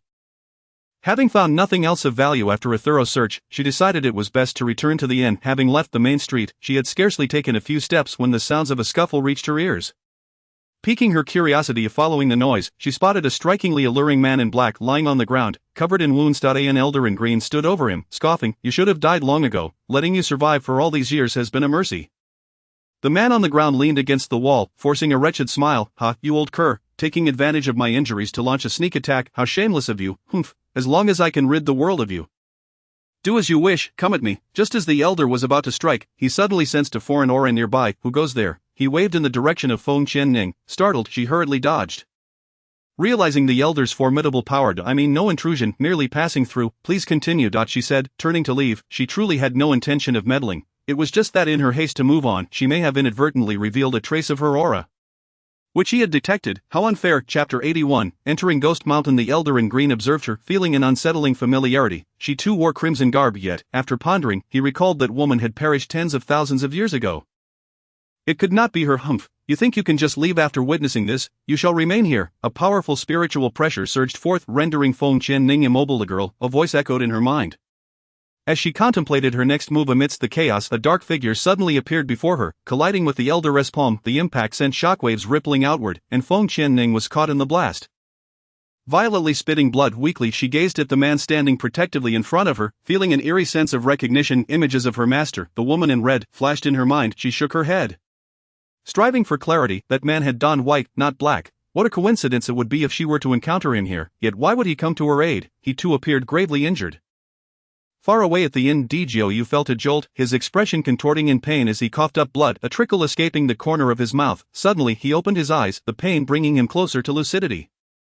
Xiaoning, Tianxi observed his condition and rushed over. Master, what has happened? You're bleeding. Djiu attempted to rise but was restrained by Tianxi. Master, where do you think you're going? You must not move recklessly. You still possess spiritual power and danger lurks. It's Xiaoning, she is injured, he replied gravely. Tianxi then recalled that the Yuming pearl was still with Miss Feng. If she were harmed, so too would the pearl be affected, causing Djiu to feel the consequences. Master, you must stay put. If you venture out and something befalls you, how shall we explain it to Miss Feng? I will go with Haifeng to search. Zhou clenched his fists in anxiety, feeling utterly powerless. To the east of the inn, find the one who harmed her, and show no mercy. Yes, I shall obey. Tianxi hurriedly departed to the man in black. Dragging his injured body, had pushed back the elder in green with a forceful strike. Quickly follow me, otherwise, you will surely perish. He summoned a fog and turned to flee with Feng Qianning in tow. Cough, cough, Li Sua, you fiend, I will hunt you down, I will find you. The elder clutched his chest, watching as the duo vanished from sight, still fanning away the lingering smoke. Having suffered severe injuries, the fact that he could exchange blows with his opponent indicated significant improvement in his strength over the years. The two ran for an indeterminate time until they reached a point within the mountain that he paused. Sigh, Yu Feng Qianning could not help but support him. Ultimately she collapsed against a tree trunk, gazing at his unconscious form. Letting out a resigned sigh. To merely step out for a stroll and return to find herself embroiled in such chaos was truly unfortunate. What to do now? Leave him here alone? She too had been affected by the residual shockwave and was injured. How could she tend to him when she herself was in peril? Perhaps it was best to move on. After taking a few steps she halted, closed her eyes, and turned back, crouching down to assess his aura. It was chaotic, indicative of severe injury. That he had managed to endure until reaching this mountain was nothing short of miraculous. His profound spiritual power rendered him seemingly invulnerable to the life force that sustained him. Don't say I didn't save you, my spiritual energy is limited, and this is all I can do for you, she stated as she propped him up, binding him with her energy. Compelling him to sit cross-legged, she positioned herself behind him, gradually channeling her spiritual power into him. As the energy flowed, he furrowed his brow, slowly opening his eyes, feeling the energy being transferred from behind. Cough, unable to suppress his curiosity, he turned to look at her. A cold voice interrupted, do not move, you will be fine shortly. Cough, I wanted to inform you that this is of little use. You must take me to a place ahead where I can heal my injuries, it would benefit you as well. His voice was weak and frail. Upon hearing this, Feng Qianning immediately withdrew her hand. Irritated, why didn't you say so sooner, wasting my energy when I barely have enough for myself? Without her support, the man could only prop himself up on the ground, weakly gazing at her. An air of resignation in his tone. I just awoke, sister, Feng Qianning. Where is this place? The man pointed to the north just ahead. I will lead you there. He extended his arm, waiting for her to assist him. After a while of waiting in vain, he looked up to see her striding determinedly northward. He was on the verge of exasperation. Hey. Could you lend me a hand? I cannot walk on my own. Hearing his voice, Feng Qianning turned to look at him, frowning. What a bother. Nevertheless, she stepped forward to support his arm, leading him slowly onward. When Tianxi and the drowsy Feng arrived at the scene of the earlier skirmish, they found it deserted, only a trace of blood remaining. This is bad. Miss Feng has undoubtedly been taken. Xingyuan, can you sense Miss Feng's direction? Tianxi spoke gravely. I cannot detect her. It seems she has been shielded by some force. I cannot sense any trace of her. However, if I sense nothing, it means she is temporarily safe. Xingyuan reasoned. Feng shook his head vigorously to clear his thoughts. Then let us split up to search. It will be faster. The two nodded in agreement and set off in different directions. Deep within the mountains, the pair arduously approached an ancient stone door. The man produced a key, swiftly inserting it into the lock. With a push of his palm and a surge of energy, the door creaked open with a resounding roar. Feng Qianning squinted, taking in her surroundings. This is my home, I presume. He will not find it here.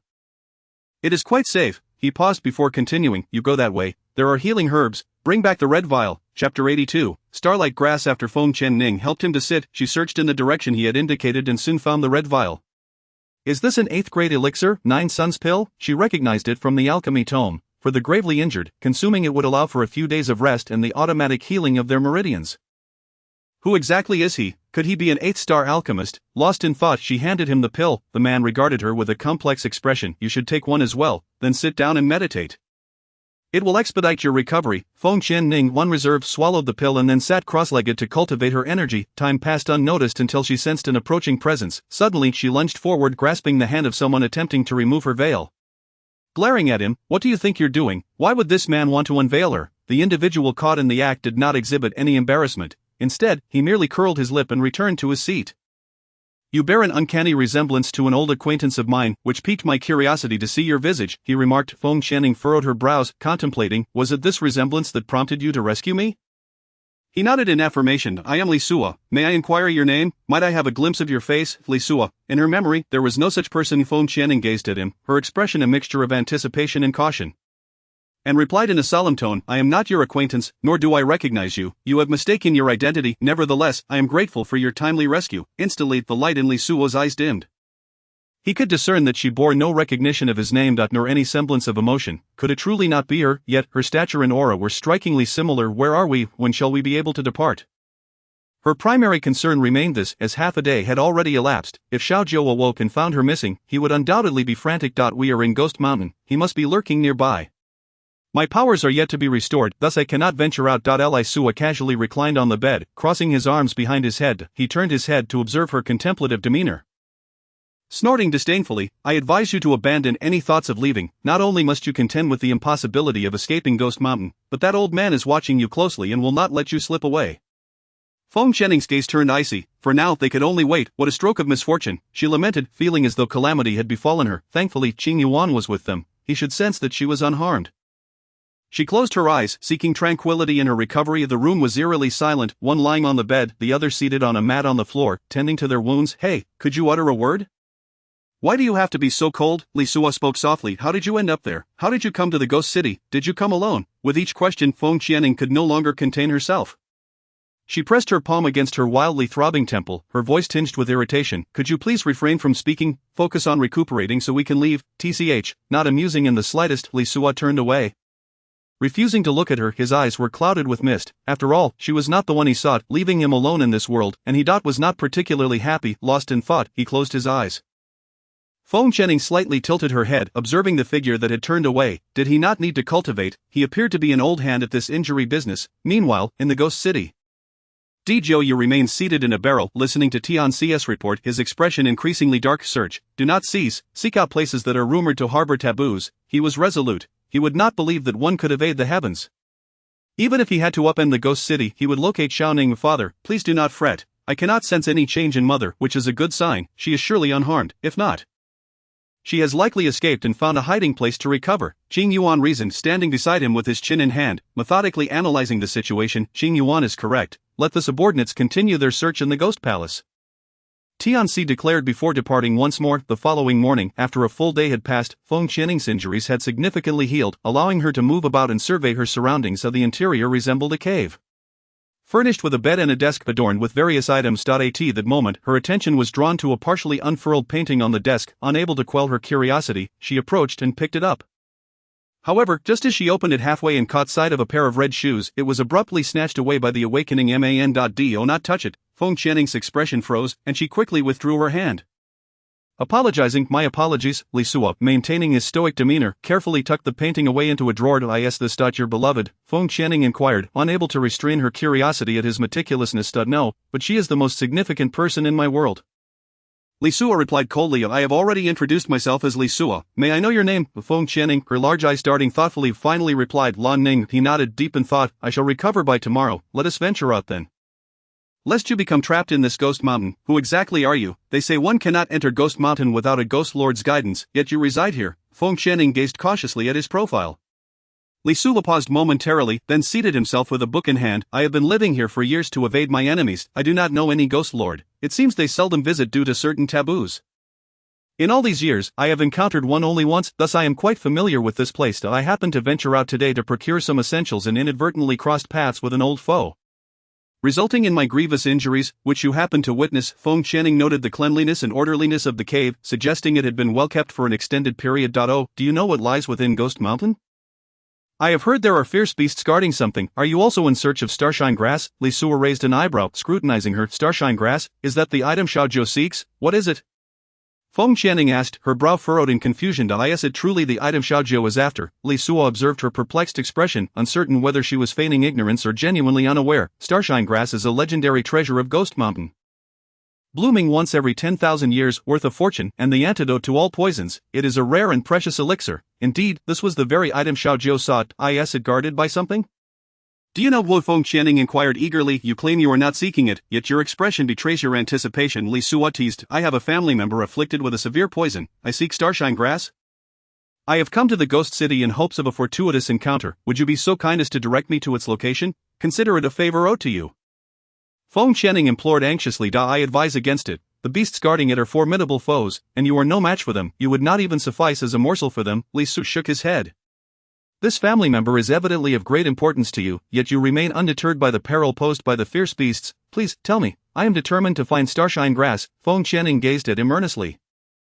Li Sua, vexed by her unwavering resolve, tossed aside the book he had been perusing and lay back on the bed. It is located at the rear of the cave. My spiritual power has yet to be restored. So I cannot accompany you. His words were interrupted by a sudden, thank you, followed by the sound of the door creaking open. Elisua sat up in astonishment, watching as she dashed away, leaving him alone with the slowly closing stone door. Frustrated, he turned back to the bed. Foolish woman, you would be no more than a snack for them. Humph, let her be, I shan't involve myself further. Following his directions, Feng arrived at the rear of the cave.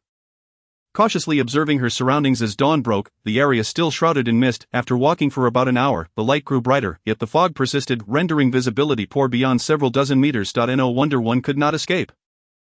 The trees were all identical. How could an ordinary person navigate out without being devoured by a fierce beast or perishing within? Was she heading in the wrong direction? Why had she not yet spotted anything?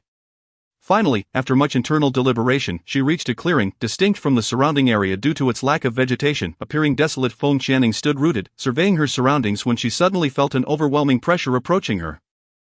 Without a moment's hesitation, she turned and fled, but the formidable force drew ever closer. Unable to resist, she glanced back, only to behold an enormous black wolf lunging at her with its gaping maw.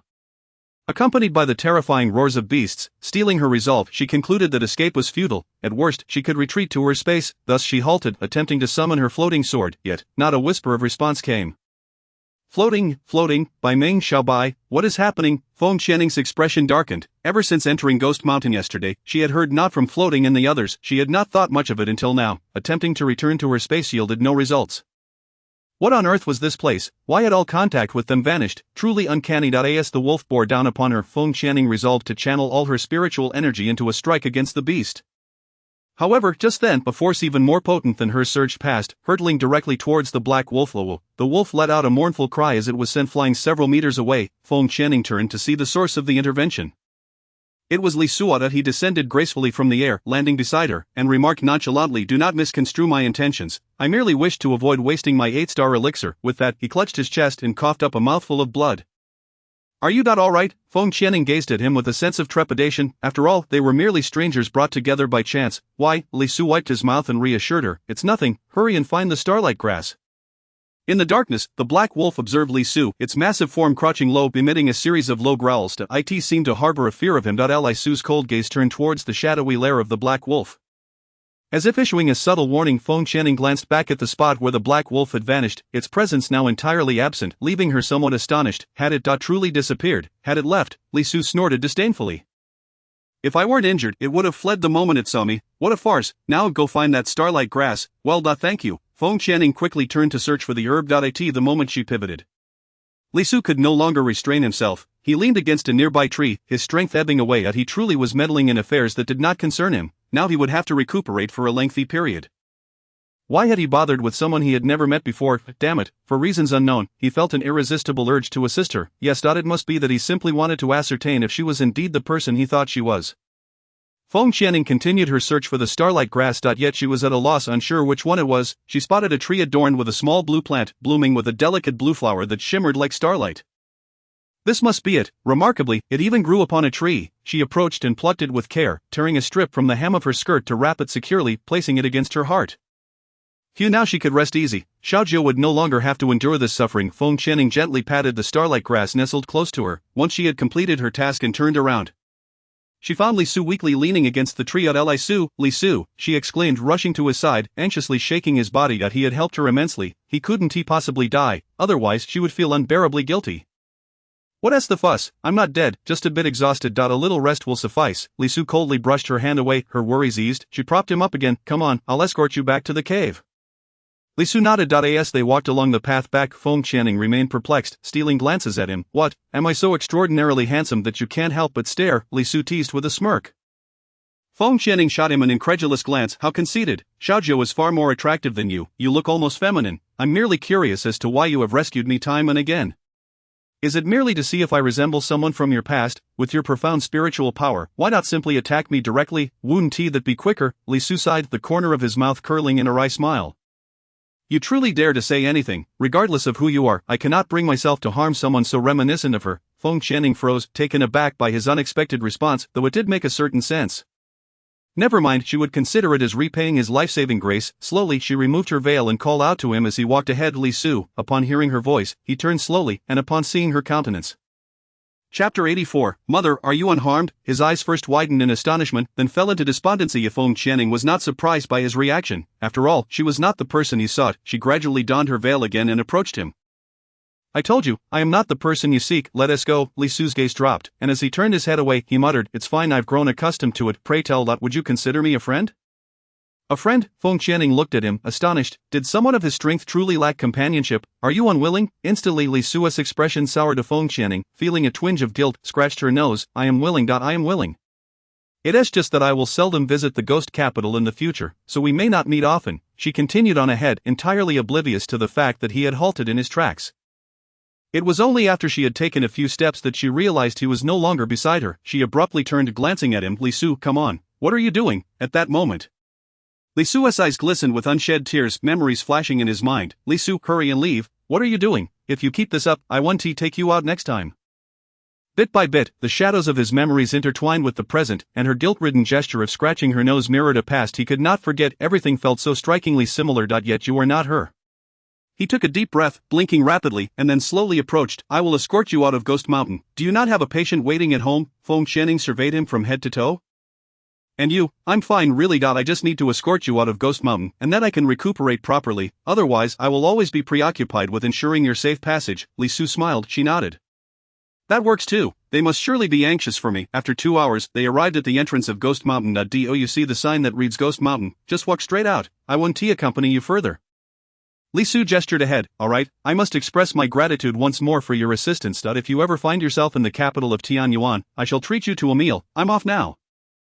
Feng Qianning waved cheerfully and stepped outside. In truth, she remained somewhat wary, not disclosing her exact location. She felt conflicted. He had indeed aided her greatly. Without him, she might not have secured the starlight grass. Nor would she have necessarily survived her ordeal in Ghost Mountain, yet everything about it felt so peculiar. She would let time reveal the truth. Li Su watched her retreating figure, smiling softly as he murmured to himself. Little deceiver, but we shall meet again. The moment she stepped beyond Ghost Mountain, her mind resonated with the voices of Fu Chen and the others. Girl, are you alright? Xiao Ning, we finally managed to contact you.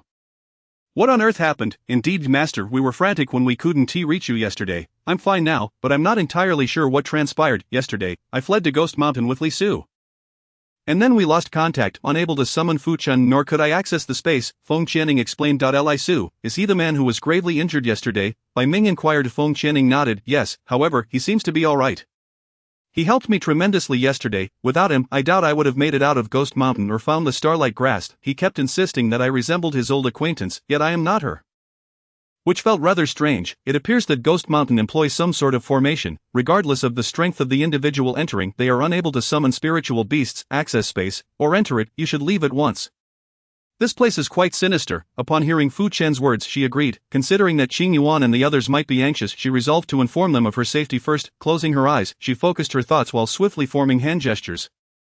Qing Yuan, coincidentally, Qing Yuan was beside Dizhou at that moment. Upon hearing Feng Qianning's melodious voice, he froze in place. Mother, are you unharmed? Where are you? Beside him, Dizhou perked up his ears upon hearing him call out for his mother.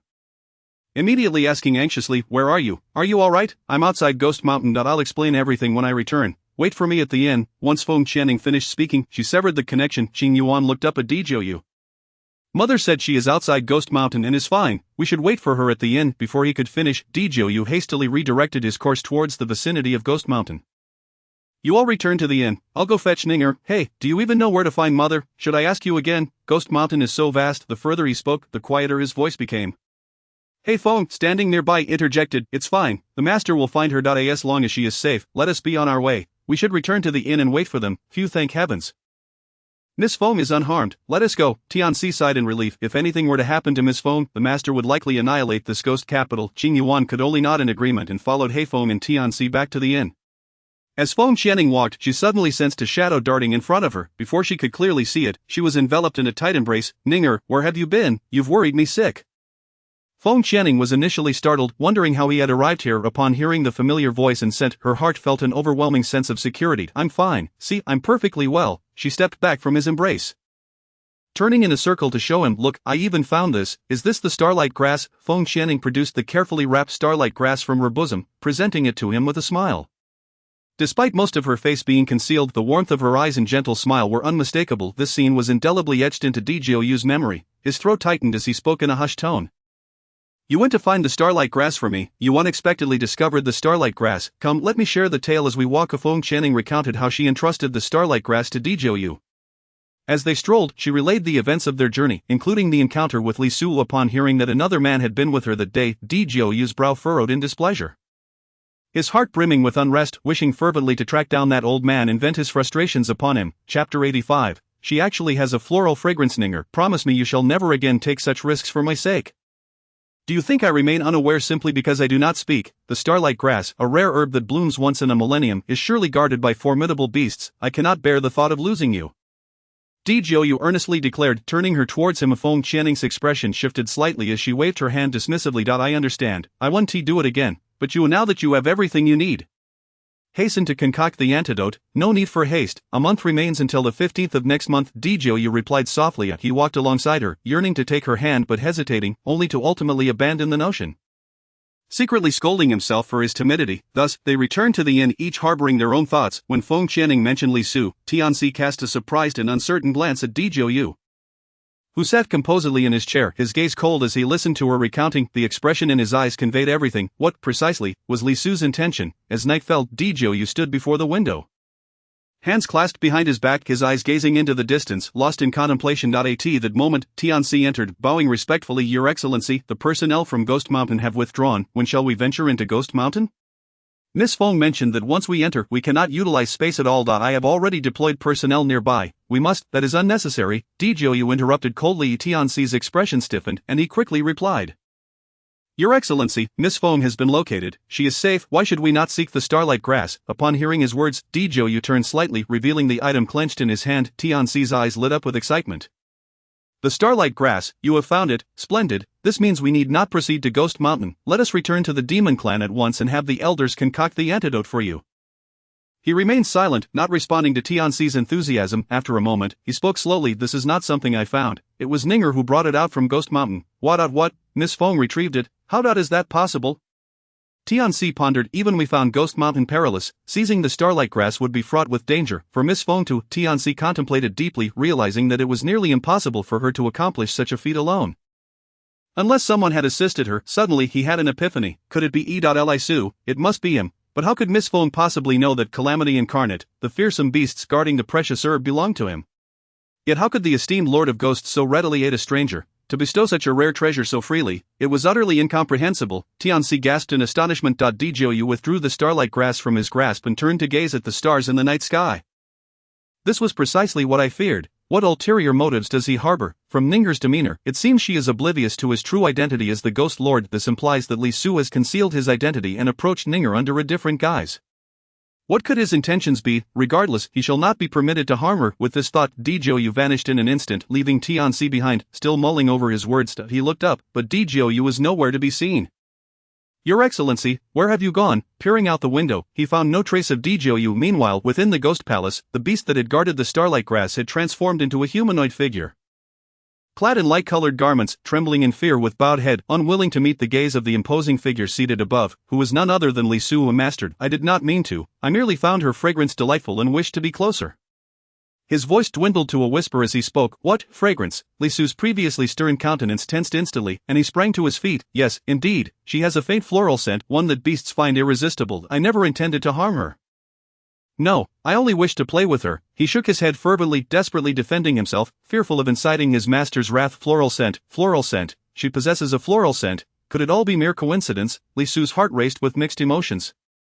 For she bore an uncanny resemblance to someone he knew. Thunder, feeling aggrieved, sulked quietly, unable to comprehend why his master would go to such lengths. If he merely wanted to gift the starlight grass, he could have done so directly. Instead, he had suffered for nothing. It pained him deeply. Moreover, he never intended any harm. Woe is me. Since his master found a new companion, he no longer cared for him.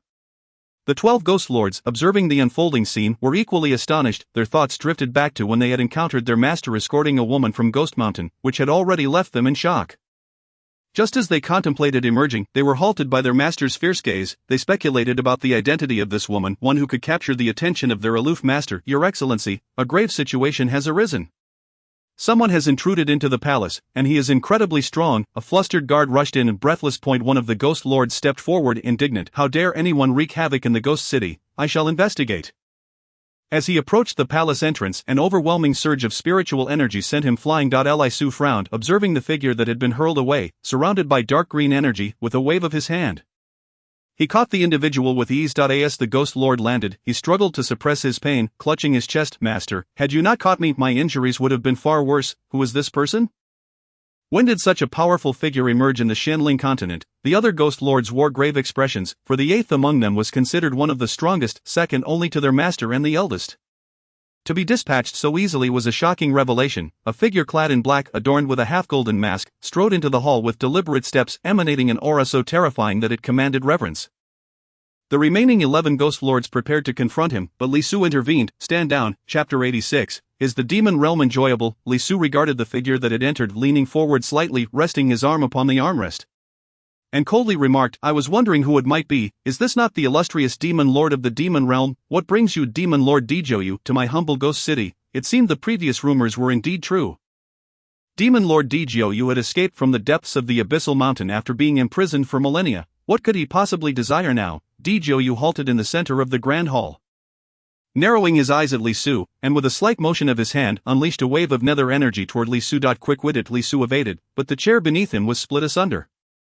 What is the meaning of this, demon lord? Our ghost city has always maintained a peaceful existence alongside the demon realm. Do you seek confrontation? Confrontation? Do you believe I fear your insignificant ghost city? Dijoyu retorted coldly, a smirk playing at the corners of his lips. I have come to issue a warning. Regardless of your intentions in approaching Ninger, refrain from seeking her out again.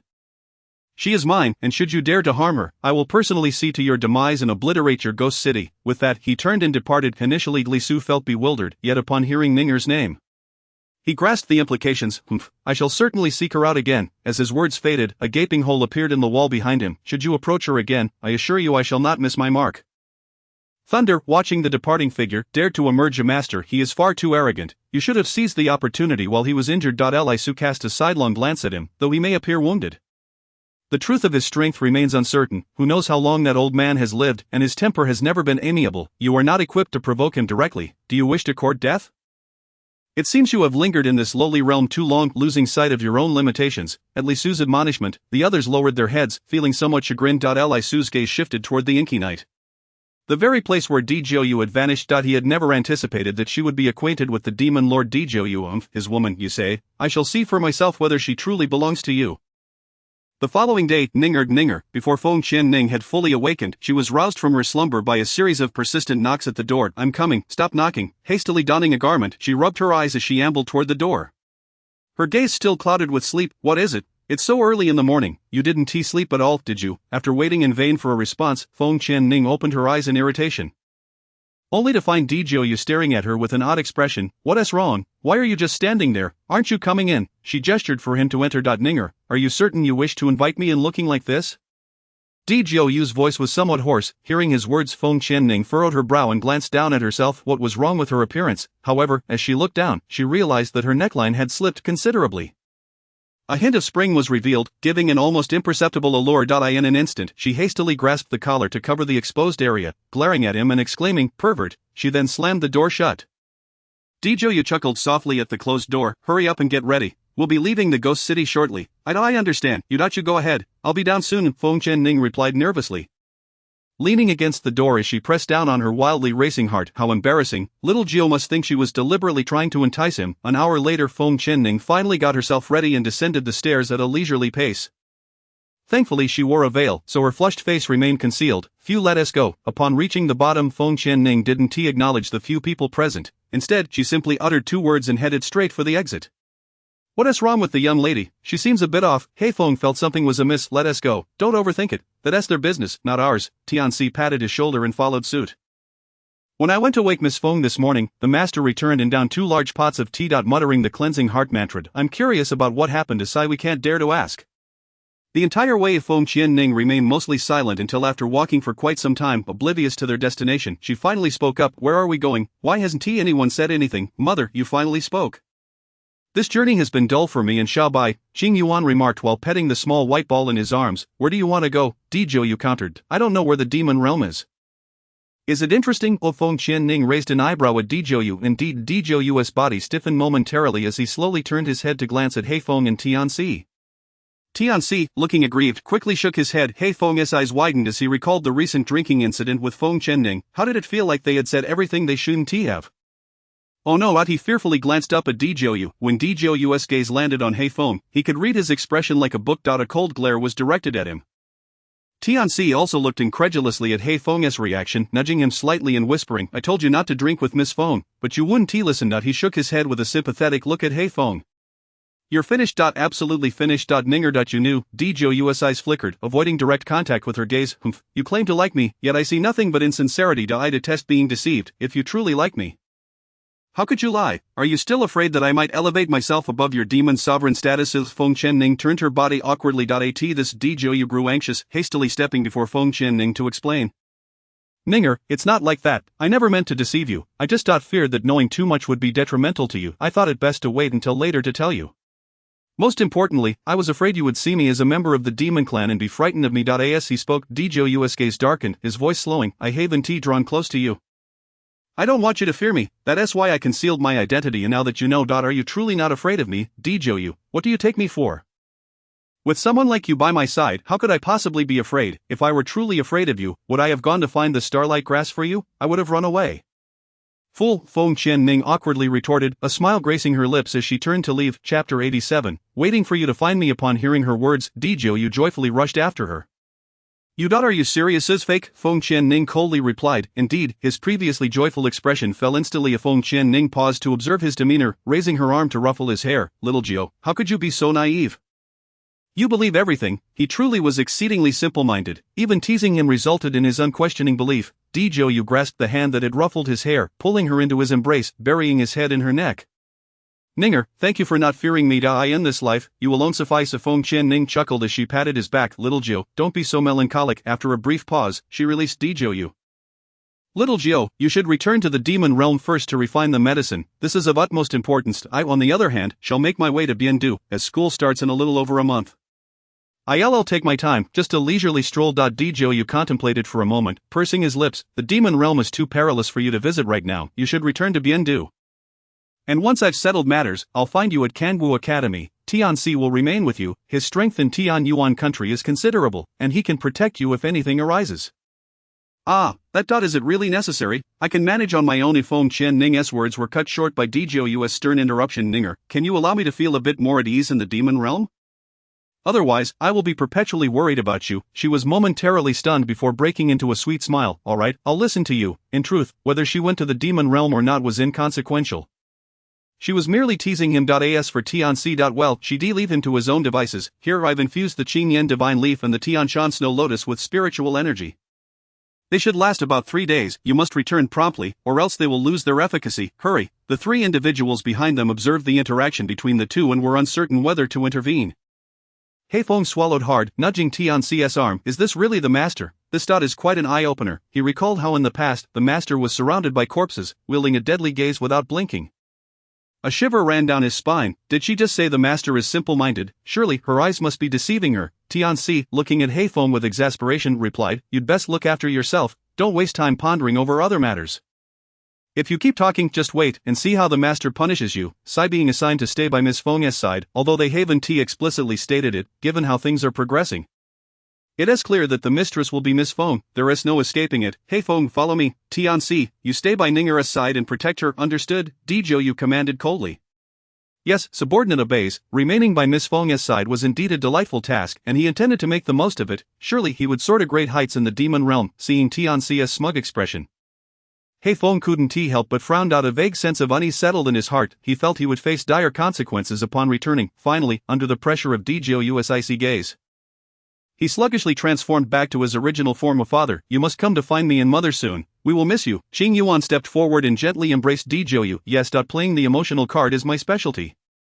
Alright, I understand. Djiu affectionately ruffled Qing Yuan's little head. The scene made He Feng, still soaring in the sky, feel a twinge of jealousy, dissatisfied as he called out, When has the master ever patted my head?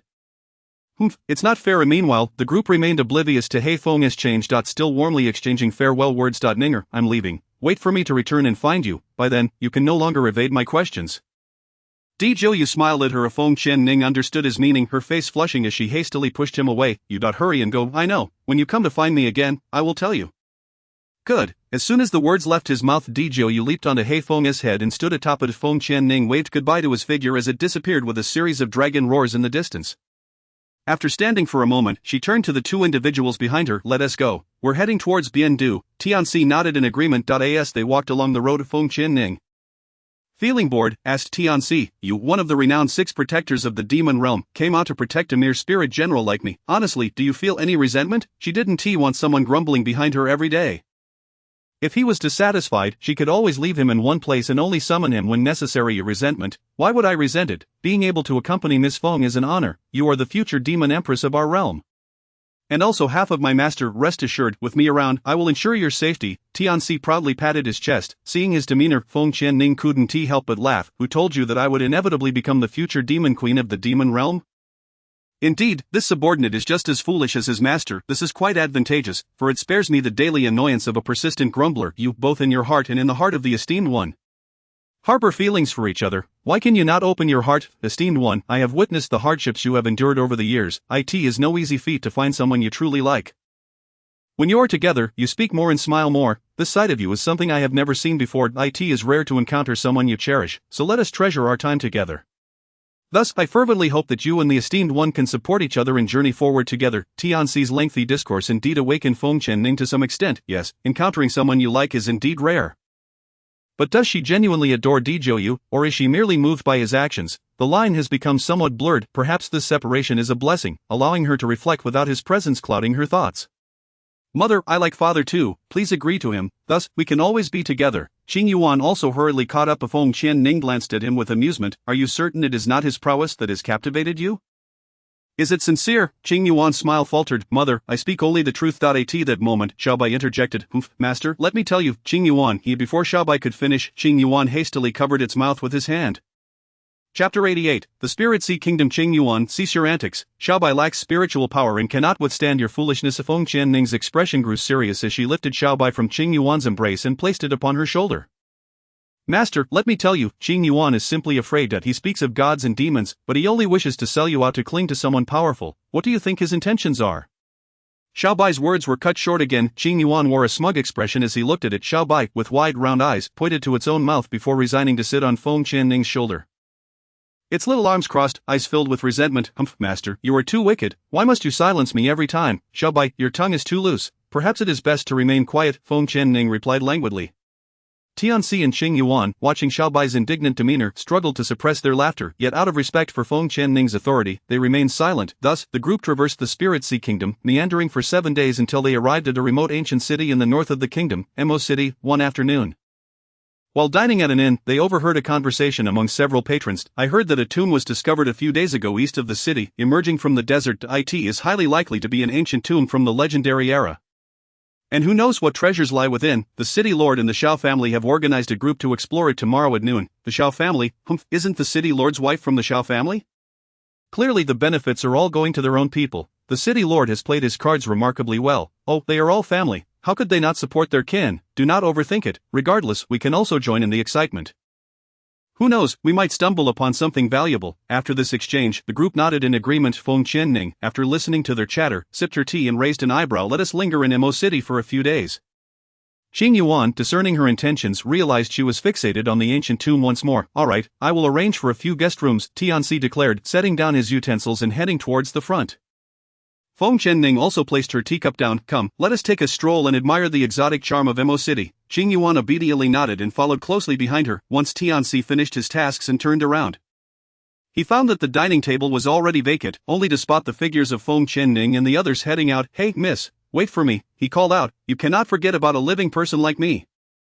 Mo City, belonging to the northern region of the Spirit Sea Kingdom, was surrounded by desert, leading to perennial drought and strong winds. As a result, the inhabitants tended to be rather rugged. Tianxi, with his handsome features, and Feng Qianning, clad in a flowing red garment with a veil that revealed her alluring, deep-set eyes, created an ethereal beauty that compelled passers-by to yearn to unveil her visage, coupled with Qing Yuan's adorable appearance.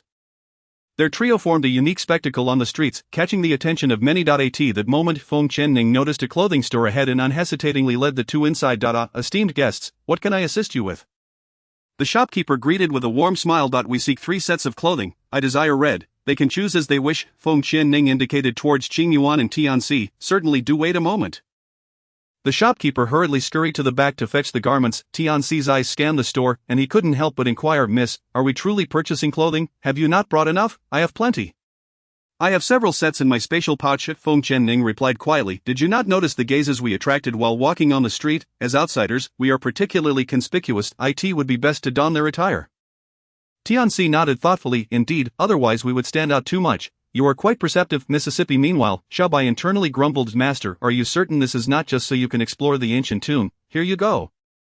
Esteemed guest, this is our signature treasure. With your fair complexion, you will surely outshine all others in this exotic red attire," the shopkeeper proclaimed, presenting a flowing red garment. "I shall try it on," Feng Qianning declared. Taking the dress and stepping into the fitting room, she was not picky as long as it was red. The shopkeeper also provided clothing for Tianxi and Qing Yuan, who both entered the fitting rooms to try on their selections. After a while, Feng Qianning emerged from the fitting room, and the other patrons gasped in awe. She was breathtakingly beautiful. The intricately patterned veil obscured half her face, while the red garment clung to her form, accentuating her slender waist. The trailing skirt brushed the ground, hinting at her lovely legs, exuding an air of allure, while her icy gaze imparted a sense of distance. Even the men passing by the store halted in their tracks, captivated by the stunning scene within. "Miss, you look utterly exquisite," the shopkeeper remarked, stroking his goatee in satisfaction. Soon after, Tianxi and Qing Yuan emerged, their eyes wide as they beheld Feng Qianning. "It is our first time seeing the miss in exotic attire, and I must say, she is truly magnificent. Our esteemed one certainly has discerning taste." Tianxi nodded repeatedly. "Wow, mother, you are absolutely stunning," Qing Yuan exclaimed, rushing to Feng Qianning's side, clutching her arm. Feng Qianning chuckled softly, looking down at Qing Yuan, ruffling his hair. This clever little rascal knew how to shield her from trouble. Outside, voices resumed their chatter. "She is already a childless mother. Let us not stare any longer.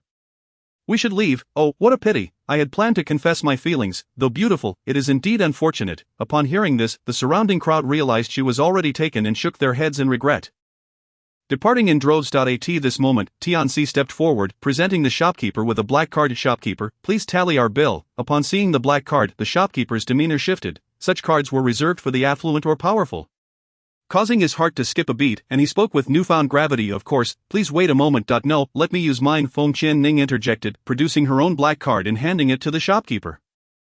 The shopkeeper was left utterly dumbfounded. Two black cards, who were these remarkable individuals? His gaze darted between the two, bewildered. Chapter 89, Encounter with the Xiao family. "Madam, the master has instructed that while out, you should spend his money. You need only to enjoy, otherwise he shall be displeased upon your return." Tianxi spoke slowly, bowing his head. Qing Yuan eagerly chimed in, "Yes, yes, father has told me that when out, boys must take care of expenses for the ladies." "Wow, what kind of husband has this woman married? How enviable. Why are we not so fortunate? Just look at her child, so adorable and clever." The women in the clothing store sighed and shook their heads in envy. Listening to their comments, Feng Qianning's lips twitched as she observed the harmonious exchange between the two. She chose to remain silent, discreetly tucking away her black card. "Shopkeeper, what are you waiting for? Process the payment," Tianxi reminded. "Yes, right away," the shopkeeper hastily confirmed. After settling the bill, the group exited the clothing store. "Thank you for visiting, esteemed guests. We look forward to your next visit." The shopkeeper bowed deeply, wiping the sweat from his brow. The presence of a black card alone signified one's nobility, let alone two. After Feng Qianning departed, the few remaining women in the shop gathered around eagerly. "Oh dear, boss, we too desire that splendid red attire." Qing Yuan, from a distance, overheard their chatter and couldn't help but chuckled. "Mother, look, these ladies are envious of your exquisite outfit. They all wish to purchase one."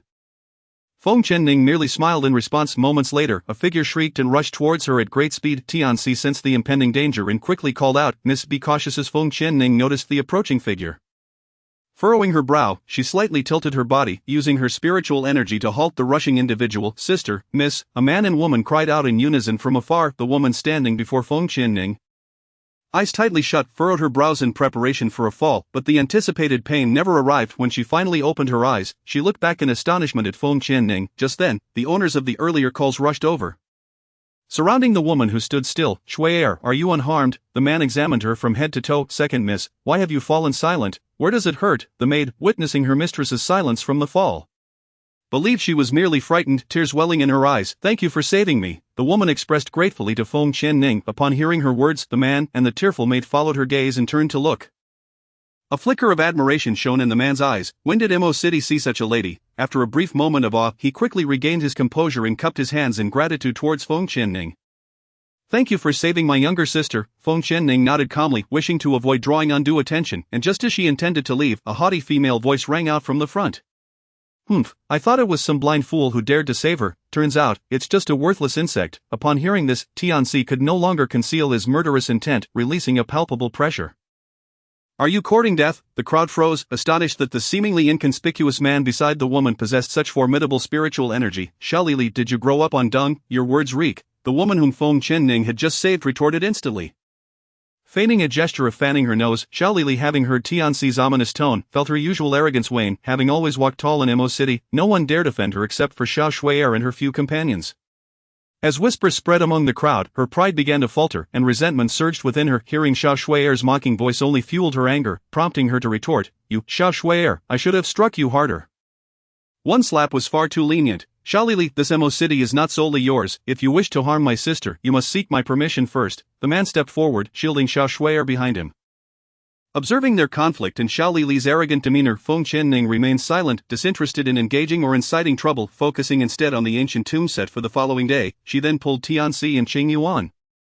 Intending to depart, "Stop, did this young lady grant you permission to leave?" Xiaolili exclaimed, unwilling to let them slip away. She was convinced that the man was merely a paper tiger. If he were truly powerful, he would have spoken up earlier rather than hastily retreating. The woman in red emitted no fluctuation of spiritual energy. She was undoubtedly a spirit general, impossible for her to overlook. Xiaolili dismissed her as a mere waste. Emboldened by the presence of her hidden guards, Tianxi opened his mouth to speak. Feng Qianning grasped his arm, narrowing her eyes at Xiaolili. "What do you wish to do?" Xiaolili scoffed. "What do I want? Kneel before me, bow your head, acknowledge your mistakes, and relinquish your little lover to me. Let him serve as my attendant, and I shall spare you. Otherwise, you shall not leave this Mo City alive." "Xiaolili, you truly have gone too far. If there are grievances, direct them at me." Xiao Shui'er stepped forth, positioning herself protectively in front of Feng Qianning. She then turned to Feng Qianning. "I apologize for dragging you into this. Thank you for saving me. Please leave the rest to me." You think you can let them go? Not a chance. A worthless member of the Xiao family." Xiaolili laughed mockingly, her companions joining in the derisive laughter. "I advise you to kneel and apologize. Perhaps I might let you off." Her daring to challenge our Xiao young lady, ridiculous. She should look at her own capabilities before attempting to protect others. "Ha, utterly laughable. And you, the one hiding behind, don't think you can escape this time. Kneel before our Xiao young lady and admit your faults. Perhaps you might be spared." Xiaolili, buoyed by the flattery of her entourage, held her head high, arms crossed, reveling in their mockery. At that moment, a chilling voice emerged from behind Xiao Shui'er. "I never wished to stir trouble, yet it seems trouble seeks me out, since you wish for death. Do not blame me." Chapter 90. Remember to bring your wits when you step out. Upon hearing that frosty voice, the crowd involuntarily shuddered. This group truly seemed unaware of the heights they were challenging. Feng Qianning flickered forward, suddenly standing before Xiaolili, gripping her neck and lifting her high, a bloodthirsty glint flashing in her eyes. "Do you believe yourself to be of any worth? Cough, let go of me. I don't have hidden guards." Xiaolili struggled to speak, her gaze darting elsewhere, her complexion turning crimson as she fought for breath, her spiritual energy entirely ineffective against Feng Qianning. In her mind, a voice resounded, "Child, do not kill her just yet. Doing so in Mo City will draw trouble your way. If you aim to enter the ancient tomb, obstacles will arise." Her expression darkened. She understood the wisdom in that voice. Allowing Xiaolili to flounder for a few days was prudent, as finding treasures in the ancient tomb was paramount. The four hidden guards observed the unfolding drama, showing no urgency to act. "Elder brother, shall we not intervene?" one of them inquired. "Let us wait a moment," another replied. "Elder brother is right. Let her suffer a bit. She has treated us so harshly. As long as she remains alive, that is sufficient." "Elder brother, this woman in red harbors murderous intent. We must act swiftly, or it may lead to disaster, not for any other reason, but for the bloodline of our old patriarch." After pondering, the leader finally decided, "All right, let us act." As his words fell, a formidable wave of spiritual energy surged towards Feng Qianning. A voice rang out from the crowd, "The Xiao family's hidden guards are striking.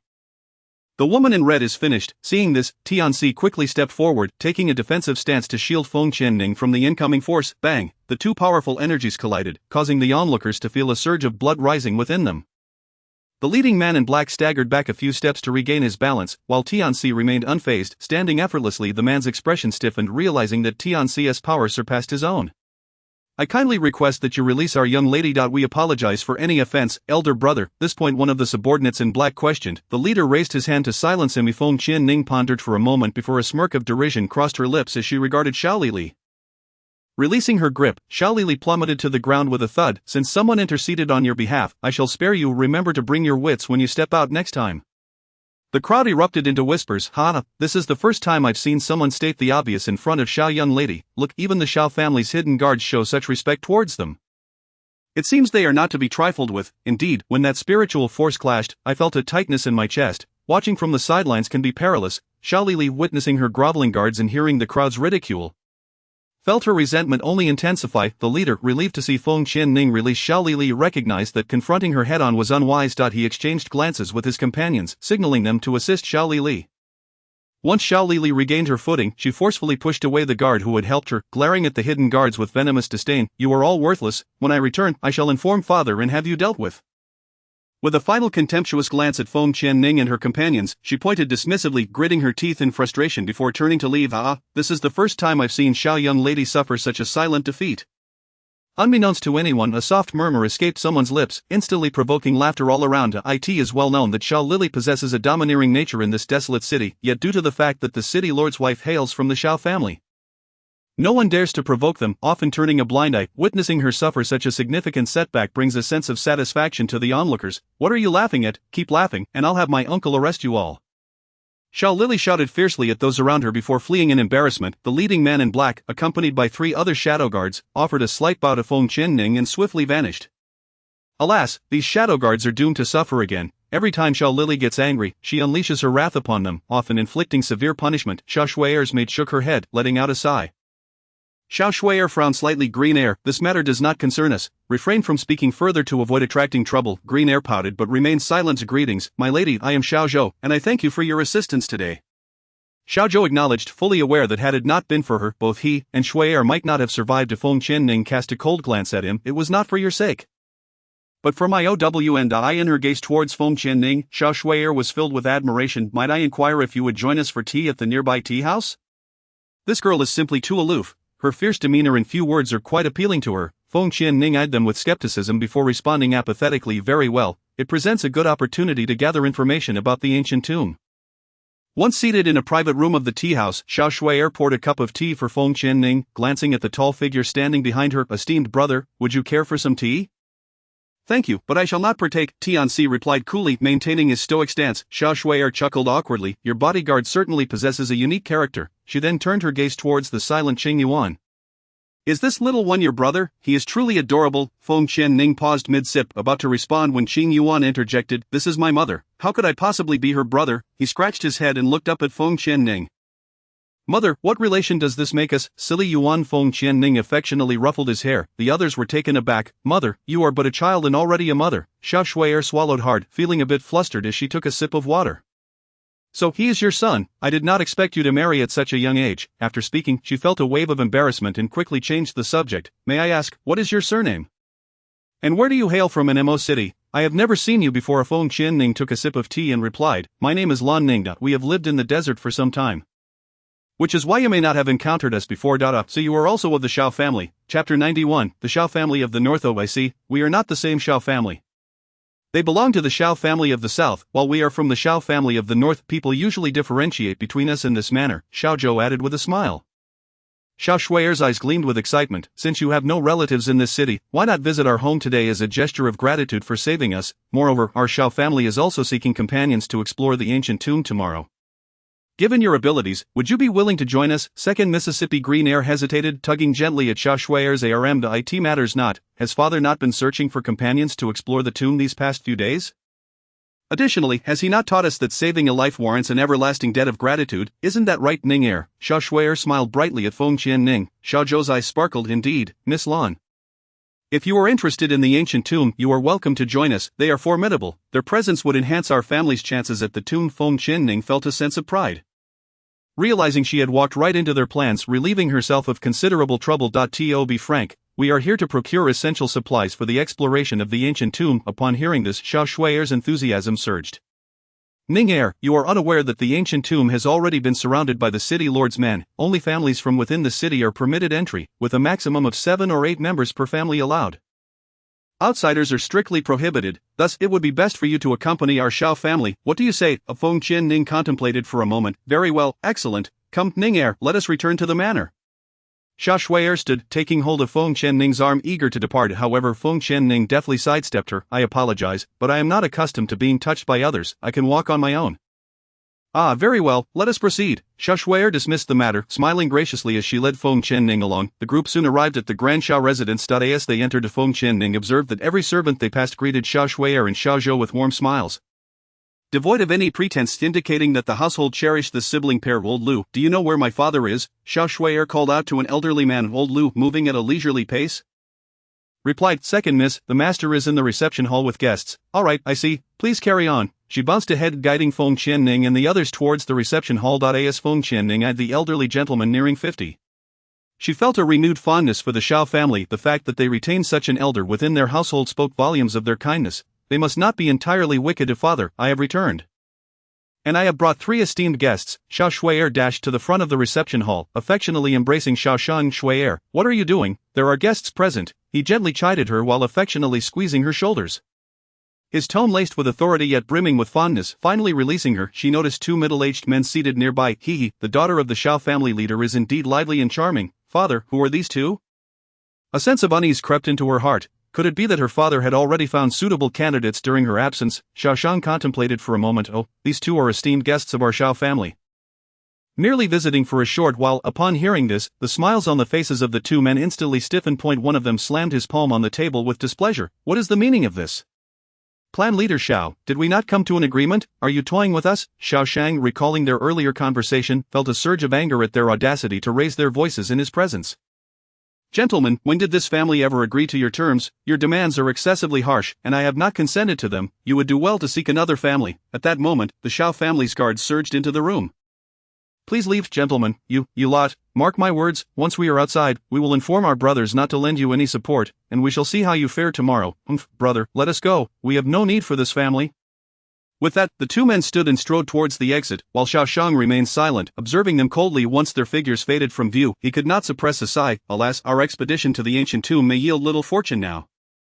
Other families have secured powerful allies. These 2 sought us out, and I had hoped to enlist their help, yet they were insatiable, demanding half of what the Xiao family might gain. Fear not, father, I have brought back 3 esteemed individuals whose strength far surpasses those 2. Xiao Shui'er declared excitedly from the side. Oh, really? Then please, invite them in. Xiao Shang eagerly turned towards the entrance. Elder brother, bring Ning Er and the others inside. As her words fell, Xiao Zhou led Feng Qianning and the others into the room. Xiao Shang, upon seeing the newcomers, wore an expression of astonishment before making his way towards Tianxi, entirely disregarding Feng Qianning. You must be the powerful individual Shui'er mentioned. Please take a seat. Tianxi and the others exchanged puzzled glances. Xiao Zhou, sensing the tension, quickly approached Xiao Shang. Father, you are mistaken. It is this young lady who possesses remarkable strength. He is merely her bodyguard. Xiao Shang was momentarily taken aback, then approached Feng Qianning. My sincerest apologies, it appears my old eyes have failed me. Please take a seat. He shot a disapproving glance at Xiao Zhou, reprimanding him for not being clearer. How embarrassing. Feng Qianning couldn't help but twitch her lips at the situation as she took her seat where Xiao Shang indicated, with Tianxi standing beside her and Qing Yuan sitting next to her. Might I inquire, miss, what stage is your spiritual power currently at, and if you were to acquire any treasures, how would you?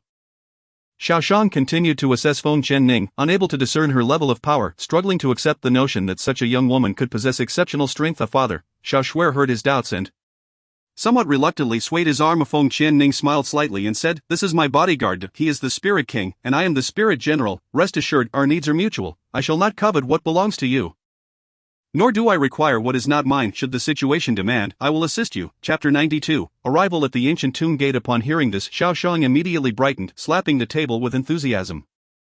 Excellent. He then turned to Xiao Shui'er. How did you come to meet him? She proceeded to recount the events to Xiao Shang. How outrageous. This Xiao Lily is becoming increasingly brazen, to be so audacious in broad daylight. Xiao Shang, infuriated, slammed his hand on the table, causing it to crack instantly. Miss Lan, I am profoundly grateful for your life-saving intervention. I cannot express my gratitude enough. With that, he stood to bow to Feng Qianning. Seeing this, Feng Qianning hurriedly rose to assist the head of the Xiao family. No, please, it was merely a trifling matter. Unexpectedly, Xiao Shang proved to be a man of loyalty and righteousness, which stirred a hint of envy in her. If only her father were here, would he be like Xiao Shang? Miss Lan's benevolence not only saved my daughter but is also willing to assist our Xiao family. After a moment's contemplation, he declared, whatever treasures we acquire from this expedition to the ancient tomb shall be shared with you, Miss Lan. Half of it will be yours. Qing Yuan widened his eyes at Feng Qianning, realizing that this old man Xiao was quite principled. Grandfather Xiao, you worry too much. What is not ours, we shall not take. Mother has always taught me that we should only claim what belongs to us.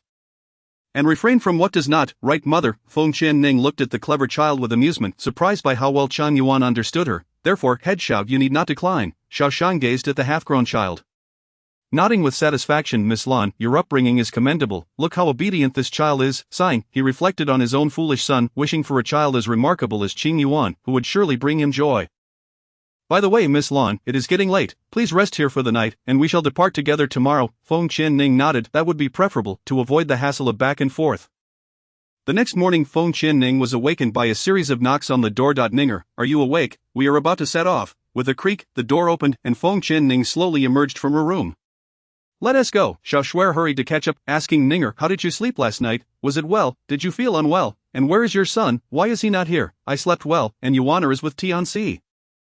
She replied lightly. Xiao Shuai remarked, Ninger, how aloof. She giggled, not minding her demeanor. At this moment, the Xiao family consisted of 6 individuals. Besides Xiao Shuai, there were Xiao Zhou, Xiao Shang, 2 elders, and another young man ahead.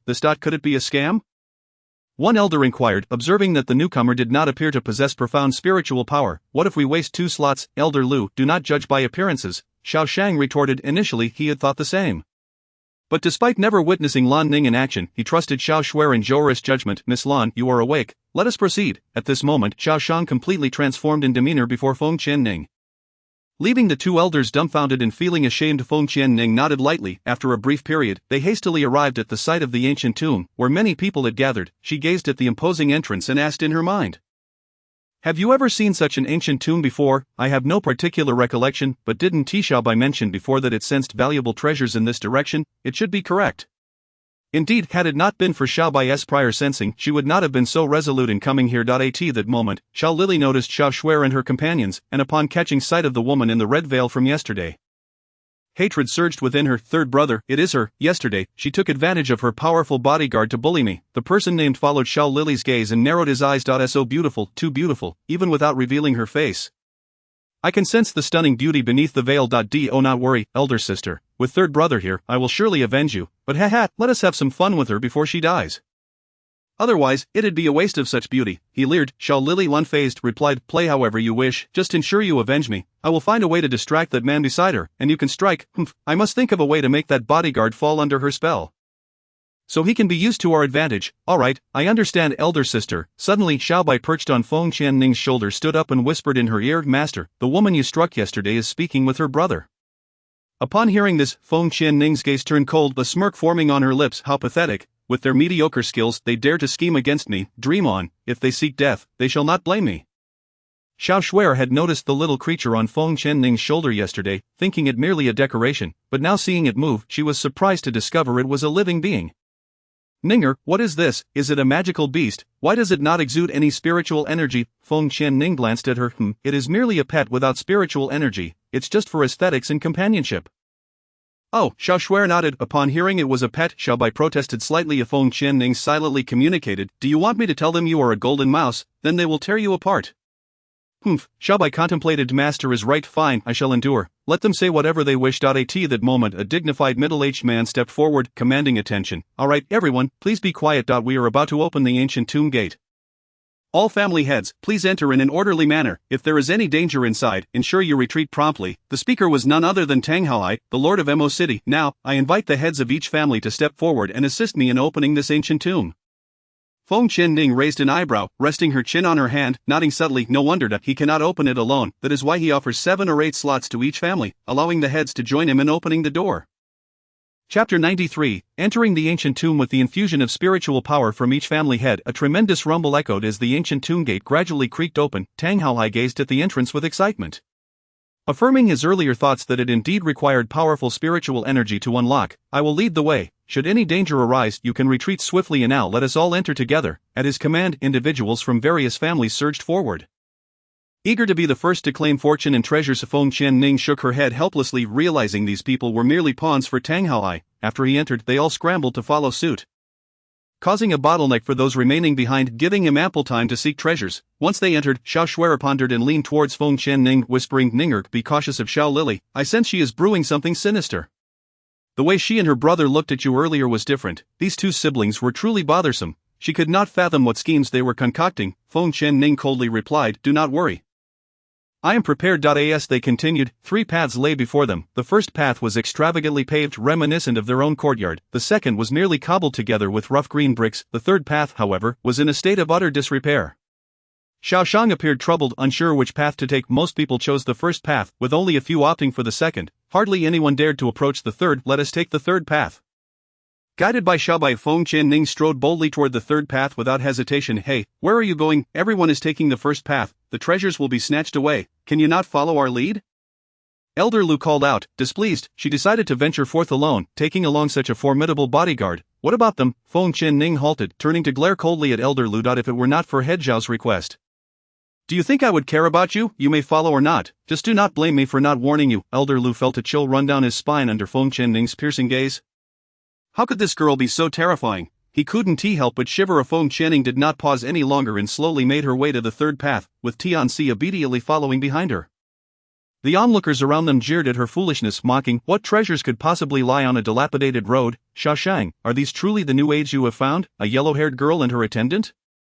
And she chooses the most decrepit path. Are you certain this isn't a desperate gamble? Ha! The 2 individuals expelled by Xiaoshang the previous day had already aligned themselves with a new family and happened to pass by. Witnessing this scene, thus joining in the ridicule, Elder Lu's face flushed with shame, and after a moment of deliberation, he gritted his teeth and declared, I will take the first path. Anyone who wishes to follow her may do so. I shall not be concerned. I choose the first path. Xiaoshang, now preoccupied with the mockery, found himself in a dilemma, uncertain of which path to take. One option was already crowded with too many people.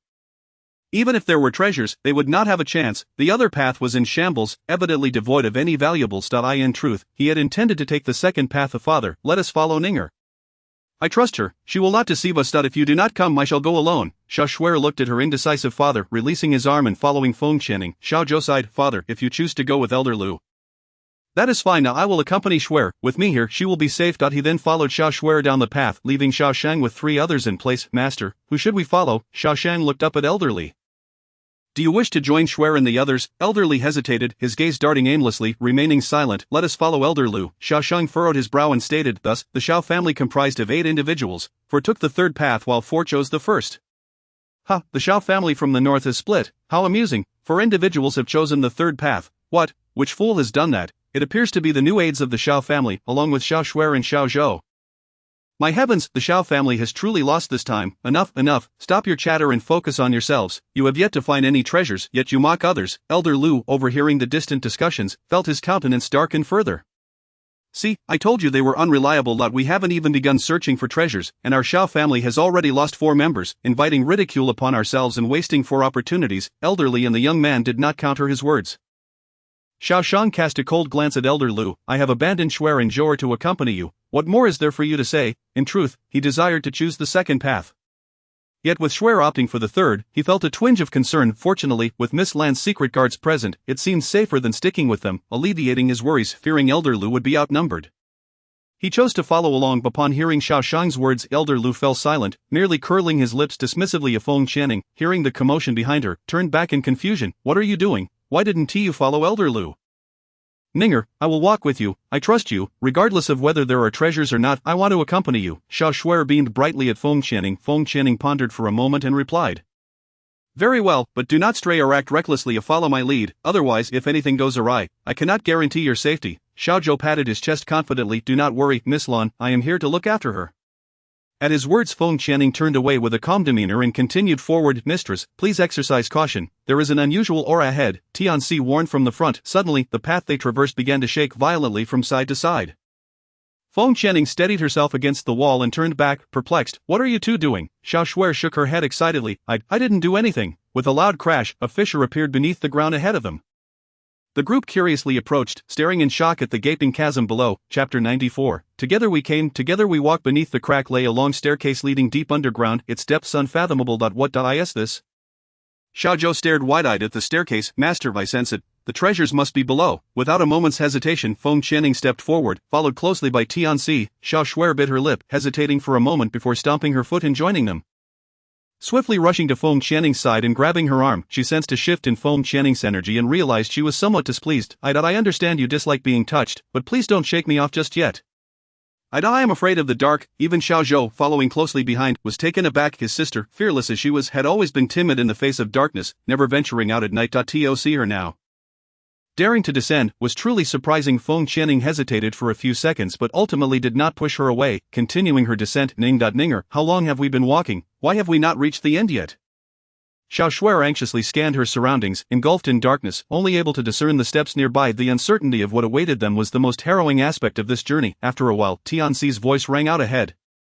"We've arrived." He hurried down the stairs and found an open space, discovering a stone door before him. "Mistress, there is a stone door here. I shall attempt to open it." Feng Qianning examined the stone door closely. Casually reaching out to touch it, with a rumble, the stone door slowly creaked open, revealing yet another long corridor adorned with crimson murals on either side. Just as Tianxi was about to channel his energy to open the door, his movements halted as he gazed at Feng Qianning. "I merely touched it, and it opened," Feng Qianning remarked, glancing at the stone door. "It must have been neglected for ages," unfazed by the astonished looks from the others. She calmly stepped inside. Tianxi felt a wave of embarrassment wash over him. He had pushed and knocked for ages without success, yet Miss Feng had simply touched it and it opened? Indeed, it must be due to the passage of time that has loosened this door. Ninger, look at the murals on the walls. They appear to depict something, perhaps a ritual. They look rather eerie. Xiao Shuer, who had been closely following Feng Qianning, suddenly spoke up. In truth, Feng Qianning had noticed as well. The murals indeed illustrated scenes from some ritualistic event. Yes, they certainly do. After traversing the corridor, they arrived in a vast open space resembling a grand hall, surrounded by an expanse filled with treasure chests. Ninger, look, it's all treasures, Xiao Shuer exclaimed excitedly as she opened one chest, revealing an array of jewelry and ornaments.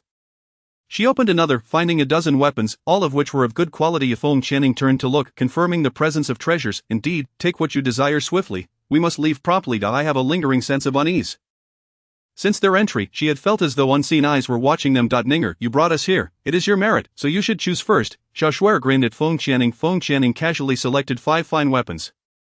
I only require a few, the rest you may take. She suddenly recalled that she had purchased 100 first-rate weapons recently and realized they still had not been accounted for. However, Xiao Shuer frowned at the items Feng Qianning had chosen.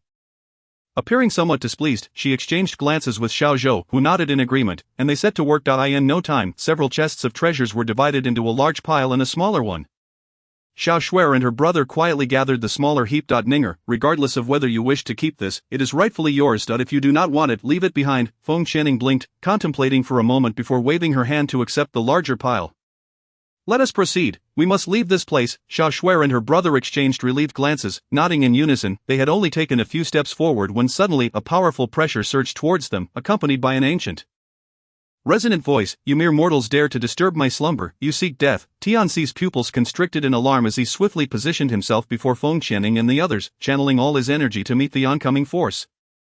Veins bulged on his forehead, and the stones beneath his feet shattered, sinking into the ground as he strained to utter, "Mistress, you all must flee. I cannot hold on much longer." Feng Qianning did not hesitate.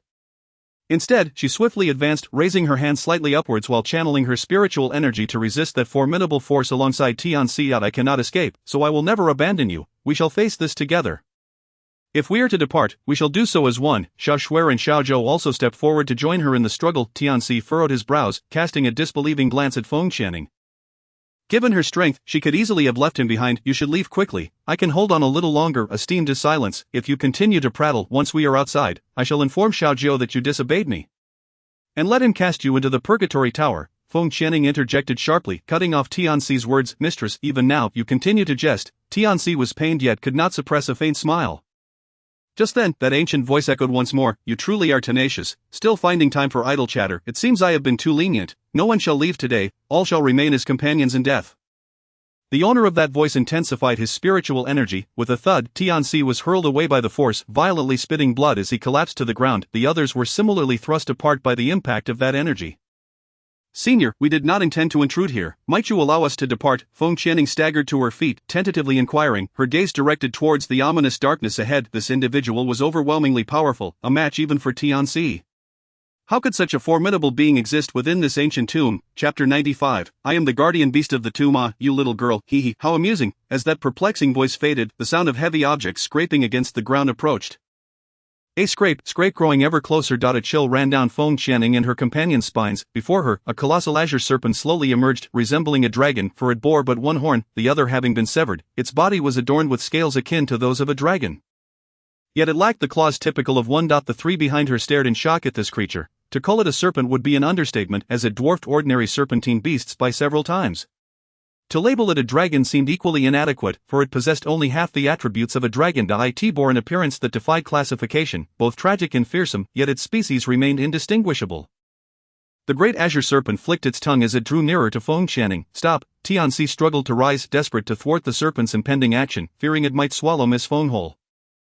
However, as soon as he stood, the serpent's tail swept him aside effortlessly, sending him crashing against a nearby pillar. Xiao Zhou meanwhile helped Xiao Shuer to her feet, his heart racing as he watched the serpent inch closer to her. He took a step forward, calling out, "Miss Lan," only to be halted by Feng Channing's outstretched hand. Do not come any closer. His stride faltered as he glanced at the serpent's poised tail, gripping Xiao Shuer to prevent her from rushing forward. "Elder brother," her tone shifted from shock to confusion. Xiao Zhou whispered in her ear, "Did you not see how the serpent's tail sent Tianxi sprawling? If we charge now, it would be akin to throwing stones at a mountain." "We must wait." Xiao Shuer gritted her teeth, her fists clenched tightly, refraining from further movement. The fragrance of flowers. "I did not expect your scent to be so distinctive. You may leave, I shall spare your life." "But they must remain." The azure serpent's voice resonated around them. "Mother, my instincts were correct. With your fragrance, this aberration will not harm you. You must depart swiftly. This ancient creature has likely lived for ages."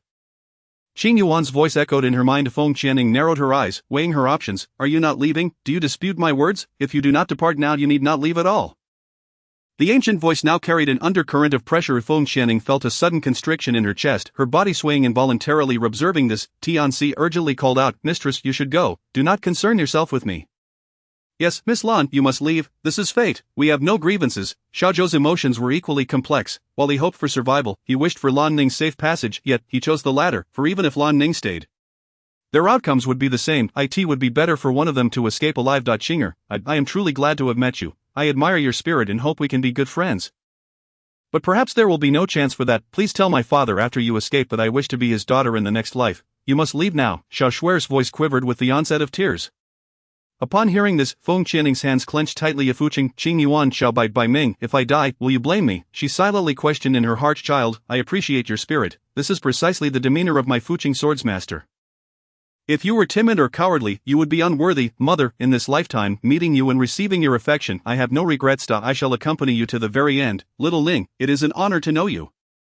Only a being of flesh and blood can be the master of my Kanglin bracelet. Go forth without worry, master. Regardless of what happens, we shall always be by your side." Their words bestowed immense strength upon Feng Channing. Even in death, it would be worthwhile. A grandfather, father, mother, Lan Shou, Muran, Muzha, Xiao Chedot, and Xiaozhou. "I am sorry. I may have to break my promise. In her past life as an agent, the greatest taboo was to abandon one's comrades. Thus leaving Tianxi and the others to fend for themselves was simply out of the question. She understood that her current actions might lead to futile sacrifice, yet she could not bring herself to forsake her allies. Rather than live the latter half of her life in anguish and guilt, it was preferable to fight, even if it led to death. Her heart would remain unburdened. Finally, she resolved to retreat a step. Summoning the Fuqing sword accompanied by the sound of a dragon's roar, Qing Yuan emerged as well. "I will not abandon you, even in death. I shall not." Tianxi closed his eyes in despair. He had anticipated that Miss Feng would not flee. He knew her nature, though often cool, burned fiercely within. She would never act cowardly nor display weakness. She would fight to the end, yet this meant she would share their fate, and he truly felt remorse for failing the esteem's trust. Tears streamed down Xiao Shuer's face as she murmured, "Fool, you silly fool, you can survive." Observing this scene, the great azure serpent regarded Feng Channing with newfound respect. Just as she prepared to strike, it spoke once more. "Indeed, as expected of the master of the azure dragon divine beast, you possess spirit. Congratulations, inheritor of the divine tomb. You have passed the first trial." Feng Channing's eyes widened in shock, her body frozen in place as her heart raced uncontrollably. What does this mean, inheritor of the divine tomb? She had steeled herself for death, and now this revelation felt like sudden happiness. Uncertain, she hesitantly asked, "What do you mean, divine tomb? Where is this place?" Even Qing Yuan, soaring in the air, appeared momentarily stunned, before slowly descending to Feng Channing's side, transforming into human form. "Indeed, this is the relic of the divine tomb, where the deities of the divine realm are interred. I am the guardian beast of the tomb, the Taiching flood dragon, tasked with guarding this site for millennia, and I have finally awaited one worthy of opening the gates of the divine tomb. What transpired earlier was merely a test for you. There are 3 trials in total, and you have just passed the first, which is the most basic and simple of tests. If you had fled while leaving your friends behind, it would have been an act of cowardice and selfishness, unworthy of being the inheritor of the divine tomb. I would have slain you." Chapter 96. I shall not reveal it as the Taiching flood dragon spoke. It turned its head back toward Qing Yuan. You young one, who would have thought reborn you would be bound by a human contract. However, your choice of master is indeed commendable, possessing great insight. Upon hearing this, Qing Yuan grew excited. Do you know me? Do you recognize who I am? The Taiching flood dragon cocked its head at Qing Yuan. You don't remember? Qing Yuan, burdened with heavy thoughts, nodded slightly. Just then, an unrefined voice broke the tension with laughter. Ha ha, you little rascal, who would have thought you'd end up like this? How delightful. Do you wish to know? Ah, I shan't tell you, it would infuriate you. Ha ha ha. The crowd reacted with a mix of confusion and disbelief at the stark contrast to the earlier menace. Qing Yuan's lips twitched. It seemed he had been quite familiar with this entity in his past life, yet its gleeful demeanor was utterly insufferable. But you claim to be a flood dragon? You don't quite resemble one, Feng Qianning remarked coolly. Suddenly the laughter of the Taiching flood dragon ceased. An anxious thought flitted through her mind. It's over, it's truly over. Why must this woman bring up matters that should remain untouched? However, it is fortunate that Qing Yuan has forgotten the events of his past life. Ahem, this dragon, having endured a great battle millennia ago, sustained grievous injuries. Later, I was chosen by the celestial beings to guard this tomb. In hopes of finding my successor, I have only just begun to regain a fraction of my strength, with a few dragon scales sprouting beneath me. Are you certain you weren't driven here against your will? Qing Yuan crossed his arms, scrutinizing it from head to toe. The Taiching dragon became thoroughly incensed. I am indeed chosen by the celestial beings. Chosen, not banished. Qing Yuan furrowed his brow and replied, Fine, I understand. You are chosen. Could you perhaps enlighten me about the events of the past? Humph, I shan't tell you. What can you do about it? The Taiching dragon moved its head with an air of arrogance. Refusing to meet Qing Yuan's gaze, Qing Yuan found himself at a loss in the face of such shamelessness. For the first time, Feng Qianning, with one hand on her chin, coldly remarked, with so many individuals present. Why was I the one chosen? If we are to speak of strength, it should be Tianxi. You opened the gate to the divine tomb, which makes you the fated one, hence it is you. Very well, the rest shall await here. Let her accompany me to face the remaining 2 trials. With that, it slithered back into the darkness. You all wait here. I shall return shortly. Feng Qianning turned back and nodded at them.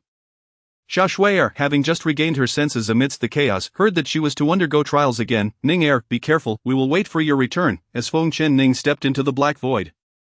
Qing Yuan attempted to follow but was blocked by a barrier of spiritual power. He immediately shouted, Taiching dragon, why won't you let me in? I am her contract beast. At that moment, an ethereal voice echoed within the hall. Humph, I am displeased to let you in. What now? Just obediently wait. Qing Yuan's chest heaved with anger, and he began to seriously suspect that he was not merely acquainted with it, but was an old acquaintance. Even an enemy, otherwise, why would it torment him so? Once his strength was fully restored, he would surely flay its skin. After Feng Qianning entered, she found herself engulfed in darkness. She glanced around and saw nothing but the pitch-black void.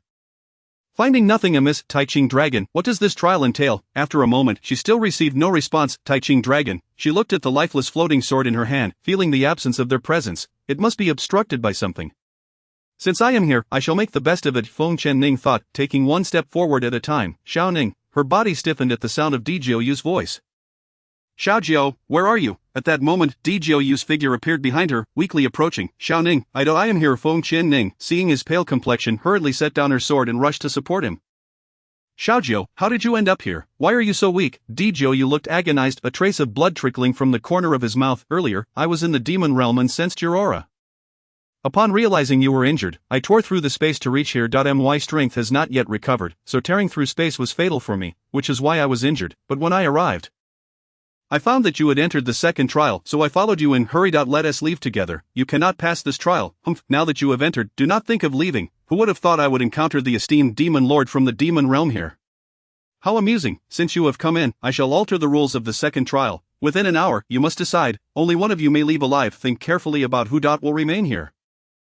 I truly wish to see how desperate you both will become for survival. The voice of the Taiching dragon echoed ominously around them. Dijiuyu's expression shifted as he looked at Feng Qianning. Do not fear, Xiao Ning, we will surely find another way out. Feng Qianning regarded Dijiuyu with a heavy heart, sensing something was amiss, though she could not pinpoint it. She simply nodded faintly. After half an hour had passed, Dijiuyu utilized various forms of spiritual power but still found no way out. Xiao Ning, what should we do? I have no other options. The spiritual energy within here seems to be entirely drained, rendering it ineffective. Less than half an hour remains. Have you made your decision? If not, you shall both remain here for eternity, the Taiching dragon warned. Dijiuyu's eyes flickered with calculation. How about this? Xiao Ning, let me go first. This way, I can devise a plan to rescue you from the outside. This is currently the best course of action. What do you think? Upon hearing his words, Feng Qianning lowered her gaze slightly. Taking a few steps back, Xiaojiu, have you recovered from the fire poison? Dijiu anxiously stepped forward, grabbing her arm.at this moment. Why are we still discussing fire poison? First let me out, that is the only way to save you. He then turned to the surroundings and called out to the Taiching dragon, we have made our decision, let me go first. Chapter 97, Ning Er, I am your mother. Upon hearing his words, Feng Qianning's expression changed dramatically, and she wrenched her arm free from his grasp. Stepping back several paces, the Taiching dragon inquired Feng Qianning, have you made your decision? Dijiu nodded eagerly, she has made up her mind. Let me go, I am inquiring Feng Qianning, not you, the answers must be unanimous. Feng Qianning, have you decided, is it to let Dijiu go? After a prolonged silence with no response from her, Dijiu turned away in displeasure. With a soft sound, a sword pierced through his body. Blood oozed from the corner of Dijiu's mouth as he looked down at the sword embedded in his abdomen, then raised his gaze in disbelief towards her, shouting, why would you do this to me? Do you desire to leave so desperately? It is futile to kill me, you cannot leave unless both testimonies align. Feng Qianning's lips curled into a smirk as she gathered spiritual energy in one hand, withdrawing the floating sword without a hint of hesitation, delivering a powerful strike to Dijiu's shoulder. Do not feign, you were not Xiao Jia at first, your act was convincing, and I nearly believed you, but your subsequent flaws were too glaring. First, Xiao Jiu used to call me Xiao Ning, yet you have been addressing me as Ning Er. Second, he would never voluntarily leave himself behind. Third, and most importantly, you are not afflicted by fire poison, it is cold poison, therefore, you are a fake, merely an illusion. Moreover, if I am not mistaken, the trial revolves around love, does it not? From the very beginning, I sensed something was amiss. Why did my reunion with Xiaojiu feel so different? Now it all makes sense, he was never Xiaojiu. After she spoke, Dijiu's expression returned to normal, dissipating into a wisp of black smoke. He chuckled, you are truly clever, congratulations, you have successfully passed the second trial. The figures that appear in this illusion are those who dwell deepest in your heart. However, it seems you do not harbor such profound love for him after all. Feng Qianning felt indifferent to what it said. At present, she merely liked him and had a favorable impression, which was quite normal. After all, everything takes time. How does one enter the third trial? Not simply walk towards the light. The Taiching dragon's words were not yet finished when Feng Qianning stepped inside. Hey, I haven't finished speaking, this third trial is special, I cannot see it and must wait here for you, but if you do not emerge within 3 days, you shall be trapped forever. Darn, how could this guy not let me finish my words before she dashed in? If she does not return, it would be no fault of mine, who told her to leave so hastily. Moreover, how could this woman be so resolute? Even after my warning, she remains unfazed, so eager to enter the third trial. This truly surprised me. I had prepared to mock her next. She did not even respond to my taunts. TSK, she truly is the master of that fellow Qing Yuan, possessing remarkable mental fortitude. As Feng Qianning stepped into the light, she instinctively closed her eyes, shielding them with her arm. Ning Er, how are you? I am so worried about you. A gentle female voice interrupted her thoughts. Feng Qianning slowly lowered her arm, casting a puzzled glance around her surroundings. Suddenly, she sat up, vigorously rubbing her eyes, and looked down at her attire, a pink nightgown. Moreover, she found herself in a princess-like room. Ning Er, what is wrong? Feng Qianning gazed at the woman shaking her body. That familiar face belonged to her original mother's. You are my mother? Where is this place? Ning Er, my name is Lan Yan, and I am your mother, silly child. Have you lost your mind? Lan Yan sat at the edge of her bed, gently patting her head. You aren't burning up. What nonsense are you speaking? Feng Qianning, in shock, pinched her arm hard. Ouch, it hurts. This is not a dream. She distinctly recalled having entered the third level. How could she suddenly find herself back? I remember venturing into a wondrous realm where one could forge contracts with divine beasts, master martial arts, soar through the skies, and wield a myriad of skills. Lan Yan was momentarily taken aback, then chuckled softly as she picked up the book that had fallen to the ground and handed it to her. Look, is this the one? Mother has already told you not to immerse yourself in these frivolous novels every day. You've become so engrossed that you lost track of time, holed up in your room like this.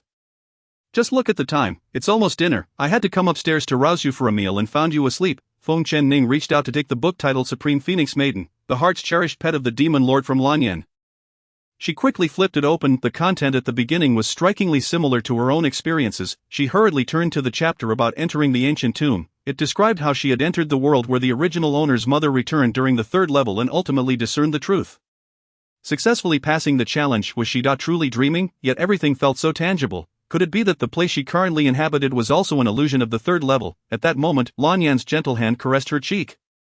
Ninger, you've just read too many novels. Don't overthink it, the food downstairs is still warm. Hurry and go eat. Feng Qianning looked up at Lan Yan, and as she confirmed the warmth of her hand, memories of this world flashed in her mind. Tears streamed down her face uncontrollably, and she embraced Lan Yan tightly. Mother, I miss you so much. I truly had a dream in which I died while on a mission as a special agent.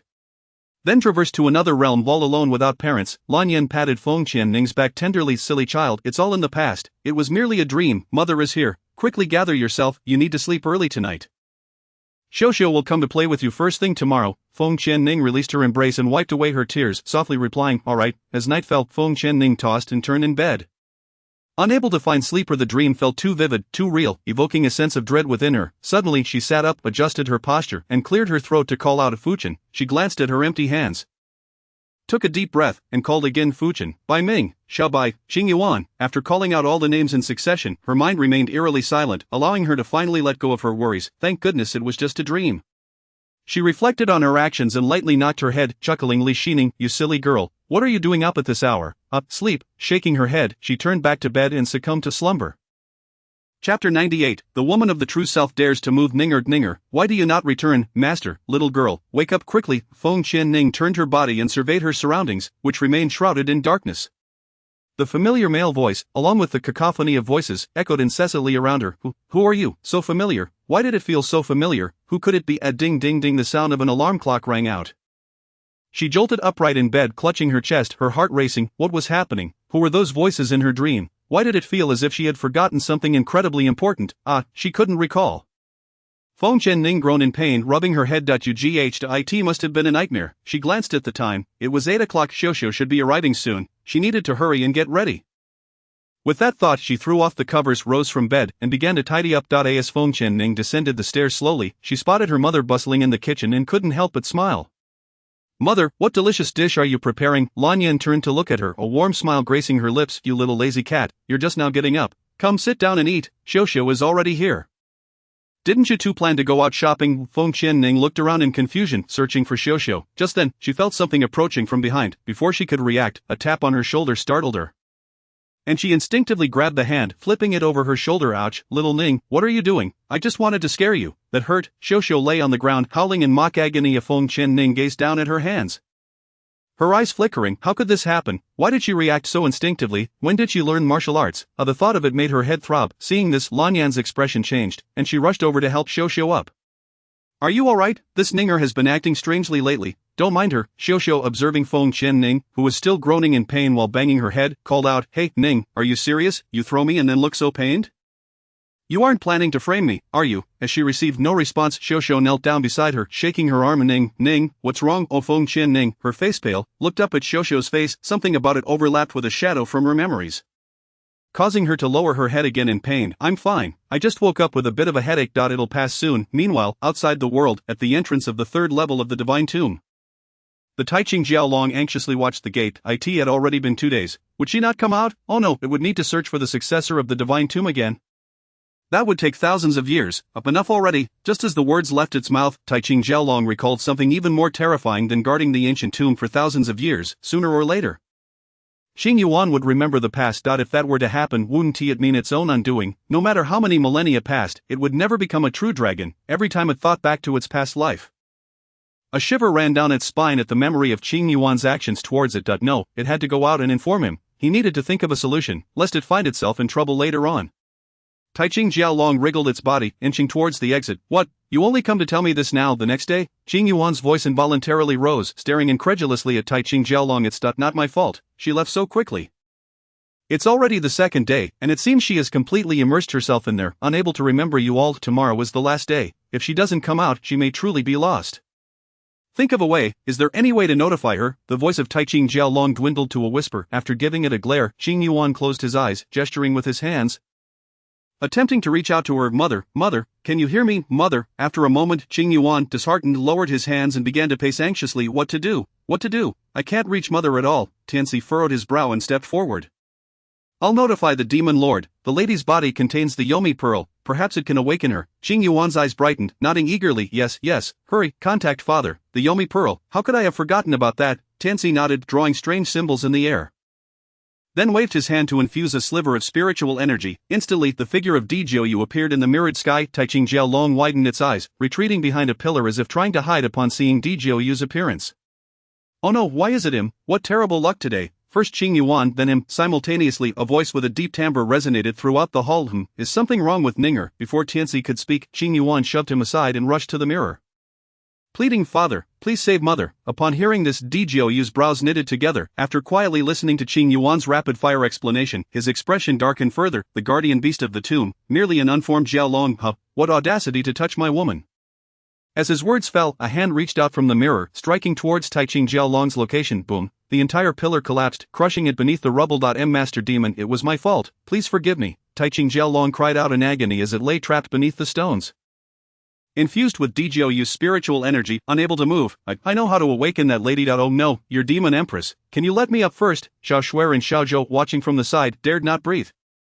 The man who appeared so suddenly was Ninger's husband, the demon lord. Could he be the infamous tyrant of the demon realm? Looking at it, it doesn't seem right, brother. We Xiao Zhou tugged at her, and given the current situation, it is beyond our control. We should refrain from causing any trouble for others. At this moment, we can only silently pray. Chapter 99. You are all deceivers. Djiaoyu's gaze flickered momentarily before he waved his hand to withdraw his spiritual power. Speak quickly, I have little patience. The Taiqing Jiaolong sensed a slight alleviation of the burden upon its shoulders and promptly emerged from the ruins. Yes, I just heard Qing Yuan mention that the demon empress possesses your nether pearl. You should attempt to activate the nether pearl, allowing the demon empress to sense it over there. She likely remembers nothing at present, so it is an opportune moment while her mind is in chaos.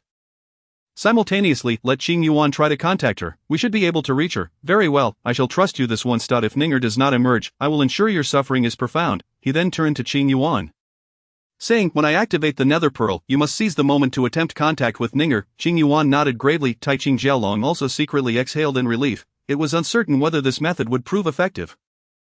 It merely recalled Qing Yuan mentioning the nether pearl, which inspired this thought. Let us take it step by step and hope for the best. After breakfast, Feng Qianning accompanied Xiao outdoors for a stroll. As she walked, Feng Qianning observed her surroundings, feeling a sense of unfamiliarity. An unreal sensation. Xiaozhou. Suddenly, a clear voice interrupted her thoughts. Her body stiffened, and she immediately looked back to see a couple. The woman calling the man Xiaozhou, Xiaoning, why have you stopped? What are you looking at? Xiao waved her hand in front of her. Suddenly Feng Qianning felt something within her yearning to break free. Confused, she gazed down at her body, where a certain area had turned a dark shade of green. The voices from her dreams last night echoed once more. Ninger, wake up. Mother, this is an illusion, you must. Mother. Can you hear me? Oh mother. Feng Qianning crouched down, clutching her head, and shouted, Who are you? Who are you all? Who is in my mind? What have I forgotten? What is it? Ninger, I am Djiaoyu, your Xiaozhou. I am waiting for you. Your grandfather Feng Tianxing, your mother Lan Shuiyan, and your father Feng Zijun are all waiting for your return. Wake up quickly, this is not real, it is a dream. Xiaoning, what is wrong? Don't scare me, otherwise. Shall we return to your home? Xiao also crouched down, anxiously watching her, muttering to herself. The memories belonging to the illusion faded away, replaced by Feng Qianning's memories surging forth. Xiaozhou, grandfather, I am not Li Xining, I am Feng Qianning. With Xiao's assistance, Feng Qianning finally stood up. She gazed at the familiar face before her. It was Lan Xiao. Everything here was merely an illusion. Realizing something, she disregarded Xiao and swiftly turned to run home. Upon returning, she opened the door and saw the busy figures inside. Tears welled up in her eyes. Ninger, why are you back? Didn't you go out to play with Xiao?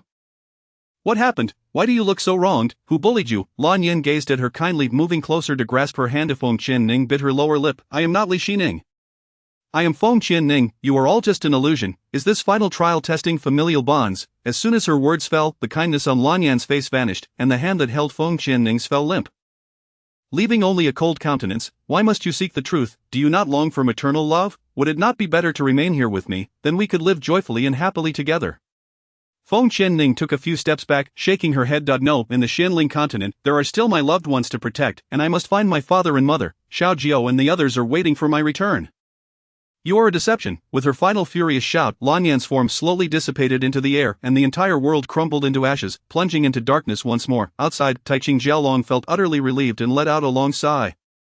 Master Demon Lord, the Demon Empress has passed the trial and emerged safely. It is all well. She should now be receiving the inheritance, which will require some time before she can come out. Watching the third trial collapse, Djiaoyu's heart was finally put at ease. Take good care of her. If anything happens to her, I will ensure you suffer greatly. Upon hearing this, Taiqing Jiaolong instinctively nodded vigorously. Tianxi, if anything arises, contact me immediately. I cannot leave right now as it is a critical moment. I will return shortly. Please inform Ninger. Do not worry, all will proceed smoothly. With that, Djiaoyu's image vanished. Within the demon realm, it was time to act expeditiously. I have other matters to attend to. Yes, we bid farewell to the demon lord. After he exited the grand hall, the guardians and elders on either side exchanged astonished glances. Their eyes filled with disbelief, and they began to murmur among themselves, "Who is the demon empress that the Lord spoke of? I have never heard of her. The demon lord actually has a woman. His son is already so grown, he can call him father. This is monumental news, indeed. I am so curious, what kind of person could possibly captivate the demon lord? Did you see how concerned the demon lord appeared just now? Wait. The demon lord's nether pearl is actually within that woman's body. What? By the heavens, it seems we truly have a demon empress." Tian Wu, witnessing all that had transpired, felt as though his worldview had been utterly reshaped. He had always thought the demon lord was a person of little desire, but it appeared that he cautiously leaned closer to Tian Zan's ear and whispered, "Tian Si was telling the truth. I never imagined the demon lord could possess such a gentle side." Fiercely protective of his wife, Tsk Tian Zan looked at him with surprise, grabbing his arm. "What did Tian Si tell you? Hurry and tell me." "Well, it must be the grand gossip of the Lord." Tian Wu smiled with satisfaction, pulling away from his grasp. "I will tell you," Tian Si mentioned, "but I won't tell you. You didn't want to listen when I wanted to say it, so now that you wish to hear, it's too late." He proudly lifted his chin and strode out of the hall. Tian Zan furrowed his brows, watching his retreating figure. "Oh Wu, why must you hold a grudge? I admit my fault, please, tell me," he muttered incessantly, hastily chasing after Tian Wu. Chapter 100, Divine Bloodline Inheritance. "Congratulations, you have successfully passed the third trial. From this moment on, you are my heir," a woman's voice echoed in Feng Qianning's ears. In an instant, the dark room became brilliantly illuminated. Seated upon a high throne was a majestic woman, clad in white robes with golden embroidery, her beautiful face adorned with a gentle smile as she gazed at Feng Qianning standing below. "A holy soul body, though your spiritual power is somewhat weaker, your foundation is still commendable. Alas, I have awaited a qualified heir for tens of thousands of years, and finally, you have arrived. You have resisted the temptations of friendship, love, and familial ties, proving that your heart is remarkably steadfast and your thoughts are extraordinary, making you worthy of the divine inheritance ceremony." Feng Qianning listened, somewhat bewildered. "May I ask who you are?" "I am known as the Ice Spirit Empress of the Divine Realm. My name is Wenyan. I have been wronged by my beloved disciple. My physical form has been destroyed, leaving only a fragment of my shattered soul to persist.